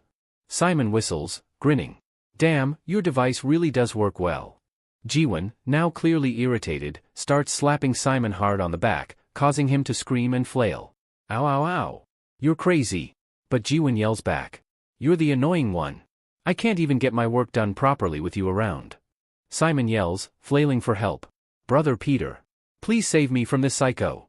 Peter, finally stepping in, says firmly. Can you two just shut up for a second? I have something important to discuss. Both of them fall silent and sit near Peter. Peter says seriously. Simon, you already know that Raphael wants to wipe out all the old disciples. You can tell just by looking at his hit list. I was his first target. You were his second. And finally, disciple Johann, who, years ago, Raphael secretly arranged to be eliminated by Alapide. Peter looks directly at Simon. That's why I need you to go. Find the remaining disciples. Gather them all. We're not going to let any more of them die. They're not just disciples anymore. They're our brothers and sisters. Simon nods, now serious. Don't worry, brother. I'll find them all and bring them back safely. Just then, their vehicle stops, and Peter and Simon shake hands firmly. Simon says, Brother, for now, you focus on Alapide. Leave the rest to me. Walking away, Simon turns back and calls out with a grin. Don't forget, you have me. And whenever you need me, I'll be there. With that, Simon leaves. The next scene transitions to DIHA Group headquarters, where we see a nervous chairman pacing inside his large office. Inside, Kim and Jiwon enter the building. The chairman breathes a sigh of relief. Kim, finally, you're here. Kim replies confidently. Sir, you don't need to worry. You'll be safe now. He gestures toward Jiwon. I've also brought someone very important, a top-tier hacker who will help us handle your security systems. Jiwon steps forward. Chairman, don't worry. I'm Kim's guardian and also a close friend. I'll manage your security operations perfectly. Then, she pauses and asks seriously. But sir, may I ask, why did you call Kim specifically for your security? What makes you so sure he's the one who can protect you? Cho Yun-chang, the chairman, looks at her and replies. Of all the people I've ever met, Kim is the only one I truly trust. Cho Yun-chang calmly speaks, and more than anything, Kim is a very brave person. That's why I have complete faith that he is the one who can pull me out of this dangerous situation. Peter, standing nearby, is surprised by the level of trust Yun-chang places in Kim. Sensing the tension, Yun-chang continues, I always knew a day would come when Raphael would try something like this. The scene shifts. Yun-chang's manager is walking alongside Kim, speaking in a low voice. I believe Chairman Cho Yun-chang trusts you so much because of your past. You defeated a powerful A-rank killer, Park Sendo. But Kim, there's something you should know. Everything I've heard about Alapide suggests he's not just deadly, he's brutal. He slaughters his targets without mercy. She adds, that's why we reached out to Europe's most elite security team, Skodo. And now, their strongest unit has arrived. They'll be handling the chairman's protection from here on out. You'll be working with them. Meeting the elite security team. The next scene shows the manager bringing Kim to the team's leader. The man gives Kim a scrutinizing look and mocks, this kid is supposed to be an assassin from the Glory Club? He looks like a newbie to me. Without warning, he pulls a pen from his jacket and throws it at Kim with lightning speed. But Kim calmly catches it midair and pockets it. He smirks and replies, I suppose this is your way of giving me a gift on our first meeting. The team leader is visibly surprised, internally thinking, this kid caught it so effortlessly, impressive. Aloud, he says, hold on to that pen. It's my lucky one. As he starts walking away, he warns, kid, don't get in our way during operations. It won't end well for you. Inside the control room, Ji-won's perspective. Meanwhile, Ji-won monitors the security feeds. She thinks, there are exactly 370 people inside this building. Every floor is covered with cameras. If anyone enters from anywhere, we'll know instantly. She frowns slightly, security is airtight, not even a fly can get through. So why is everyone so panicked? Despite the strong defenses, everyone in the control room is visibly tense. Whispers echo. If Alapide has really targeted the Daho group, we're all doomed. No one will survive. Just then, a senior officer enters, clearly their superior. He barks, idiots. If you keep slacking off like this, Alapide will get away. He won't just kill the chairman, he'll kill all of us. He glances at Ji-won, smirks, and says, hey, beautiful lady. Don't judge us too harshly, alright? We're professionals. He moves closer. So, tell me, what would you do if Alapide showed up right in front of you? Without missing a beat, Ji-won replies, when I'm working, I don't like distractions. Now leave. The officer chuckles. Yikes, she's even scarier than Alapide. He then turns to the others and shouts, listen up. Don't panic. We're Europe's #1 team. I don't care if the world's strongest assassin shows up, we will stop him. Suddenly, one of his subordinates approaches. Sir, the security leader wants to speak to you. As the officer leaves, he chuckles and calls back to Ji-won, once this mission's done, how about dinner with me? Ji-won's icy response, shut up. And get lost. The value of experience, Kim and the security leader. In another scene, the security leader places a hand on Kim's shoulder. Kid, do you know what the most powerful weapon is when it comes to protecting someone? Kim looks curious. It's experience.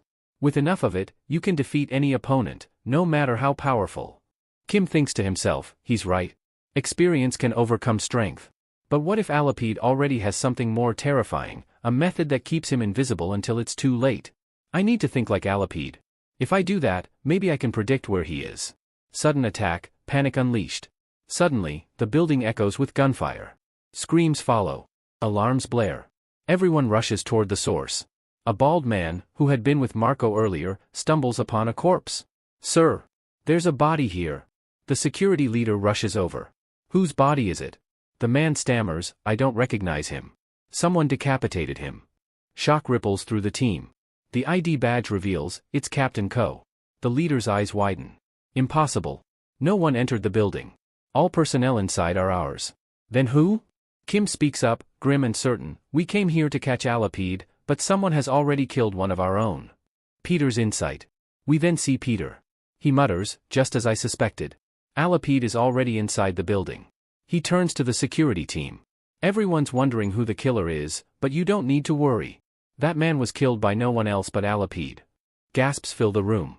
The security leader blurts, are you saying he managed to enter despite all this security? Kim responds, no. I'm saying he didn't enter in front of us. He was already inside from the beginning. The realization hits them like a thunderclap. Everyone is stunned. A sinister recording.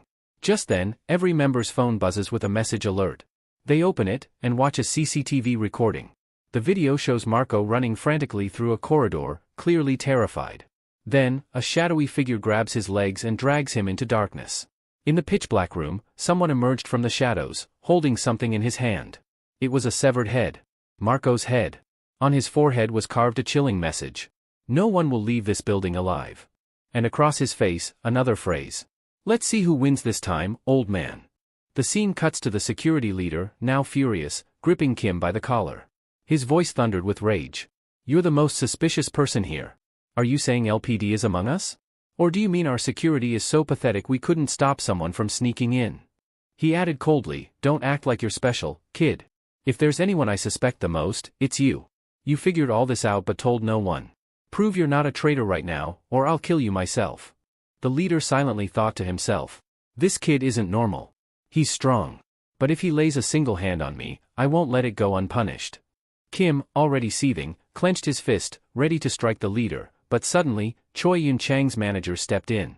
She rushed between them, halting the fight. There's no need to doubt Kim, she said sternly. He's the president's most trusted person. Turning to Kim, she continued, if LPD is really among us, this is a major problem. He could strike the president at any time. Kim nodded, his tone calm but resolved. Don't worry. I know exactly how to solve this. Meanwhile, inside the security room, the atmosphere was tense. Staff members were panicking. We're all going to die, one screamed. No one will make it out alive if LPD is really after us. Someone else muttered, Marco went with Satch, what if Satch killed him? I doubt it, his colleague replied. Satch has been with us for years. Why would he kill the captain? This has to be LPD. He'll kill again soon. Jivan stood quietly, observing. They're panicking, and they should be. LPD is a docile, after all, she thought. We've checked every camera, and we still have no clue how he got inside. Suddenly, someone shouted, everyone look at this. Is this LPD? On one of the screens, LPD stood in front of two security guards. Who are you? Identify yourself, they shouted. Or we'll shoot. They fired. The man dropped instantly. He's down. Is he dead? One of them asked. But then, without warning, the man rose and grabbed both guards by the throat. Strangely, nothing appeared on the camera. Yet both men were lifted into the air and killed. Everyone watching froze in terror. Jivan, deep in thought, noted. That's strange. Most of our cameras don't record sound, so I installed new ones to capture audio too. But during the footage where Alapid killed Marco, we heard no screams, even though Marco was clearly terrified. But here, the guard's screams and gunshots were loud and clear. Her eyes widened. Does that mean that video wasn't from today? It was an old recording. And LPD deliberately played it for us now. The next scene shows Jivan rushing down a hallway, speaking urgently to Peter. Senior, I've discovered something. LPD has been trying to send me signals for a while, but I didn't understand them, until now. That CCTV footage of Marco's death, it's old. LPD wanted us to see it today. Don't you see what this means? He's been playing with us from the beginning. Suddenly, someone rushed past her, without making a single sound. But Jivan smirked. You think I won't sense you just because you move like the wind? She whispered. Peter's voice came through the comm. Jivan. Are you okay? Who was that? Tell me your location. I found Alapid, she replied. I'm in basement 1, West Hallway, Section F. I'm on my way, Peter said. Don't do anything reckless. Peter took off running, but was intercepted by the security leader. Where do you think you're going? The leader barked. Shouldn't you report to your supervisor first? Move, Peter growled. This is urgent. The leader glared. You're not going anywhere. I still suspect you. Other guards surrounded them. You better stay put, or deal with my fury, the leader warned. Peter's expression darkened. You've been annoying me long enough. Move now, or I'll break your legs. Oh really? You think you're strong enough? The leader snapped. Then let's see you try. Meanwhile, Jivan had reached the basement and was speaking directly to the shadowy figure before her, Alapid. You're incredible, she said. You've been inside this building all along. Everyone focused so hard on guarding the place, not realizing you were already among them. But I don't understand one thing, why did you choose me? I know you were trying to provoke me in the security room, just so I'd follow you here. Why? Why me? LPD stepped into the dim light, still wearing Marco's face. You're blind, he said. Yet incredibly smart. I like that. Also, you're beautiful. Cut the crap, Jivan snapped. Why are you still wearing Marco's face? You afraid I'll expose you?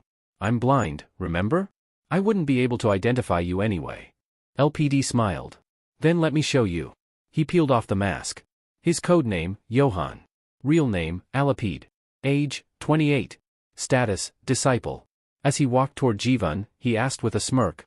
So, how do you like my face? You're decent looking, Jivan said sarcastically. A bit more handsome and you might have impressed me. But seriously, why target me? There are stronger people here. I heard you're not just a great hacker, LPD replied. But a skilled fighter too. So why not show me what you've got? Jivan chuckled. Wow, what an honor. A disciple wants to see my skills? Sure, I'll show you. Then, without warning, she turned off all the lights. LPD narrowed his eyes. So her greatest weapon is darkness, that's why she blacked out the lights first. Jivan vanished from his sight. Interesting, now we're both on equal ground, LPD thought. But does she really think this trick will be enough to beat me? From behind, Jivan suddenly struck the floor with her cane, producing sonic pulses. Do you know, she said, when a human loses one of their 5 senses, the others sharpen? We blind people possess something special, echolocation. Using sound waves, she located him. In a flash, she launched a powerful attack, sending LPD flying across the room. You're not a normal fighter, he grunted. Your strength and technique, you're trained. Are you affiliated with some killer organization? Jivan kept striking fast. Doesn't matter what you know, she said. You won't leave here alive. She hurled her cane at him, hard. Smoke filled the area. But as it cleared, Jivan gasped. He caught it, without a scratch.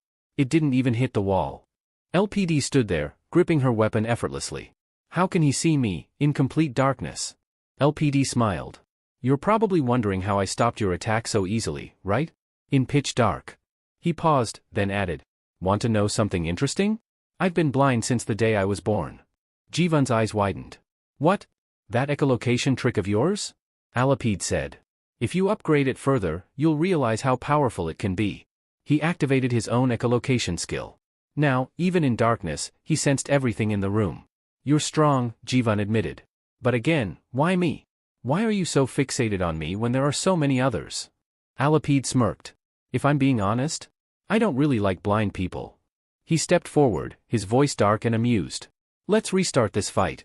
I have a feeling this round will be much more fun. And with that, Alapid lunged at her, like a phantom striking from the void.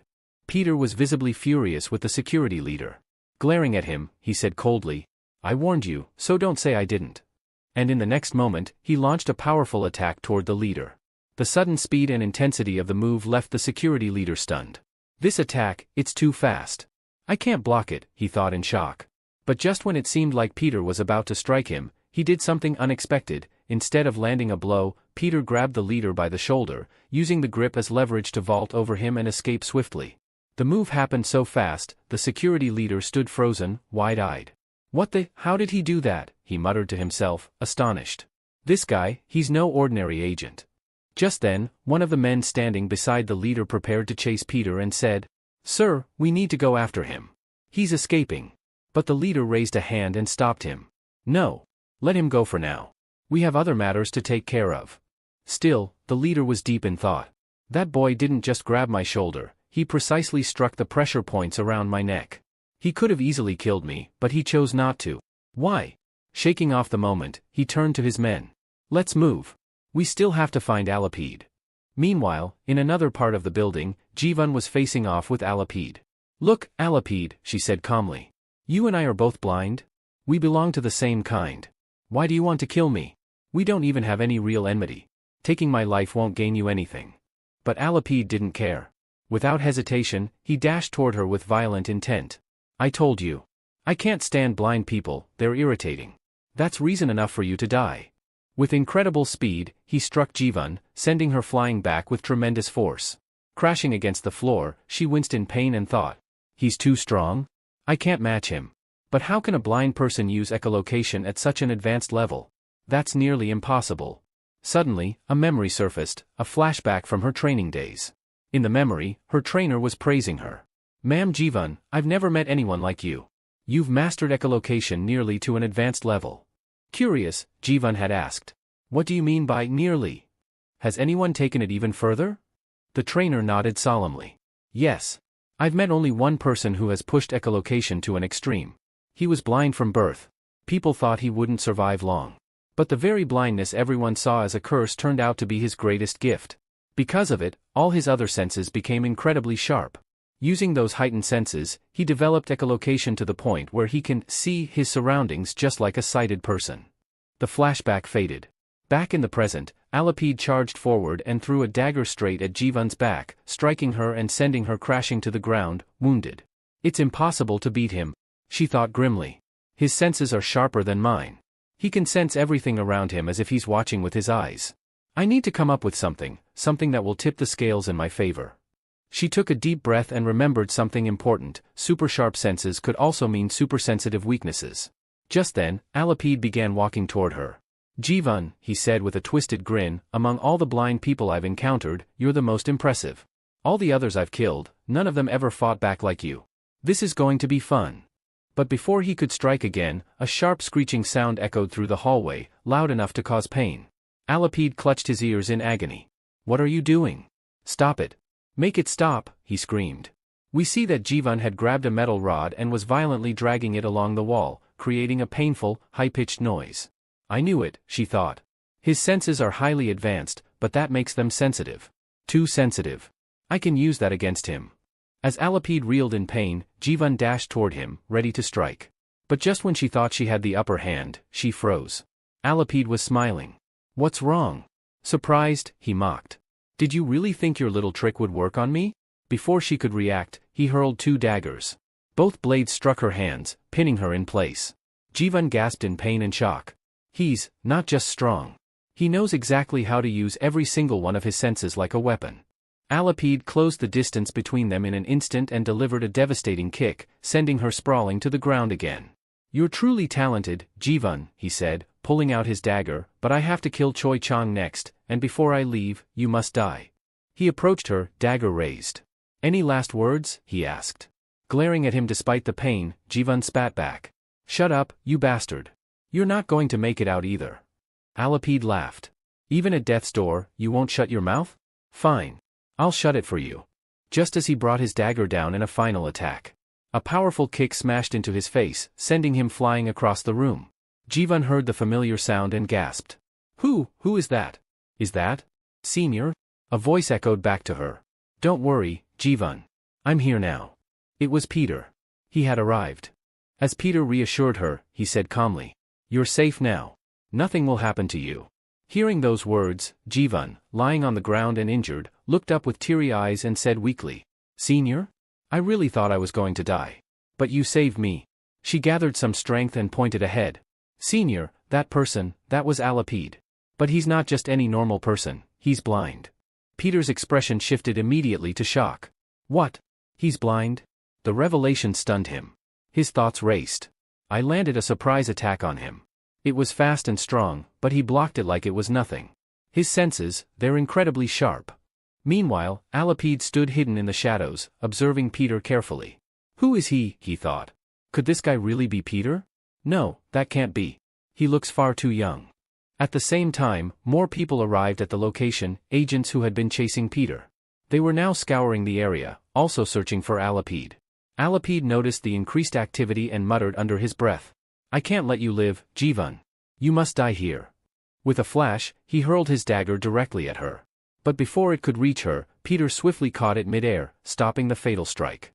By the time Peter looked up again, Alapide had disappeared. Elsewhere, agents were frantically searching for Alapide. But he had already found a dark, concealed corner to hide in. As he stood in the shadows, he was visibly frustrated. That boy's attack, it was incredibly fast.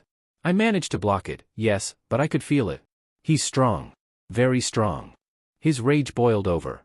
I'll kill that kid. I swear, I'll kill him. Cut to another room where someone was screaming in pain. It was Jivan. She clutched her injuries, wincing. It hurt so much. That bastard stabbed me multiple times with his dagger. My body is completely messed up. Tears of anger welled in her eyes. Damn him. Alapide. Peter stood by her side, watching her. She turned toward him. Senior? I think I'm dying. Peter, unbothered, replied with a small smile. If you still have the strength to curse at me, then you're not dying anytime soon. That only made Jivan angrier. You're so heartless. I came here only to help you, and you can't even show me a little sympathy. She then made a cute, pouty face and said, I'm just a small girl, and I'm in so much pain. Don't you think you should care for me? Shouldn't you at least say something comforting, like, you'll be okay, don't worry? But Peter remained completely indifferent, ignoring her dramatic plea. Jivan, of course, yelled at him again. Meanwhile, Peter's thoughts were elsewhere. Jivan told me that Alapid's combat skills are on another level. He fights in the dark like normal people do in daylight. He was wearing Marco's mask earlier. If he has the ability to impersonate someone so flawlessly, then he could easily be using another identity right now. Elsewhere, the team leader barked orders at his agents. We've lost Alapid. Everyone, spread out and find him. He's exposed now, which means his next move will be to assassinate President Cho Yun-chang. Double the security immediately. Hearing this, Jivan nodded and turned to Peter. Senior, the leader is right. Alapid has shown his hand. Now his next target, it's definitely President Cho Yun-chang. He's probably already planning how to get to him. The security leader was shown again, shouting instructions at his team. I don't care what it takes, we must catch Alapid. Tighten the security so much that not even an ant can sneak past. Then we cut to Kim, who spoke to Jivan urgently. Alapid came here with a solid plan. Even if he's revealed himself, the fact that he could fool all of us by wearing Marco's mask means he probably has another disguise ready. He'll try to deceive us again. Meanwhile, the scene cuts back to the security leader gathering his men again. Stay alert. If anyone even remotely seems suspicious, seize them immediately. I'll go meet with President Cho Yun-chang myself. The man was shown walking toward the president's room, but he was smiling. That unsettling smile hinted at the truth, this wasn't the real security leader. It was Alapid, now wearing another mask, this time, impersonating the team leader. The scene returned to Kim. Jiwan turned to Peter and said with urgency, Senior, if that's true, then we need to go to the president, right now. As soon as she realized the situation, Jivan jumped out of bed and exclaimed urgently, Senior, what are you doing? We need to move fast. We must go and protect the president. But Kim remained calm and replied, Don't worry, Jivan. I've already made arrangements. Alapid won't be able to enter the president's room. Meanwhile, we see the team leader, still disguised as himself, but actually Alapid, walking toward the president's chamber. Just as he was about to reach the door, he was stopped by a group of security guards. These were not ordinary guards, they were Cho Yun-chang's personal security team. Alapid, maintaining his disguise, said sternly, What's the meaning of this? I'm the condo team leader. I have permission to meet the president. Why can't I go in? One of the guards, a stern-faced woman, remained composed. She thought to herself, Kim already warned us? Alapid could use anyone's mask to try entering the president's room. We must be cautious. She responded politely but firmly. Sir, I'm afraid you can't go inside. If you have any urgent message for the president, please relay it to us, and we'll make sure it reaches him. Alapid's fake smile faltered. He was clearly irritated, but just then, the president's personal secretary, Ajki, stepped forward. Please don't be upset, sir, she said smoothly. If there's something you need to deliver, I'll take it.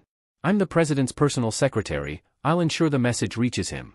The disguised Alapid handed her his bag and said, This contains highly important documents. Make sure the president checks them immediately. And remember, do not open this bag. The contents are confidential and extremely sensitive. After giving her the bag, he walked away. We shift scenes to Kim, who was walking toward the president's room, talking to Jivan on the phone. Jivan, still worried, warned him again. Senior, I'm telling you, don't underestimate Alapid. He's far smarter than he looks. Kim replied with a gentle voice, Don't worry about me, Jivan. Just focus on staying safe. Alapid might still come for you. He paused, then added curiously, Also, I think we'll soon discover a new body, someone else whose face Alapid is currently using. And I'm really curious to find out who it is.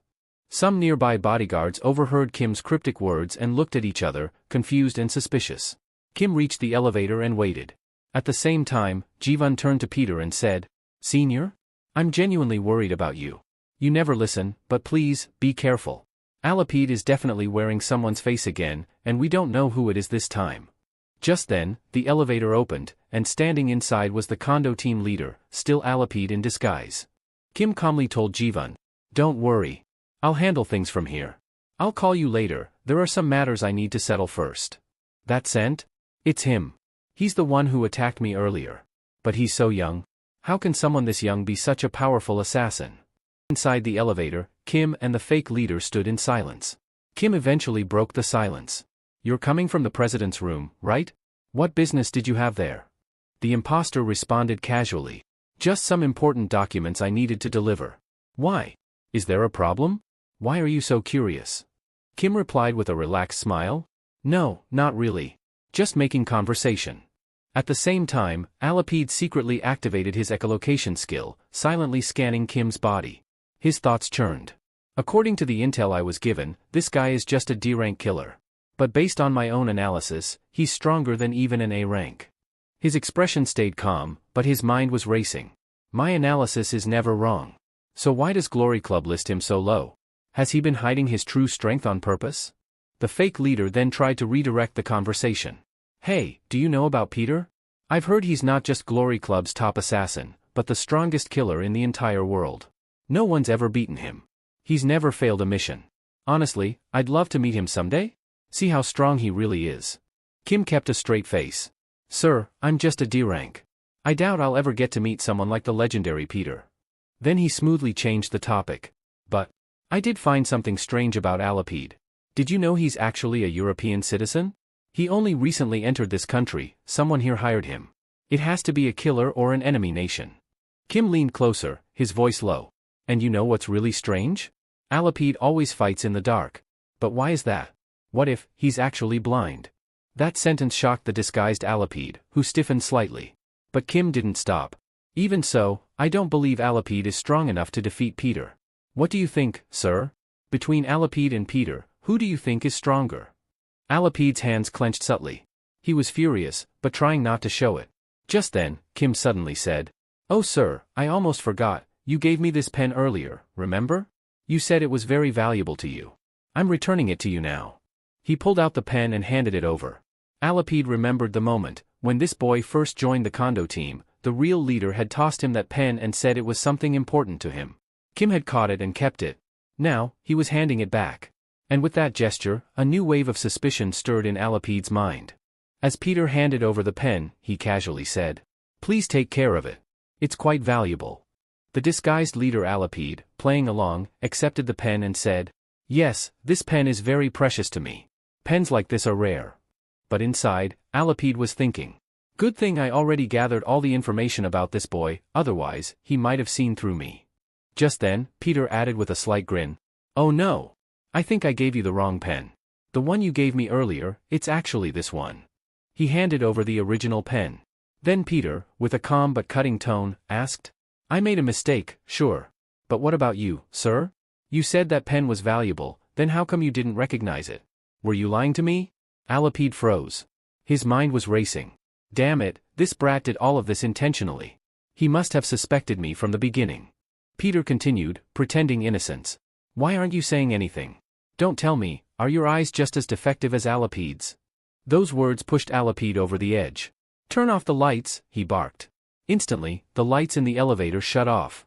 Peter stood in pitch blackness, stunned, but alert. Within a split second, the disguised leader lunged forward with his dagger, slashing at Peter at blinding speed. He cut across Peter's clothes, nicking his surface, but not landing a single fatal strike. As Alapid relentlessly attacked, he sneered internally.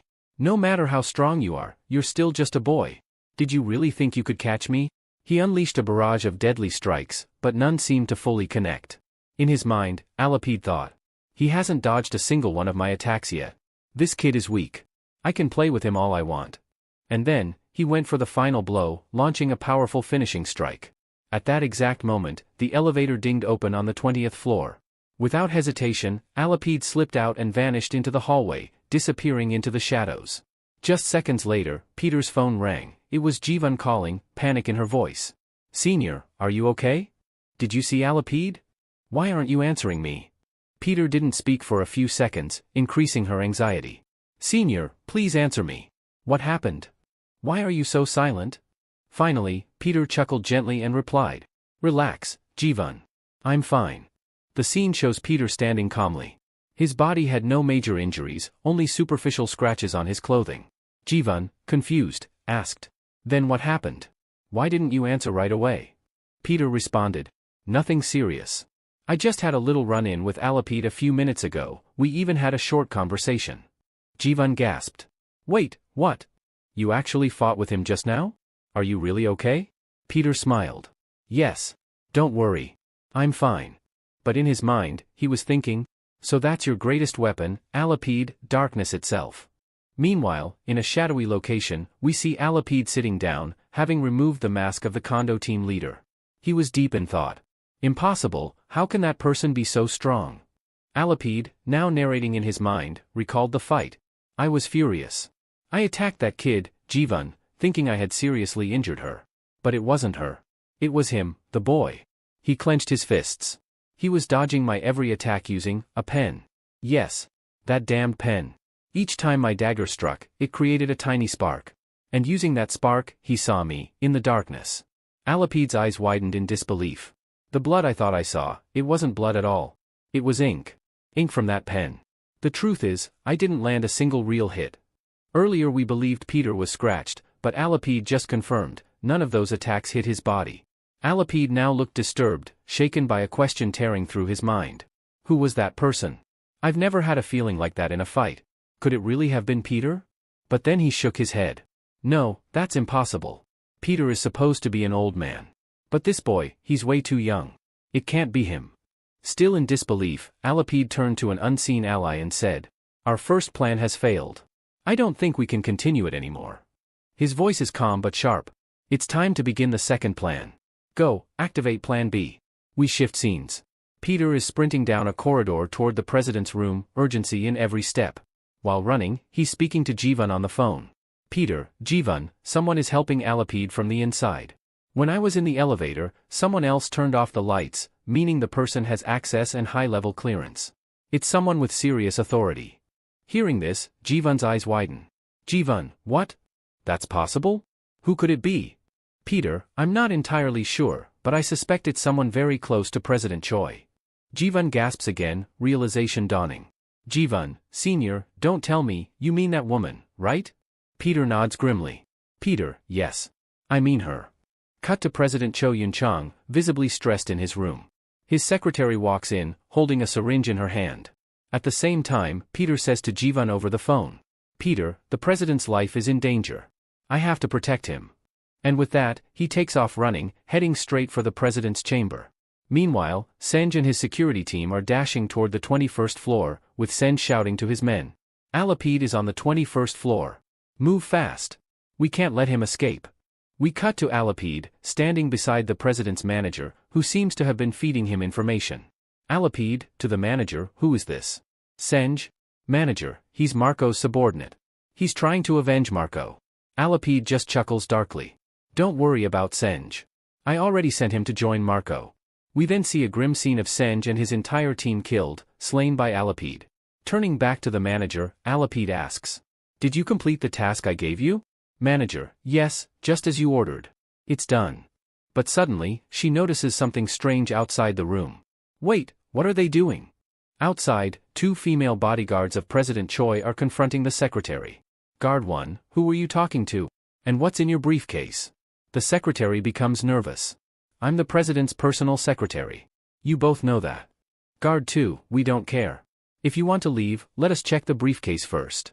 Without warning, they snatch it from her hands and open it. Inside they find a syringe. Empty compartments that clearly once held something else. Guard 1, there's space here, you brought something inside, didn't you? Where is it now? The secretary, clearly cornered, draws a dagger from her side. Secretary, I'm not going to tell you anything. Though defiant, fear is evident on her face. In her thoughts, these two were underground arena fighters before they became bodyguards. Can I really defeat them?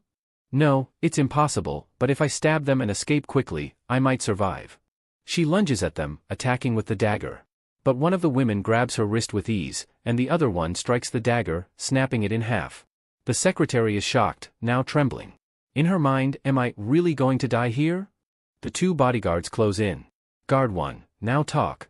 How long have you been working for Glory Club? Or do we need to get the answers out of you forcefully? The secretary starts crying uncontrollably. Secretary, how could you both do this to me? You're my friends, my best friends. I didn't have a choice. The people from Glory threatened me. I had no other way out. But her tears do nothing to move them. Guard 2, cut the crap. Just tell us, where is Alapide right now? She hesitates, about to answer. Suddenly, a blur of motion. Johan appears out of nowhere and slits her throat before she can speak. The secretary gasps, blood gurgling in her throat. But before she can collapse, Alapide catches her by the neck, looking into her fading eyes. Why aren't you speaking? Weren't you about to betray me? I can't hear your voice, say it, say something. As she dies in his grip, Alapide whispers coldly, I am the darkness. The two bodyguards now face Alapide directly. Guard 1, so you've finally shown yourself. You must be very confident to confront us directly. Guard 2, we know you're blind, and this room is flooded with light. Can you really fight us like this? Alapide smirks. You two seem even more confident than I am, but let me remind you. You're facing a disciple now. And a disciple doesn't need light or darkness to kill. In a flash, Alapide launches a ferocious assault. Meanwhile, Peter and Jivan arrive at the president's quarters. Jivan, Senior, what's going on? Why are you in such a rush? But then she sees something and gasps in horror. Inside the room, both bodyguards lie on the ground, bloodied, killed. Jivan rushes to check on the president. One of the women, barely alive, grabs Peter's hand and holds out a mobile phone. Guard, weakly, he's looking for you. Here, take it. He wants to speak with you. Peter takes the phone. On the other side is Alapide's voice, calm and sinister. Remember our little conversation in the elevator? You told me Peter was stronger than me. That I couldn't defeat him. Now I want you to come to the 10th floor basement, and I'll prove to you whether Peter is stronger, or if Alapide is. Oh, and one more thing. I've left a little gift there just for you. After Peter finished checking the scene, he suddenly heard Jivan calling out to him. He rushed to her and asked what had happened. Jivan, clearly distressed, pointed toward President Choi Yun-chang, revealing a horrifying sight. Wrapped tightly around the president's neck was a time bomb. Both Peter and Jivan were shocked beyond words. Peter immediately realized the truth. Alapide called me to him, he said. He has the key to this bomb. I have no choice, I must go to him. Without wasting a second, Peter turned and began sprinting away. Jivan, panic rising in her voice, screamed after him, Senior, where are you going? Have you gone mad? That man is a monster. He'll kill you. Peter stopped for a moment and turned back to look at her. Calmly, he asked, Jivan, have you forgotten who I am? Tell me, what's my name?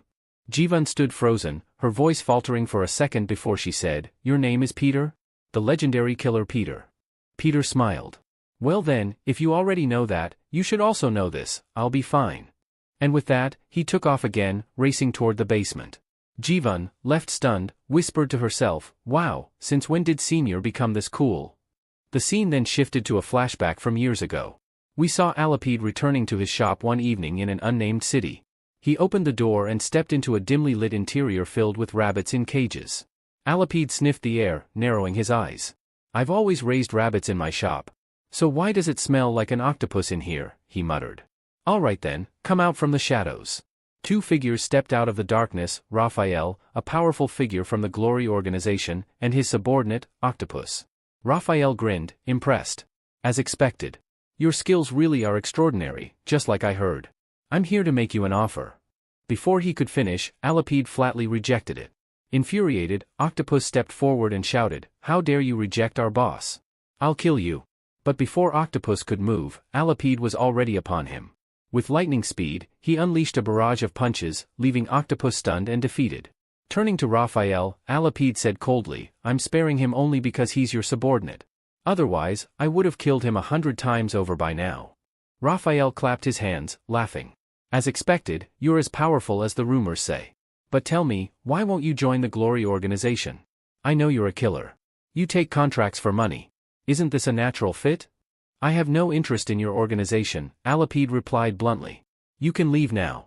Raphael chuckled and said, You seem to think too highly of yourself. But remember, there's someone in Korea who isn't just considered the strongest in Korea, but the strongest assassin in the world. He then tossed his business card at Alapide and said, If you want to prove yourself, come to Korea and face him. His name is Peter. Alapide caught the card and embedded it in the wall behind him. Peter, huh? I've heard a lot about him. Is he really that strong? Raphael nodded. You won't believe it until you face him yourself. But let me tell you this, compared to Peter, you're still just a child. You'll never be able to defeat him. That statement had ignited something deep inside Alapide. That very night, he joined Glory, not out of loyalty or greed, but with a single goal, to fight Peter and prove to the world that he was the most powerful assassin alive. And now, in the present, that very rage still burned. When Kim had casually said that Peter was stronger than Alapide, he had unknowingly stepped on Alapide's deepest insecurity. It was the final push that made Alapide determined to kill him. Back in the present, Peter, disguised as Kim, had just arrived at the 10th floor basement, the place Alapide had summoned him to. As he stepped into the area, he was stunned by its vastness and the amount of equipment stored there. "So this is why you wanted me down here," he muttered. Alapide was already waiting for him in the center of the basement.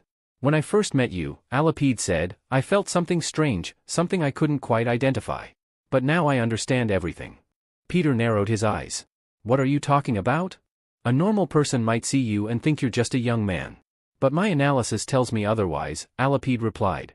"Somehow, your body has reversed in age. You're not young. You're Peter. The Peter I've been searching for." Peter was shocked. So this kid, he actually figured it out. Alapide then pulled out a remote, holding it up for Peter to see. "You know what this is, right?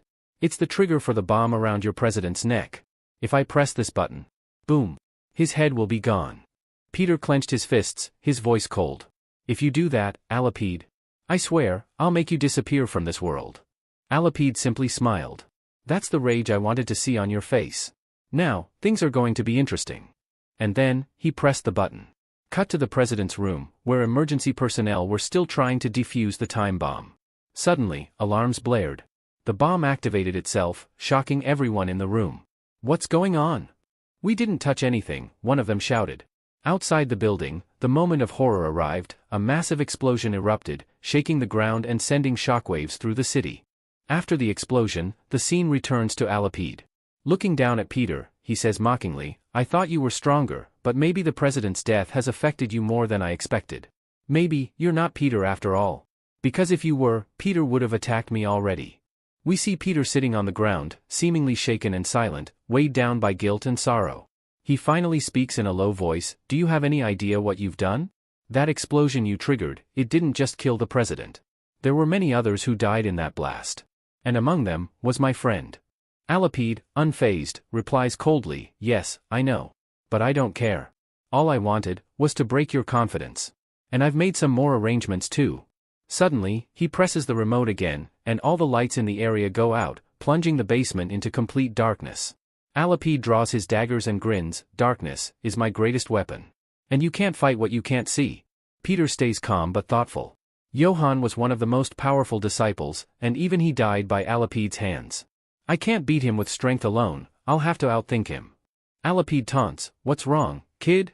Don't tell me you're scared. If you are, killing you won't be fun anymore." With that, he throws his daggers at Peter. In the overwhelming darkness, Peter struggles to dodge. His senses are hindered, and he realizes, "I can't defeat him in the dark. I need light." At that moment, Alapide appears behind him at lightning speed, launching a series of attacks. Peter desperately dodges and retreats, thinking, "I wanted to capture him alive, but if I can't see him, I won't be able to catch him. It feels like I've been swallowed by this darkness." Peter tries to counter, sensing Alapide nearby, but Alapide evades effortlessly. Impressive senses, Alapide mocks, but that won't be enough. He lands a powerful kick that sends Peter crashing backward. Peter, now furious, shouts, "You talk too much. But how is this possible? Back in the elevator, you fought me at incredible speed. I couldn't even land a single hit on you." Then, Peter's expression changes, he smiles. "But I've figured it out." Alapide narrows his eyes. "What did you figure out?" Peter pulls out a flare gun from his side and fires it. The room fills with blinding light. "Your weapon is now useless," Peter says. "I don't need to run anymore." "You do." Alapide is shocked, thinking, where the hell did he get a flare? He quickly throws a knife at the flare to cut off its light. Peter smirks, "I thought you were different, but you're just like the rest. Did you really think this flare was to beat you?" Alapide growls, "Then what was it for?" "Speak clearly." Peter grins. "I never said I was going to defeat you with the flare. I said I've rendered your weapon, your darkness, useless. You know why I activated the flare? Because there's so much equipment stored here, this place is fitted with a fire detection system. The flare will trigger the fire alarm." And just as he finishes speaking, the alarm goes off, and sprinklers begin raining water across the entire basement. Water pours down over both of them, and Alapide's eyes widen in frustration. "Damn it, because of the sound of water, I can't properly use my echolocation skills. This is going to make fighting him extremely difficult. But still, Alapide forces a smile and says, "Clever move, but do you really think this will be enough to defeat me? I told you, my true weapon isn't detecting people, it's darkness. You really think just because there's water now, I'm helpless? This will stop in a few seconds, and then your trick will fail." With a burst of speed, Alapide lunges toward Peter, attacking furiously. Peter dodges skillfully, backing away. Peter suddenly says, "Alapide, do you really think I'm an idiot?" Alapide pauses. "What are you talking about?" Peter looks him dead in the eye. "No one died in the blast." Alapide is stunned. Peter continues, "That whole act I put on? Feeling guilty, acting like I was grieving everyone? It was all fake. I knew from the moment you fought me that you couldn't defeat me head-on. That's why you wanted to kill me first, then the president. That was your real plan, wasn't it?" Alapide's face tightens in surprise. Peter walks closer, calm and composed. "You know, that sad expression doesn't suit you. You used to smile a lot more. Now? You just look like a loser." Alapide, enraged, shouts, "Shut up. You're right. I was going to kill you first, and then go after the president." A flashback begins. We see Alapide as a child, in his quiet shop filled with rabbits. He had a special rabbit he loved dearly, his only friend. One day, a boy asked Alapide for the rabbit, saying it was cute and he wanted to keep it. Alapide refused. "No. You'll hurt it." That same group of boys used to bully him constantly. They harassed him almost daily. Alapide remained silent, until one day he found the cage empty, his beloved rabbit was missing. He searched frantically, and eventually found the bullies torturing the rabbit. "That bastard said no to us. Let's see how he protects it now." Alapide charged in, screaming, "You bastards! How dare you touch my rabbit?" He bit one of the boys in rage like a feral dog. "Ah! Get him off me! He's biting like an animal." The boys beat Alapide brutally, but he fought through the pain and managed to recover his rabbit, only to discover it was already dead. He broke down sobbing, holding its lifeless body in his arms. That night, rain poured heavily, and the lights went out due to a power failure. In the pitch dark, the bullies tried to leave the room. But for Alapide, it was the perfect opportunity. He could see clearly in the dark. They couldn't. He attacked them savagely, getting revenge for his rabbit. He beat them relentlessly. One of the boys screamed, "Please. I won't bully you again. Let me go." Just then, a teacher entered with a flashlight. "Kids? Are you in here? Don't worry, I've brought light." He opened the door and saw a horrifying sight, Alapide, bloodied, standing over the dead bodies of the three boys, smiling eerily. "I'm not a loser," Alapide muttered. "If anyone ever treats me like one again, I'll kill them." Back in the present, Alapide is consumed with rage. He screams, charging at Peter. "I'm not a loser. I'll kill you." He attacks furiously, blinded by emotion. Peter thinks, "Yes, just what I wanted." He's completely lost it. Now's my chance. Just then, as Alapide lashes out again, Peter swiftly pulls out handcuffs and locks them onto Alapide's wrists in one smooth motion. Alapide is shocked. "What?" Peter grabs his arms. "You idiot. I provoked you on purpose. And you fell right into my trap." He tightens the cuffs and smirks, "You're not going anywhere. You know, the human body has 34 vital points. Now, I'll hit every single one of them, let's see how long you can survive." Peter prepares a powerful strike and launches it at Alapide. Peter stood stunned, watching as Alapide endured the pain without flinching. I've struck his vital points, but is he pretending to be strong? He wondered.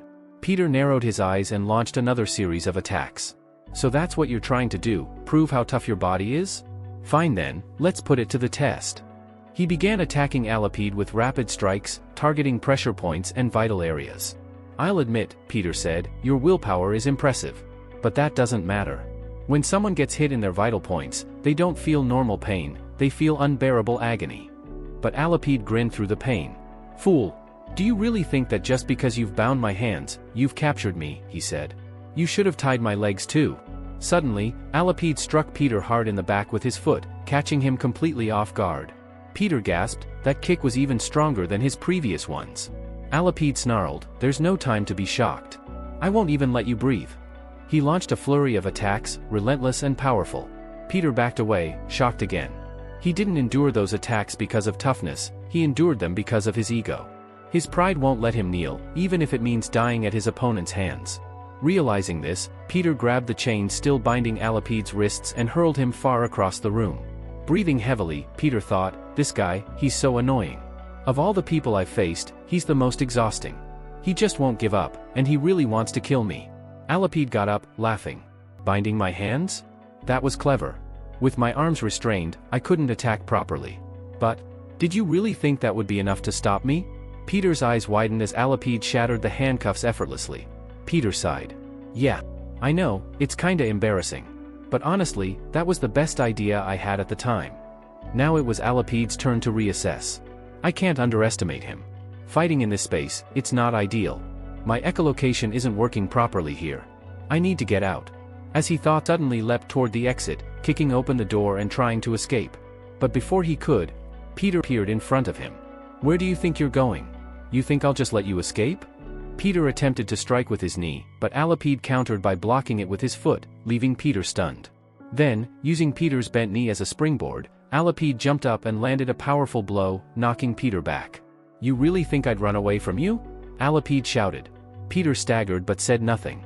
He stood there silently. Alapide chuckled. You only talk when you're at an advantage. So why are you quiet now? You're in a well-lit place, clearly in control of the situation. But then, Alapide smirked and pulled out the same device he had used before. He pressed the button. All the lights shut off again. Peter's eyes widened in disbelief as darkness once again took over. Laughing maniacally, Alapide said, You know? Johann was a powerful disciple. Arrogant, confident he could catch me. But I killed him. Peter snapped, Shut your damn mouth. Johann was a retired killer. He was old, he didn't lose because he was weak. But now, Alapide's echolocation was working perfectly again. He moved effortlessly through the shadows and said, Johann didn't lose because of age. He lost because he overestimated his skills. Fighting me takes more than skills, you need sharp senses. That's what you lack. He moved in for another strike, locking onto Peter's location using his enhanced hearing. He must be scared, Alapide thought. He probably feels like a trapped animal in a cage, unable to run. This is it, he muttered. The perfect chance to finish him. Smack. A powerful punch landed directly on Alapide's face, sending him flying backwards. His body slammed into the ground. Shocked, he gasped, What just happened? He tried to refocus. My senses are back. I should be able to see him through the dark perfectly. He dashed forward again, faster than before. Wham! Peter punched him in the face again, this time even harder, sending him flying across the room. Alapide hit the ground with a thud, stunned. How are you seeing me in this darkness? That's impossible. You shouldn't be able to see anything. Peter chuckled, Why are you so surprised? Did you think I came here without a plan? Alapide froze. Peter continued, Remember those handcuffs I put on you earlier? I coated them with a special glow-in-the-dark paint. It's odorless at first, but under stress and heat, it starts to smell. He smirked. Try smelling it now. Alapide's eyes widened as he slowly looked down at his wrists, sniffing the faint scent from the cuffs. Shit. I didn't even notice it. I was so focused on fighting, I didn't realize he was tracking me this entire time. I thought I had the advantage, but he played me. Peter stood tall. He's been seeing me all along, using the paint. I thought the darkness gave me the edge. But all this time, he's been waiting to turn it against me. Alapide stared at Peter in disbelief. Who is this guy? I've never met anyone like him. Just how far ahead has he planned to beat me? He whispered under his breath, Peter, who the hell are you? Alapide, now visibly confused and stunned, asked, When did you plan all of this? Peter replied calmly, You remember the elevator, right? When you were attacking me there, I was dodging your moves. But back then, I realized something, that the dim light inside wasn't enough to take you down. That's when I decided to prepare in advance. If I used that glowing paint on you, I'd be able to see you even in the dark. Hearing this, Alapide let out a dry laugh, clearly impressed. You really are something else.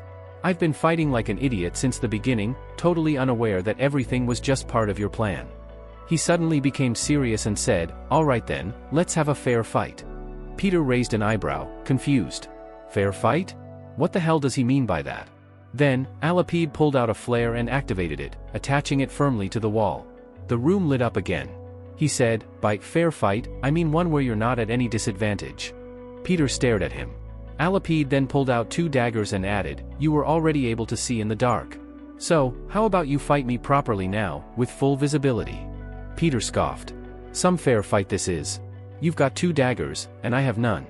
Without hesitation, Alapide threw one of his daggers toward Peter. Take it, he said. This time, I want to fight you fairly. For real. Peter was surprised by the gesture but picked up the dagger nonetheless. Alapid took his stance and declared, I don't know who you really are, but I think I should start calling you young Peter. Because in terms of skill, you're second to none. Peter smiled in response. Then, both of them charged at each other with lightning speed. As Alapid ran, he used his echolocation skill to determine Peter's exact position. He sensed Peter was directly ahead of him, but Peter was moving so quickly that Alapid couldn't gauge how long it would take for him to reach him. Suddenly, Peter closed the distance in an instant and launched a rapid attack. Alapid managed to react and retaliate, and the two clashed violently in a fast-paced battle. Both exchanged blows, slashing and striking with precise aggression. In the midst of the clash, Alapid thought, I need to grab this guy's hand. If I manage to lock his arm, I can aim directly for his throat. He seized Peter's arm.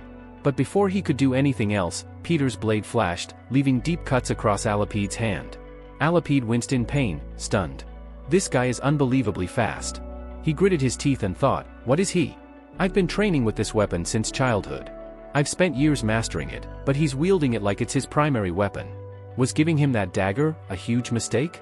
Peter pressed the advantage, launching a fresh barrage of strikes. Elsewhere, a flashback played. Alapid was speaking to Raphael, asking, what's Peter's main weapon?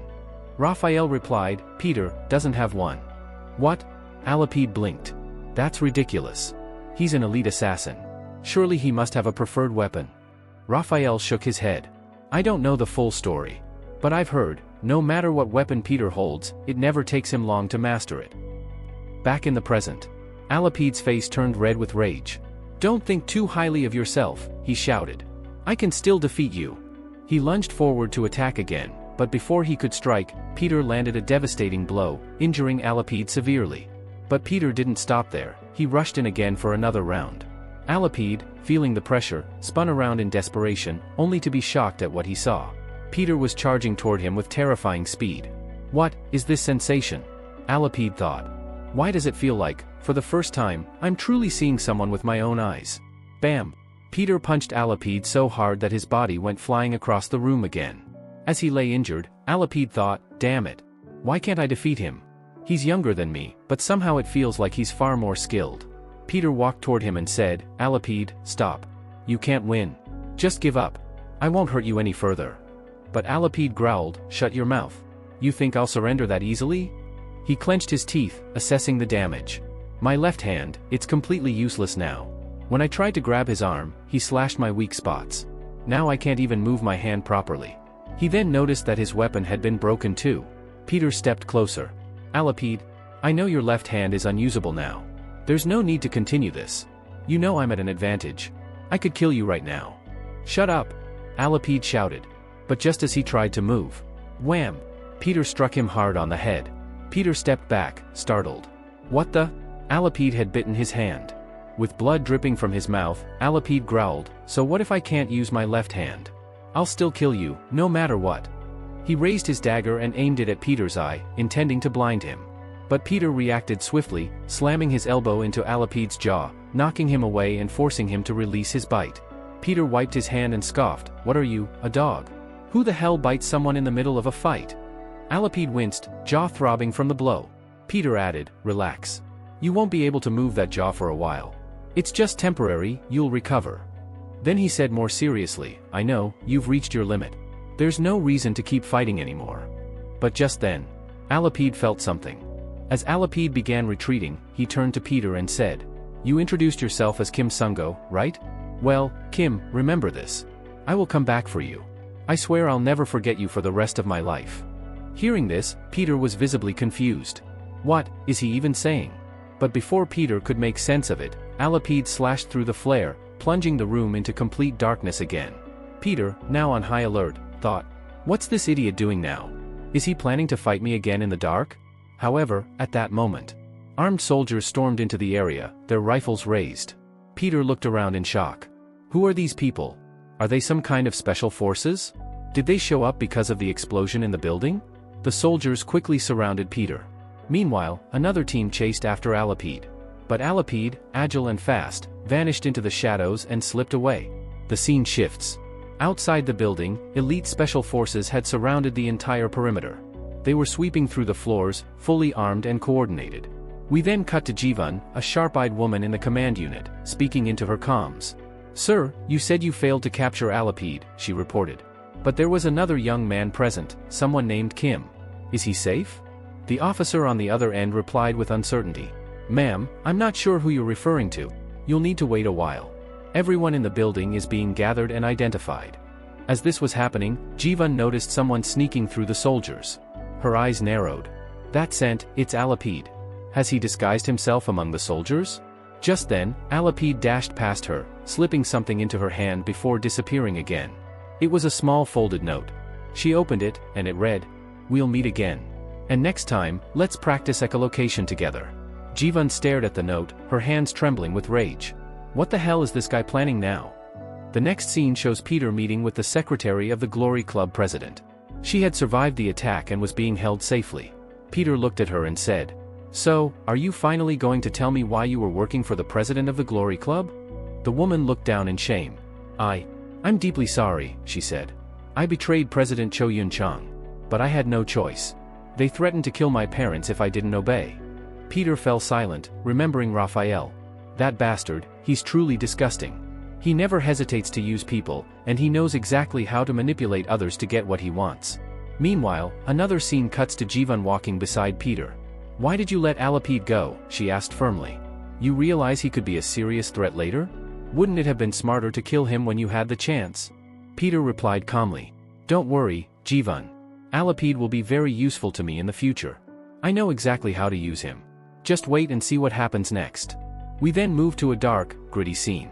Raphael is standing shirtless, holding a bottle of alcohol in one hand and doing one-arm exercises with the other. Suddenly, Alapide enters the room. Raphael stops mid-rep and says, "Well, that was fast. You're back already? Good, now tell me the good news. You've killed Cho Yun-chang, right?" But Alapide replied, "No. I wasn't able to kill Cho Yun-chang." Raphael raised an eyebrow in disbelief. "Wait, don't tell me, did you run into Peter?" Alapide paused, then said, "No, it wasn't Peter." But even as he said that, another agent entered the room, laughing mockingly. Well, the man chuckled, "Are you actually telling me that our strongest assassin got beat up by some kid?" Alapide's jaw clenched. "Shut your damn mouth. If you don't, I'll cut out your tongue." The man waved his hand in mock surrender. "Whoa, relax, Alapide. I'm just messing around. You're so uptight, it's just a joke." Then the man grinned. "But come on, don't you think it's kind of embarrassing? You couldn't even finish such a simple mission." That was the final straw. Alapide's eyes narrowed in fury, and without hesitation, he threw his dagger straight at the guy. As Alapide gritted his teeth in fury, he growled, "That was your final warning. If you don't shut your damn mouth right now, I swear, I'll kill you." But just then, the man he'd thrown his dagger at caught it effortlessly, his grip steady and calm. "You really think you could kill me?" the man said with a casual smirk. "Why don't you go ahead and try?" This man's name was revealed to be Thaddeus, one of the strongest martial arts masters in the world and also a disciple. A prodigy who had achieved elite status in martial arts at an incredibly young age, Thaddeus was known for being calm, lethal, and untouchable in close combat. Raphael, watching from the side, smirked with amusement. "Interesting. Alapide is strong, but I wonder, what would happen if he had to fight Thaddeus seriously? Could he actually beat him?" Thaddeus twirled the dagger once before tossing it aside and taunting Alapide. "Well, Alapide? What are you waiting for? Don't tell me you're afraid that I might actually beat you." Provoked, Alapide lunged forward, attacking with incredible speed. He launched a flurry of strikes toward Thaddeus, but Thaddeus effortlessly blocked every one. As they fought, Thaddeus laughed and said, "Brother Alapide, I've always been impressed by you. Even though you're blind, you managed to become one of the deadliest assassins in the world. And I can't help but wonder, how much stronger could you have been if you had your eyesight?" "Shut your mouth." Alapide snapped, charging again with renewed aggression. But Thaddeus smirked. "Why are you so angry? I'm just speaking the truth." Again, Alapide tried to land a powerful blow. But Thaddeus dodged it with ease, dancing around every move like it was child's play. "Sorry, Alapide," Thaddeus chuckled, "but if I don't dodge these attacks, you might actually kill me. You know how scared I am of dying." "Shut up already," Alapide roared. "I'm really going to kill you." With a powerful leap, Alapide launched a devastating kick aimed directly at Thaddeus. But Thaddeus jumped as well, blocking the kick in midair and landing smoothly on the floor in perfect form. The force pushed Alapide back several steps. Watching all this, Raphael finally spoke up. "Alapide, calm down. Thaddeus was just messing around. You know what he's like, it's in his nature. But Alipede, panting heavily, looked around furiously. You're all missing the point, he said sharply. You're not going to lay a single finger on that boy. Raphael raised an eyebrow. Boy? Who are you talking about? I said, Alipede growled, louder this time, none of you will touch him. He's my target. And I'll be the one to kill him, with my own hands. With that, Alipede stormed off, his rage still simmering. Thaddeus turned to Raphael, puzzled. Boss, who the hell is this kid he's so obsessed with? I never understand anything Alipede says. Raphael shrugged. Honestly? I don't know either. Thaddeus scratched his head. Seriously, well, if you want, I can just go kill Cho Yun-chang right now. Raphael held up his hand. No need for that. I'm heading there myself. Wait, what? Thaddeus asked. You're going yourself? To see Cho Yun-chang? The scene cuts to the Diha group building, guarded by heavy police presence. Raphael arrives at the gates, flanked by his elite bodyguards. But the police officers at the front lines block their way, arms crossed. I'm sorry, one officer said sternly. You can't enter without authorization. You'll need permission from President Cho Yun-chang himself before you step inside. Raphael narrowed his eyes. Without saying a word, he suddenly threw one of the officers through the glass window, shattering it completely. The remaining guards raised their weapons, but it was already too late. Raphael stormed into the building, glass crunching beneath his boots, as his bodyguards followed close behind. As Raphael entered the building, everyone around was left stunned. People began murmuring in shock, who is this person? How dare he attack our officers? But Raphael simply smiled confidently and said, how dare you try to stop me from entering this building? Do you even know who I am? Go tell your president that the leader of the Glory Club is here to see him. In the next scene, we see the security team calling President Cho Yun-chang. One of the guards reports, Sir, there's a guest here to meet you, but he's causing a lot of destruction and attacking all our security personnel. Cho Yun-chang responds, who is this person? Tell me his name. The guard says, Sir, he hasn't given us his name, but he said he's the leader of the Glory Club. Hearing this, Cho Yun-chang is completely shocked. He thinks to himself, what? Raphael is here himself? Suddenly, loud shouting and chaos can be heard right outside his office door. It's clear someone is beating the guard severely. The next moment, Raphael kicks open the door and enters the room, dragging an unconscious bodyguard with one hand. Cho Yun-chang tries to maintain composure and says, Mr. Raphael, what are you doing here? Raphael smirks and responds, Cho Yun-chang, I've come here today as a guest. But this is how you treat your guests? I must say, I'm disappointed. The room is filled with armed officers who quickly point their guns at Raphael. Looking at them, Raphael says with a sharp tone, so this is how you welcome someone who comes to your headquarters for the first time? Cho Yun-chang apologizes nervously, Sir, I'm truly sorry. Right now, things are extremely dangerous. It's difficult to trust anyone. But I'm genuinely glad to see you here. Did you come just to meet me? Nearby, the head of the security detail stares at Raphael in disbelief. Who is this man? He thinks. There were over 100 guards in the building, and he defeated them all? Even though we're all armed, for some reason, just standing in front of him is terrifying. My whole body is trembling. Raphael walks past the guards and stands directly in front of Cho Yun-chang. He says, I heard someone tried to assassinate you. Naturally, I was concerned. After all, you're my business partner. But I have just one question. How exactly did you survive that attack? Did Peter help you? Hearing Peter's name, Cho Yun-chang is shocked. He thinks to himself, he knows. He's dangerous, no doubt it was Raphael who orchestrated the attack on me. But I can't risk provoking him. He wouldn't hesitate for a second to kill me. Trying to remain calm, Cho Yun-chang replies, Mr. Raphael, what are you saying? Why would Peter help me? If he had been here, we would have captured him immediately, and of course, you would have been the first person I told. Raphael nods slowly, yes. I know you wouldn't lie to me. I'm glad to hear you're unharmed. Suddenly, Raphael grabs Cho Yun-chang's tie and adjusts it with a tight grip. He comments, your tie is awfully loose. You should keep it tighter. It reflects your maturity and seriousness. Cho Yun-chang stands frozen in fear as Raphael tightens his tie. Raphael then leans in and says coldly, just remember one thing, Cho Yun-chang. The day you even think about betraying me, will be the last day of your life. Cho Yun-chang is terrified. He thinks, this man is truly terrifying.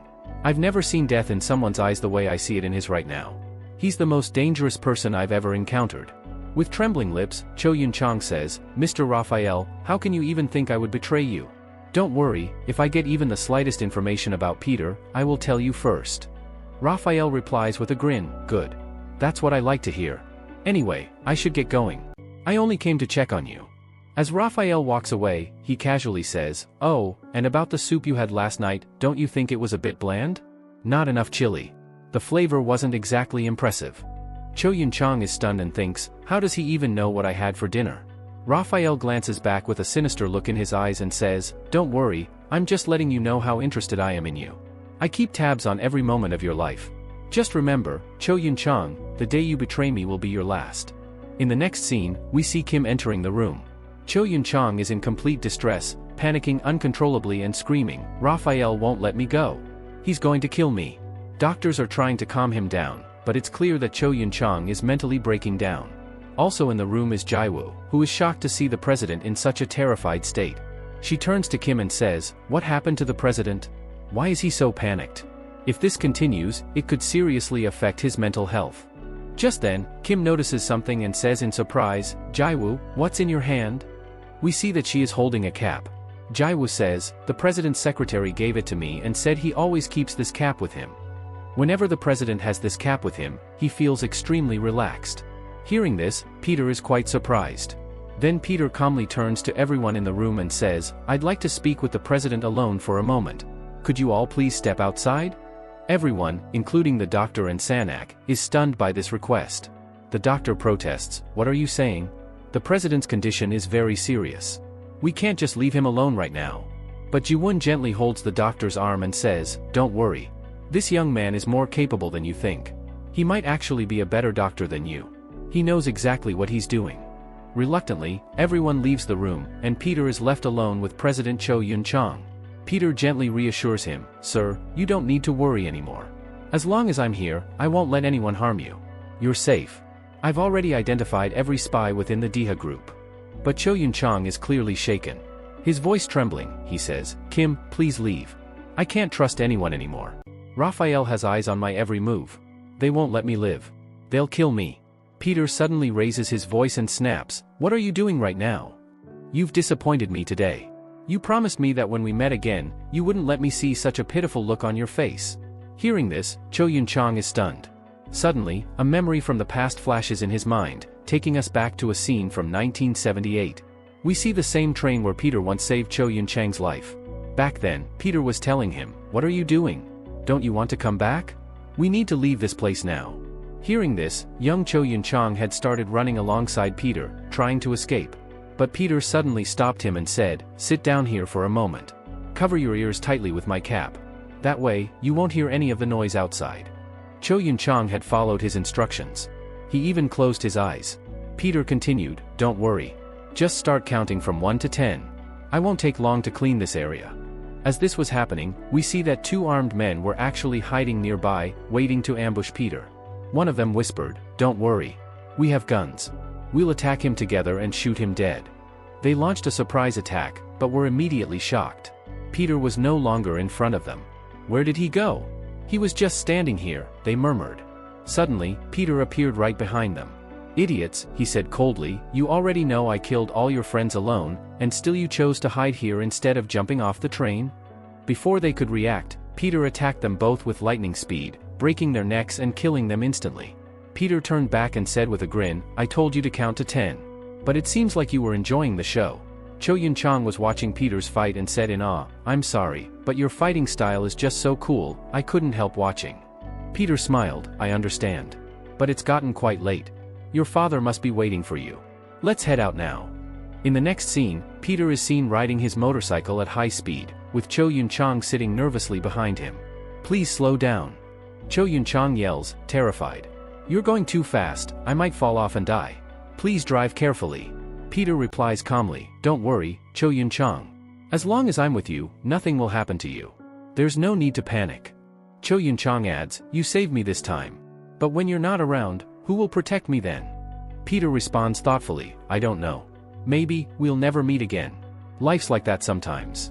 This makes Cho Yun-chang feel a little sad. He's such a cool guy, he thinks. I really thought I could be friends with him. But maybe this is where our friendship ends. Just then, Peter takes off his cap and places it gently on Cho Yun-chang's head. You can keep this as a gift, he says. Whenever you miss me, just look at this cap and remember, I'm with you. Then he adds, but promise me one thing. If we ever meet again, don't let me meet the same scared little boy. I want to meet someone brave, someone who can protect me if I ever need help. Hearing this, Cho Yun-chang lights up with joy. I know why you're saying this, he replies. You want me to become stronger, to become a brave person. I promise, I'll grow up to be someone who never embarrasses you. We then see Peter placing the cap on Cho Yun-chang's head. He says, you've kept your promise well. You've become a brave person. But seeing you this sad doesn't feel right. Stand up and show me that you're truly the strong person who can face anything. Cho Yun-chang is shocked, but moved. When we met for the first time, he says, I had a strange feeling about you. I didn't understand who you were. But your kindness, it always reminded me of Peter. And now I know, it's really you. I could never bring myself to say it before. But I've always wanted to meet you again. My friend, how are you, Peter? At that moment, Cho Yun-chang breaks down into tears, though he's smiling too, finally able to release the emotions he'd been holding back for years. Peter says softly, I'm doing just fine. And I think you are too. Now let's go outside. There are so many people here worried about you. In the next scene, Cho Yun-chang steps out of the room, and everyone is shocked to see him up and walking. He addresses them, I'm so sorry for worrying you all. I'm doing fine now. There's no need to be concerned anymore. Nearby, Ji-won turns to Peter and asks, Senior, what did you say to him? What did you do that made him recover so quickly?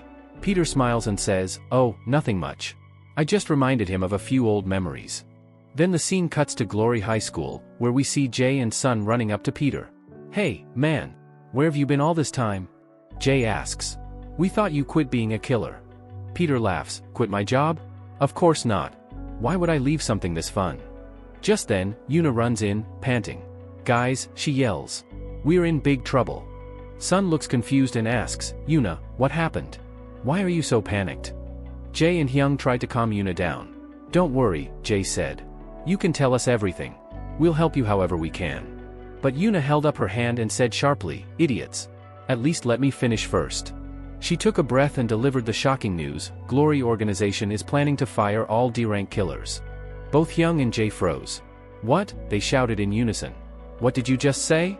Yuna continued, our teacher told me that in a few days, they're conducting an assessment test. Only the top 100 ranked fighters will be allowed to keep their jobs. Anyone below that will be terminated. Peter, who had been quietly listening, was stunned too. I've never heard of such a test before, he thought. Could this be another one of Raphael's traps? Is he planning something new to catch me? Meanwhile, Hong and Jay were both growing agitated. This is insane. Jay snapped. How do they expect us to rank in the top 100? We just became D-rankers. Our stats are at the bottom. Song nodded in frustration. There's no way we'll pass this kind of test. Just then, one of them noticed Kim standing off to the side, calm and composed. Look at Kim, Hong muttered. He doesn't even seem the slightest bit worried. What's up with him? Kim smirked and said, you guys don't have to panic. We actually have a way to pass this test easily. Jay looked confused. What do you mean? What way? Peter stepped forward, I've hired an incredibly powerful fighter. Starting today, he'll be training us personally. With his help, we'll increase our strength drastically and break into the top 100. Everyone was shocked. Jay asked, wait, seriously? Who is this person you hired? Can we meet him? Just then, a figure appeared at the entrance. As soon as Jay and Hong saw him, their faces turned pale. What the hell is he doing here? Jay hissed. Kim, why did you bring this guy? Have you lost your mind? Do you not remember how dangerous he is? Yuna looked between them, confused. Wait, who is he? Do you guys know him? Jay nodded, tense. Yeah. We met him recently, and barely made it out alive. I never wanted to see him again. The person they were talking about was none other than Keijio. Keijio smirked and stepped forward. Good to see you all again. How's everyone been? A flashback followed, showing how Keijio, after narrowly escaping from the disciples, had returned to Ji-won's house. Ji-won, hiding behind Peter, had been furious. What the hell are you doing back at my house? She screamed. Do you think this is some hotel you can stroll into anytime you want? She pointed a finger at him. Your lucky senior is here. If it weren't for him, I'd have killed you already. Peter had stepped between them and said calmly, just wait outside for a while. Once alone, Peter confronted Keijio. Why did you come back? What do you want from me? Keijio replied seriously, I fought with the disciples from Glory Club. They're strong, I'll admit that. But, not as strong as you. Tell me, Peter, who are you really? Peter scoffed, even if I told you who I am, you wouldn't believe me. Try me, Keijio insisted. I promise I'll believe every word you say. Peter nodded. Fine. If you're ready to risk your life, I'll tell you, I'm Peter. Keijio went rigid. What did you just say? You're Peter? Impossible. That can't be. Peter raised an eyebrow. Didn't you just say you'd believe me no matter what? Keijio stammered, but say something that makes sense. Peter is supposed to be an old man. You're younger than me. Peter shrugged. Believe it or not, I am Peter. Keijio stood stunned, thinking back to their fight. He beat both me and E with ease. His skills were insane. If Peter really exists, then it could only be him. No one else. Then Peter asked, where were you just now? Keijio answered, I went to meet Raphael. I wanted to confirm whether he was truly behind my downfall. And you were right, it was him. He was behind everything that happened to me. He looked down in shame. But I can't defeat him. I'm too weak. That's why I've come to you. Please, help me become stronger. Peter narrowed his eyes. Why would I help you? What would I get out of it? In response, Keijio suddenly dropped to his knees. Please. I want revenge. I want to destroy Raphael. Make me stronger. Take me in as your disciple. Peter was taken aback. What kind of nonsense are you spouting now? Stand up. I'm not doing any such thing. But Keijio remained kneeling, unmoving. I'm not leaving until you accept me. And I won't get off my knees until you agree. Peter growled, idiot. I hate seeing my student kneeling in front of me. Just stand up already. Keijio looked up, eyes wide in disbelief. You mean, you're accepting me? He stood quickly and bowed, voice sincere. Thank you, master. From today, I'll follow your every order. Whatever mission you assign me, I'll complete it, no matter what. Even if I have to risk my life. Back in the present? Keijio looked at the D-rankers in front of him and sighed, clearly unimpressed. You guys are way too weak. Forget the top 100, you won't even crack the top 300 at this rate.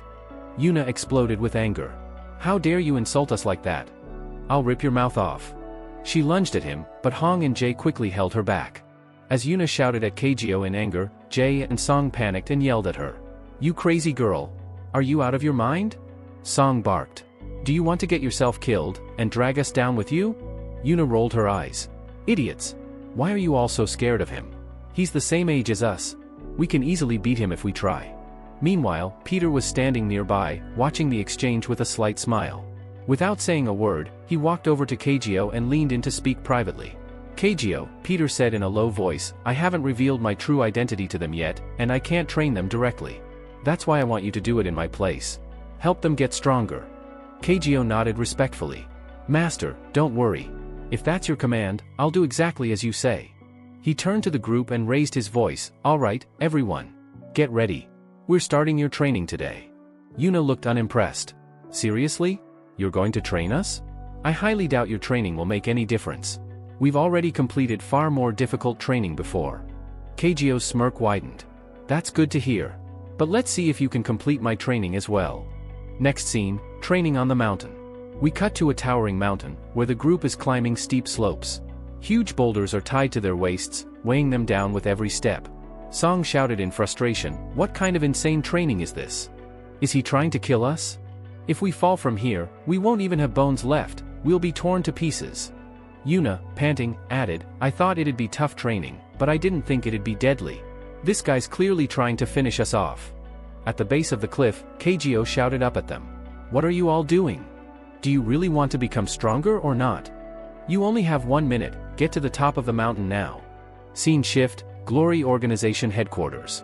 Inside the headquarters, we see Raphael talking to someone. It's strange, isn't it, he said, frowning. First the Glory Hospital, then Sword Ghost Ship, and now the Daho Group building. Peter has appeared at all 3 locations, and yet no one has been able to track him. He narrowed his eyes. How is that possible? Peter is among us, yet no one can find him. Suddenly, a chilling thought crossed his mind. Wait, what if Peter has already infiltrated the Glory Organization itself, and we just haven't realized it yet? The person standing with Raphael shook his head. But that's impossible. Peter is an old man. Even if he had joined our organization, we would have noticed right away. Raphael gave him a sharp look. You clearly don't know Peter. He can do anything. Don't forget, Alapede has a special technique. He can disguise himself as anyone. What if Peter used that same method to change his appearance and sneak into our ranks? He stepped forward, now fully convinced. I get it now. We just need to set a trap. Once he walks into it, we'll capture him right then and there. As he spoke, we finally see the person he was talking to, Thaddeus, who was hanging upside down from the ceiling, gazing out at the city. Thaddeus spoke up. Raphael, I have a plan. If you're ready, we can execute it right away. Scene shift, Jiwon's house. Back at Jiwon's house, she was trying to stop Peter. Senior, please, you don't have to go, she pleaded. This has to be another trap set by Raphael. If you walk into it, you might not come back alive. Please, just listen to me. Don't go. But Peter shook his head firmly. You don't understand, Jiwon. If I don't go, people will become even more suspicious of me. It's better that I go and complete the test. That way, no one will question anything. Just then, Kageo stepped in. Master, he said, if you want, I'll go in your place. I'll take the test for you. Peter raised an eyebrow. Oh? Is that so? But how do you plan to do it? Kageo smirked. Simple. I'll cover my face. No one will see who I am. I'll fight without ever revealing my identity. Peter chuckled. No need. You two don't have to worry about me. I'll be fine. I'll clear the test easily. As Jiwon watched Peter and Kageo together, she crossed her arms and sarcastically said, Wow, what a perfect pair. One's reckless and the other's an idiot. Hearing that, Kageo immediately flared up. What did you just say? How dare you call my master an idiot? But Jiwon completely ignored him and turned her attention back to Peter. Senior, do you really think you should be going to this test? I have no information about the place where the test is happening. It feels risky. Peter just smiled. I told you, didn't I? Don't worry about me. I'll be fine. A week later. The scene shifts to an island surrounded by the sea. This was a private and restricted island, inaccessible to normal civilians. Dozens of D-rank killers had already arrived, and among them stood Peter, observing everything around him. He thought to himself, so this island is off-limits to the public. It must be a private property owned by the Glory organization. All around him were hundreds of D-rank killers. Yuna looked around nervously and muttered, There are so many killers here, but this doesn't look like a test site at all. Could this be a training camp instead? Nearby, Hyung and Jae suddenly shouted, No! Not more training. We've been going through brutal training for a whole week already. We can't take any more of it. Yuna scolded them immediately. Idiots! Stop shouting like fools, everyone's staring at us. At that moment, a massive screen lit up on the island. A man appeared on screen, clearly the host of the event. Welcome to this island, everyone. This place is known as Dead Island. Why, you ask? Because every year, a massive number of people die here. But I'm sure you're all wondering why you were brought here. He smiled sinisterly. Let me explain the test. It's simple, survive on Dead Island for 48 hours. The crowd buzzed with curiosity and some even chuckled. That's it? Sounds like a vacation, said one of the D-rank killers. This will be easy. But the host's expression darkened. Don't be so naive. Each of you will receive one token card. To pass the test, you need to fight other killers and collect their tokens. After 48 hours, only the top 100 killers with the most tokens will be considered to have passed. He continued, You are free to fight anyone. You can steal from your teammates if you like. Injuring opponents is allowed, just don't kill them. Let's see how many of you D-rank hunters manage to survive on Dead Island. Peter and his friends had changed into their designated outfits. Each outfit had their individual ranks printed on it. Peter examined his closely and thought, Our ranks are displayed on our clothes? This could be a problem. The higher-ranked killers will probably target the low-ranked ones first for easy wins. And unfortunately, I have the lowest rank here. He clenched his fist. There are surveillance cameras all over this island too. I can't freely use my abilities, or the Glory organization will figure out who I really am. This is going to be a major problem. Meanwhile, Jae was pointing out outfits to Hyung. Hey Hyung, check this out. Look at these weird outfits, one guy's wearing a clown mask, and another has a pumpkin on his head. Hyung, eyes locked on a girl nearby, nudged Jae. Forget that. Look at her. She's gorgeous. I bet she's a model. What's someone like her doing in a killer organization? Their gaze then landed on an elderly man standing nearby. Jae snorted. Seriously? This old guy is still a D-rank hunter? At this age? Hyung added mockingly. Peter became a disciple at that age. Hearing this, Peter smirked internally. Idiots. I did become a disciple when I was young, not old. These guys don't know anything about me. He began walking, surveying the area. There are way too many killers here, and I'm ranked the lowest. That means I'm going to be a prime target. They'll come for me first to get easy tokens. Peter's eyes narrowed at the many cameras installed across the island. With this kind of surveillance, I won't be able to use my powers freely. If I slip up, the Glory organization will recognize me. I have to be extremely careful. Suddenly, a voice rang out over the crowd. A young man walked forward and addressed everyone. Everyone, I know we're about to begin the test, but before that, I'd like to say a few words. The crowd fell silent. Hyung scowled. What's with this guy? Does he think he's our leader or something? The camera then panned to the speaker's face. And the host said, "This participant is one of the most feared killers in Tyriot." Peter, standing amongst the crowd, watched silently as the killer continued speaking. Inside his thoughts, Peter mused, "It's possible that he's one of them." And as the killer kept talking, a flicker of excitement passed through Peter's eyes. If someone like him is here, then it's very likely that I'm not the only one hiding their identity on this island. He narrowed his gaze. I can't wait to find out who else among these killers is secretly watching me. At that moment, one of the participants suddenly grabbed the cheek of an old man and began tugging at it forcefully. "Old man, tell me, are you Peter?" the guy demanded, his tone accusatory. The elderly man winced in pain and snapped back, "Who are you? Let go of me." Spectators began murmuring among themselves, confused by the situation. "Who even is this guy? Is he an idiot?" one person said. "Or is he just trying to provoke everyone on purpose?" another questioned. But the man doing the cheek pulling, Thaddeus, turned to the others and calmly said, "No, I'm not trying to provoke anyone. I just want to check whether Peter is among us or not." Meanwhile, Peter was watching from a distance, silently analyzing the situation. Just a glance at Thaddeus had been enough to tell him, this person wasn't just some D-rank killer. He must have been sent by Raphael, Peter thought. He's probably here to capture me. Suddenly, Thaddeus raised his voice and addressed everyone.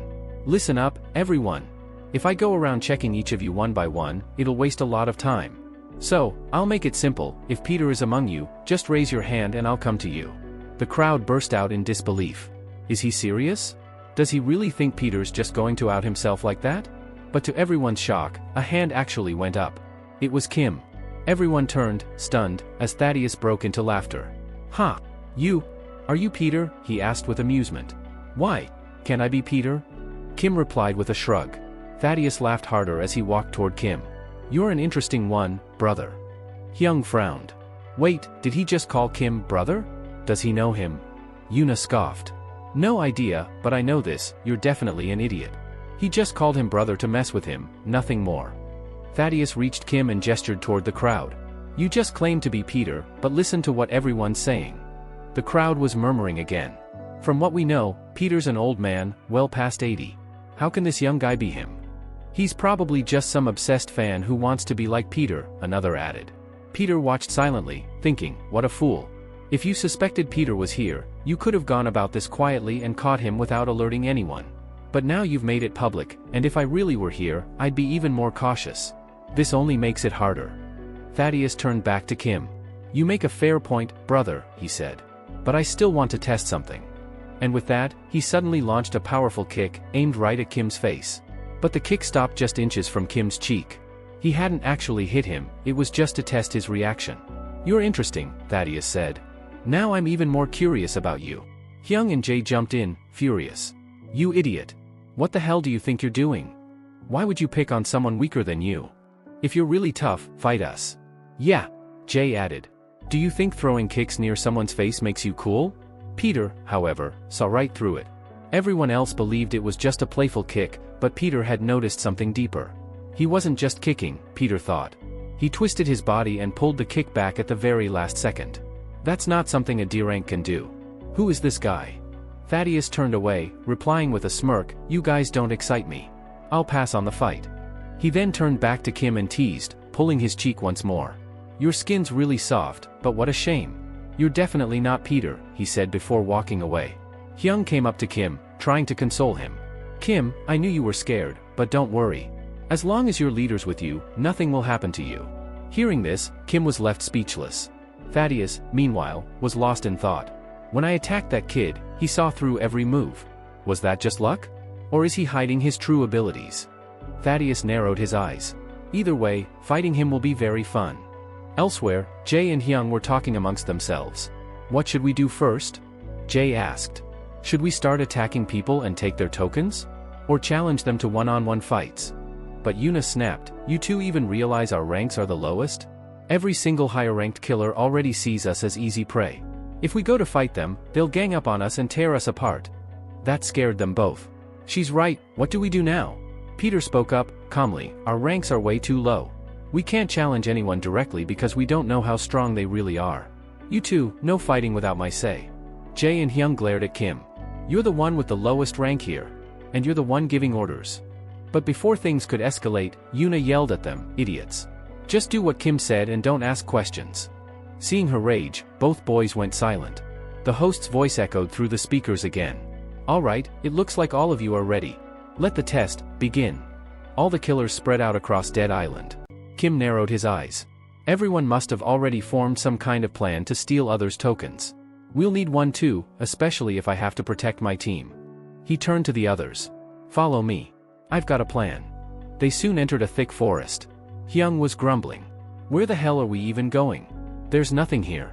Are you saying we didn't even get any food or water? What, are we supposed to forage now? Yoona exploded. Could you guys shut up for 1 second?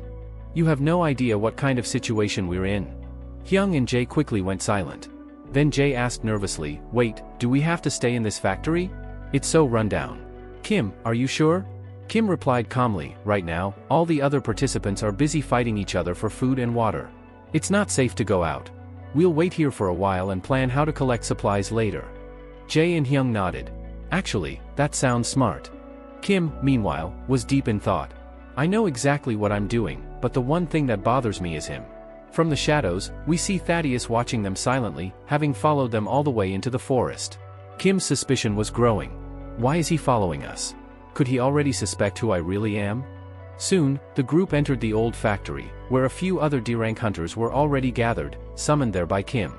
He turned to them and spoke firmly, listen, I have a very simple plan. We D-rank hunters are going to team up. Our goal is to collect token cards, right? Then there's no need for us to fight each other. All the other hunters are way stronger than us, we'll have better odds if we cooperate. Kim continued explaining his strategy to the other D-rank hunters inside the factory. We're going to wait. Right now, everyone else is fighting each other and exhausting their energy. Once they're completely worn out, that's when we'll strike, especially those who've collected the most token cards. Because they'll be tired by then, they won't be able to put up much of a fight. We'll defeat them easily and divide the cards among ourselves. The others were surprised but impressed. That's actually a brilliant idea, one of them said. If we stick to this plan, we can pass this test easily, another chimed in.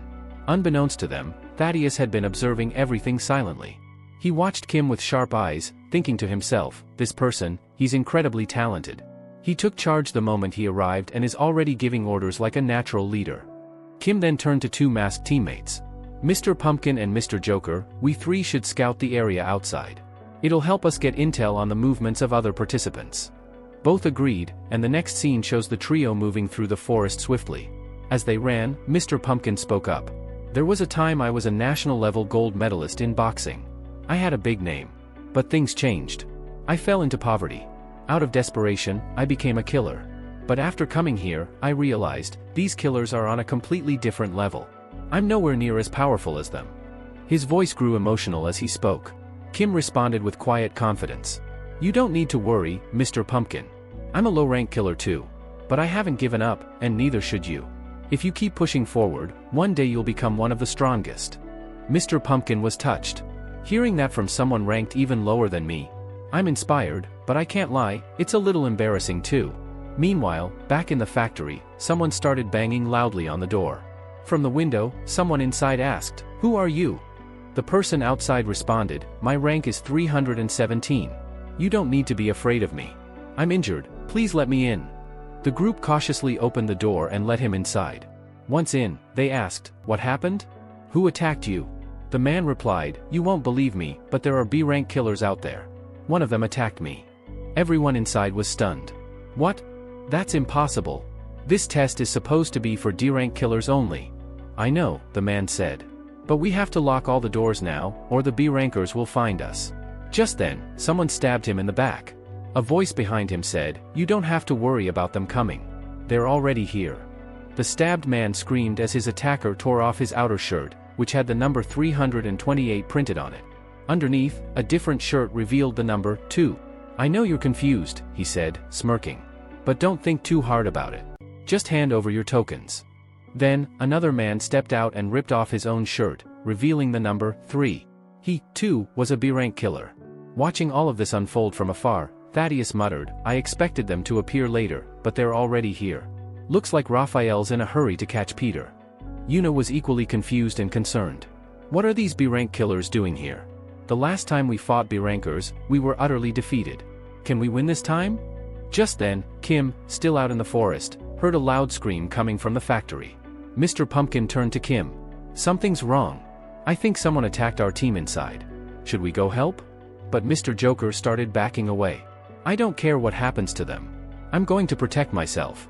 If you want to help, go ahead, but I'm out of here." And with that, he ran off. Mr. Pumpkin looked worried. 336, what now? We're in serious trouble. Do you have a plan? The scene then shifts back to the factory. Hyung is confronting the B-rank killers. "What are you doing? You killed someone. Don't you know the rules? You're not allowed to kill here." One of the B-rankers laughed. "Rules? You're killers. Your job is to kill. Rules don't apply to people like us." Meanwhile, Thaddeus, watching from a distance, grinned with excitement. "This is going to be fun. Let's see if these D-rankers can survive against B-rank killers, or if they all get slaughtered." Yuna thought to herself, "We've trained hard over the past week, but are we strong enough to fight B-rankers now? If Kim were here, he could easily defeat them.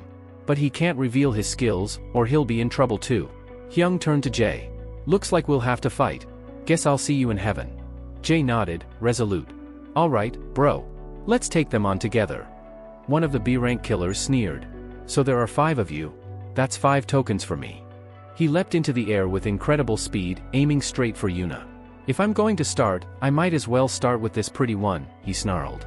But just before he could land the blow, someone punched him across the face with tremendous force, sending him flying back. Everyone was stunned. "Who is that guy?" Jae gasped. "Is he another B-ranker?" Yuna's heart skipped a beat. "No way, was that Kim? Did he come to save us? No. He'll get exposed." But as she turned, she was shocked to see the masked man. The others stared in disbelief. But what they didn't know was that it was Kim.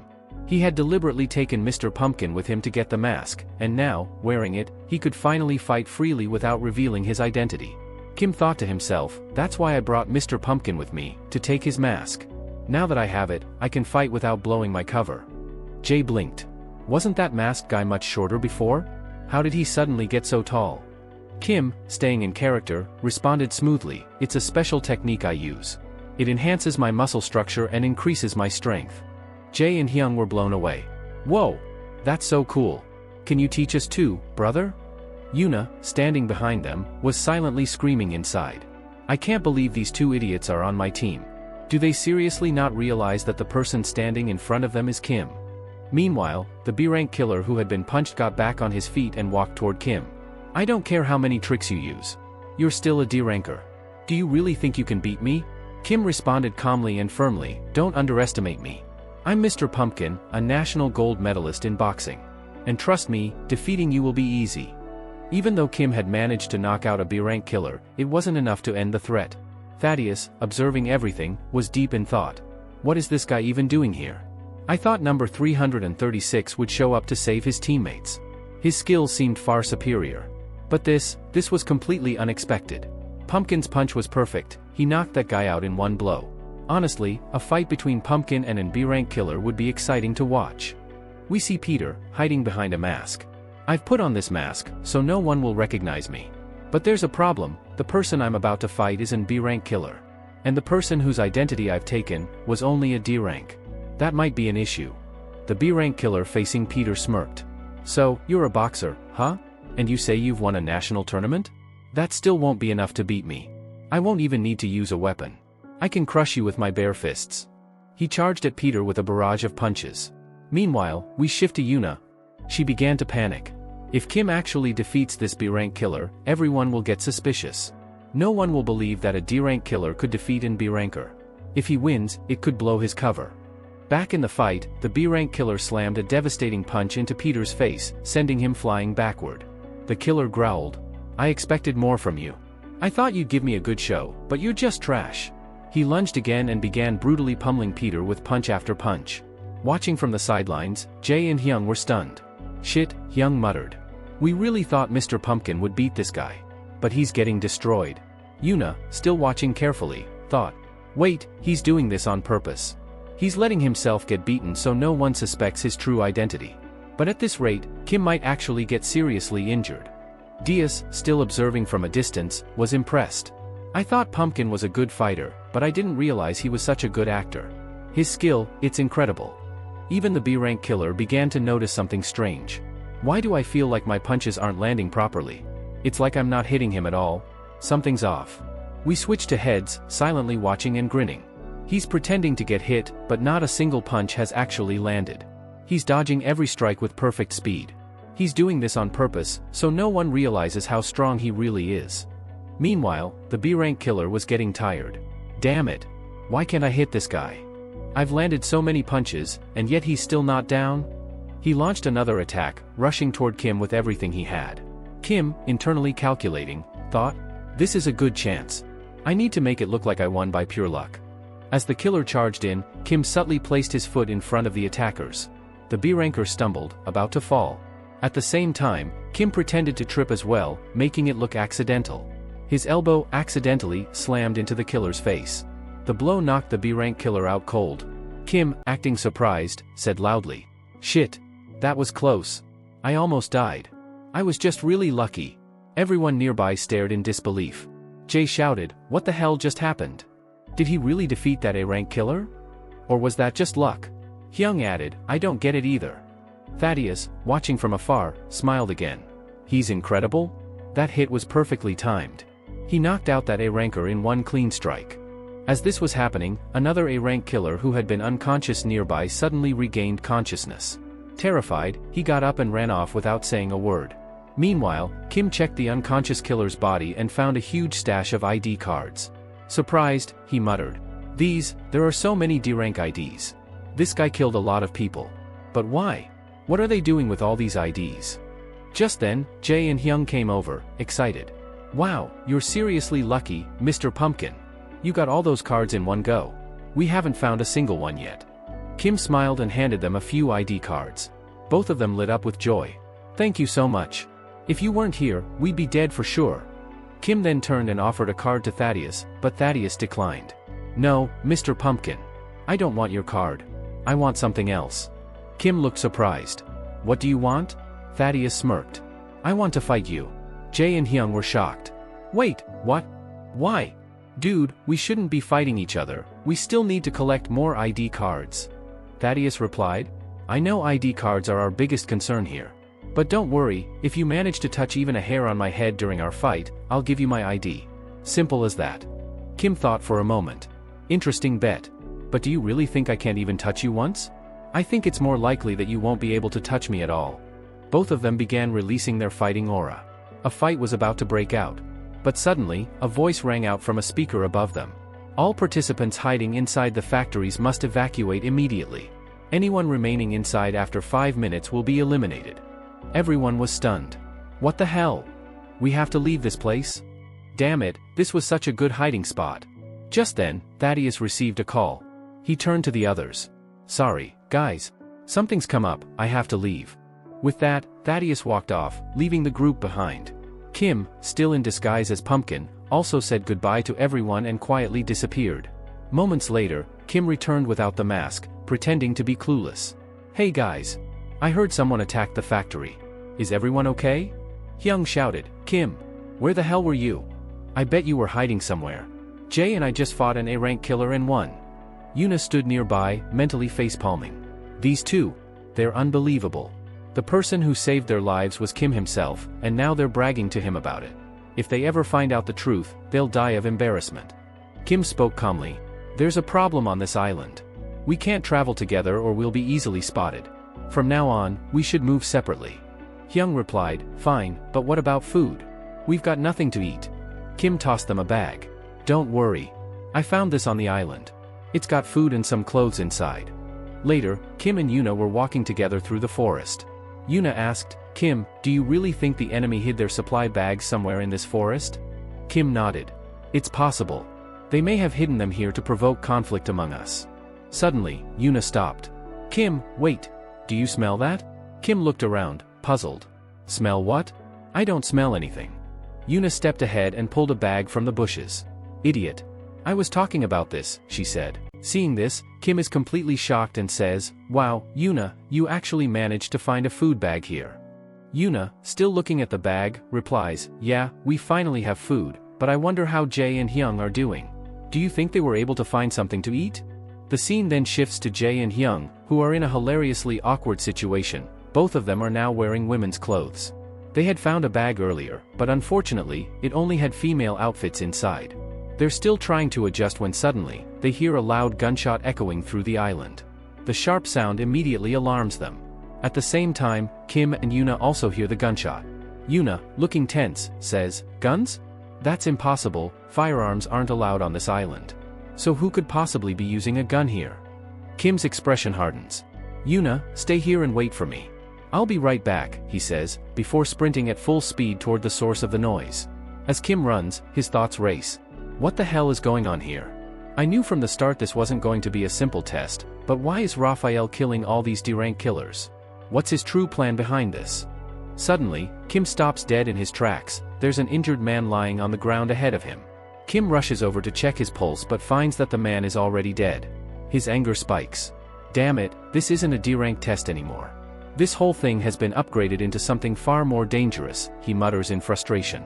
The scene transitions to a massive tree deep inside the island, where Thaddeus is sitting high up on a thick branch, speaking through a communicator to Raphael. Brother, I've checked the area. There's no one here wearing a skin mask.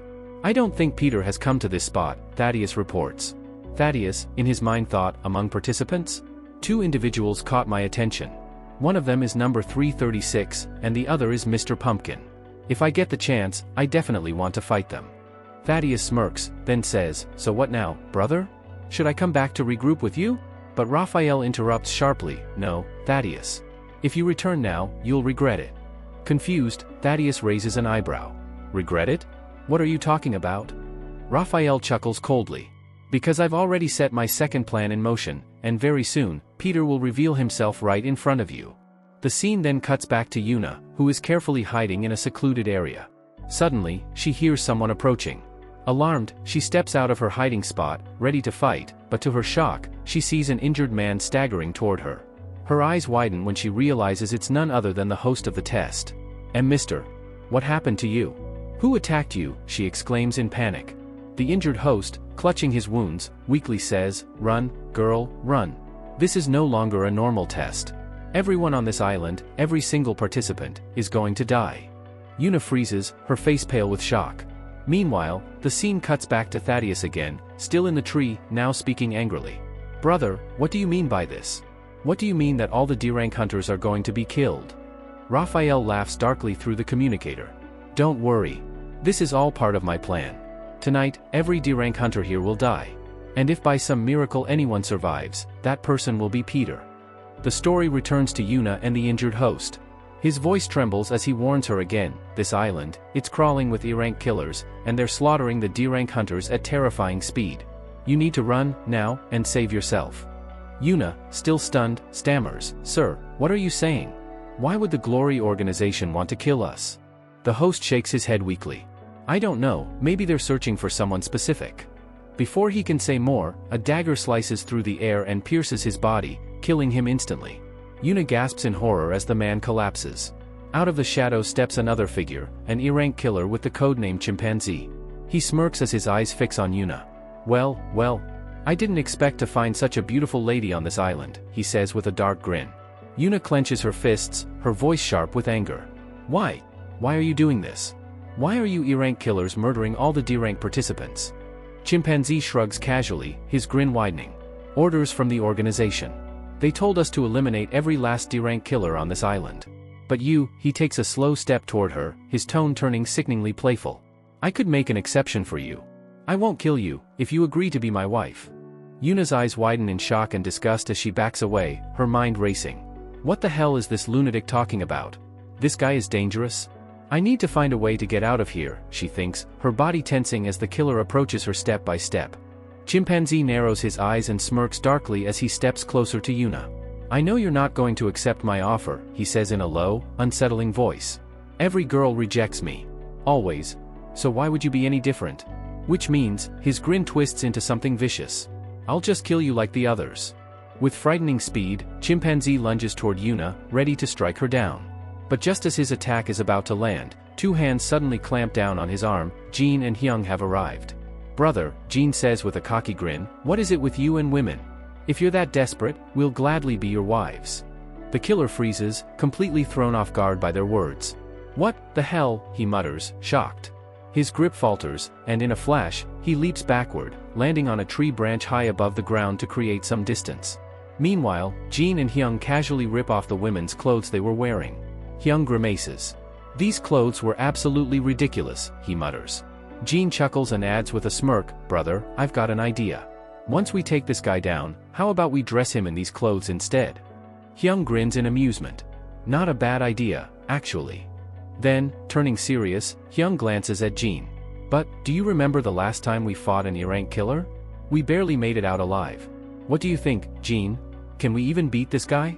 Yuna, watching quietly, bites her lip. She knows Hyung is right. Last time, they were no match for an errant killer and were badly injured. But this time is different.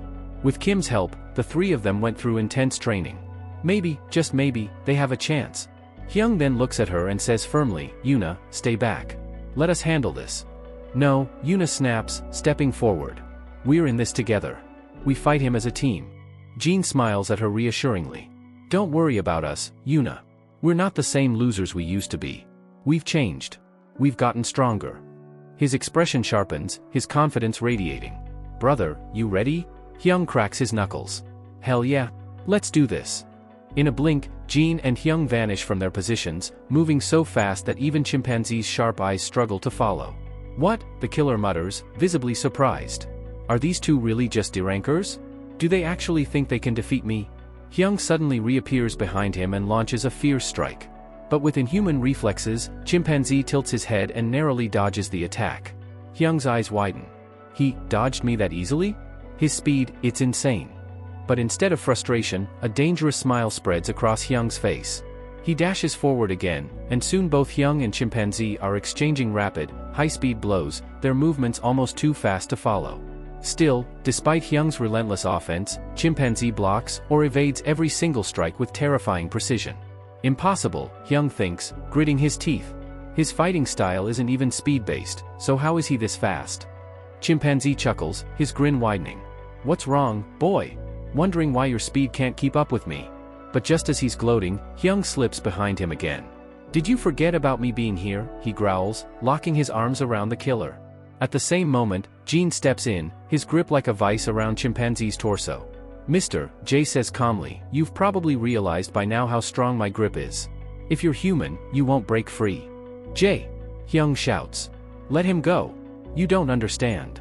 Jean hesitates, confused, but before he can react, Chimpanzee smirks darkly. You kids, he says, his tone mocking, just because you're stronger than the average derankers, you think you can beat an B-rank killer? In a sudden burst of strength, Chimpanzee breaks free from Jay's hold, grabs both Jay and Hyung by the neck, and slams them violently into the ground. Idiots, he sneers. Do you think an B-rank killer is some kind of joke? Jay and Hyung cough harshly, stunned by the sheer force. His strength, Hyung thinks, struggling to breathe. It's unreal. I can't break free from his grip. Chimpanzee laughs maniacally, his eyes glinting with madness. You said no one can escape your grip, but I'm no mere human. Do you know why they call me Chimpanzee? Because I have the strength of one. And now, you're both going to die at these hands. But before he can deliver the final blow, his eyes widen in shock. Jean and Hyung, moving in perfect sync, wrap their legs around him in a coordinated countergrapple, trapping his limbs and halting his movements. What the? Chimpanzee's thoughts race. This technique, it's from advanced martial arts. How the hell did they execute it so perfectly? Hyung snarls, tightening his hold. Listen, bastard. We know we're not strong enough to match an B-rank killer head-on. But together, Jay growls, we're strong enough to take you down. At that moment, a flashback plays, a memory of their training with Kageo. So, Kageo had said, staring them down, you want to be as strong as Peter? Yes, Hyung said without hesitation. We want to be like him. Help us. Kageo raised an eyebrow, unimpressed. When Peter was your age, he was already the strongest student in his entire organization. Do you really think you can reach that level? Jae and Hyung, determined, shouted, "We don't know, sir. But if you train us, we believe we can." Kageo had sighed, shaking his head. "Idiots, but maybe, if you combine your strengths, you might stand a chance of becoming as strong as him someday." The boys blinked in surprise. "Combine our strengths? How do we do that?" "Don't worry," Kageo said with a sly grin. "I have an idea." The scene had shifted to him tying their hands together with a thick rope. "Sir, wait. This can't be right," Jae had protested. "Shut up," Kageo roared. "Do exactly as I say, or get the hell out." Terrified but obedient, the two began training relentlessly, climbing steep cliffs together, sparring in perfect coordination, and mastering every drill until their movements became instinctive. Back in the present, the memory fades as chimpanzee grunts in pain. "Damn, what are these two made of? They're actually hurting me." He glances at his injured hands, stunned. His gaze shifts to Yuna. "Girl," he growls, "they're strong, but killing them will take time. Maybe I should just kill you first." But before he can finish, a blazing punch smashes across his face, sending him reeling. Shock floods his expression. "What the?" That girl was standing far away. "Who the hell just hit me?" When his vision clears, he sees Yuna, standing tall, her eyes sharp with determination. In her hand is a bouncing ball weapon she's crafted herself. "You," chimpanzee mutters, momentarily stunned. "I thought you were just a pretty face, but you're skilled. Still, do you really think you can beat me with that toy?" Yet, despite his words, a strange unease creeps up his spine as he studies Yuna's stance. Why does her posture feel so dangerous, he thinks, a flicker of doubt crossing his face. The chimpanzee smirked darkly, his eyes narrowing on Yuna. "It feels like someone powerful taught you this skill," he said mockingly. Then, with a sinister laugh, he added, "Girl, do you even know how useless that weapon of yours is? That type of weapon is meant for large, open areas. But right now, we're in the middle of a forest. Do you really think you can use it effectively here?" Without wasting another second, the chimpanzee launched himself toward Yuna at blinding speed. She quickly dodged, her heart racing as she thought to herself, "This guy is incredibly fast, and his strength is terrifying. I can't afford to let him land a direct hit." The chimpanzee began darting around her in quick, unpredictable movements, circling her like a predator. "What's wrong, girl?" he taunted. "If you can't even land a hit on me, how do you expect to defeat me?" In a flash, he was behind her, ready to strike. Yuna turned sharply and lashed out with her bouncing weapon, but he easily dodged the attack, his mocking laughter echoing through the trees. "I told you, your weapon is useless here. You can't hit me with that." Yuna tried again, striking with even more speed and precision, but every attack missed. The chimpanzee's grin widened as he laughed hysterically. "Are you deaf or just an idiot? I said that weapon won't work here." But before he could finish his next taunt, a heavy strike suddenly slammed into the back of his head. The force of the unexpected blow sent shockwaves through his body, and his eyes widened in disbelief. "Wah, who the hell? Who's there? Come out right now," he shouted, spinning around to scan the area. But there was no one there. Confusion spread across his face as he muttered, "Wait, what the hell? There's no one around.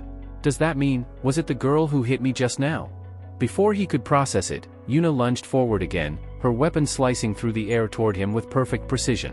A flashback triggered in Yuna's mind, taking her back to her training with Kim. She remembered standing in a large training ground, gripping her weapon tightly as she spoke to him, frustration in her voice. "Kim, I'm getting better at this weapon, just like you told me, but don't you think it only works in open areas?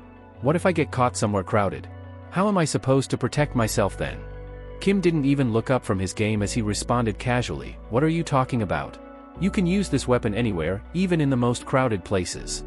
Yuna blinked in surprise, her brows furrowing. "What? What do you mean? Explain it to me."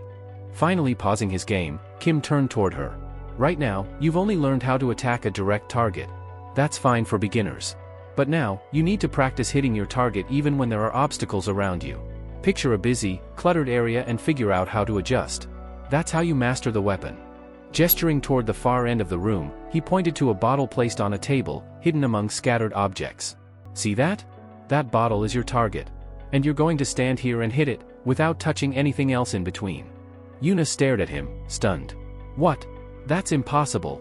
There's no way I can hit that bottle from here, not with all that stuff blocking the way." Kim smirked. "That's your new training. I know you can do it, Yuna. Trust yourself." The scene shifted to Jae and Hyung during their own brutal training sessions. Kim had walked in to find their wrists bound together with thick rope, their expressions frustrated and exhausted. "What the hell are you two doing?" Kim asked, raising an eyebrow. And why are your hands tied together like that? The two looked up at him, nearly in tears. How could you do this to us? You actually called that guy here? Do you even know what kind of insane training he's putting us through? He tied our hands together. Are you trying to get us killed? Kim rolled his eyes. If your master did that, then it's for a reason. Stop whining, trust the process, and focus on your training. But, what about Yuna? Jay asked, his tone softer. She hasn't been training with us lately. Do you know where she is? Don't worry about Yuna, Kim replied with a faint smile. She's working on her own training. Trust me, she's giving it everything she's got. Back to Yuna's training scene, she was drenched in sweat, her hands raw and bleeding as she repeatedly tried to hit her target without knocking over the objects around it. Again and again, she failed, frustration eating at her. What am I doing wrong? Why can't I hit the target? Am I using the weapon incorrectly? Her eyes shifted to the gaming table where Kim had been sitting that day, and then it clicked. He told me to trust myself, to analyze my surroundings, to choose the best path to hit my target. With renewed focus, she began to see the trajectories clearly, her mind visualizing every angle. Piece by piece, the technique began to click. In the present, blood was running down the chimpanzee's forehead as he glared at Yuna in pure rage. You little... I'll kill you. But before he could act, Yuna was already in motion. She moved her bouncing weapon at incredible speed, using the surrounding trees to ricochet it like a bullet. The weapon zipped through the forest, striking with such precision and force that the chimpanzee was slammed to the ground. Eyes wide in shock, he coughed, his mind racing. I never thought that she'd turn her weakness into her greatest strength. Nearby, Jay and Hyung were watching the battle unfold, woe written all over their faces. Bro, did you see that? Jay said, grinning. Yuna's freaking amazing. Hyung nodded, smirking. Yeah. I think we need to start training with that weapon too. It's incredible. But their admiration was short-lived. The chimpanzee, his face twisted in rage, roared furiously. You bastards! I'll kill every last one of you right here and now. As the fight continues, Jay and Hyung quickly rush forward and grab the chimpanzee's arms, trying to hold him down. Both of them shout, telling Yuna not to worry because they have the situation under control. But the chimpanzee growls furiously, yelling that they are fools if they think they can restrain him. He snarls that they aren't strong enough to stop him. Hyung, straining to keep the beast in place, thinks to himself how unbelievably strong the chimpanzee is. Even holding his arms steady feels almost impossible, and his grip is starting to slip. At that moment, Yuna launches another attack, but her strike narrowly misses, slamming instead into a tree branch. Jay's eyes widen in shock as he mutters in disbelief, wondering what Yuna is trying to do. The chimpanzee, however, quickly realizes what she is planning, and before he can react, Yuna uses her agility to jump high, spinning midair, and delivers a devastating kick straight to his face. The impact is so powerful that the chimpanzee is sent flying, crashing hard to the ground. The force of the strike is enough to completely knock him out. Moments later, the scene shifts. The dust has settled, and Jay and Hyung are standing over the unconscious chimpanzee, now stripped of his battle gear. Both of them are grinning, unable to hide their excitement. Jay pumps his fist, exclaiming that they've finally managed to take down a B-rank killer. Hyung, smiling but cautious, reminds him not to celebrate too early. Yuna, breathing heavily from the fight, warns the others that they need to leave the area immediately before more killers arrive. But before they can make a move, another figure steps out of the shadows. His voice is cold as he says, "You're not going anywhere. All of you are going to die right here." The three of them freeze. Jay and Hyung's excitement vanishes instantly, their faces turning pale. Jay mutters a curse under his breath as he realizes what's happening. They had just barely defeated one B-rank killer, and now another one had shown up so soon. Hyung whispers that they might have to fight again, though they all know they're exhausted. The man, however, smirks and raises his hand. "Relax," he says. "I have no intention of fighting you." This statement leaves Jay and Hyung stunned. They exchange confused glances, wondering if this new person could actually be a decent man. But before they can make sense of the situation, the stranger suddenly pulls out a gun. Without warning, he fires a shot directly at Yuna's weapon, shattering it to pieces. "You see," he says in a mocking tone, "why would I bother fighting you when I can just shoot you and end this right here?" The sight of the gun leaves Jay and Hyung frozen in shock. Jay yells in disbelief, calling it cheating and demanding that the man fight fairly. Yuna, however, feels her stomach drop as fear creeps in. They had barely survived the last fight, and now this man, armed and confident, is ready to kill them. Just when all hope seems lost, a calm but firm voice cuts through the tension. "An B-rank killer, resorting to a gun against people weaker than you. You should be ashamed of yourself."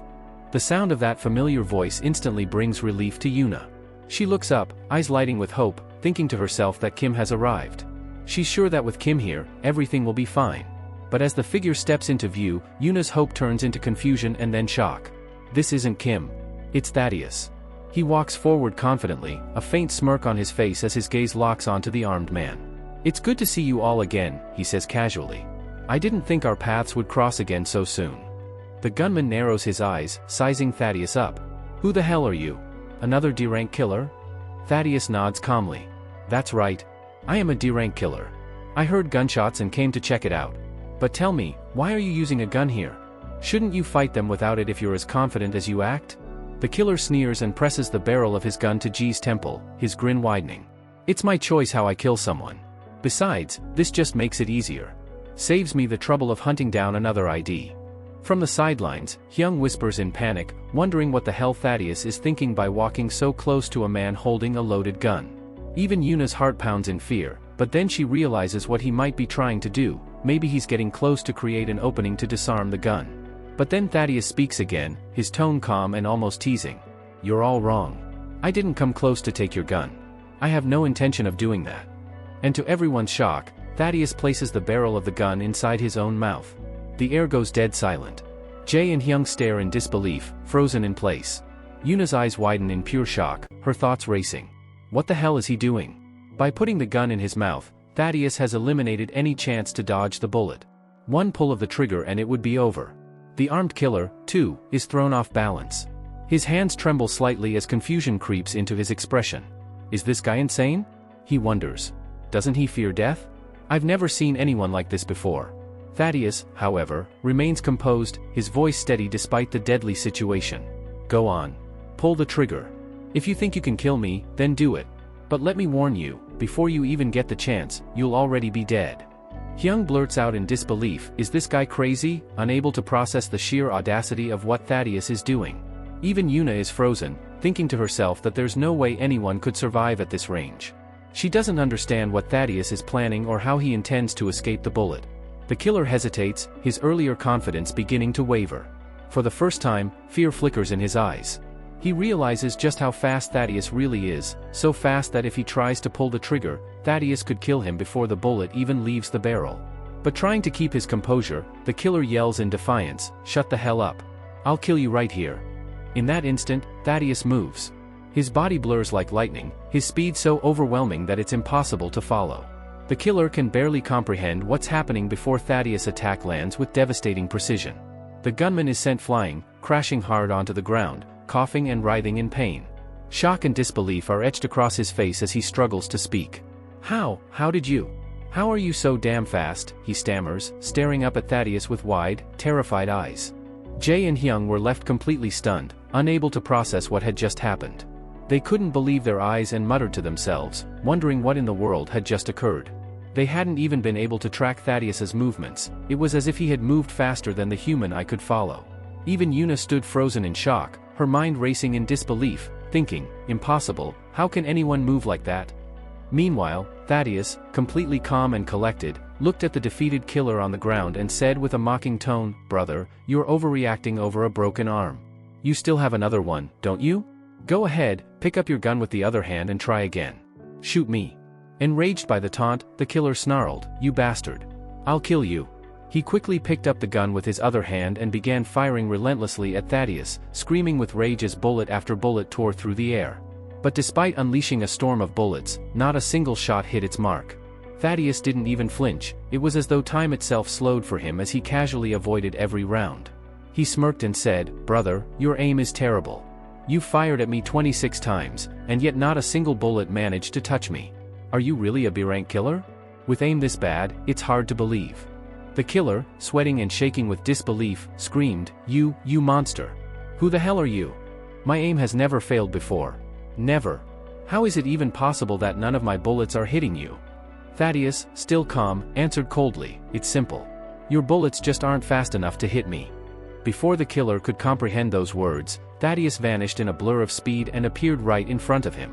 In a split second, he launched a precise and devastating strike. The killer's eyes widened in shock as he was thrown back, collapsing hard onto the ground, his entire body trembling from the force. Even as the defeated man lay there, Thaddeus stood tall, smiling casually, and said mockingly, "What's the matter? Why are you on the ground already? You're too weak. Do you not eat properly? You should eat more, maybe then you'd have enough strength to last longer." Hyung, standing nearby, was utterly speechless. His thoughts spiraled in disbelief. Was this man even human? Yuna, still observing, was equally stunned but also thoughtful. She had suspected from the start that Thaddeus wasn't an ordinary person. His skills, his precision, and his terrifying speed, they were all on par with Kim, the strongest fighter she knew. She couldn't help but wonder, if he's this powerful, why is he hiding his true identity? The injured killer, trembling on the ground, muttered through clenched teeth, "Damn it. I remember now. I know who you are. You're the devil. The one they call the god of Kowloon." At that revelation, the entire area fell silent. The name alone sent chills down everyone's spine. The narration shifted, revealing the terrifying history of the man they now knew as Thaddeus, feared across the entire nation as the god of Kowloon, a man so powerful and ruthless that his mere name struck fear into the hearts of gangs and underground syndicates. The story transitioned into a chilling memory of Kowloon Hell, a notorious part of the city known for being a lawless zone ruled by chaos and violence. One night, a group of elite gang members, accompanied by their confident leader, stood at the entrance of this cursed place. They were fully armed and brimming with arrogance as they prepared to storm the area. Their leader barked orders, "Tonight, no matter what, we end this. We kill the devil and take control of Kowloon Hell."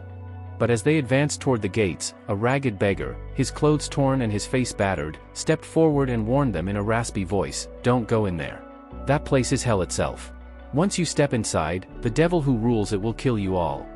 One of the gangsters sneered, grabbing the beggar by the collar, shouting, "Shut your mouth, old man.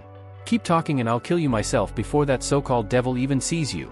But as the man looked closely at the beggar's disfigured face, the hollow cavity where one of his eyes should have been, a chill ran down his spine. The beggar's voice trembled as he muttered, "I was lucky to escape alive. But you, if you go in there, none of you will make it out." Fear began to creep into the hearts of the gang members. One of them thought silently, "If what this man says is true, then we're walking straight into death. Should I just run away now while I still can?" But their leader, too proud to back down, growled, "What the hell are you all waiting for? Let's move. We're going in." Moments later, they pushed through the doors and entered the dark, ominous streets of Kowloon Hell, their footsteps echoing in the suffocating silence. As they walked deeper, their leader shouted into the darkness, "Devil. Where are you? We've come for you." Some of his men, trying to mask their unease, muttered, "Boss, maybe he ran away. Maybe the stories about him were just lies." Their leader laughed loudly, trying to steady his nerves. "Ha! You're right. That coward must have run away." But as his laughter echoed, a figure began to emerge from the shadows, the unmistakable presence of Thaddeus, the god of Kowloon, making his entrance.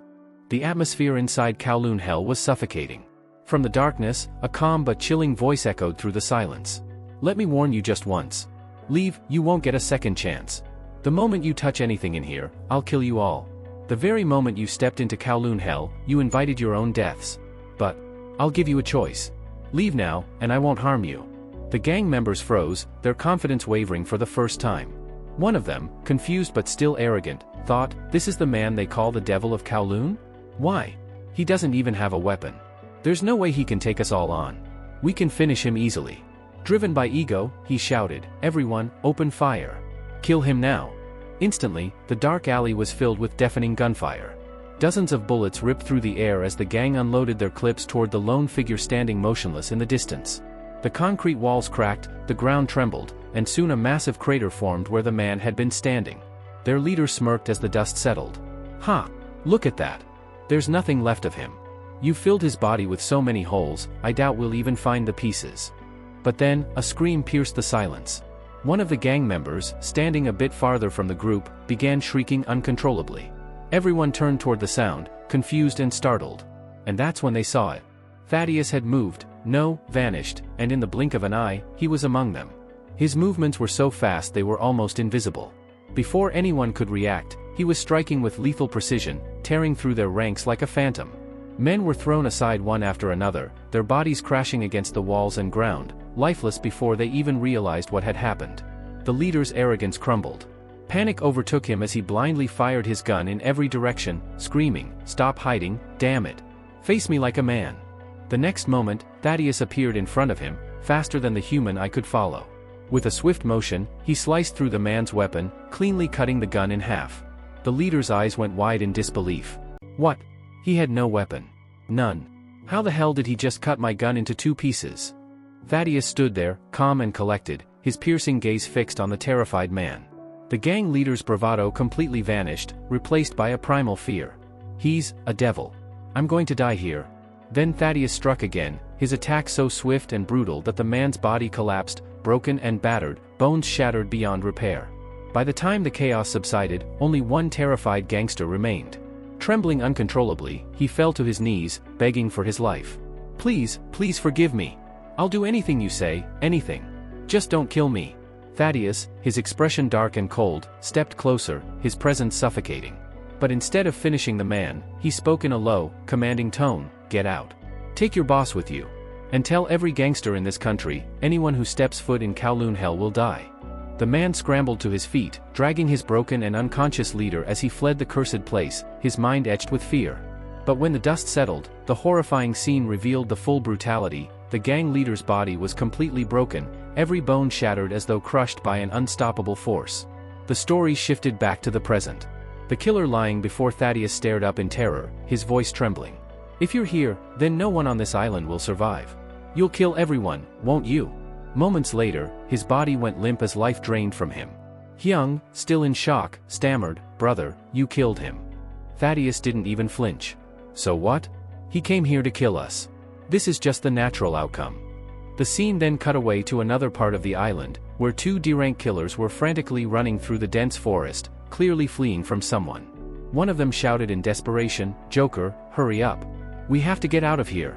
If he catches us, we're dead." The man called Joker glanced back, confused and irritated. "What the hell are you talking about? Who are we even running from?" Before the frightened killer could answer, a deafening crack rang out. A massive tree trunk nearby suddenly split in half, a clean hole punched straight through it from the force of a single punch. The tree shattered, and a chilling voice followed. "Are you talking about me?" The killers froze. Stepping into view was a tall, imposing figure with a dark aura, the man they dreaded. The terrified killer collapsed to the ground, his legs trembling uncontrollably. Joker stared at him in confusion. "Hey, what's wrong with you? Why are you so scared of this guy? Do you know him?" The trembling killer stammered, his voice breaking. His name is Michael. I saw him once, in prison. He's not just anyone, he's an American prison guard, but not an ordinary one. He worked in one of the most dangerous, high-security prisons in the US. They say he took the job because he enjoys killing people. That's why they call him a B-rank killer. The revelation sent a chill down Joker's spine, but instead of fear, a twisted grin spread across his face. "Don't worry. I'll handle him myself." Pulling out an arsenal of throwing knives hidden within his coat, Joker spun them skillfully in his fingers. The terrified killer gasped in disbelief. "Where the hell did you get those? Weapons aren't allowed on this island." Joker chuckled. "I'm a performer, remember? A Joker without knives isn't a Joker at all. Now watch, and enjoy the show." In a flash, he launched a flurry of blades toward Michael, each knife flying with lethal precision. But Michael didn't flinch. He casually dodged every single one, his movements smooth and effortless. Joker smirked, unbothered. "Don't worry. I've got plenty more where that came from. Let's see how long you can keep dodging my attacks." But before he could finish, Joker's confident expression faltered, shock washing over his face as he realized just how fast and terrifying Michael truly was. We see that Michael had already thrown one of his hidden weapons, stabbing the Joker straight in the stomach. The Joker, stunned and in complete shock, gasps. What the hell? Where did you even get a weapon? I swear I just saw you, and you didn't have a single weapon on you." Michael, wearing a twisted grin, responds with a chilling calmness. "I didn't need to bring weapons to this island. Do you have any idea, clown? Every single person on this island is a weapon." The Joker's eyes widen in confusion. What are you talking about? None of the D-rank killers here have weapons. What do you mean?" But Michael cuts him off with a dark, menacing laugh. "You really are an idiot. I'm talking about your bones. Every bone in your body is a perfect weapon. The blade I just used? It's crafted from the bones of a D-rank killer who was stupid enough to cross me." Hearing this, the Joker freezes in horror. His hands tremble as the realization sets in. But before he can react, Michael lunges forward with blinding speed, driving his weapon deep into the Joker and killing him instantly. The Joker collapses to the ground, lifeless, while Michael bursts out into maniacal laughter, enjoying every second of his kill. I may be a B-rank killer, but my strength is far beyond what you pathetic insects can comprehend. Just then, the sound of rustling leaves and footsteps emerges from the nearby bushes. Michael's grin widens as he turns toward the sound. Oh? Another one? Another fool coming to die? His laughter grows louder and more deranged. I'm a gold mine of bones. Come on. Give me more bones to play with. At that moment, Peter steps into view, clearly annoyed. Seriously? Everyone just wants to pick a fight with me. Don't these kids have anything better to do? Kids these days, no manners. Do they not understand I'm old enough to be their grandfather? Fine. I guess I'll have to teach this brat some manners myself. Meanwhile, the scene shifts deeper into the forest, where Thaddeus, Hyung, along with Yuna, Jae, and Hung, walks cautiously through the trees. Thaddeus, walking just ahead of them, notices their strange behavior and turns back to address them with a teasing tone. Brother, sister, what's going on with you two? You've been acting weird for a while now. Did you see a ghost or something? Hung and Jae, visibly nervous and sweating, quickly shake their heads. And no, sir. Nothing like that. Thaddeus smirks. Really? Then why do you look so uncomfortable around me? You should be able to talk to me like normal. What's making you so uneasy? Yuna, walking silently behind them, keeps her thoughts to herself. This man, he's dangerous. That's why Hung and Jae are acting so scared. Even I can feel it. I still can't believe how powerful he is. He defeated a B-rank killer without even breaking a sweat. I'm certain now, Thaddeus is just as strong as Kim. Thaddeus suddenly breaks the tense silence. By the way, guys, have you seen Mr. Pumpkin anywhere? I haven't seen him for a while, and I'm starting to get worried. But before anyone can answer, Hung shouts in shock. Wait, what is that? Is that a dead body? They all rush toward the spot. Thaddeus studies the scene with sharp, focused eyes as they come across the lifeless body of a killer. Jae gasps. This is bad. Who could have done this? Look, his shirt has the number 1 on it.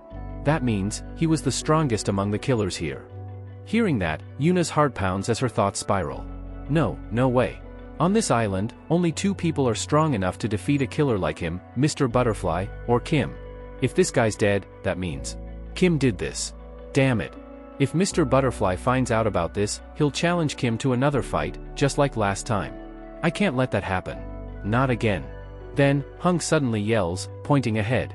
Guys, look! Over there, it's Kim! Yuna freezes in shock, whipping her head in the direction Hung is pointing. What? That's impossible. What is Kim doing here?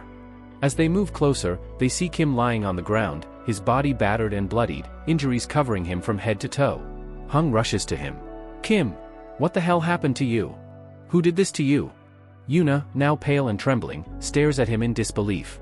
No, this can't be. Kim, injured? But how? Was it during his fight with the A-rank killer? Did that fight go so wrong? Kim, barely conscious, mutters weakly. I don't know who attacked me. They came out of nowhere, hit me in the head. I blacked out. I guess they thought I was dead and just left. Hung and Jae quickly help Kim to his feet and move him aside to tend to his wounds. Thaddeus, however, remains silent, crouching next to the corpse of the dead killer. His sharp eyes scan the injuries carefully. This wasn't a simple kill. Whoever did this struck with unbelievable power. Just one blow, and it was over. There's only one person I know who could pull that off. Mr. Pumpkin. Thaddeus smirks slightly but then mutters under his breath. And yet, there's something else here that doesn't feel right. Thaddeus's sharp voice cut through the tense silence. Where do you think you're going? Did I tell you to leave? Hearing this, both Jae and Hung froze mid-step. Their faces drained of color, and they quickly returned to their positions, stammering nervously. Sir, is something wrong? Did we miss something? Thaddeus narrowed his eyes, his gaze fixed on the corpse lying before them. Didn't you check the traces around here carefully? He crouched next to the body, pointing at the ground with precision. Look closely. One of this killer's legs is broken, and over there, he pointed toward a nearby tree, where a large chunk of bark was stripped clean off. See that? It's as if someone delivered an incredibly powerful kick right there. And the final clue? He gestured at the corpse's head, his tone sharp and clinical. The punch that killed this man was so strong, it left a massive hole in his skull. Whoever did this didn't just defeat him, they obliterated him in a single strike. Diaz stood with his arms crossed, scanning the area as he added. Do you two understand what I'm trying to explain here? Hung scratched the back of his neck awkwardly. Sir, forgive us, but, no. We don't understand a word of what you're saying. Thaddeus stared at them blankly for a moment before laughing dryly. Wow! And you two call yourselves killers? Let me make it simple for you. His voice lowered, growing cold and analytical as he reconstructed the scene. When this killer first spotted his opponent, he rushed forward, attacking at full speed. But his opponent was far stronger. With a single, precise strike, they shattered his leg, completely disabling him. Then, Thaddeus glanced back at the tree. They used that same momentum, kicked off the tree for an insane vertical boost, and delivered one devastating punch to his skull. One punch. Instant kill. He paused, looking thoughtful. If I had to guess, the only one on this island capable of such overwhelming strength is Mr. Pumpkin. But, he shook his head slowly. This doesn't add up. Mr. Pumpkin is strictly a boxer. The technique used here isn't boxing, it's martial arts. Whoever did this is an expert fighter, far beyond ordinary hand-to-hand combat. Diaz turned his gaze toward Kim, known to some as Brother 336, and asked with a sharp tone. Brother 336, what do you think? You know more than you're letting on. I'm sure you can give me a clue about who did this. But Kim remained silent, his expression unreadable. Thaddeus smirked. Oh? What's this? Why so quiet, Brother 336? Could it be, you're deliberately hiding this person's identity? Before Kim could respond, a loud scream echoed through the forest, snapping everyone's attention toward the beach. What was that? Jay and Hung immediately sprinted toward the source of the noise, with the others following closely behind. As they reached the clearing near the shore, the sight that greeted them froze them in place. Dozens of B-rank killers swarmed the area, mercilessly attacking every D-rank killer who dared to come near the beach. Blood stained the sand, and chaos reigned. One of the B-rankers turned with a twisted smile and called out, Brothers, are you trying to run too? Sorry, but we can't let you escape. Among the chaos, Yuna appeared, her face pale as she took in the situation. There are at least 20 B-rank killers here, and we're so outmatched. There's no way we can fight them, not in our current condition. Kim's still injured, and even at full strength, we'd be slaughtered. Her voice cracked as she shouted desperately. Kim! Run! Get out of here now! We can't fight all of them. But before Kim could react, a shadow loomed behind her, Thaddeus, silently standing there. Yuna's eyes widened in disbelief. Thaddeus? I thought you were Kim. Then where the hell is he? Her gaze darted around, searching frantically. Nearby, Jay and Hung were already surrounded, weapons at their throats as several B-rankers closed in. Brothers, wait! Hung pleaded, panic in his voice. Please, listen to us. There's no need for this. Killing us won't benefit you in any way. Just let us leave, please. One of the B-rankers chuckled darkly as he pressed a blade against Hung's neck. You're right, killing you doesn't profit us. But, his grin twisted into something cruel. We've been ordered to eliminate every last D-rank killer on this island. So tell me, why would we let you walk away alive? Yuna's heart pounded in terror as she analyzed the situation. Damn it. These guys are too strong, and Kim isn't even here yet. What the hell are we supposed to do? We have to find a way to escape before it's too late. And then, as if answering her thoughts, he appeared. Kim emerged silently from the shadows, his familiar pumpkin mask back in place. Jay and Hung's faces lit up with hope the moment they saw him. Brother. Finally, you're here. Behind the mask, Kim's mind raced. Good. With the mask on, no one will recognize me. But there's still a huge problem. If I fight these B-rankers seriously and win, people will start questioning how a so-called D-rank like me could overpower them. I can't let my identity slip, especially with so many cameras around. His sharp eyes darted around the area, catching the subtle glint of surveillance equipment hidden nearby. CCTV cameras. Of course. And I'd bet everything that Raphael is monitoring this feed in real time. I need to be careful. If I go all out, they'll know I'm not who I claim to be. From the other side of the circle, one of the B-rankers frowned, confused. Why are they so happy to see him? What's so special about this guy? A bald man standing next to him smirked knowingly. I've heard rumors. Someone on this island took down 2 B-rankers at the same time. What if this is that guy? The group of killers turned their full attention to Kim, their eyes gleaming with a mixture of curiosity and bloodlust. Even if that's true, one of them scoffed, it doesn't matter. Taking down 2 B-rankers is one thing. But fighting 20 at once? He's still just a D-rank. He's dead the moment we move. Inside, Kim's thoughts churned with urgency. Damn it. The biggest problem right now is these cameras. Too many people are watching.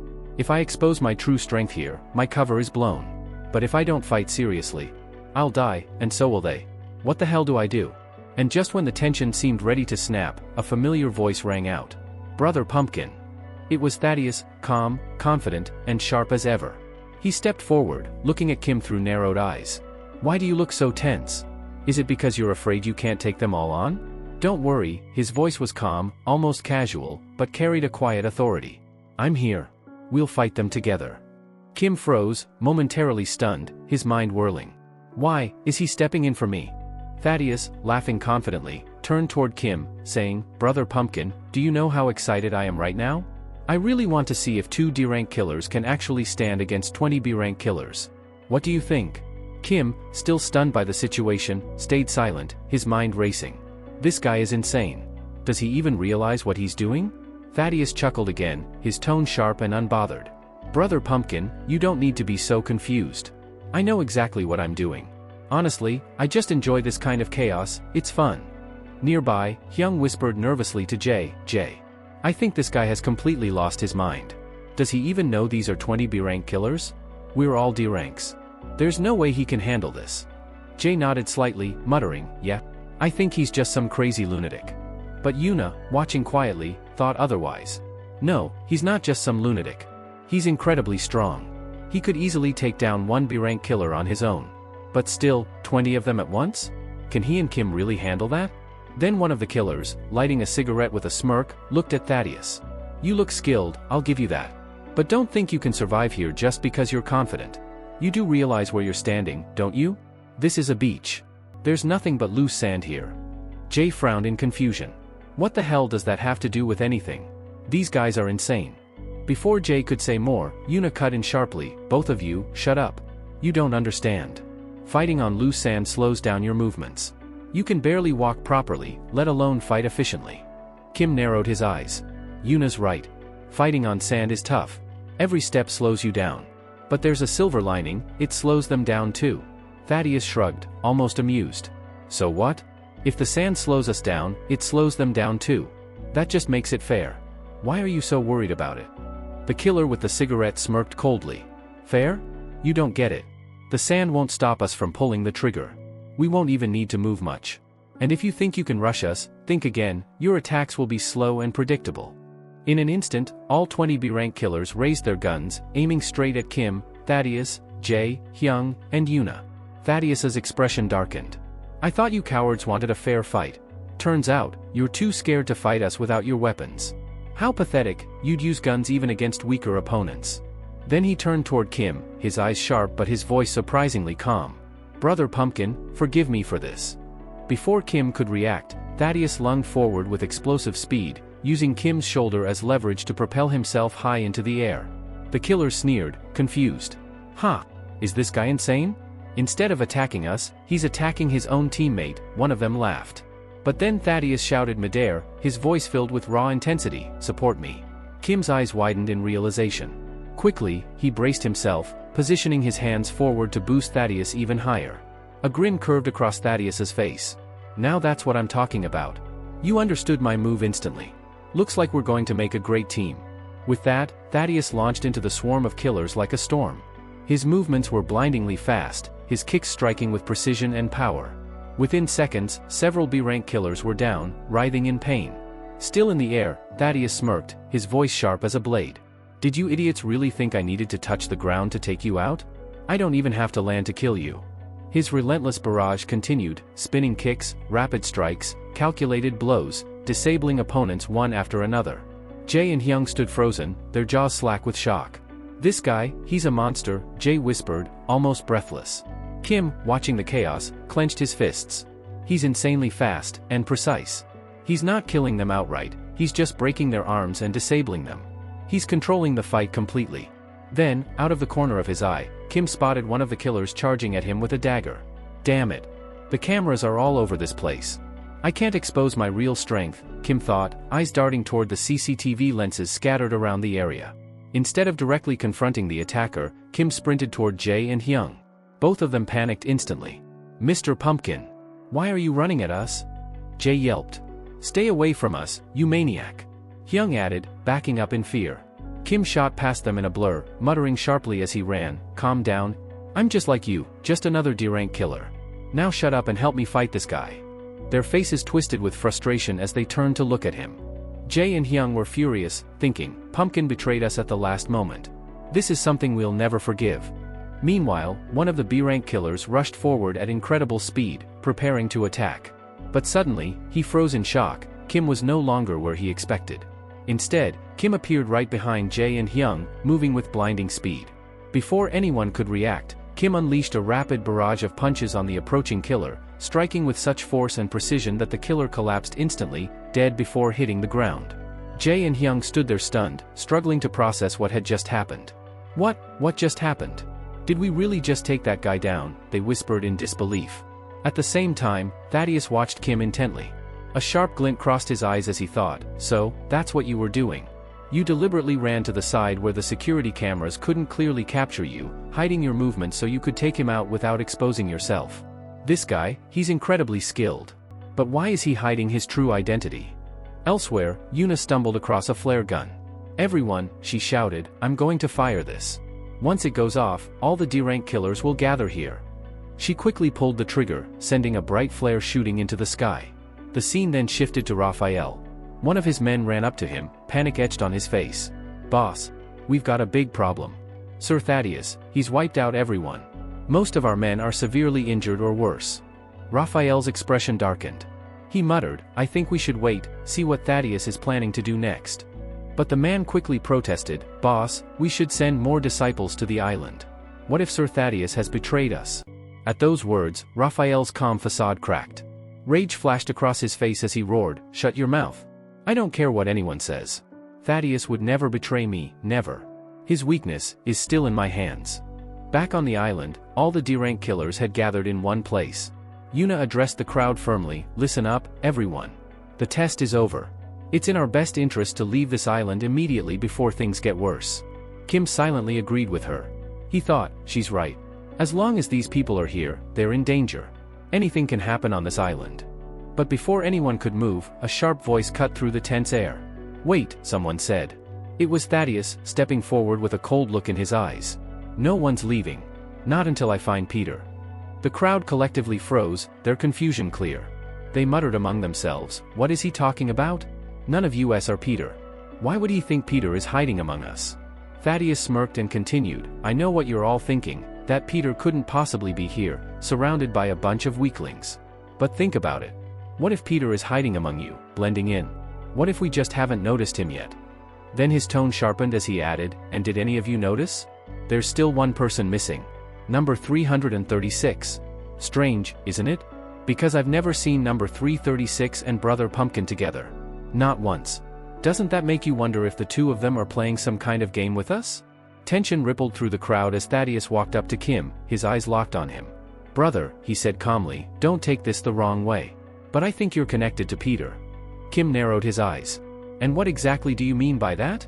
Thaddeus's smirk deepened. What I mean is, take off your mask. I want to see your face. Kim hesitated, his voice steady but edged with steel. No. I don't want to show you my face. Thaddeus's eyes turned cold. Very well, he said. If that's the case, you leave me with no choice. If you won't take it off yourself, I'll take it off for you. Even if I have to kill you to do it. Kim immediately understood. Thaddeus wasn't bluffing, he was deadly serious. But with so many people around, and knowing Raphael was watching through the CCTV cameras, Kim realized he couldn't afford to reveal his identity. Thaddeus stepped forward aggressively. Brother, if you won't show me, then I'll see for myself. In a blur of motion, he lashed out with a powerful kick aimed at Kim. But Kim reacted instantly, sidestepping the strike with flawless precision. Thaddeus's eyes narrowed in surprise. He struck again, faster and harder, another kick slicing through the air, but Kim dodged again with ease. Inside, Thaddeus's mind raced. I attacked with a double kick, and he evaded both without breaking a sweat. This guy is even more interesting than I thought. Aloud, he said with a grin, Brother, I knew you wouldn't disappoint me. Then, in a breathtaking display of balance, Thaddeus leapt and landed lightly on a thin metal beam with one foot, towering over the others as if challenging Kim to make a move. The crowd murmured in shock. Did you see that? He attacked Pumpkin so fast, but Pumpkin dodged it like it was nothing. Could he really be just a D-rank killer? Kim clenched his fists, thinking hard. Everyone is watching.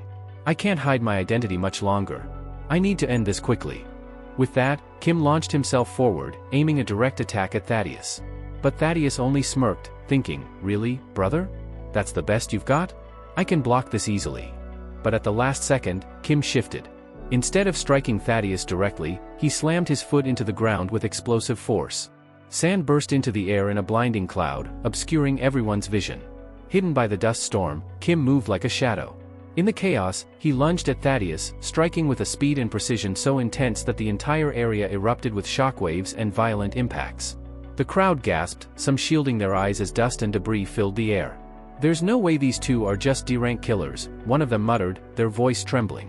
And just as the dust began to settle, a young woman stepped forward, her expression unreadable as the tension in the air thickened. One of the girls in the group, watching the intense fight, muttered that she believed these fighters weren't just ordinary killers, they had to be A-rank killers. She explained that a long time ago, she had seen an A-rank killer in action. That man was incredibly strong and had single-handedly defeated 4 B-rank killers with ease. Hearing this, her companions were stunned and questioned her. "Are you serious? Are A-rank killers really that powerful?" The girl nodded and said that while the person she saw back then was extremely powerful, she wasn't entirely sure if these men were truly A-rank. "If anything," she admitted, "these two seem even stronger than the one I saw, maybe even S-rank." Meanwhile, Yuna was standing silently to the side, deep in thought. She understood the situation clearly. There were CCTV cameras all around the area. That meant Kim couldn't reveal his full strength without exposing his identity to Raphael, who was likely monitoring the feed. The problem was that his opponent, Thaddeus, was dangerously powerful. If Kim didn't fight at full power, there was a very real chance that he could get badly hurt. At that moment, Kim launched a sharp, powerful kick toward Thaddeus. But to everyone's shock, Thaddeus dodged the strike effortlessly. While avoiding the attack, Thaddeus smirked to himself, realizing something peculiar. "This guy," he thought, "is copying my fighting style, his movements are almost identical to mine." Before Thaddeus could analyze more, Kim suddenly struck with an explosive kick, sending Thaddeus flying several meters back. The crowd gasped in disbelief, murmuring among themselves. "Did you see that? It's over. Mr. Pumpkin is ridiculously strong. He just destroyed his opponent in one move." But before anyone could celebrate, a deep voice cut through the dust-filled air. It was Thaddeus, calm but sharper than before. "Brother Pumpkin," he said, his tone cold, "I admit, you've impressed me. But if you think that is enough to defeat me, you're gravely mistaken." As the dust began to settle, Thaddeus stepped out of the smoke, balancing easily on one leg as though Kim's attack hadn't even fazed him. Kim, however, was already standing a few steps away, his expression unreadable as he said flatly, "I know you're holding back. If you don't want to fight me, then walk away now. I don't have any interest in fighting you either." Thaddeus froze for a second, then chuckled darkly. "Brother, you're right," he replied. "When your opponent is strong, the only polite thing to do is to fight at full strength. Otherwise, it's bad manners." With that, Thaddeus stopped restraining himself. His arms moved at a blinding speed, so fast that even Kim's sharp eyes struggled to follow. Watching the shift, Kim couldn't help but tense, thinking, "What the hell, what martial art is this guy using?" "Brother," Thaddeus said as his power surged, "get ready. I'm not letting you run away anymore." Back at the control room, Raphael was glued to the surveillance monitors, watching every frame of the escalating fight. His lips curled into a confident grin. "Did you see that, manager? Thaddeus would never betray me. This was my plan all along. That man under the pumpkin mask, I'm certain, is Peter. And very soon, Thaddeus will unmask him." The manager hesitated. "Boss, if you really think that's Peter, don't you think we should send reinforcements to the island?" Raphael shook his head in irritation. "You don't understand," he said coldly. "Do you know why they call Thaddeus a devil? Every human has limits, our bodies react after our brains process what's happening, no matter how fast. But Thaddeus, his reaction time is 0. His body moves and attacks even before his mind registers the situation. That's why defeating him is nearly impossible." Back on the island, Kim understood the danger too. His instincts screamed at him as he realized Thaddeus had stopped holding back. And then, in a split second, Thaddeus closed the distance between them. "Brother Pumpkin," Thaddeus said with a chilling calmness, "I had no intention of killing you, but to see your face, I'll do whatever it takes." Before Kim could react, Thaddeus launched a flurry of strikes, each faster than the last. Kim barely had time to comprehend what was happening before the first hit connected, followed by dozens more. It wasn't one attack, it was a barrage, each blow executed with precision and overwhelming speed. On the sidelines, Yuna gasped, her eyes wide with fear as she muttered, "Shit, what's happening? I thought Kim was stronger than him." I never imagined he'd be losing this badly. Jae and Hyung were equally stunned. Did you see that? Hyung exclaimed, his voice shaking. Those attacks. I couldn't even track a single move. 1 second, they were still, and the next, Pumpkin was down. Yeah, Jae muttered, eyes locked on the fight. I didn't even see it. What the hell is going on? Meanwhile, Kim staggered back, blood on his lips, his muscles aching from the devastating hits. Across from him, Thaddeus stood perfectly composed, his body radiating lethal intent. Brother Pumpkin, Thaddeus said coldly, get ready. I'm about to show you one of my most powerful techniques. And then it happened, Thaddeus unleashed his ultimate skill, 100 instant blows. His body blurred as he moved with inhuman speed, striking Kim over and over in rapid succession. The air cracked with each hit, the sound echoing like thunder. When the assault finally ended, Kim collapsed to one knee, his body bruised and battered. The crowd watched in stunned silence, unable to comprehend what they had just witnessed. Yuna's heart pounded in her chest. No, she whispered to herself, trembling. This can't be. I thought Kim was unbeatable, but Thaddeus, he's a monster. Jae and Hyung exchanged fearful looks, their shock mirrored in their pale faces. They had just realized the terrifying truth, Thaddeus wasn't just strong. He was on an entirely different level. That's it for today. Thank you so much for watching. If you enjoyed the video, don't forget to hit that like button and subscribe for more. We'll see you in the next one.